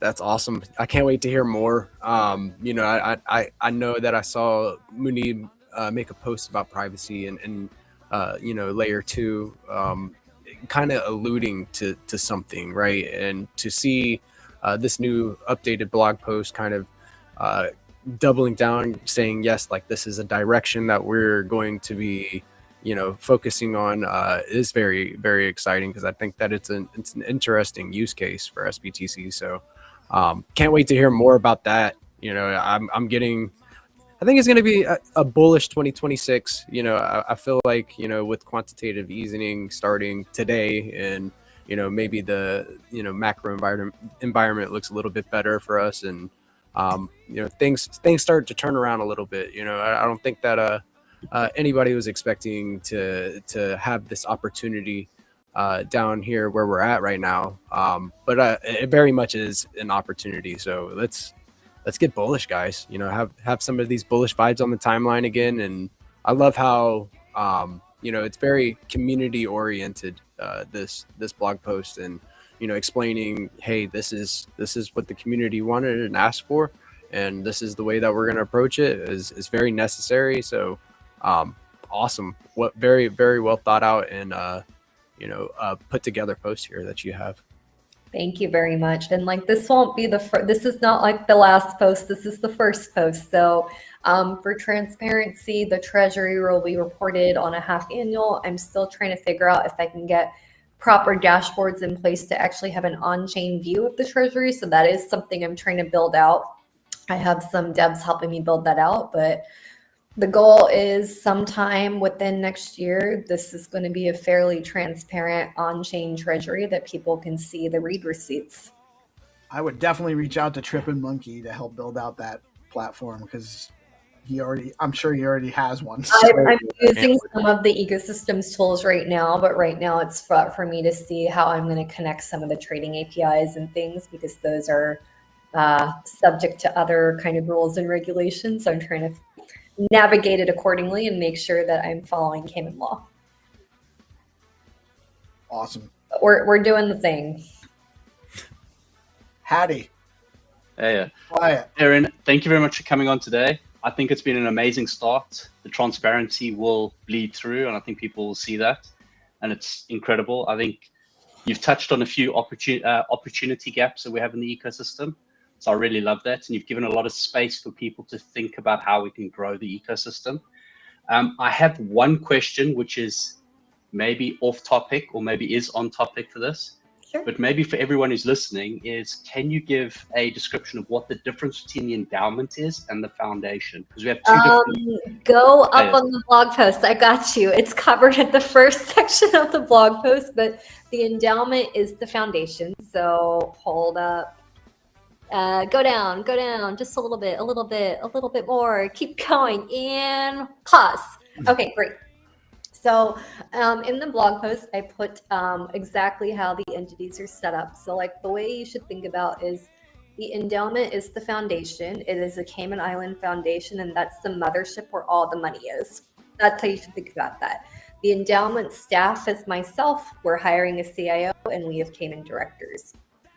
Because the endowment needs community support, buy-in, and input, there is the Treasury Committee, who is kind of like our advisory board, and they provide us the quarterly board meetings of what they want to see, how they want to see funds spent, and they essentially approve our budget going into the following year. The Labsco, where Alex Miller is the CEO, is wholly owned by the endowment. So it really is one org. It's just a foundation of Labsco. The Labsco is our subsidiary. So there is no more, which entity does this? It's all streamlined as one. Perfect. Thank you for putting that. I just You're wanted so to... welcome. No, it's... You to put it in your own words as well. Necessary to point it out for Stacks that we've done things super decentralized, and that's been amazing to do. But obviously there are efficiency challenges, and so we did choose the route of the labs and foundation are all in one entity. Literally the only difference is I'm just staff at endowment, where everybody else is staff at labs. That's it. Perfect. And then the follow-on from that would be, as we sit here and we talk about SIPs and we talk about governance in the ecosystem, where does governance fit in? Stacks Foundation with Mitchell will be continuing to carry out governance, as that's their operating charter. They will make sure the SIP process is followed and governance is carried out. So you can think of it as one kind of main entity that is doing all the production, development, blockchain engineering, marketing, BD, and kind of the treasury all in one. Basically, between myself and Alex, we're doing all of those components. And then Mitchell and Claire and the folks at Foundation are making sure governance is carried out. Because I think it would be remiss to put all of that in one organization. Governance should be a separate body because that is clear. You wouldn't want to commingle that. Correct. The same as any organization, you'd have a separation to ensure that you have checks and balances. Exactly, and that's partially why when the Treasury Committee was appointed by the folks like Joe from Lunar Crush, who got to be a part of it, and Tycho, they were really well balanced on making sure they had one person from the Labsco, which was Alex, one person representing governance, which is Mitchell, the other 5 slots all going to the community, and the last one really going to whoever is funding the Treasury, which should be a CIO. So it's a fairly well-balanced approach, just getting as many ecosystem voices and representation there. And remember, the TC is a kind of a board appointment. So like whenever there needs to be changes, that can be made. Perfect. Thank you for laying that out for us. I just wanted to make sure that everyone got it from yourself. So totally. I appreciate it. Thank you for coming. Yeah, great question, Hattie, because I know that that's on the panel here, we probably had a general understanding of that, but a lot of the community probably didn't. So I think it's good to. Yeah, I definitely owe the community a little bit more like blog posting around these things and such. I'm learning how to post on stacks.co because, hey, I've never got to do it before. This is fun. No, and we do. I mean, more is better. And there's been a lot of more is more. More is more. So it's there's lots of opportunity to grow still, right? And I think Stacks is doing some tremendous things. I am a huge fan of the endowment. I love how it's been broken down. I was involved in the initial Hattie and Hero and GP. All of us were actually involved in the initial meetings that led to the appointments committee. We were all part of that group. It's open. It's available. If you want to be involved in Stacks, you can be. All you have to do is actually participate. Exactly. So it's yeah, that's how I got you in Peace, right? That's in right. The early days. Right. If it wasn't for Hero doing the spaces for D Grants Cohort 2, I would never have gotten to know. I would never have onboarded and integrated into the ecosystem to the extent that I am now. Huge value. I think it's just difficult sometimes first timer to know where to go. And I think being a little bit out there and a little bit kind of welcoming, I think it really helps to because they will start asking questions like, where do I go? How do I participate? Or if you give them like a pointer where to participate. Because Stacks is, like, I came into Stacks 4 years ago. I jumped on one of the public calls that Willbuddy hosted, and it was open. So little things like that, like people sometimes just need to know, like, actually, when you dig under the hood, there's a lot of opportunity and openness to Stacks, and it's just making that awareness part that people can participate and where. Couldn't agree more. I think we're lucky to have such a community that's opening, welcoming, and friendly. I'm going to bring them on. We got a late comer. Tenderly is in the house. Good morning, brother. How you doing? Or it's evening for you. Are you with us? I'm very good. Oh, nice. So, Raina, if you don't mind me asking, he's having some technical difficulties. So, also, I know you head up the DeFi working group, right? And is there any like cool updates from that group? Yeah, so I'm going to be handing all of the groups back now to the Labsco so I can do what I do best, is trade and manage our treasury. I think wearing sometimes too many hats comes at a detriment. But from the DeFi working group, what they've been helping advise me on is how they want me to deploy the working capital. So from the budget, there's 25 million stacks that has been set aside to deploy in DeFi. And so what kind of our goal is right now is to make sure we're deploying it where we manage the spreads and reduce slippage across the ecosystem. Because what I don't want to see is someone doing like a 10K SBTC to BTC swap on Bitflow and getting wrecked by slippage. And so that's what I'm like, they're really making sure that I target the right spread and band targets. So like that's been a key priority from the DeFi working group right now, as well as making sure we're all ready to support Bitflow as they move to HODLMM. So the concentrated liquidity will be a big ecosystem boon. Currently, when you're using an AMM in this kind of V2 model, they're not super capital efficient to rebalance the pools. And so that's kind of where the DeFi working group has been provided a lot of initiative to myself and other builders to make sure that we can manage that. And then kind of also from the DeFi working group is they've been testing the Circle integration to make sure that we're ready to move AE USDC into USDCX and things like that. So a lot of things, but I'll say it's more like nuts and bolts of making sure the infrastructure behind DeFi works. Yeah, that's awesome. It's all coming together, I feel. It's all coming together, and I'm excited for the new year to come. Yeah, 100%. There is so, like, we rattle off like more than a handful of items before, and we didn't even touch on HODLMM and concentrated liquidity and zero slippage, that it's, or the less slippage, the more efficient distribution of capital. There's so many things coming to this ecosystem, and it's Bitcoin oriented, which is what everyone ultimately wants. We are in the right place. It's just a matter of, we just got to keep chipping away, and it'll all come together for sure. And Reina, if you know, I'm starting to do like a little bit more graphics around like the upcoming calls of the next week. So if you know in January ahead of like when the calls might be for Stacks and Delma, I'll make like graphics. Perfect. I'll actually coordinate with yourself and I guess Rick or Brandon at Stacks Labs to make sure the time is right before I even put it on the ecosystem calendar. So I'll make sure that it works for everyone. I'll try to do something that's like the normal DeOrganized timing.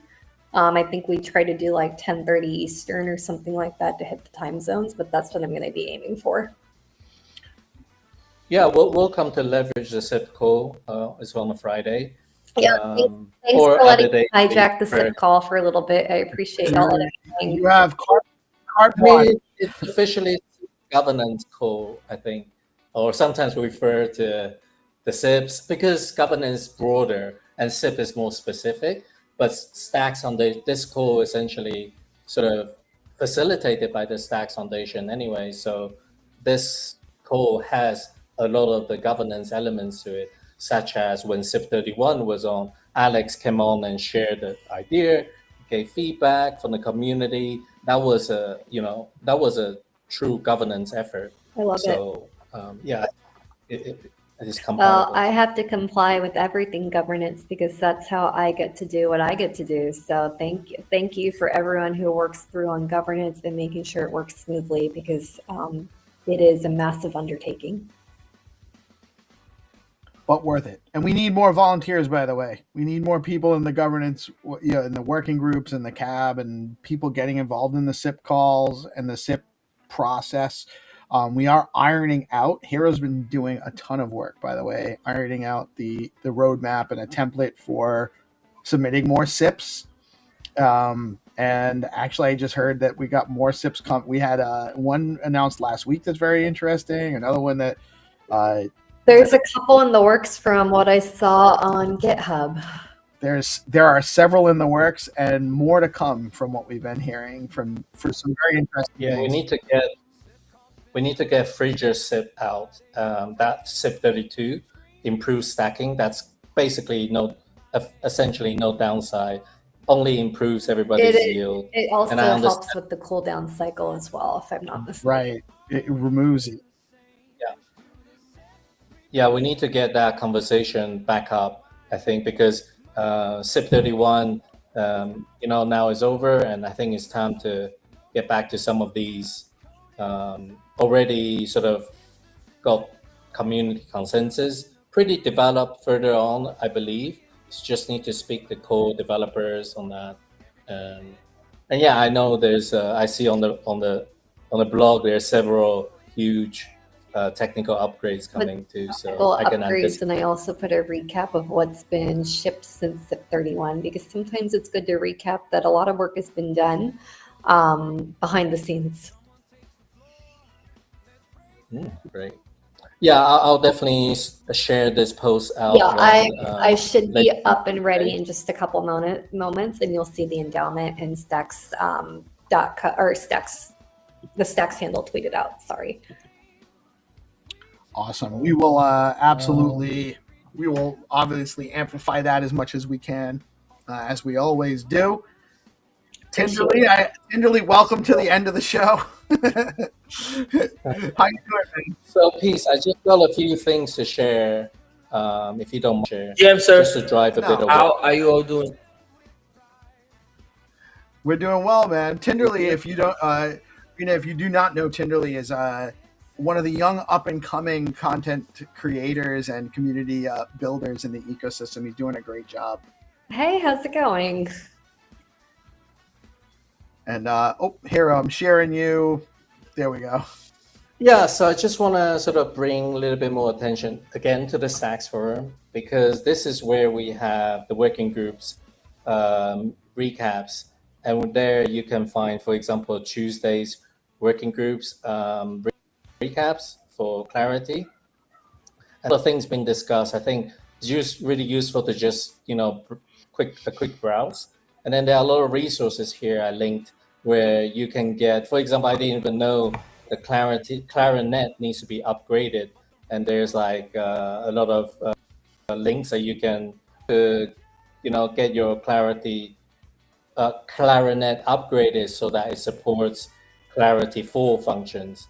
So yeah, I do recommend create an account. It's pretty easy to create an account. I think you just link your Discord or GitHub, and then you're in. And start posting feedback on there, interact with the thread, whatever thread that might be, like the one that Reina just posted. She's literally asking for your feedback right there. Like post like your feedback. What should we do? How should we grow? So really recommend that. And the other thing was, like I said, I'm starting to post more like the upcoming calls, maybe more visually, get the words out there, start bringing out of the Stacks calendar and bringing out of the Stacks forum and just out to the public. So you can see exactly what kind of working group or calls, like for example, Friday, we're not officially working group yet, or we don't know, but anyway, we are one of the key ecosystem calls, and I'll be putting like the town hall on here. I'll be putting Stacks endowment calls on upcoming calls. So do follow the Stacks Foundation handle. Then you can see exactly what's coming up and how to join and how to subscribe to the calendar. It's all here. Cool. Cool. I love the visualization, aspect of it. I need a visual cue, so this helps.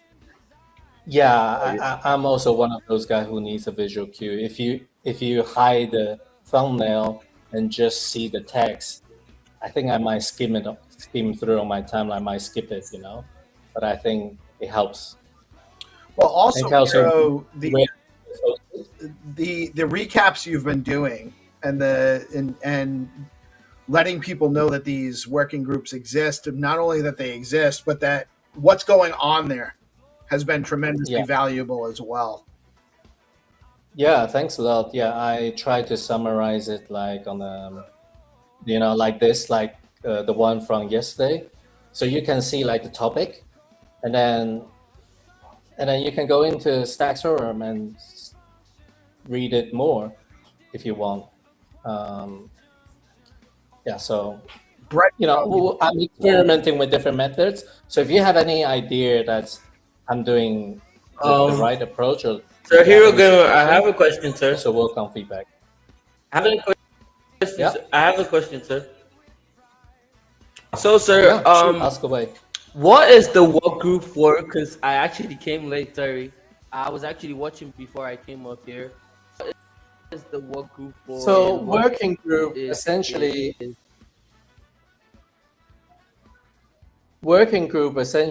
is a way for you to join a specific topic, and they work towards a specific mission.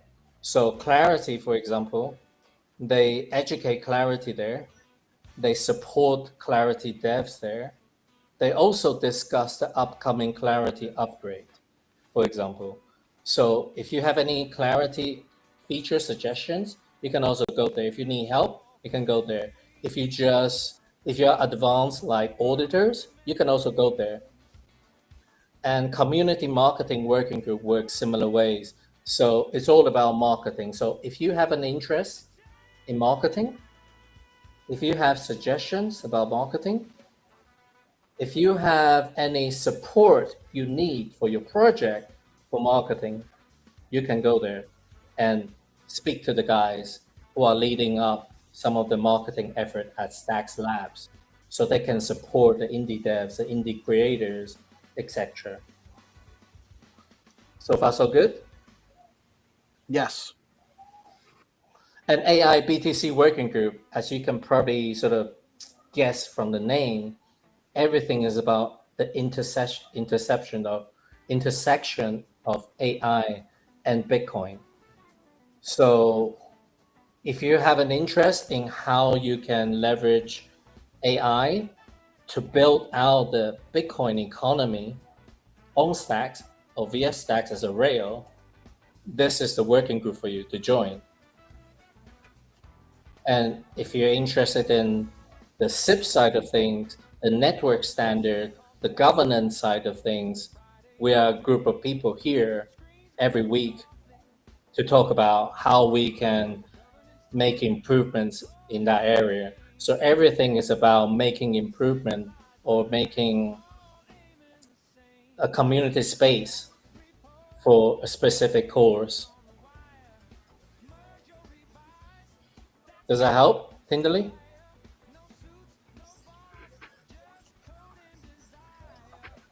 Tinderly? I think he has a delay here. Okay. Yes, sir.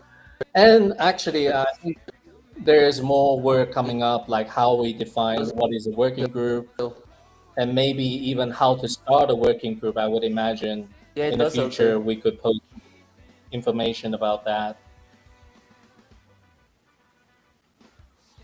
Cool. Awesome stuff. Yeah. So, and also just remind people there's taxes coming up on Thursday. excited. So make sure you go and vote. And there's a Luma link to the event you can add to your calendar here too. So it's an vote for important. GP for best community builder. Yep, vote for DeOrganized Media, vote for GP. Vote for Peace, Peace Love, Music. Amazing guys. You guys been killing it this year, you know. Really, thank you for all the work that you put in. Yeah, we're just happy to be nominated. To be honest with you, there's lots of projects. I voted for STX Tools. To be honest, I think that's a great project too. But yes, Stacky's voting is live. You guys can go to the Stacks account handle and click on that link right there. It'll bring you to the block survey. It takes you like 20 seconds at most. So make sure you go vote, support your community. Make sure and just vote whoever you vote for. Go vote. You know, don't sleep on it, because the more engagement we get, the better, and the more feedback and representation as to who people are enjoying, who people are resonating with in the ecosystem is important. So it's impactful to participate in these votes. I think this has been a great call. We are a little bit over, and I want to be respectful of everybody's time. Is there anything else we needed to say? Any last words before we wrap up? Hero, you Yeah, if I may just give a shout out to the AI BTC working group. They killed it yesterday. Oh, yeah. They had a really good community calls. They asked people to come in from outside the ecosystem to join this call.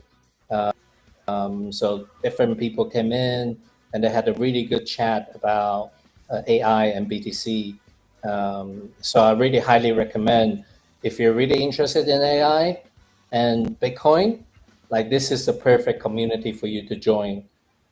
So go join the Discord. They are on Discord. I think there's a link to join somewhere. Does that say it's going to be on Tuesday? They're normally on. Yeah, next it's usually Thursday, but I think for December they probably moved it to Tuesday. So it's Tuesday at 12:30 p.m. ET. All right, I'll have to remember that. Yeah, you do. Awesome. I just added to my calendar. You can use the link to add to your calendar. I want to. Hattie dropped a quick question in the private chat. Yeah. Go ahead, Hattie.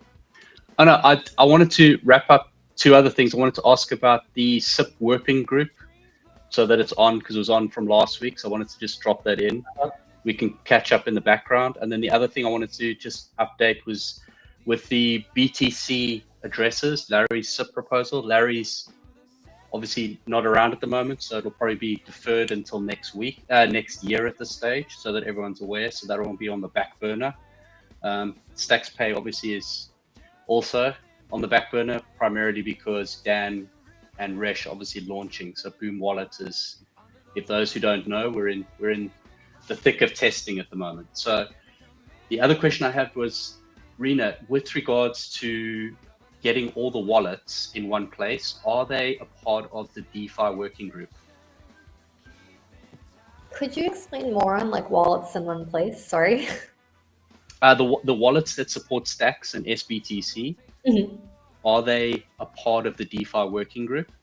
They joined the technical builder call that Adriano hosts. It's every 2 weeks on Thursday, 8:30 or 9:30 a.m. ET.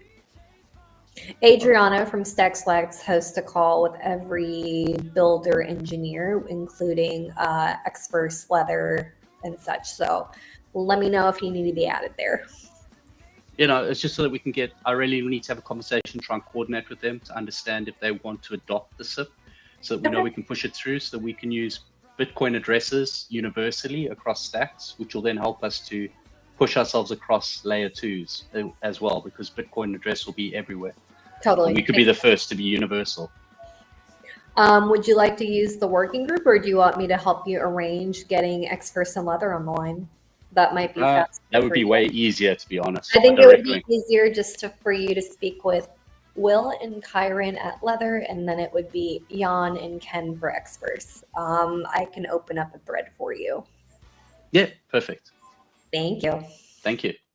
All right. And to the SIP working group, by the way, guys, I did work on, just to respond to that, I did actually work a little bit on the docs for proposing that officially last weekend. I haven't gotten it completed, but once I have a draft, I'll share to you, Hattie and Hero, and we'll collab on that further. Yeah, just to share foundation perspective, I think there's a little bit work in general need to go into define exactly what is the working group before that the SIP working group can become a working group, so to speak. But yeah, I think there's more work in the pipeline on that, so that we're not just doing it for SIP working group, but just in general, what is the process? What does the documentation look like? Where should the documentation live? And how should people be aware of this thing?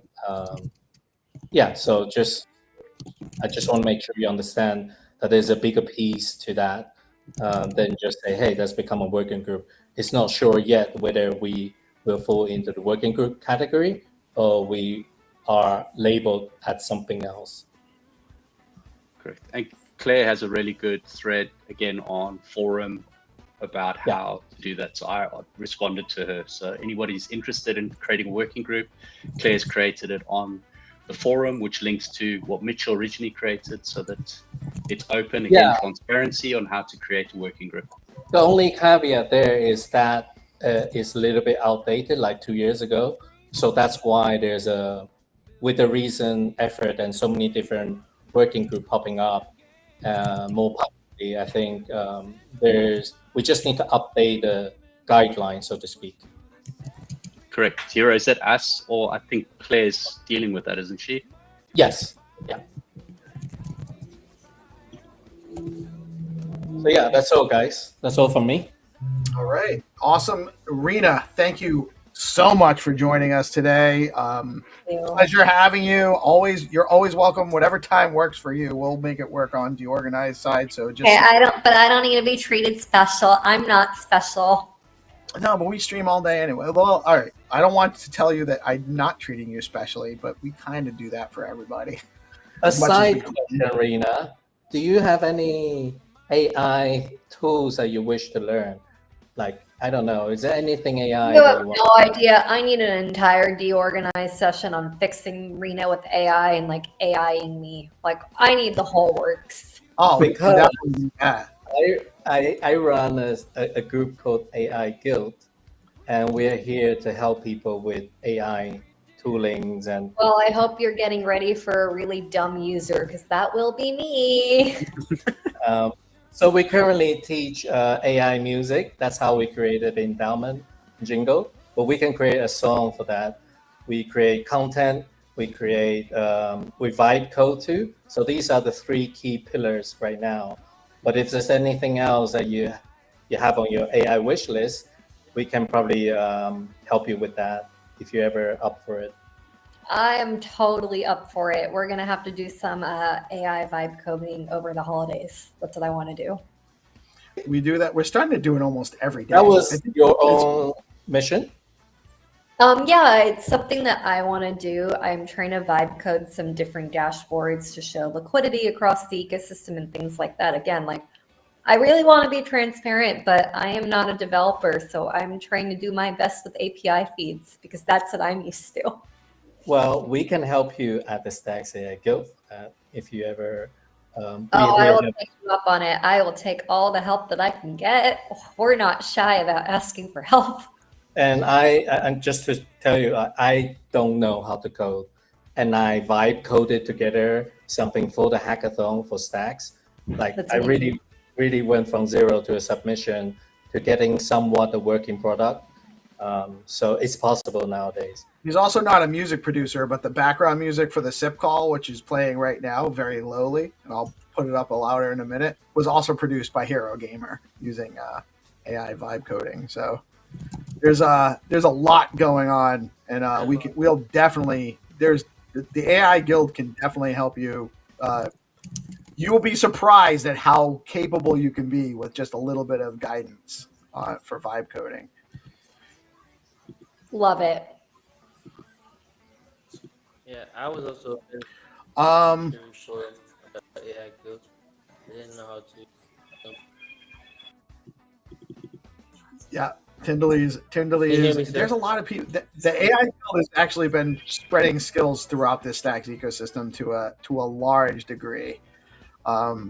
Amazing stuff. But that'll be a conversation for another time. We can definitely wrap this up. This has been an extremely productive call. Super excited and bullish on Stacks. I think the Stacks endowment and SIP 31 was the right move. And over the next year, we'll actually see more and more of why that is. Thank you guys so much for joining. Rena, Tenderly, GP, Hattie, and Hero. Love you guys. Great episode. Great morning show. We've had a ton of stuff going on today. Thank you all for tuning in. And I am Peace Love Music. We are DeOrganized Media coming at you live on Bitcoin Live, decentralized broadcasting every Monday through Friday. Get out and support your ecosystem. There's a lot still going on today. Y'all have a blessed rest of your day. Peace out.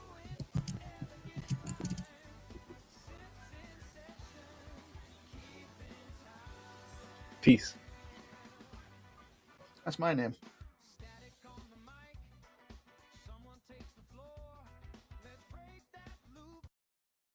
Optimize more. Notes in the doc. Pull requests in store. Decentralized future. Open core. Some chase fame. We chase function. Every diff. A quiet junction. Autonomy hums. No corruption. Code is the art. Coordination. vacation.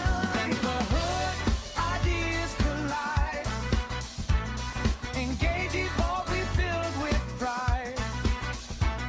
From core to code, the chains alive.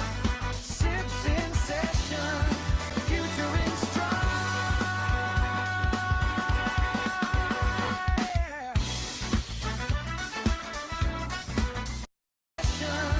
Future in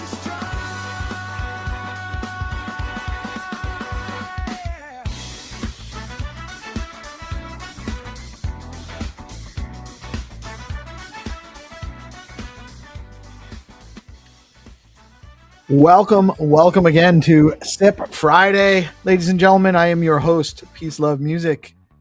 And we love having these on DeOrganized Media. It is episode number 156, according to Hero's count from last week being 155. And we have a great show. And by the way, I just want to shout out again. Amazing job on the song, Hero Gamer. Cranking on a bunch of levels all over the place. And again, shout out and congratulations on the win with your Stacks AI Guild project that manifested so many cool assets for our ecosystem, including this new SIP show song. Welcome, Hero. How are you today? Been a great week for the ecosystem. Hey, what's up? What's going on? You know what I was thinking, and I want to say this out loud before I forget, because I will forget by the end of the show. But what I do need, I need just a 16:9 background image that I can put in our intermission between the end of the morning show and the SIP call on Friday, so that it's a little bit more maybe advertising what's coming up next for just a general like evergreen SIP show image, and then maybe the AI Guild can help us put something together. Yeah, I mean, we are all in the same place, right? AI Guild, you know the guys. So Right. yeah, if you want, I can arrange it, or you can just ask Hannah directly. Yeah, I can get it done. It's just a matter of I will forget. But Yeah, I will. That's good. But I'll keep a note. When do you need it just for SIP, or you mean like maybe it's something that can be replicated for other? well, the segments? series. I mean, we could use a series of background images because I mean, we have this. You know, the one we use now is just our old generic one that I created a long time ago. When I first started using that gold microphone logo, and it's fine, but it's also not as engaging as maybe some images, and we could probably do better, you know. So any help we can get as far as those graphic assets would be appreciated. But I think specifically something for the intermission between the SIP show, because we have like a usually at least a 10-minute, if not like today was closer to 20 minutes where we had an intermission, something to put on the screen while the music's playing a little bit, but is, you know, not. Wouldn't you want to animate it though, rather than a still image? Well, there's pros and cons to that. Animated, but not too long animated, because we only have we can upload more images than we can videos, but we can actually do like, if it's only like 3 to 5 second GIF images, those are kind of the same as a regular image as far as storage and what we can do with it. So, well, you know what's best, still or animated? One number of seconds. The best would be something animated but very short animation. So like, what kind of seconds? Just specify that. Like 5 seconds. 5 seconds. 5 okay. seconds, but animated. Yeah. That's we'll get that done for you, sir. Awesome. I just we have a delegate. No, I appreciate it, man. I really do, and it'll be win-win because it'll help promote SIP while we, you know, I'm hoping in this case it would be something that promotes SIP and what's going on, maybe even reminds people about the forum or something. It doesn't have to be too cluttered, but something a little bit more. So it has like the organized show. It has. That's why we were talking about with who was it? As GP, like a SIP brand. We need to talk to Foundation about it, but I'm hoping we can do that. But in the meantime, you know, let's just get something together for the pre-show. Yes, exactly. And I'm going to bring on our guest, a good friend of both of ours. Actually, he was just on doing a segment with us with the Find2Earn Games. We're going to bring on Zenitron because he's developing again. Welcome, Zenitron, to this week's SIP show. You're the feature of SIP 156. SIP call number 156. How are you today, brother? Hello, everyone. Thanks for having me here. Good morning. It's still morning where we are anyway. Well, where I am. So Hero, I guess I should have actually gone over. Do we have much? What is on our general agenda for today? I think just like driving to the forum again. I think we can talk a little bit about yesterday, but main thing I want to talk about today is Zenitron SIP. I think that's the most critical thing to, just to showcase to the community what it's about. and if it has, how do we help in advance? You know, putting our SIP deputies hat on, how do we further this SIP? How do we promote this SIP? And he would be a SIP author, so looking from that perspective, how do we help him? You know, if it has any questions about where to send, where to write, where to post it, like PR, you know, you need to make a PR. There's a GitHub template and stuff. So yeah, we need to just try and help Zenitron as much as possible. 100%. And I do think that there is a lot of potential for this to be to really unlock a number of things we can do in the Stacks ecosystem. As far as the SIP being proposed with encrypted NFTs. I guess we'll just talk briefly about Stackies. Congratulations to the Stacks AI Guild. Several of our participants and contributors, including GPSC, 300, the Stacks AI Guild, Rafa's on our show all the time, Crypto Dude. All of the winners really are participants. Really excited about the outcomes. I think a lot of good people were recognized. Even just in the nominations too, there was a lot of great projects nominated, and it's great to get recognition that way. I think that this was a very successful Stackies relative to last year. Not that last year was bad. It's just I think that there's more excitement now. Yeah, no, I agree. What do you think, Zenitron? About what? Stackies yesterday or the town hall? I'm not follow the awards, to be honest. I'm not care about the awards, but I am happy for every person. But I saw I think Peace Love Music obviously should receive the award. And it's I was really surprised you didn't. I know you were nominated several times, and the DeOrganized media. But you know the problem of the awards nowadays. So there is no governance. I mean, the voting process can be botted. That's the first reason it's not objective, and the second problem, if it was rewarded by the judge, how they make decisions, we don't know. So the both variants is not objective, so I'm not care about it.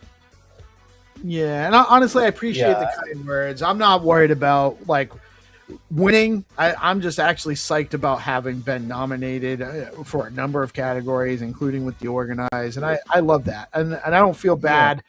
I don't feel bad, but it's not there's no money on it. It's just for bragging rights and or just for recognition. And my understanding is, as far as judges, they literally just go by the number of votes. So there isn't any. And I think the third thing I want to add, it's more important recognition by the community, by the people, by the newcomers and everything. Because when we live in the small town, in the village, and we get recognition and validation from each other every day, it has no much meaning. We need to scale, we need to create the mass adoption, create innovations. And if we every day saying oh, Peace Love, you are a very cool person, it motivates a little bit, but we need to move forward. Yeah, exactly. Plus, I'm pretty confident in myself. I know I'm a cool person, so I don't need the award to tell me that. But I appreciate the kind words, and I understand what you're saying, what you're getting at.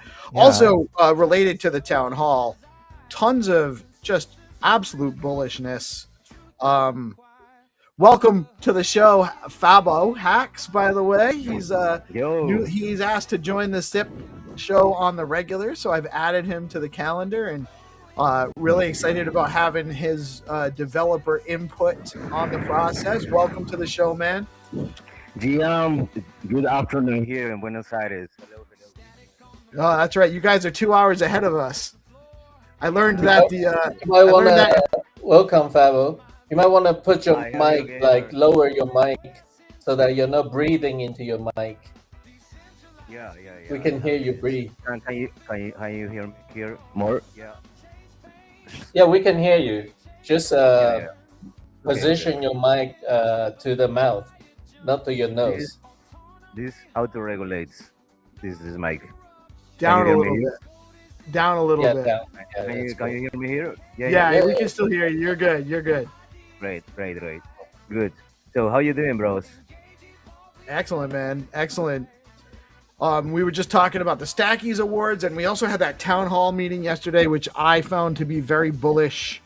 I think there's obviously so many things going on in the Stacks ecosystem. Shipping, we just shipped USDC, native USDC. Some of the things they were talking about for next year, including L1 staking, is very interesting. We touched on that with Rubes a little bit earlier today.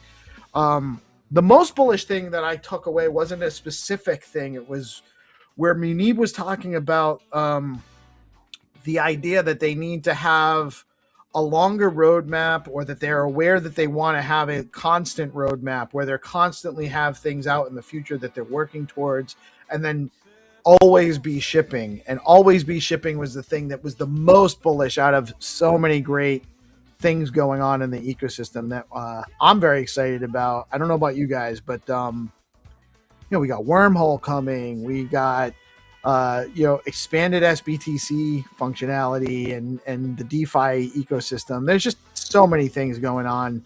And then the endowment, the accelerator, all the dev-oriented things going on for 2026. Future's bright on Stacks, guys, in my opinion. So, Hero, where do you wanna go from here? I want to hear you guys what's going on the SIP. I think you are pretty connected and synchronized with the network there. I passed a really good time here with Peace Love music that I met in person.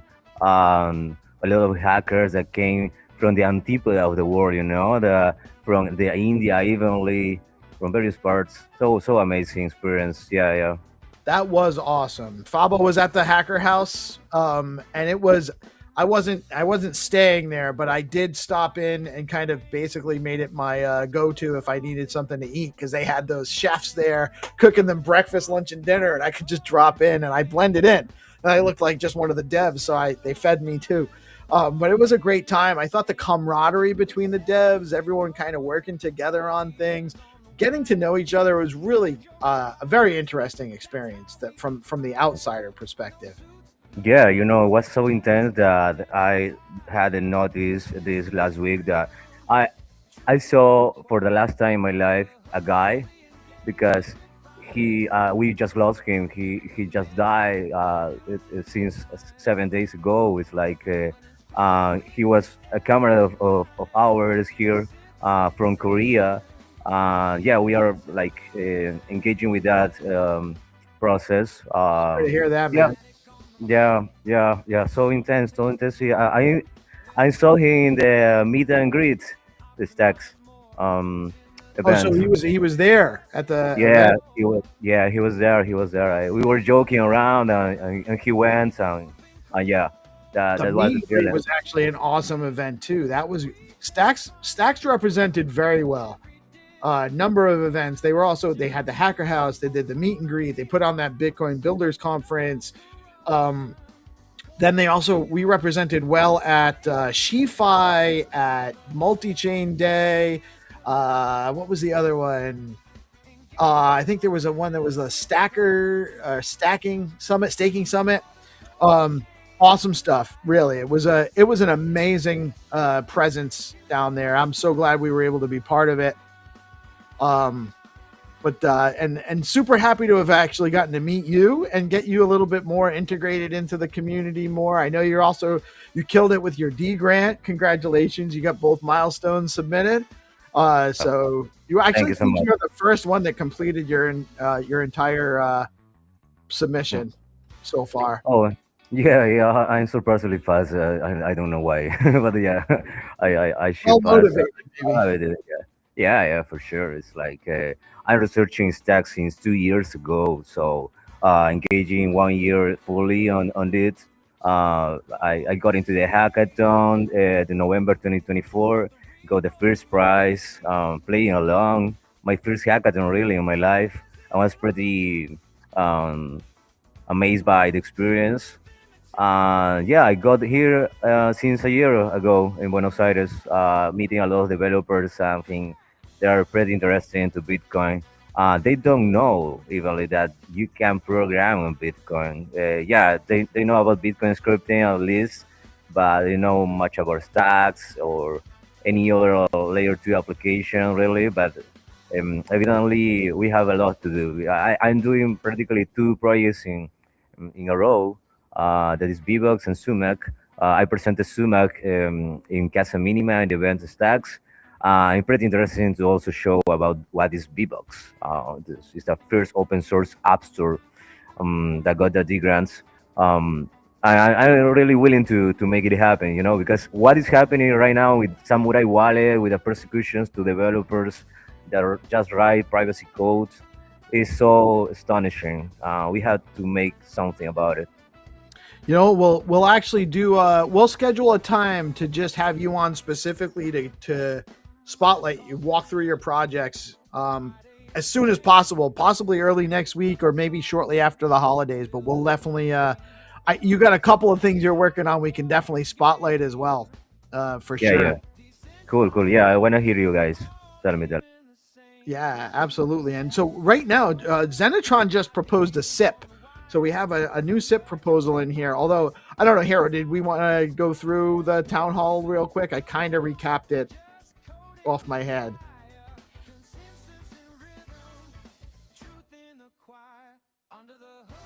Hero.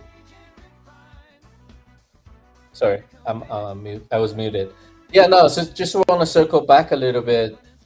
These calls happen sometimes, really important calls for the ecosystem. And I think like having a way to log them so that, if you are not there present, you can go on the forum to check. So I started like writing some of the recaps down. So just want to make people aware like these recap do live on Stacks forum. So you can go out. So I'll just show you guys. So I typically do like a quick tweet just to like, tell people like what's up on a high level, and hopefully we'll like the details directed to people to the Stacks forum. And one of the main reasons to use Stacks forum is also you can see my my other tabs. Give me a second. Yeah. Just gonna go Windows. Sorry. Yeah. If you could reshare. Oh, let me, here we go. Whoop, did I not get it? Hold on, let me hear it. There we go. So Stacks forum is gonna be a really important hub for all the really integrated Stacks community member, because you can post a lot of things on Twitter, but they'll get lost. So even if I post a recap on Twitter, you'll get lost. So so I try to drive people to the Stacks forum for details. So you can see like what happened yesterday. If you were not there, you can go and take a quick read. Each speaker is organized in this way, blah, blah, blah. You can check it out. And all the links are there. So just go and check out this. And other reason is because, for example, during the town hall, I don't know if you remember, like Alex Miller talked about, he posted some updates. He posted in Stacks forum. So you can come here and check out the R&D update. And just like Rena the other last week, she's asking for feedback. And here is where you can, feedback as well. So yeah, just try and join the Stacks forum. It's really easy. You can see Rena's post, Alex post, my posts, Zenitron's posts, which we'll get into. But I just want to make sure like we keep driving people to Stacks forum. Peace. Yeah, absolutely. And that is a big part of it. There's definitely been more activity on Stacks Forum, by the way, in the last few weeks. I do see it finally starting to pick up. And that's at forum.stacks.org, by the way. Anytime you're looking to get your finger on the pulse of what's new, you go here, you can go to latest, and it actually shows you the most recent posts, and you can just jump into those threads.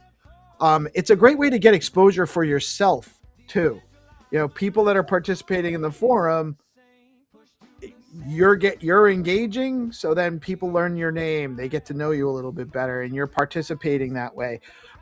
So it's not just supporting the ecosystem by going in there and liking, but comment, engage, read the posts, and give thoughtful responses, and that's a great way to start getting involved in the ecosystem, is the Stacks Forum. Yeah, 100%. I think, like you said, it's almost like a little bit like, showing your true interest in the Stacks community. These you'll get eyes from the entities, employees, or maybe like the grants committees people. You never know. So it's a good way to build your reputation. Don't post something like just random. Post like thoughtful feedback. That's what most of the time the posts here are looking for. They are looking for comments and feedback, whether it's about the grants. Like I remember, I think Claire posted something about the grants some weeks.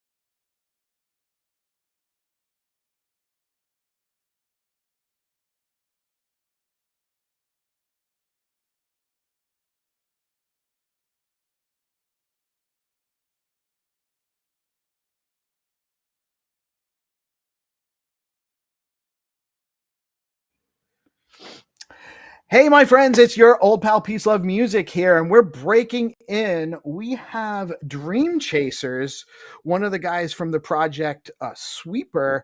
That is a D Grants project. He's going to come on and give us a demonstration for his project. So let me see if I can get him on here. Here we go.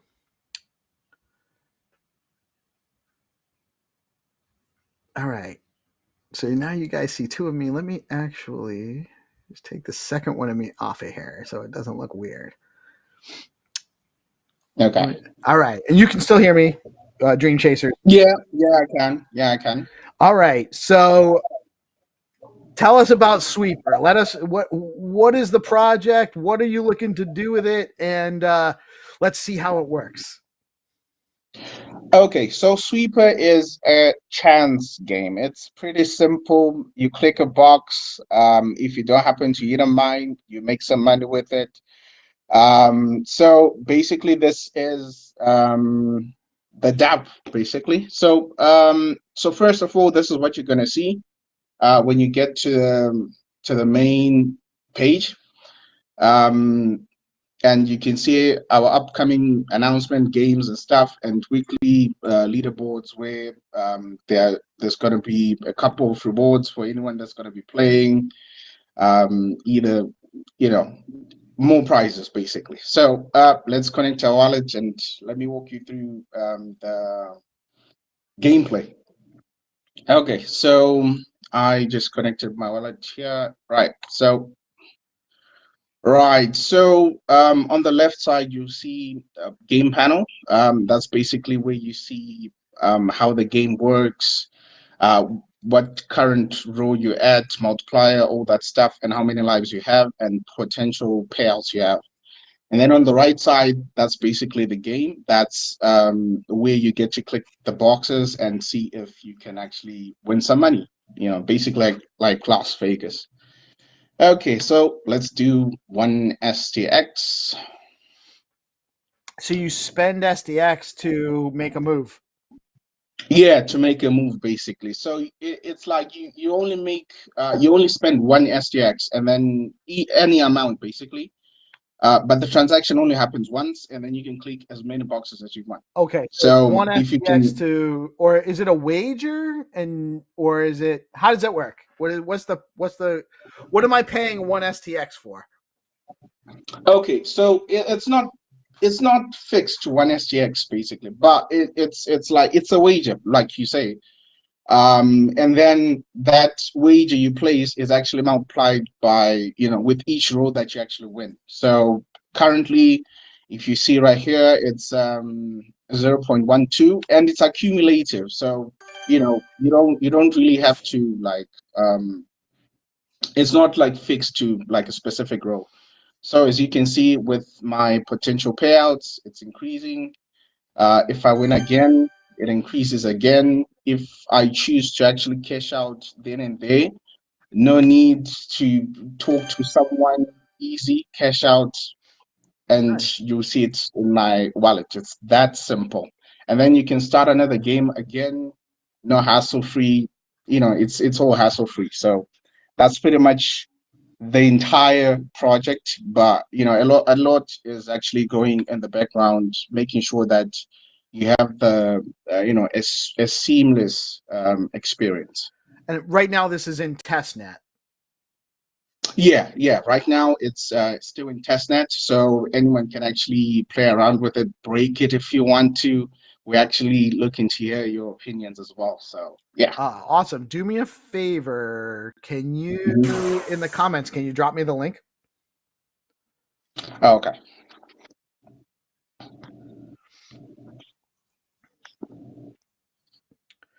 And all right, cool. So what I'm going to do is I'm going to drop this in the live stream, in the comments under the live stream, or the replies under the live stream, so that, let me get this off of here. Get back on the game here. So that people know where to go. Yeah. So every day, guys, you all know we have the pinned post for the live stream. We drop links in there all day, and try out. So is the sweep? There's multiple games on here, or is this link is? So far we actually have one, but we're looking to actually come up with another one. That's called Laser Rush. It's another simple game where you click a box, and if a laser doesn't hit that box, well, you get to win some money. You can cash out at any time. It's almost like the same concept, but on a different kind of game. But yeah. All right. So I just posted that link there. Okay. When I have a minute to test around, I absolutely will. I love that's. If I had didn't have a show to do, I would spend a lot more time test netting stuff. Yeah. My favorite things to do. No, it's pretty addictive once you get the hang of it. Because I do so far. I think I've done more than 300 transactions, not just on testing alone, but also playing the actual game, like the adrenaline rush. It's pretty cool. Although it's like faucet money, but I mean, it's pretty cool still. Yeah, well, and eventually it won't be faucet money. Yeah, eventually. Yeah. So what's your But yeah, timeline now? I know you finished your first. How many milestones do you have for D grants? so far we have 4. We have 4. So our first milestone was actually to make refinements to the whole project. Initially, it didn't have things like lives. You didn't have 2 lives. So if you hit a mine once, well, you would die. But it wasn't like the risk reward ratio wasn't okay. So we decided to add on, another life as well. The multipliers now are, accumulative. So more money to you if you actually do win. So yeah. Sounds cool, man. So you got 4 milestones you got to crank out between now and the end of January, probably, right? Yeah. And there's going to be more games on the platform too, though. Yeah. We're looking to so for now, with each month research and all that, we're looking to actually add more games as we go. Right now, we have, like I said, Laser Rush. We wanted to do a no lottery, but we saw it was a lot of people were actually doing that, so we wanted to do something actually different. So we came up with Laser Rush, and then later on we'll come up with more games. All right. So you know what I'm going to do? I'm going to share my screen on here. Okay. I'm going to play. We'll see how it goes. I have a test net. I have a little bit of test stack, so I can do this. I'm prepared. So let me. Am I sharing on that? Is this me? Yeah. This is me. Right. Yep, that's it. All right. So let me just make sure we don't need to zoom in as much. There we go. All right. Let's see. Can I? So I got coming soon. Laser Rush coming soon. I got my game count over here, my leaderboard. I'm going to get on that leaderboard if I have enough time to play. And so my bet amount is the max is 50. Yeah, max is 50. We want to encourage everyone to play, not just you alone, because if you do happen to bet the entire liquidity of the contract, you might make everyone else, not play. So yeah, we're actually encouraging everyone to actually play the whole thing. You would rather play with the fit. It's okay if I do the max. Yeah, it's totally okay. Totally okay. Yeah, you can actually do 50. All right. So just approving the transaction. I mean, why not? It's faucet money anyway, right? Like it's faucet money anyway. All right. So I click one of these.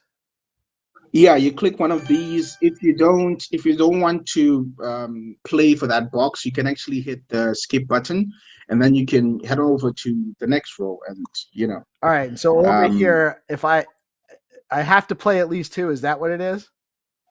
Yeah, you have to play one more. So when you play one more, and then it allows you to actually cash out. Oh no. But the beauty now is you still have 1 life, so you can still cash out even though you cash out right now. But now, you can cash out. Now it's so it gets to be one less. Is there only 1 mine in there? Is there multiple mines? They can be multiple mine. They can be 1 mine. You can never know for sure. So yeah. I think I'm gonna press my luck. Let's see. What do I want to do? I've had luck with the ends so far, so let me. All right. Ooh, okay. I see you. Now I'm gonna. Let's see. I'm gonna. Normally. Go ahead. Normally, I chicken out on road 3. Yeah. Oh, really? Yeah. Normally, I chicken out on road 3. So in my 100 to 110 stacks on the line, I'd probably cash out too. But we're testing it out. Let's keep going. I'm gonna take the middle. Oh man. Ooh, okay. All right, let's see. Let's take the end over here. Oh my gosh. Oh wow. Oh wow. I'm lucky. Oh wow. I'm just a lucky guy. It's true. Especially Yeah, when yeah. there's nothing real riding on it. Super lucky. Let me. All right. Hey! Oh my God! I can keep going. Okay. Wow, it's going. Okay. Keeps Wow. going. Is that how it goes? It keeps going. How far does it go? Yeah, yeah, it keeps going to I think it's the max you can go it's row 25, 23, 25. Yeah. Oh man! All right, we're not going to go to 25, but I'll try to get to 10. Let me see if I can get to 10. Okay. Okay. Oh no! Oh. See, that's what happens when you press your luck, fam. That's what happens. Yeah, yeah. But man, honestly, that is fun doing. It's especially fun doing live with people, right? That's the true. experience So we've had with games so far. yeah, true. So yeah, so that's pretty much it. I'm sure people, content creators like Tinderly could actually have a go as well. You know, Well, we should definitely have spend some money. Yeah. Tinderly's part of the DeOrganized team. He's welcome to come on. He was on a little bit. I actually caught him hanging out, lurking in the channel a little while ago. So I surprised him. I turned on his screen and I said hi, and I asked him. He's doing some kind of stream project today with. He's just teaching some girl some stuff about crypto. But but he's billing it as he's having a sleepover with so I was about that a little bit, but he's a good kid. I like the dude. Yeah, true. Yeah, but we'll definitely I'll do a session maybe when I get back from Buenos Aires, because I'm not going to be on the show for a couple of days. I'm going to Dev. They're sending me to Dev Connect. They want me to network and try to build some business for the ecosystem, which I'm going to do. Yeah. But this is really fun, man. I love the game. Can't wait to see it iterate further. I probably won't be as bold when there's real stacks on the line, but yeah, it's definitely fun to do. And you could actually probably you might even be able to get an audience participation thing where people can make bets on it, like predictions as to how some is and stuff like that. Yeah. So I think one of the things that we might actually do as like a branch, apart from Sweeper as a whole, maybe to create a DApp that allows tournament bets. So if a certain player wins, anyone who plays a bet and for that person actually gets to win. So it's still in the pipeline. I think I had already created something, just a proof of concept, if you will, for that as well. I like it, man. Good stuff. Well done. This absolutely, if you need me to, I'll happily chat with Hattie and make sure he knows that this was all set. Satisfies the demonstration as far as I'm concerned, as a steward, but not the steward in your track. I hope that satisfies your milestone one. Looking forward to more. Feel free to come on anytime, by the way, man. We love having devs come on and stuff. It doesn't have to be just when you're ready with your milestone. You just want to show us something, you want to come on and chat, feel free to reach out. We'll happily cover your stuff again, man. No, awesome. Thank you for having me, though. Yeah, thank you so much. All right, man. Looking forward to more. You have a great rest of your day, and thanks for being flexible and doing this in the middle of the day, unplanned. This was unscheduled, guys, by the way.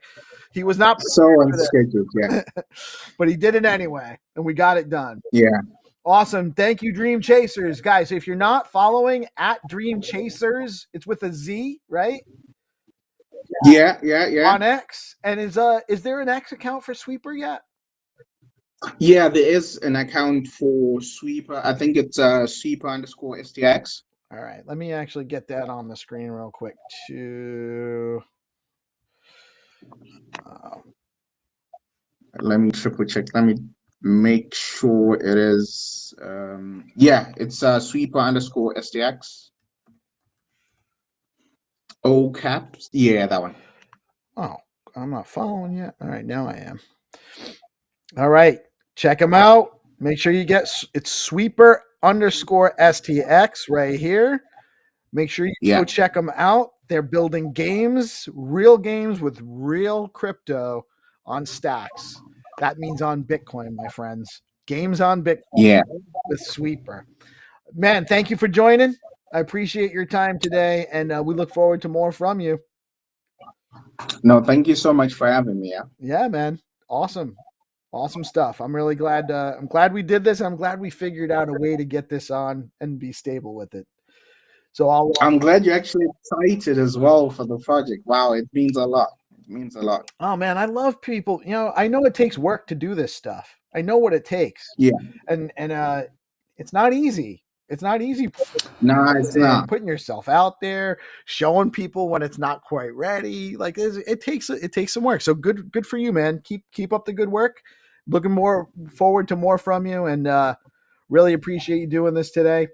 And thank you guys for watching. We're going to go back to our regularly unscheduled programming, and we'll be back. We'll be back later. Yeah. And make sure you follow Dream Chasers on X and Sweeper _STX. Thank you guys for checking us out today. Yeah, we're off screen. All right, my friends. I'm actually super excited about this next segment. We have our good friend coming on to talk to us about the Aligners project, which I've been very interested to learn more about, and I haven't had the time. So I'm super excited to have our brother in here. It's his first appearance on the live stream, I believe, and long overdue. We got Dr. Whoppy in the house. Whoppy, how are you today, man? Can you hear me okay? Oh, it looks like you're muted. Hey, you guys hear me? Because for some things is happening. There you are. Now we can hear you. Good. Good evening, brother. It's afternoon for me. It's a little later for you. Thank you for. I'm so glad to have finally gotten you on here, man. Yeah, it took a while, right? It took a while. It was a long time ago that we have been talking on certain things, and used to be back when we used to do the SIP call on Spaces every Friday. That's where we chatted the most, I think. The stacks. I think that's where we met, and also voting proposals on stacks and that sort of spaces. I joined a lot, and I must say it was very fun to hang out. Good to be here finally and be part of your show. Thank you very much for asking. Yeah, so great to have you. I've been, I see you. You're always obviously contributing in the ecosystem. You do your, and I'm slow these days too. Like I don't have. I don't want to say I'm slow. I'm do so much on the live stream now. I don't have as much time in the morning to follow your posts, but I love the regular inspirational posts you put out there, and you've been doing that for a long time. You're constantly motivating people, and that's one of the things I really love about you. Like, you're very positive. You promote positive outlooks, and that's important, I think.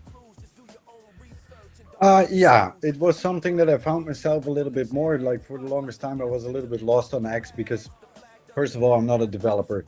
I'm not a builder in the sense of, like, I do have my thoughts, of course, but I'm not a developer. I don't, and I'm more like an enthusiast in a lot of things. And at some point, I needed to find to do. Yeah, at some point, I needed to find something to do with my with the NFTs or with whatever I had, and blockchain in general in much. So at some point, I just I created this little character. It's already doing these like little tweaky posts about positivity and mindset and awareness and as a sort of note to self kind of thing. That kicked off. So when I like woken up the captain, um, through AI. I found an audience, and from that I just grew because I did like I have a full-time job, right? I work as a project manager, product manager at ERL, and but I love hanging out with a lot of people, so I was always listening to spaces, and in the meanwhile just playing around on X, and this gave me practically an audience, built my presence on X, and for the longest time it did very well. For the reason exit that I took, it doesn't really match, but still it brought me a lot of experience in a way of writing, in a way of like looking at things, in my own mindset, in a way that I changed my life. But also seeing it affect others. I really had some amazing DMs through the years of people saying like, "Hey, bro, how do you do that? What can we do with this?" And like how it impacted like other people to make better decisions. So yeah, that for me was the key to like keep going and go from there actually. Awesome. I love it. GP in the house. You know GPSC as well, our brother from Whoppy. the Pepe Spaceship Club and so much more these days. Community manager for Trust Machines at Zest and Stacking DAO, and obviously my main co-host. One of the best decisions I ever made was bringing him into this project. But he was super excited when he found out that we were bringing you on as well, man. You have a very strong reputation throughout the Stacks community, for sure, brother. Yeah, what's up, Wonky? Glad to connect with you and get to see you, man. And yes, man, your posts are some of the ones that I always look forward to. Always a good, positive message, and you know we need more of that positivity that you bring to this ecosystem, and you know the inspiration and great takes, man. But I had to come up and say what's up to you, man. Welcome, and good to connect and finally get to talk with you like this. It's good to be on the DeOrganized show for once and connect with the guys that I've been, even if you don't see me that much, secretly still looking and look at what you guys are doing. We see you. I see you. Didn't do groups. Like, okay, the group activity is a little bit less, but like, it's very busy, very demanding. Like I'm trying to find my way in a certain way. And you probably have seen that I now made a second character, so it's Mr. Duck with the little horns, and also that one is taking off, getting requests for people asking me to make ducks and that sort of thing. So yeah, it's good to be able to build and contribute in certain things, in things that I'm good at, and happy to be here. Good to see you, GBSC. It's great to see Stack still building strong and working on it. Like it's good, exciting things happening like all around. Like that's one thing I can say. Yeah, there's so much going on right now, man. Especially this week, you know, we have the Stackies Awards taking place on Thursday, and then the Stacks Town Hall, and then you know all these other seminars that are taking place. You know, our community is a tight one, right? It's very tightly knit, but I do see some of the people that got quiet for a little while starting to come back around and posting again, and you know that's a good sign for me that like you know hey, there are some catalyst news events for our ecosystem like USDC, you know native USDC coming to our ecosystem and making his debut to Bitcoin DeFi with Stacks, you know, so people are seeing that as a signal, and you know, there's plenty of other, you know, updates and innovations coming to our ecosystem. So it's good to see that the community is still here and paying attention, though it may have gotten a little quiet for just a moment. You know, people have to sometimes reassess and then get refocused and then, you know, come back with a stronger mindset. So it's good to see people still around, and it's awesome, man. I think 2026 is going to be a good one for our ecosystem. Can fully agree about that. And the funny fact is, one thing you mentioned is now USDC is coming to Stacks, right? Like that's a big thing. But what is that like vested names in Stacks that I've seen here or met elsewhere? The circle goes full circle, right? I see Stacks in Action Trader. I see other people that I met before in the last couple of years around and going from EVM to Bitcoin back to like the ones that ecosystems and this whole network of blockchain, you keep coming across them like left or right. That's something I really love about space. So yeah, I totally agree that's exciting. Yeah, it is. People don't always necessarily stick around in one place, but there's a lot of conviction for crypto in general, and it doesn't even necessarily mean, it's a decentralized world. The whole Bitcoin is built on the concept of decentralization, which means that you're going to have multiple options in the marketplace. The more, the better, really. The more options you have, the more decentralized the marketplace is. So, of course, people should be going out and participating and seeing what's out there. And, that's how we learn. That's how we grow, and we build the best products by taking a little bit what works here and what works there and what works here and making a better mousetrap, right? So what I'm most interested in talking about, though, because I don't know anything about it other than I keep seeing posts about it. I don't have enough time to do my research on it, but I think that there's a lot of activity. So I probably need to know, what is aligners? What do I need to know about it? Okay. How can I put this in 3 words that you aligners is the next gen launchpad, mathematically designed in a way that it will end all ICO token dumping from now on in future. It's a new way of fundraising with a fair launch system. No more VC seed rounds, no more nothing. If a VC wants to join, they can join, but everybody has to go through the bidding process.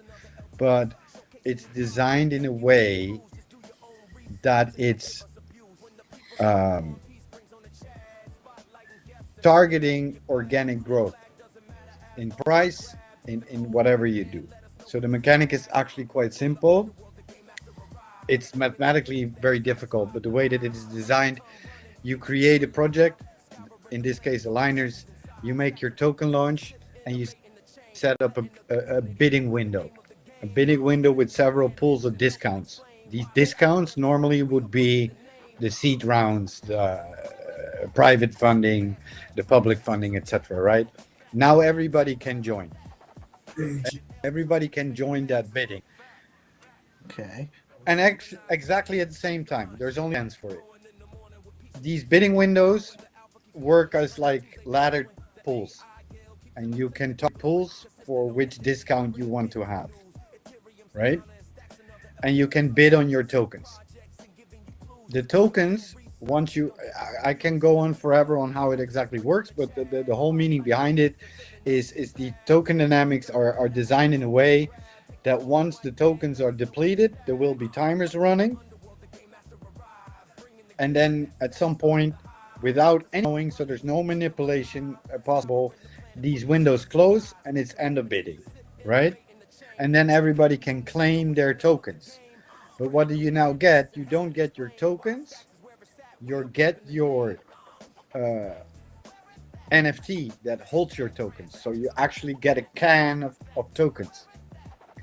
Okay, so you're getting an NFT that is where your tokens are actually located. So the NFT is like a wallet. Yeah, and the tokens will release by the amount of time you dedicated to your bids to win that specific discount. Right? So if I say I want $1,000 worth of tokens for 10 cents a tokens, in this case, that's the highest discount pool, and I win it, then I should have said then my vesting period is a year. Okay, now I say a very difficult word, vesting. Yeah. So is the vesting period part of your bid? So are you bidding like a longer time period has a more weight towards the bid? A longer lockup period? The longer you bid, the higher your chances are you get the highest discount. But now comes the That's best part. very interesting. I can okay. Your All right. I see your the mechanism here. Yeah. your tokens will drip out on the second. So it's a slow drip token process when they're going to release, but there's no liquid market. Like there's no liquid token because the majority of the token supply is locked up. But they will release gradually, and there will be there's 5 pools. There will be vesting periods for a couple months, or maybe even 0 months, and it will be maybe for a few years. So all these tokens will gradually come to the market. And what they then do, they this marketplace where you can immediately sell off these NFTs as liquid supply. There's other people can buy your NFT, in this case called TVS, tradable vesting schedule. The thought behind that is, as soon as you put them on the market, you need liquid, right? Liquid, you need finance, you need funds. So the assumption is that people will list their vesting schedules for discount. You feel it coming that you then get like arbitrage opportunities, that you then get like discounted tokens while the market price of the token is going up because there's an extreme scarcity. Because so every token is locked up. I can trade my NFT that's holding my tokens with my vesting schedule. Is that essentially what it means? Exactly. That you can just sell your tokens. Very interesting. Very, very interesting concept because it does solve a big problem that we have as far as token launching goes right now, because it's very easy to launch a token. And we've seen that on a number of platforms. And I want to preface this by saying I'm a huge fan of what Kualin built at STX City. But I do think that the volume of token launches, it made it too easy to launch a token, and so it kind of saturated the market a little bit. Same thing it was a small version of what happened with Pump Fun at Solana. There's just too many tokens. It was too easy to launch a token, specifically to pump and dump. This solves that problem in a very unique way. Very, very interesting. Exactly, and the whole thing is, even if you're a degen, right? Let me say the token, like the InfoFi campaigns have a redeem period of 3 days where you can redeem your winnings for like 40 cents a token, right? And then when that ends, the token launches at 50 cents. So if you have that, you get one of these NFTs. You can immediately hand it over and say like, okay, I want to have USDT. And trade it. But if you would go into the bidding and you win a bid for like, let's say 27 cents or 28 cents a token, and you have 10,000 tokens you split your NFTs. There's also splitting options possible, and you immediately dump them on the market for 35 cents. There you go, profit, right? Like right away. But people that believe in the project will then see like, hey, the discounted tokens, like that's a 35 cent NFT, but the spot market price on the other end says 50. Immediate leverage. Immediate. Just you pick up your NFT, and of course, like in the future, they will build out towards DeFi, towards like collateralizing your NFTs and that sort of thing. That's a long story in the end. But what they prevent is what you now see with a lot of tokens is nowadays you see projects creating floating value, right? Only releasing a small portion of the token supply to the public so that you get a high valuation, while the seed rounds is sitting on 20% waiting for the price to go up, and as soon as the price is right, they come out, right? You see that happen with Monad.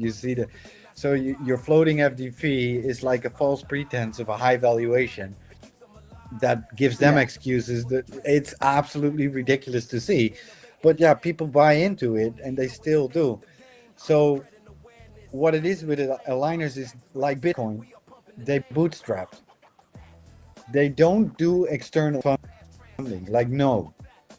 Everything comes out of pocket and or raising mechanism. They have everything in self-control.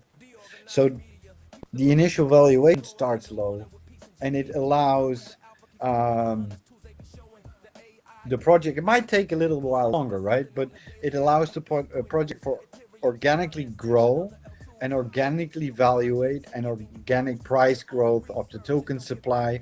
And because there's only 26 million tokens and 46% is locked up in TVSs when the initial weight offering is done.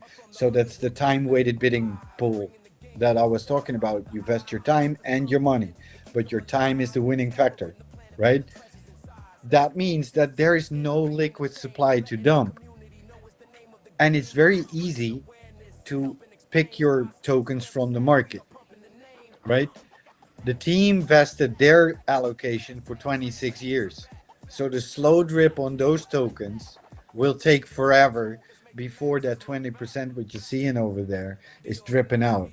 Like those tokens, it's even for the team impossible to just say at some point, hey, we have a $1 token, let's dump everything and see. It's not, because the tokens are not coming out. They have to put their TVS back on the market, and a Degen might not buy a 26-year vested token, but a believer that sees the price goes up and the value and like how it organically grows can say like, okay, listen, I can sell it whenever I want. I take that TVS, it still doesn't come on the liquid market, and I put it up for collateral in DeFi and put my money back in USDT, right? So the options of this whole dynamic of playing around with tokens that are wrapped but liquid, right? Everybody happy. Degens can trade, long-term traders can trade, everybody can trade. But if you look from it from a traditional bonds perspective, you can price leverage, discounted tokens on spot market, on everything, just looking at the maturity of the NFTs.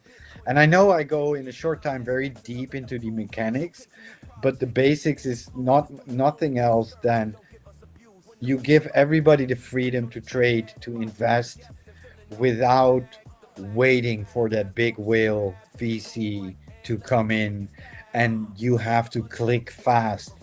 You don't have to click fast. Money doesn't matter. I can outbid a $1 million whale and push him out of the pools. That's not. If I want to sit in there for 100 years doing a crazy number now, the whale has nothing to say with his money if he not outbids me over that 100 years. So you see also on a let's say it's a 5-year vesting schedule. Do I get access to any of the tokens during that 5-year period, or nothing gets emitted until I reach the vesting period? No, they will come out. Like as soon as you claim your TVS, you will get like a little card that says like total tokens locked. No, total tokens in the TVS, locked tokens, claimable tokens, and claimed tokens. So based on the vesting period, the tokens become claimable at on a schedule. Yeah, on the time you set. So let's say you have, they drip out by the second. So if you say 5 years, that's 5 times 365 days, right? So and 3 days is so many seconds. And you have, let's say, 10,000 tokens, then all those seconds over those 5 years, right, will determine the speed of the drip. So that means 10,000, so everybody, all the variations in vesting lengths will have a gradual flow of tokens that gradually come to the market left and right, because some will drip faster, others will drip very slow, and everything in between. Right? Very interesting, man. So what platform is this on? This is an EVM. It will launch on Base, but they're planning on going multi-chain. Multi-chain, but EVM.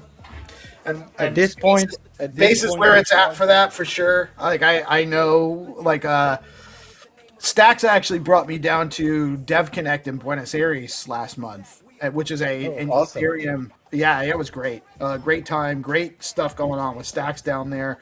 But the best part about it, well, no, I don't want to say the best part about it. A cool part about it was because Stacks wasn't actually at DevConnect because it's an Ethereum-oriented thing. They had like satellite events, but I did get to go to the DevConnect conference for a couple of days, and the conversations I had with a lot of the projects down there indicated that of all of the EVM L2s on Ethereum bases, by far the one that seems to be winning as far as Ethereum L2s go.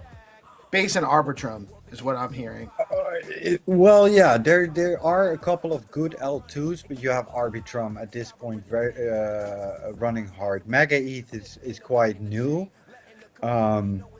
And then Base, of course, and Base is just running at it. And the thing is, but we did some live testing with the whole mechanics, and test nets are horrible. Like if it comes to mass testing and that sort of thing, you're always running into troubles with your RPCs, right? So the team now decided to go on Base for launch, and then expand from there.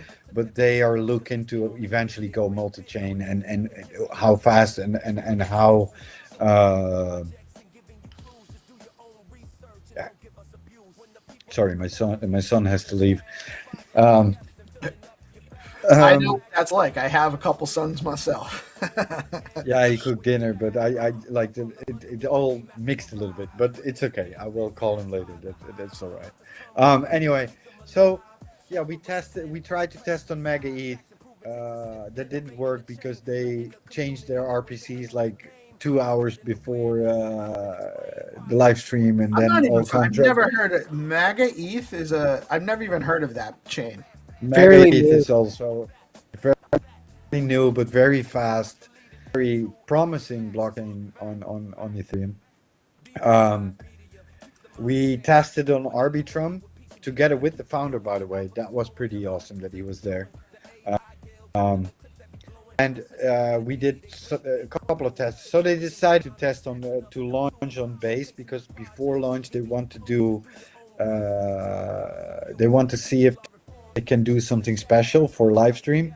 I cannot really go into that. Yeah, that's at least something they said.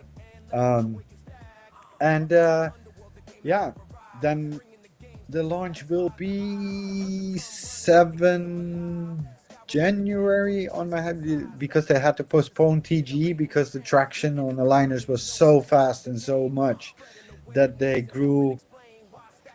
Oh, well, we were trending in the United States with the Twitter account for 5 days straight, and then Twitter banned the account because the traction was too big. They kick you out because it's bot like. And that was right when they submitted for the golden tick, so that was a little bit of a setback. So they decided to push it back a little bit. But since then, the community is only organically growing, and showing how strong they are. It's a vibe that I haven't seen for like 3-4 years after the 21 boom on NFTs. That you saw all these mega communities going mental on X. Like, look at us, you know. And I see that now, but the thing is, the technology behind it, the way that it's designed, I did some deep dives and some comparisons, and the way that he thought it through, like how you have, for example, have like your first pull and your last pull 1 and 5 have a full refund, right? On what you say. So even if you bid, and you bid 1,000, when you win that bid, you get a full refund. So you get and your TVS and your token, and you get your money back. And it also is done for the last pull, the 5th, which creates an equity sandwich that creates a bidding war, because the degens want pull 5, the long-term ones want pull 1, but nobody wants to trickle inside. But the trickle mechanic between these pulls, you will only trickle down if you get outbid, right? So where do you want to end? The degens want pull 5 because they can get their hands on it faster and trade it sooner.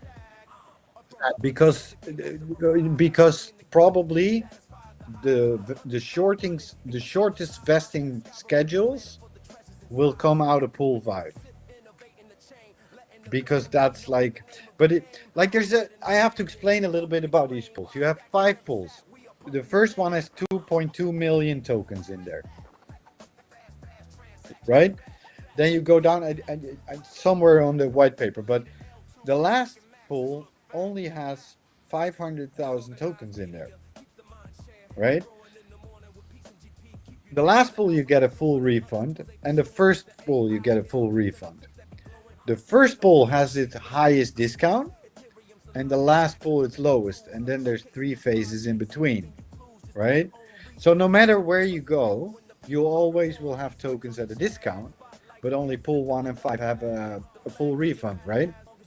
So what do you get is that people are going to target these pools, but somebody that's outbid investing length will be pushed down a pool if the pool is depleted, right? This creates kind of a bidding war that nobody, because who doesn't want something for free, kind of a thing, right? But because the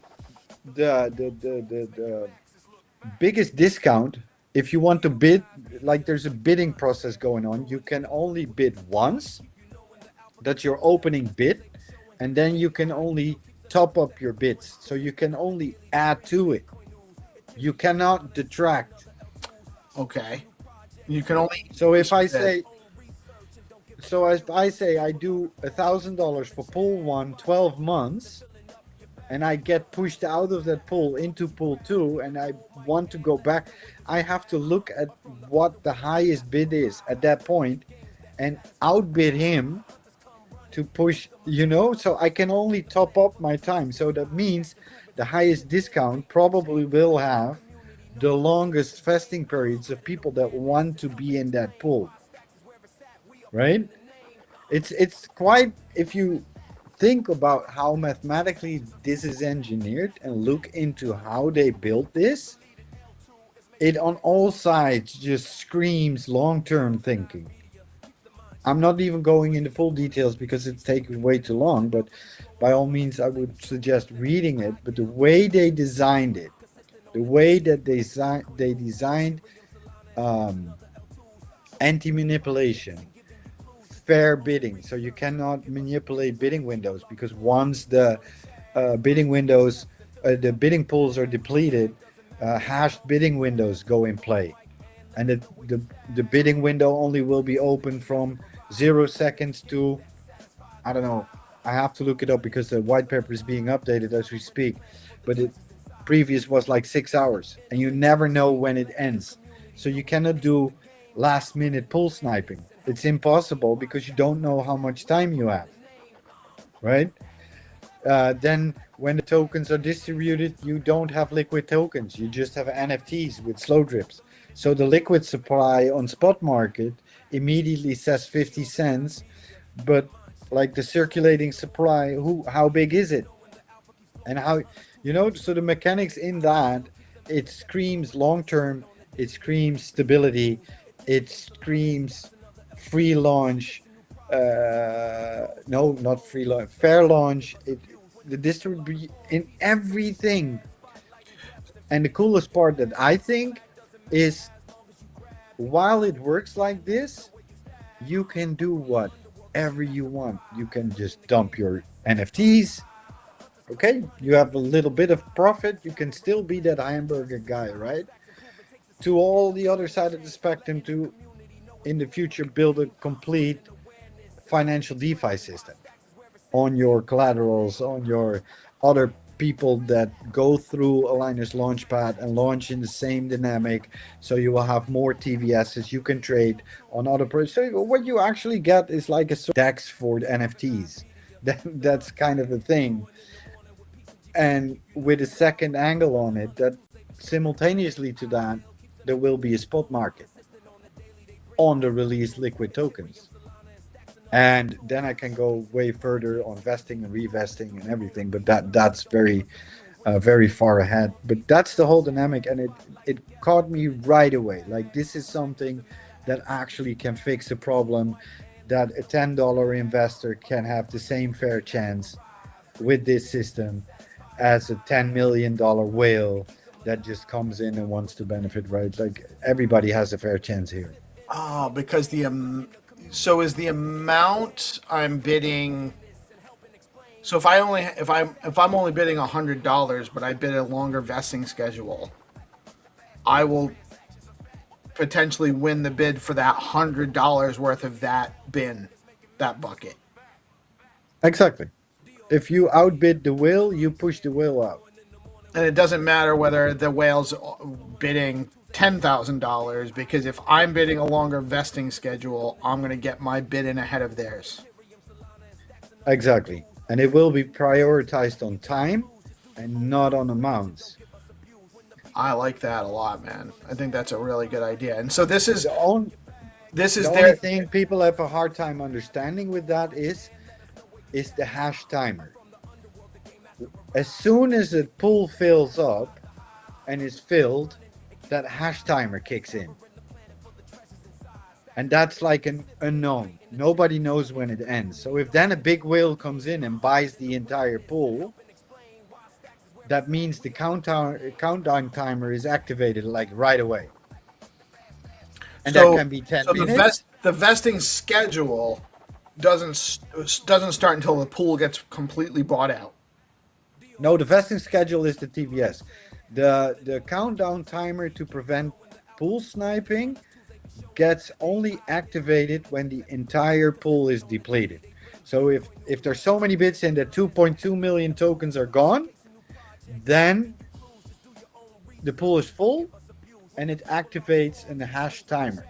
And then we have only so much more time before the bid window closes and the bids are being finalized. I see. So the pool, once the pool is full, there's only a short window for somebody to come along and try to front run the bids in any. I have to look it up because there can be two possibilities. The previous white paper, they said it was a variation from somewhere between 0 seconds and 5 hours, 55 minutes, 55 seconds. Any random time frame in between those two was the length of your bidding window. So if there's only one that knows, and it will be on the background, there will be a number, and then there will be a hash, and that hash will be attached to the bidding windows.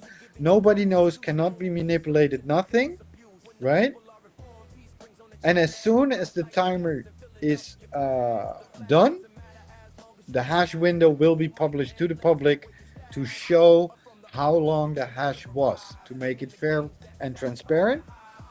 But it could possibly be that when you're the one that depletes the pool with $100, pushing the whale out, that you activate a 0 second timer. And you're immediately the last bid.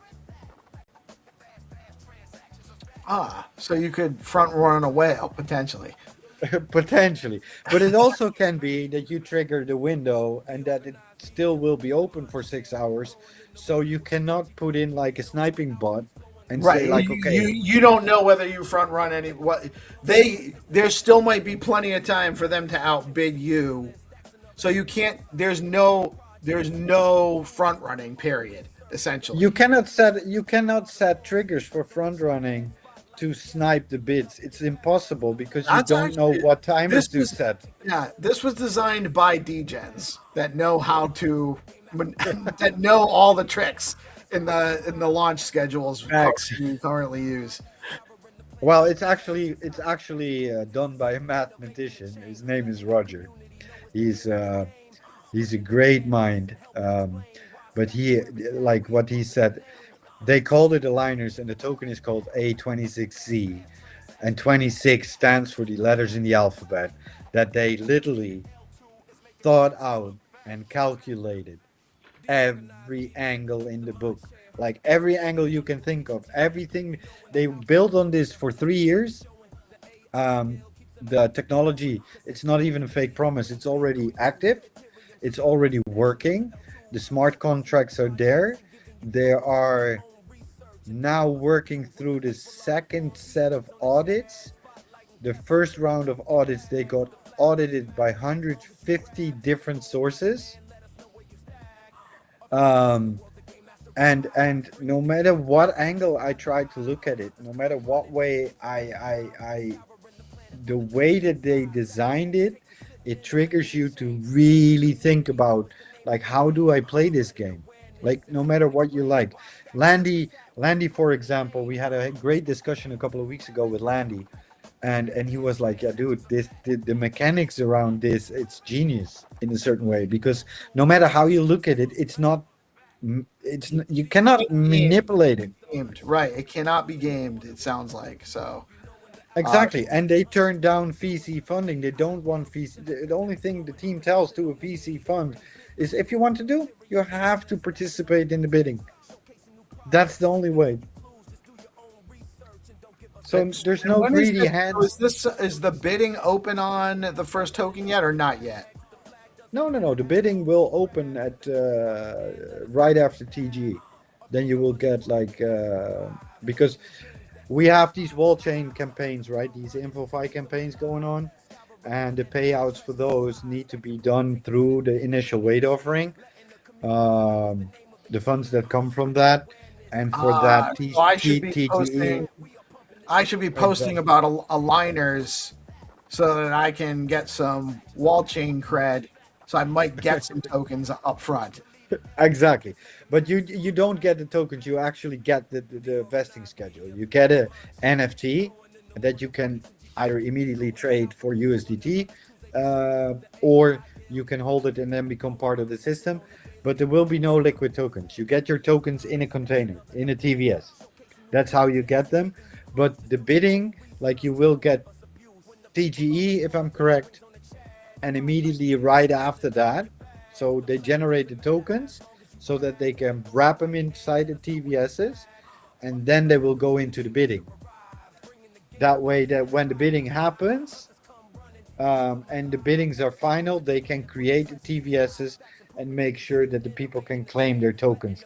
That's the way that it will go on launch, and that will happen probably the 7th or somewhere around the 7th of January.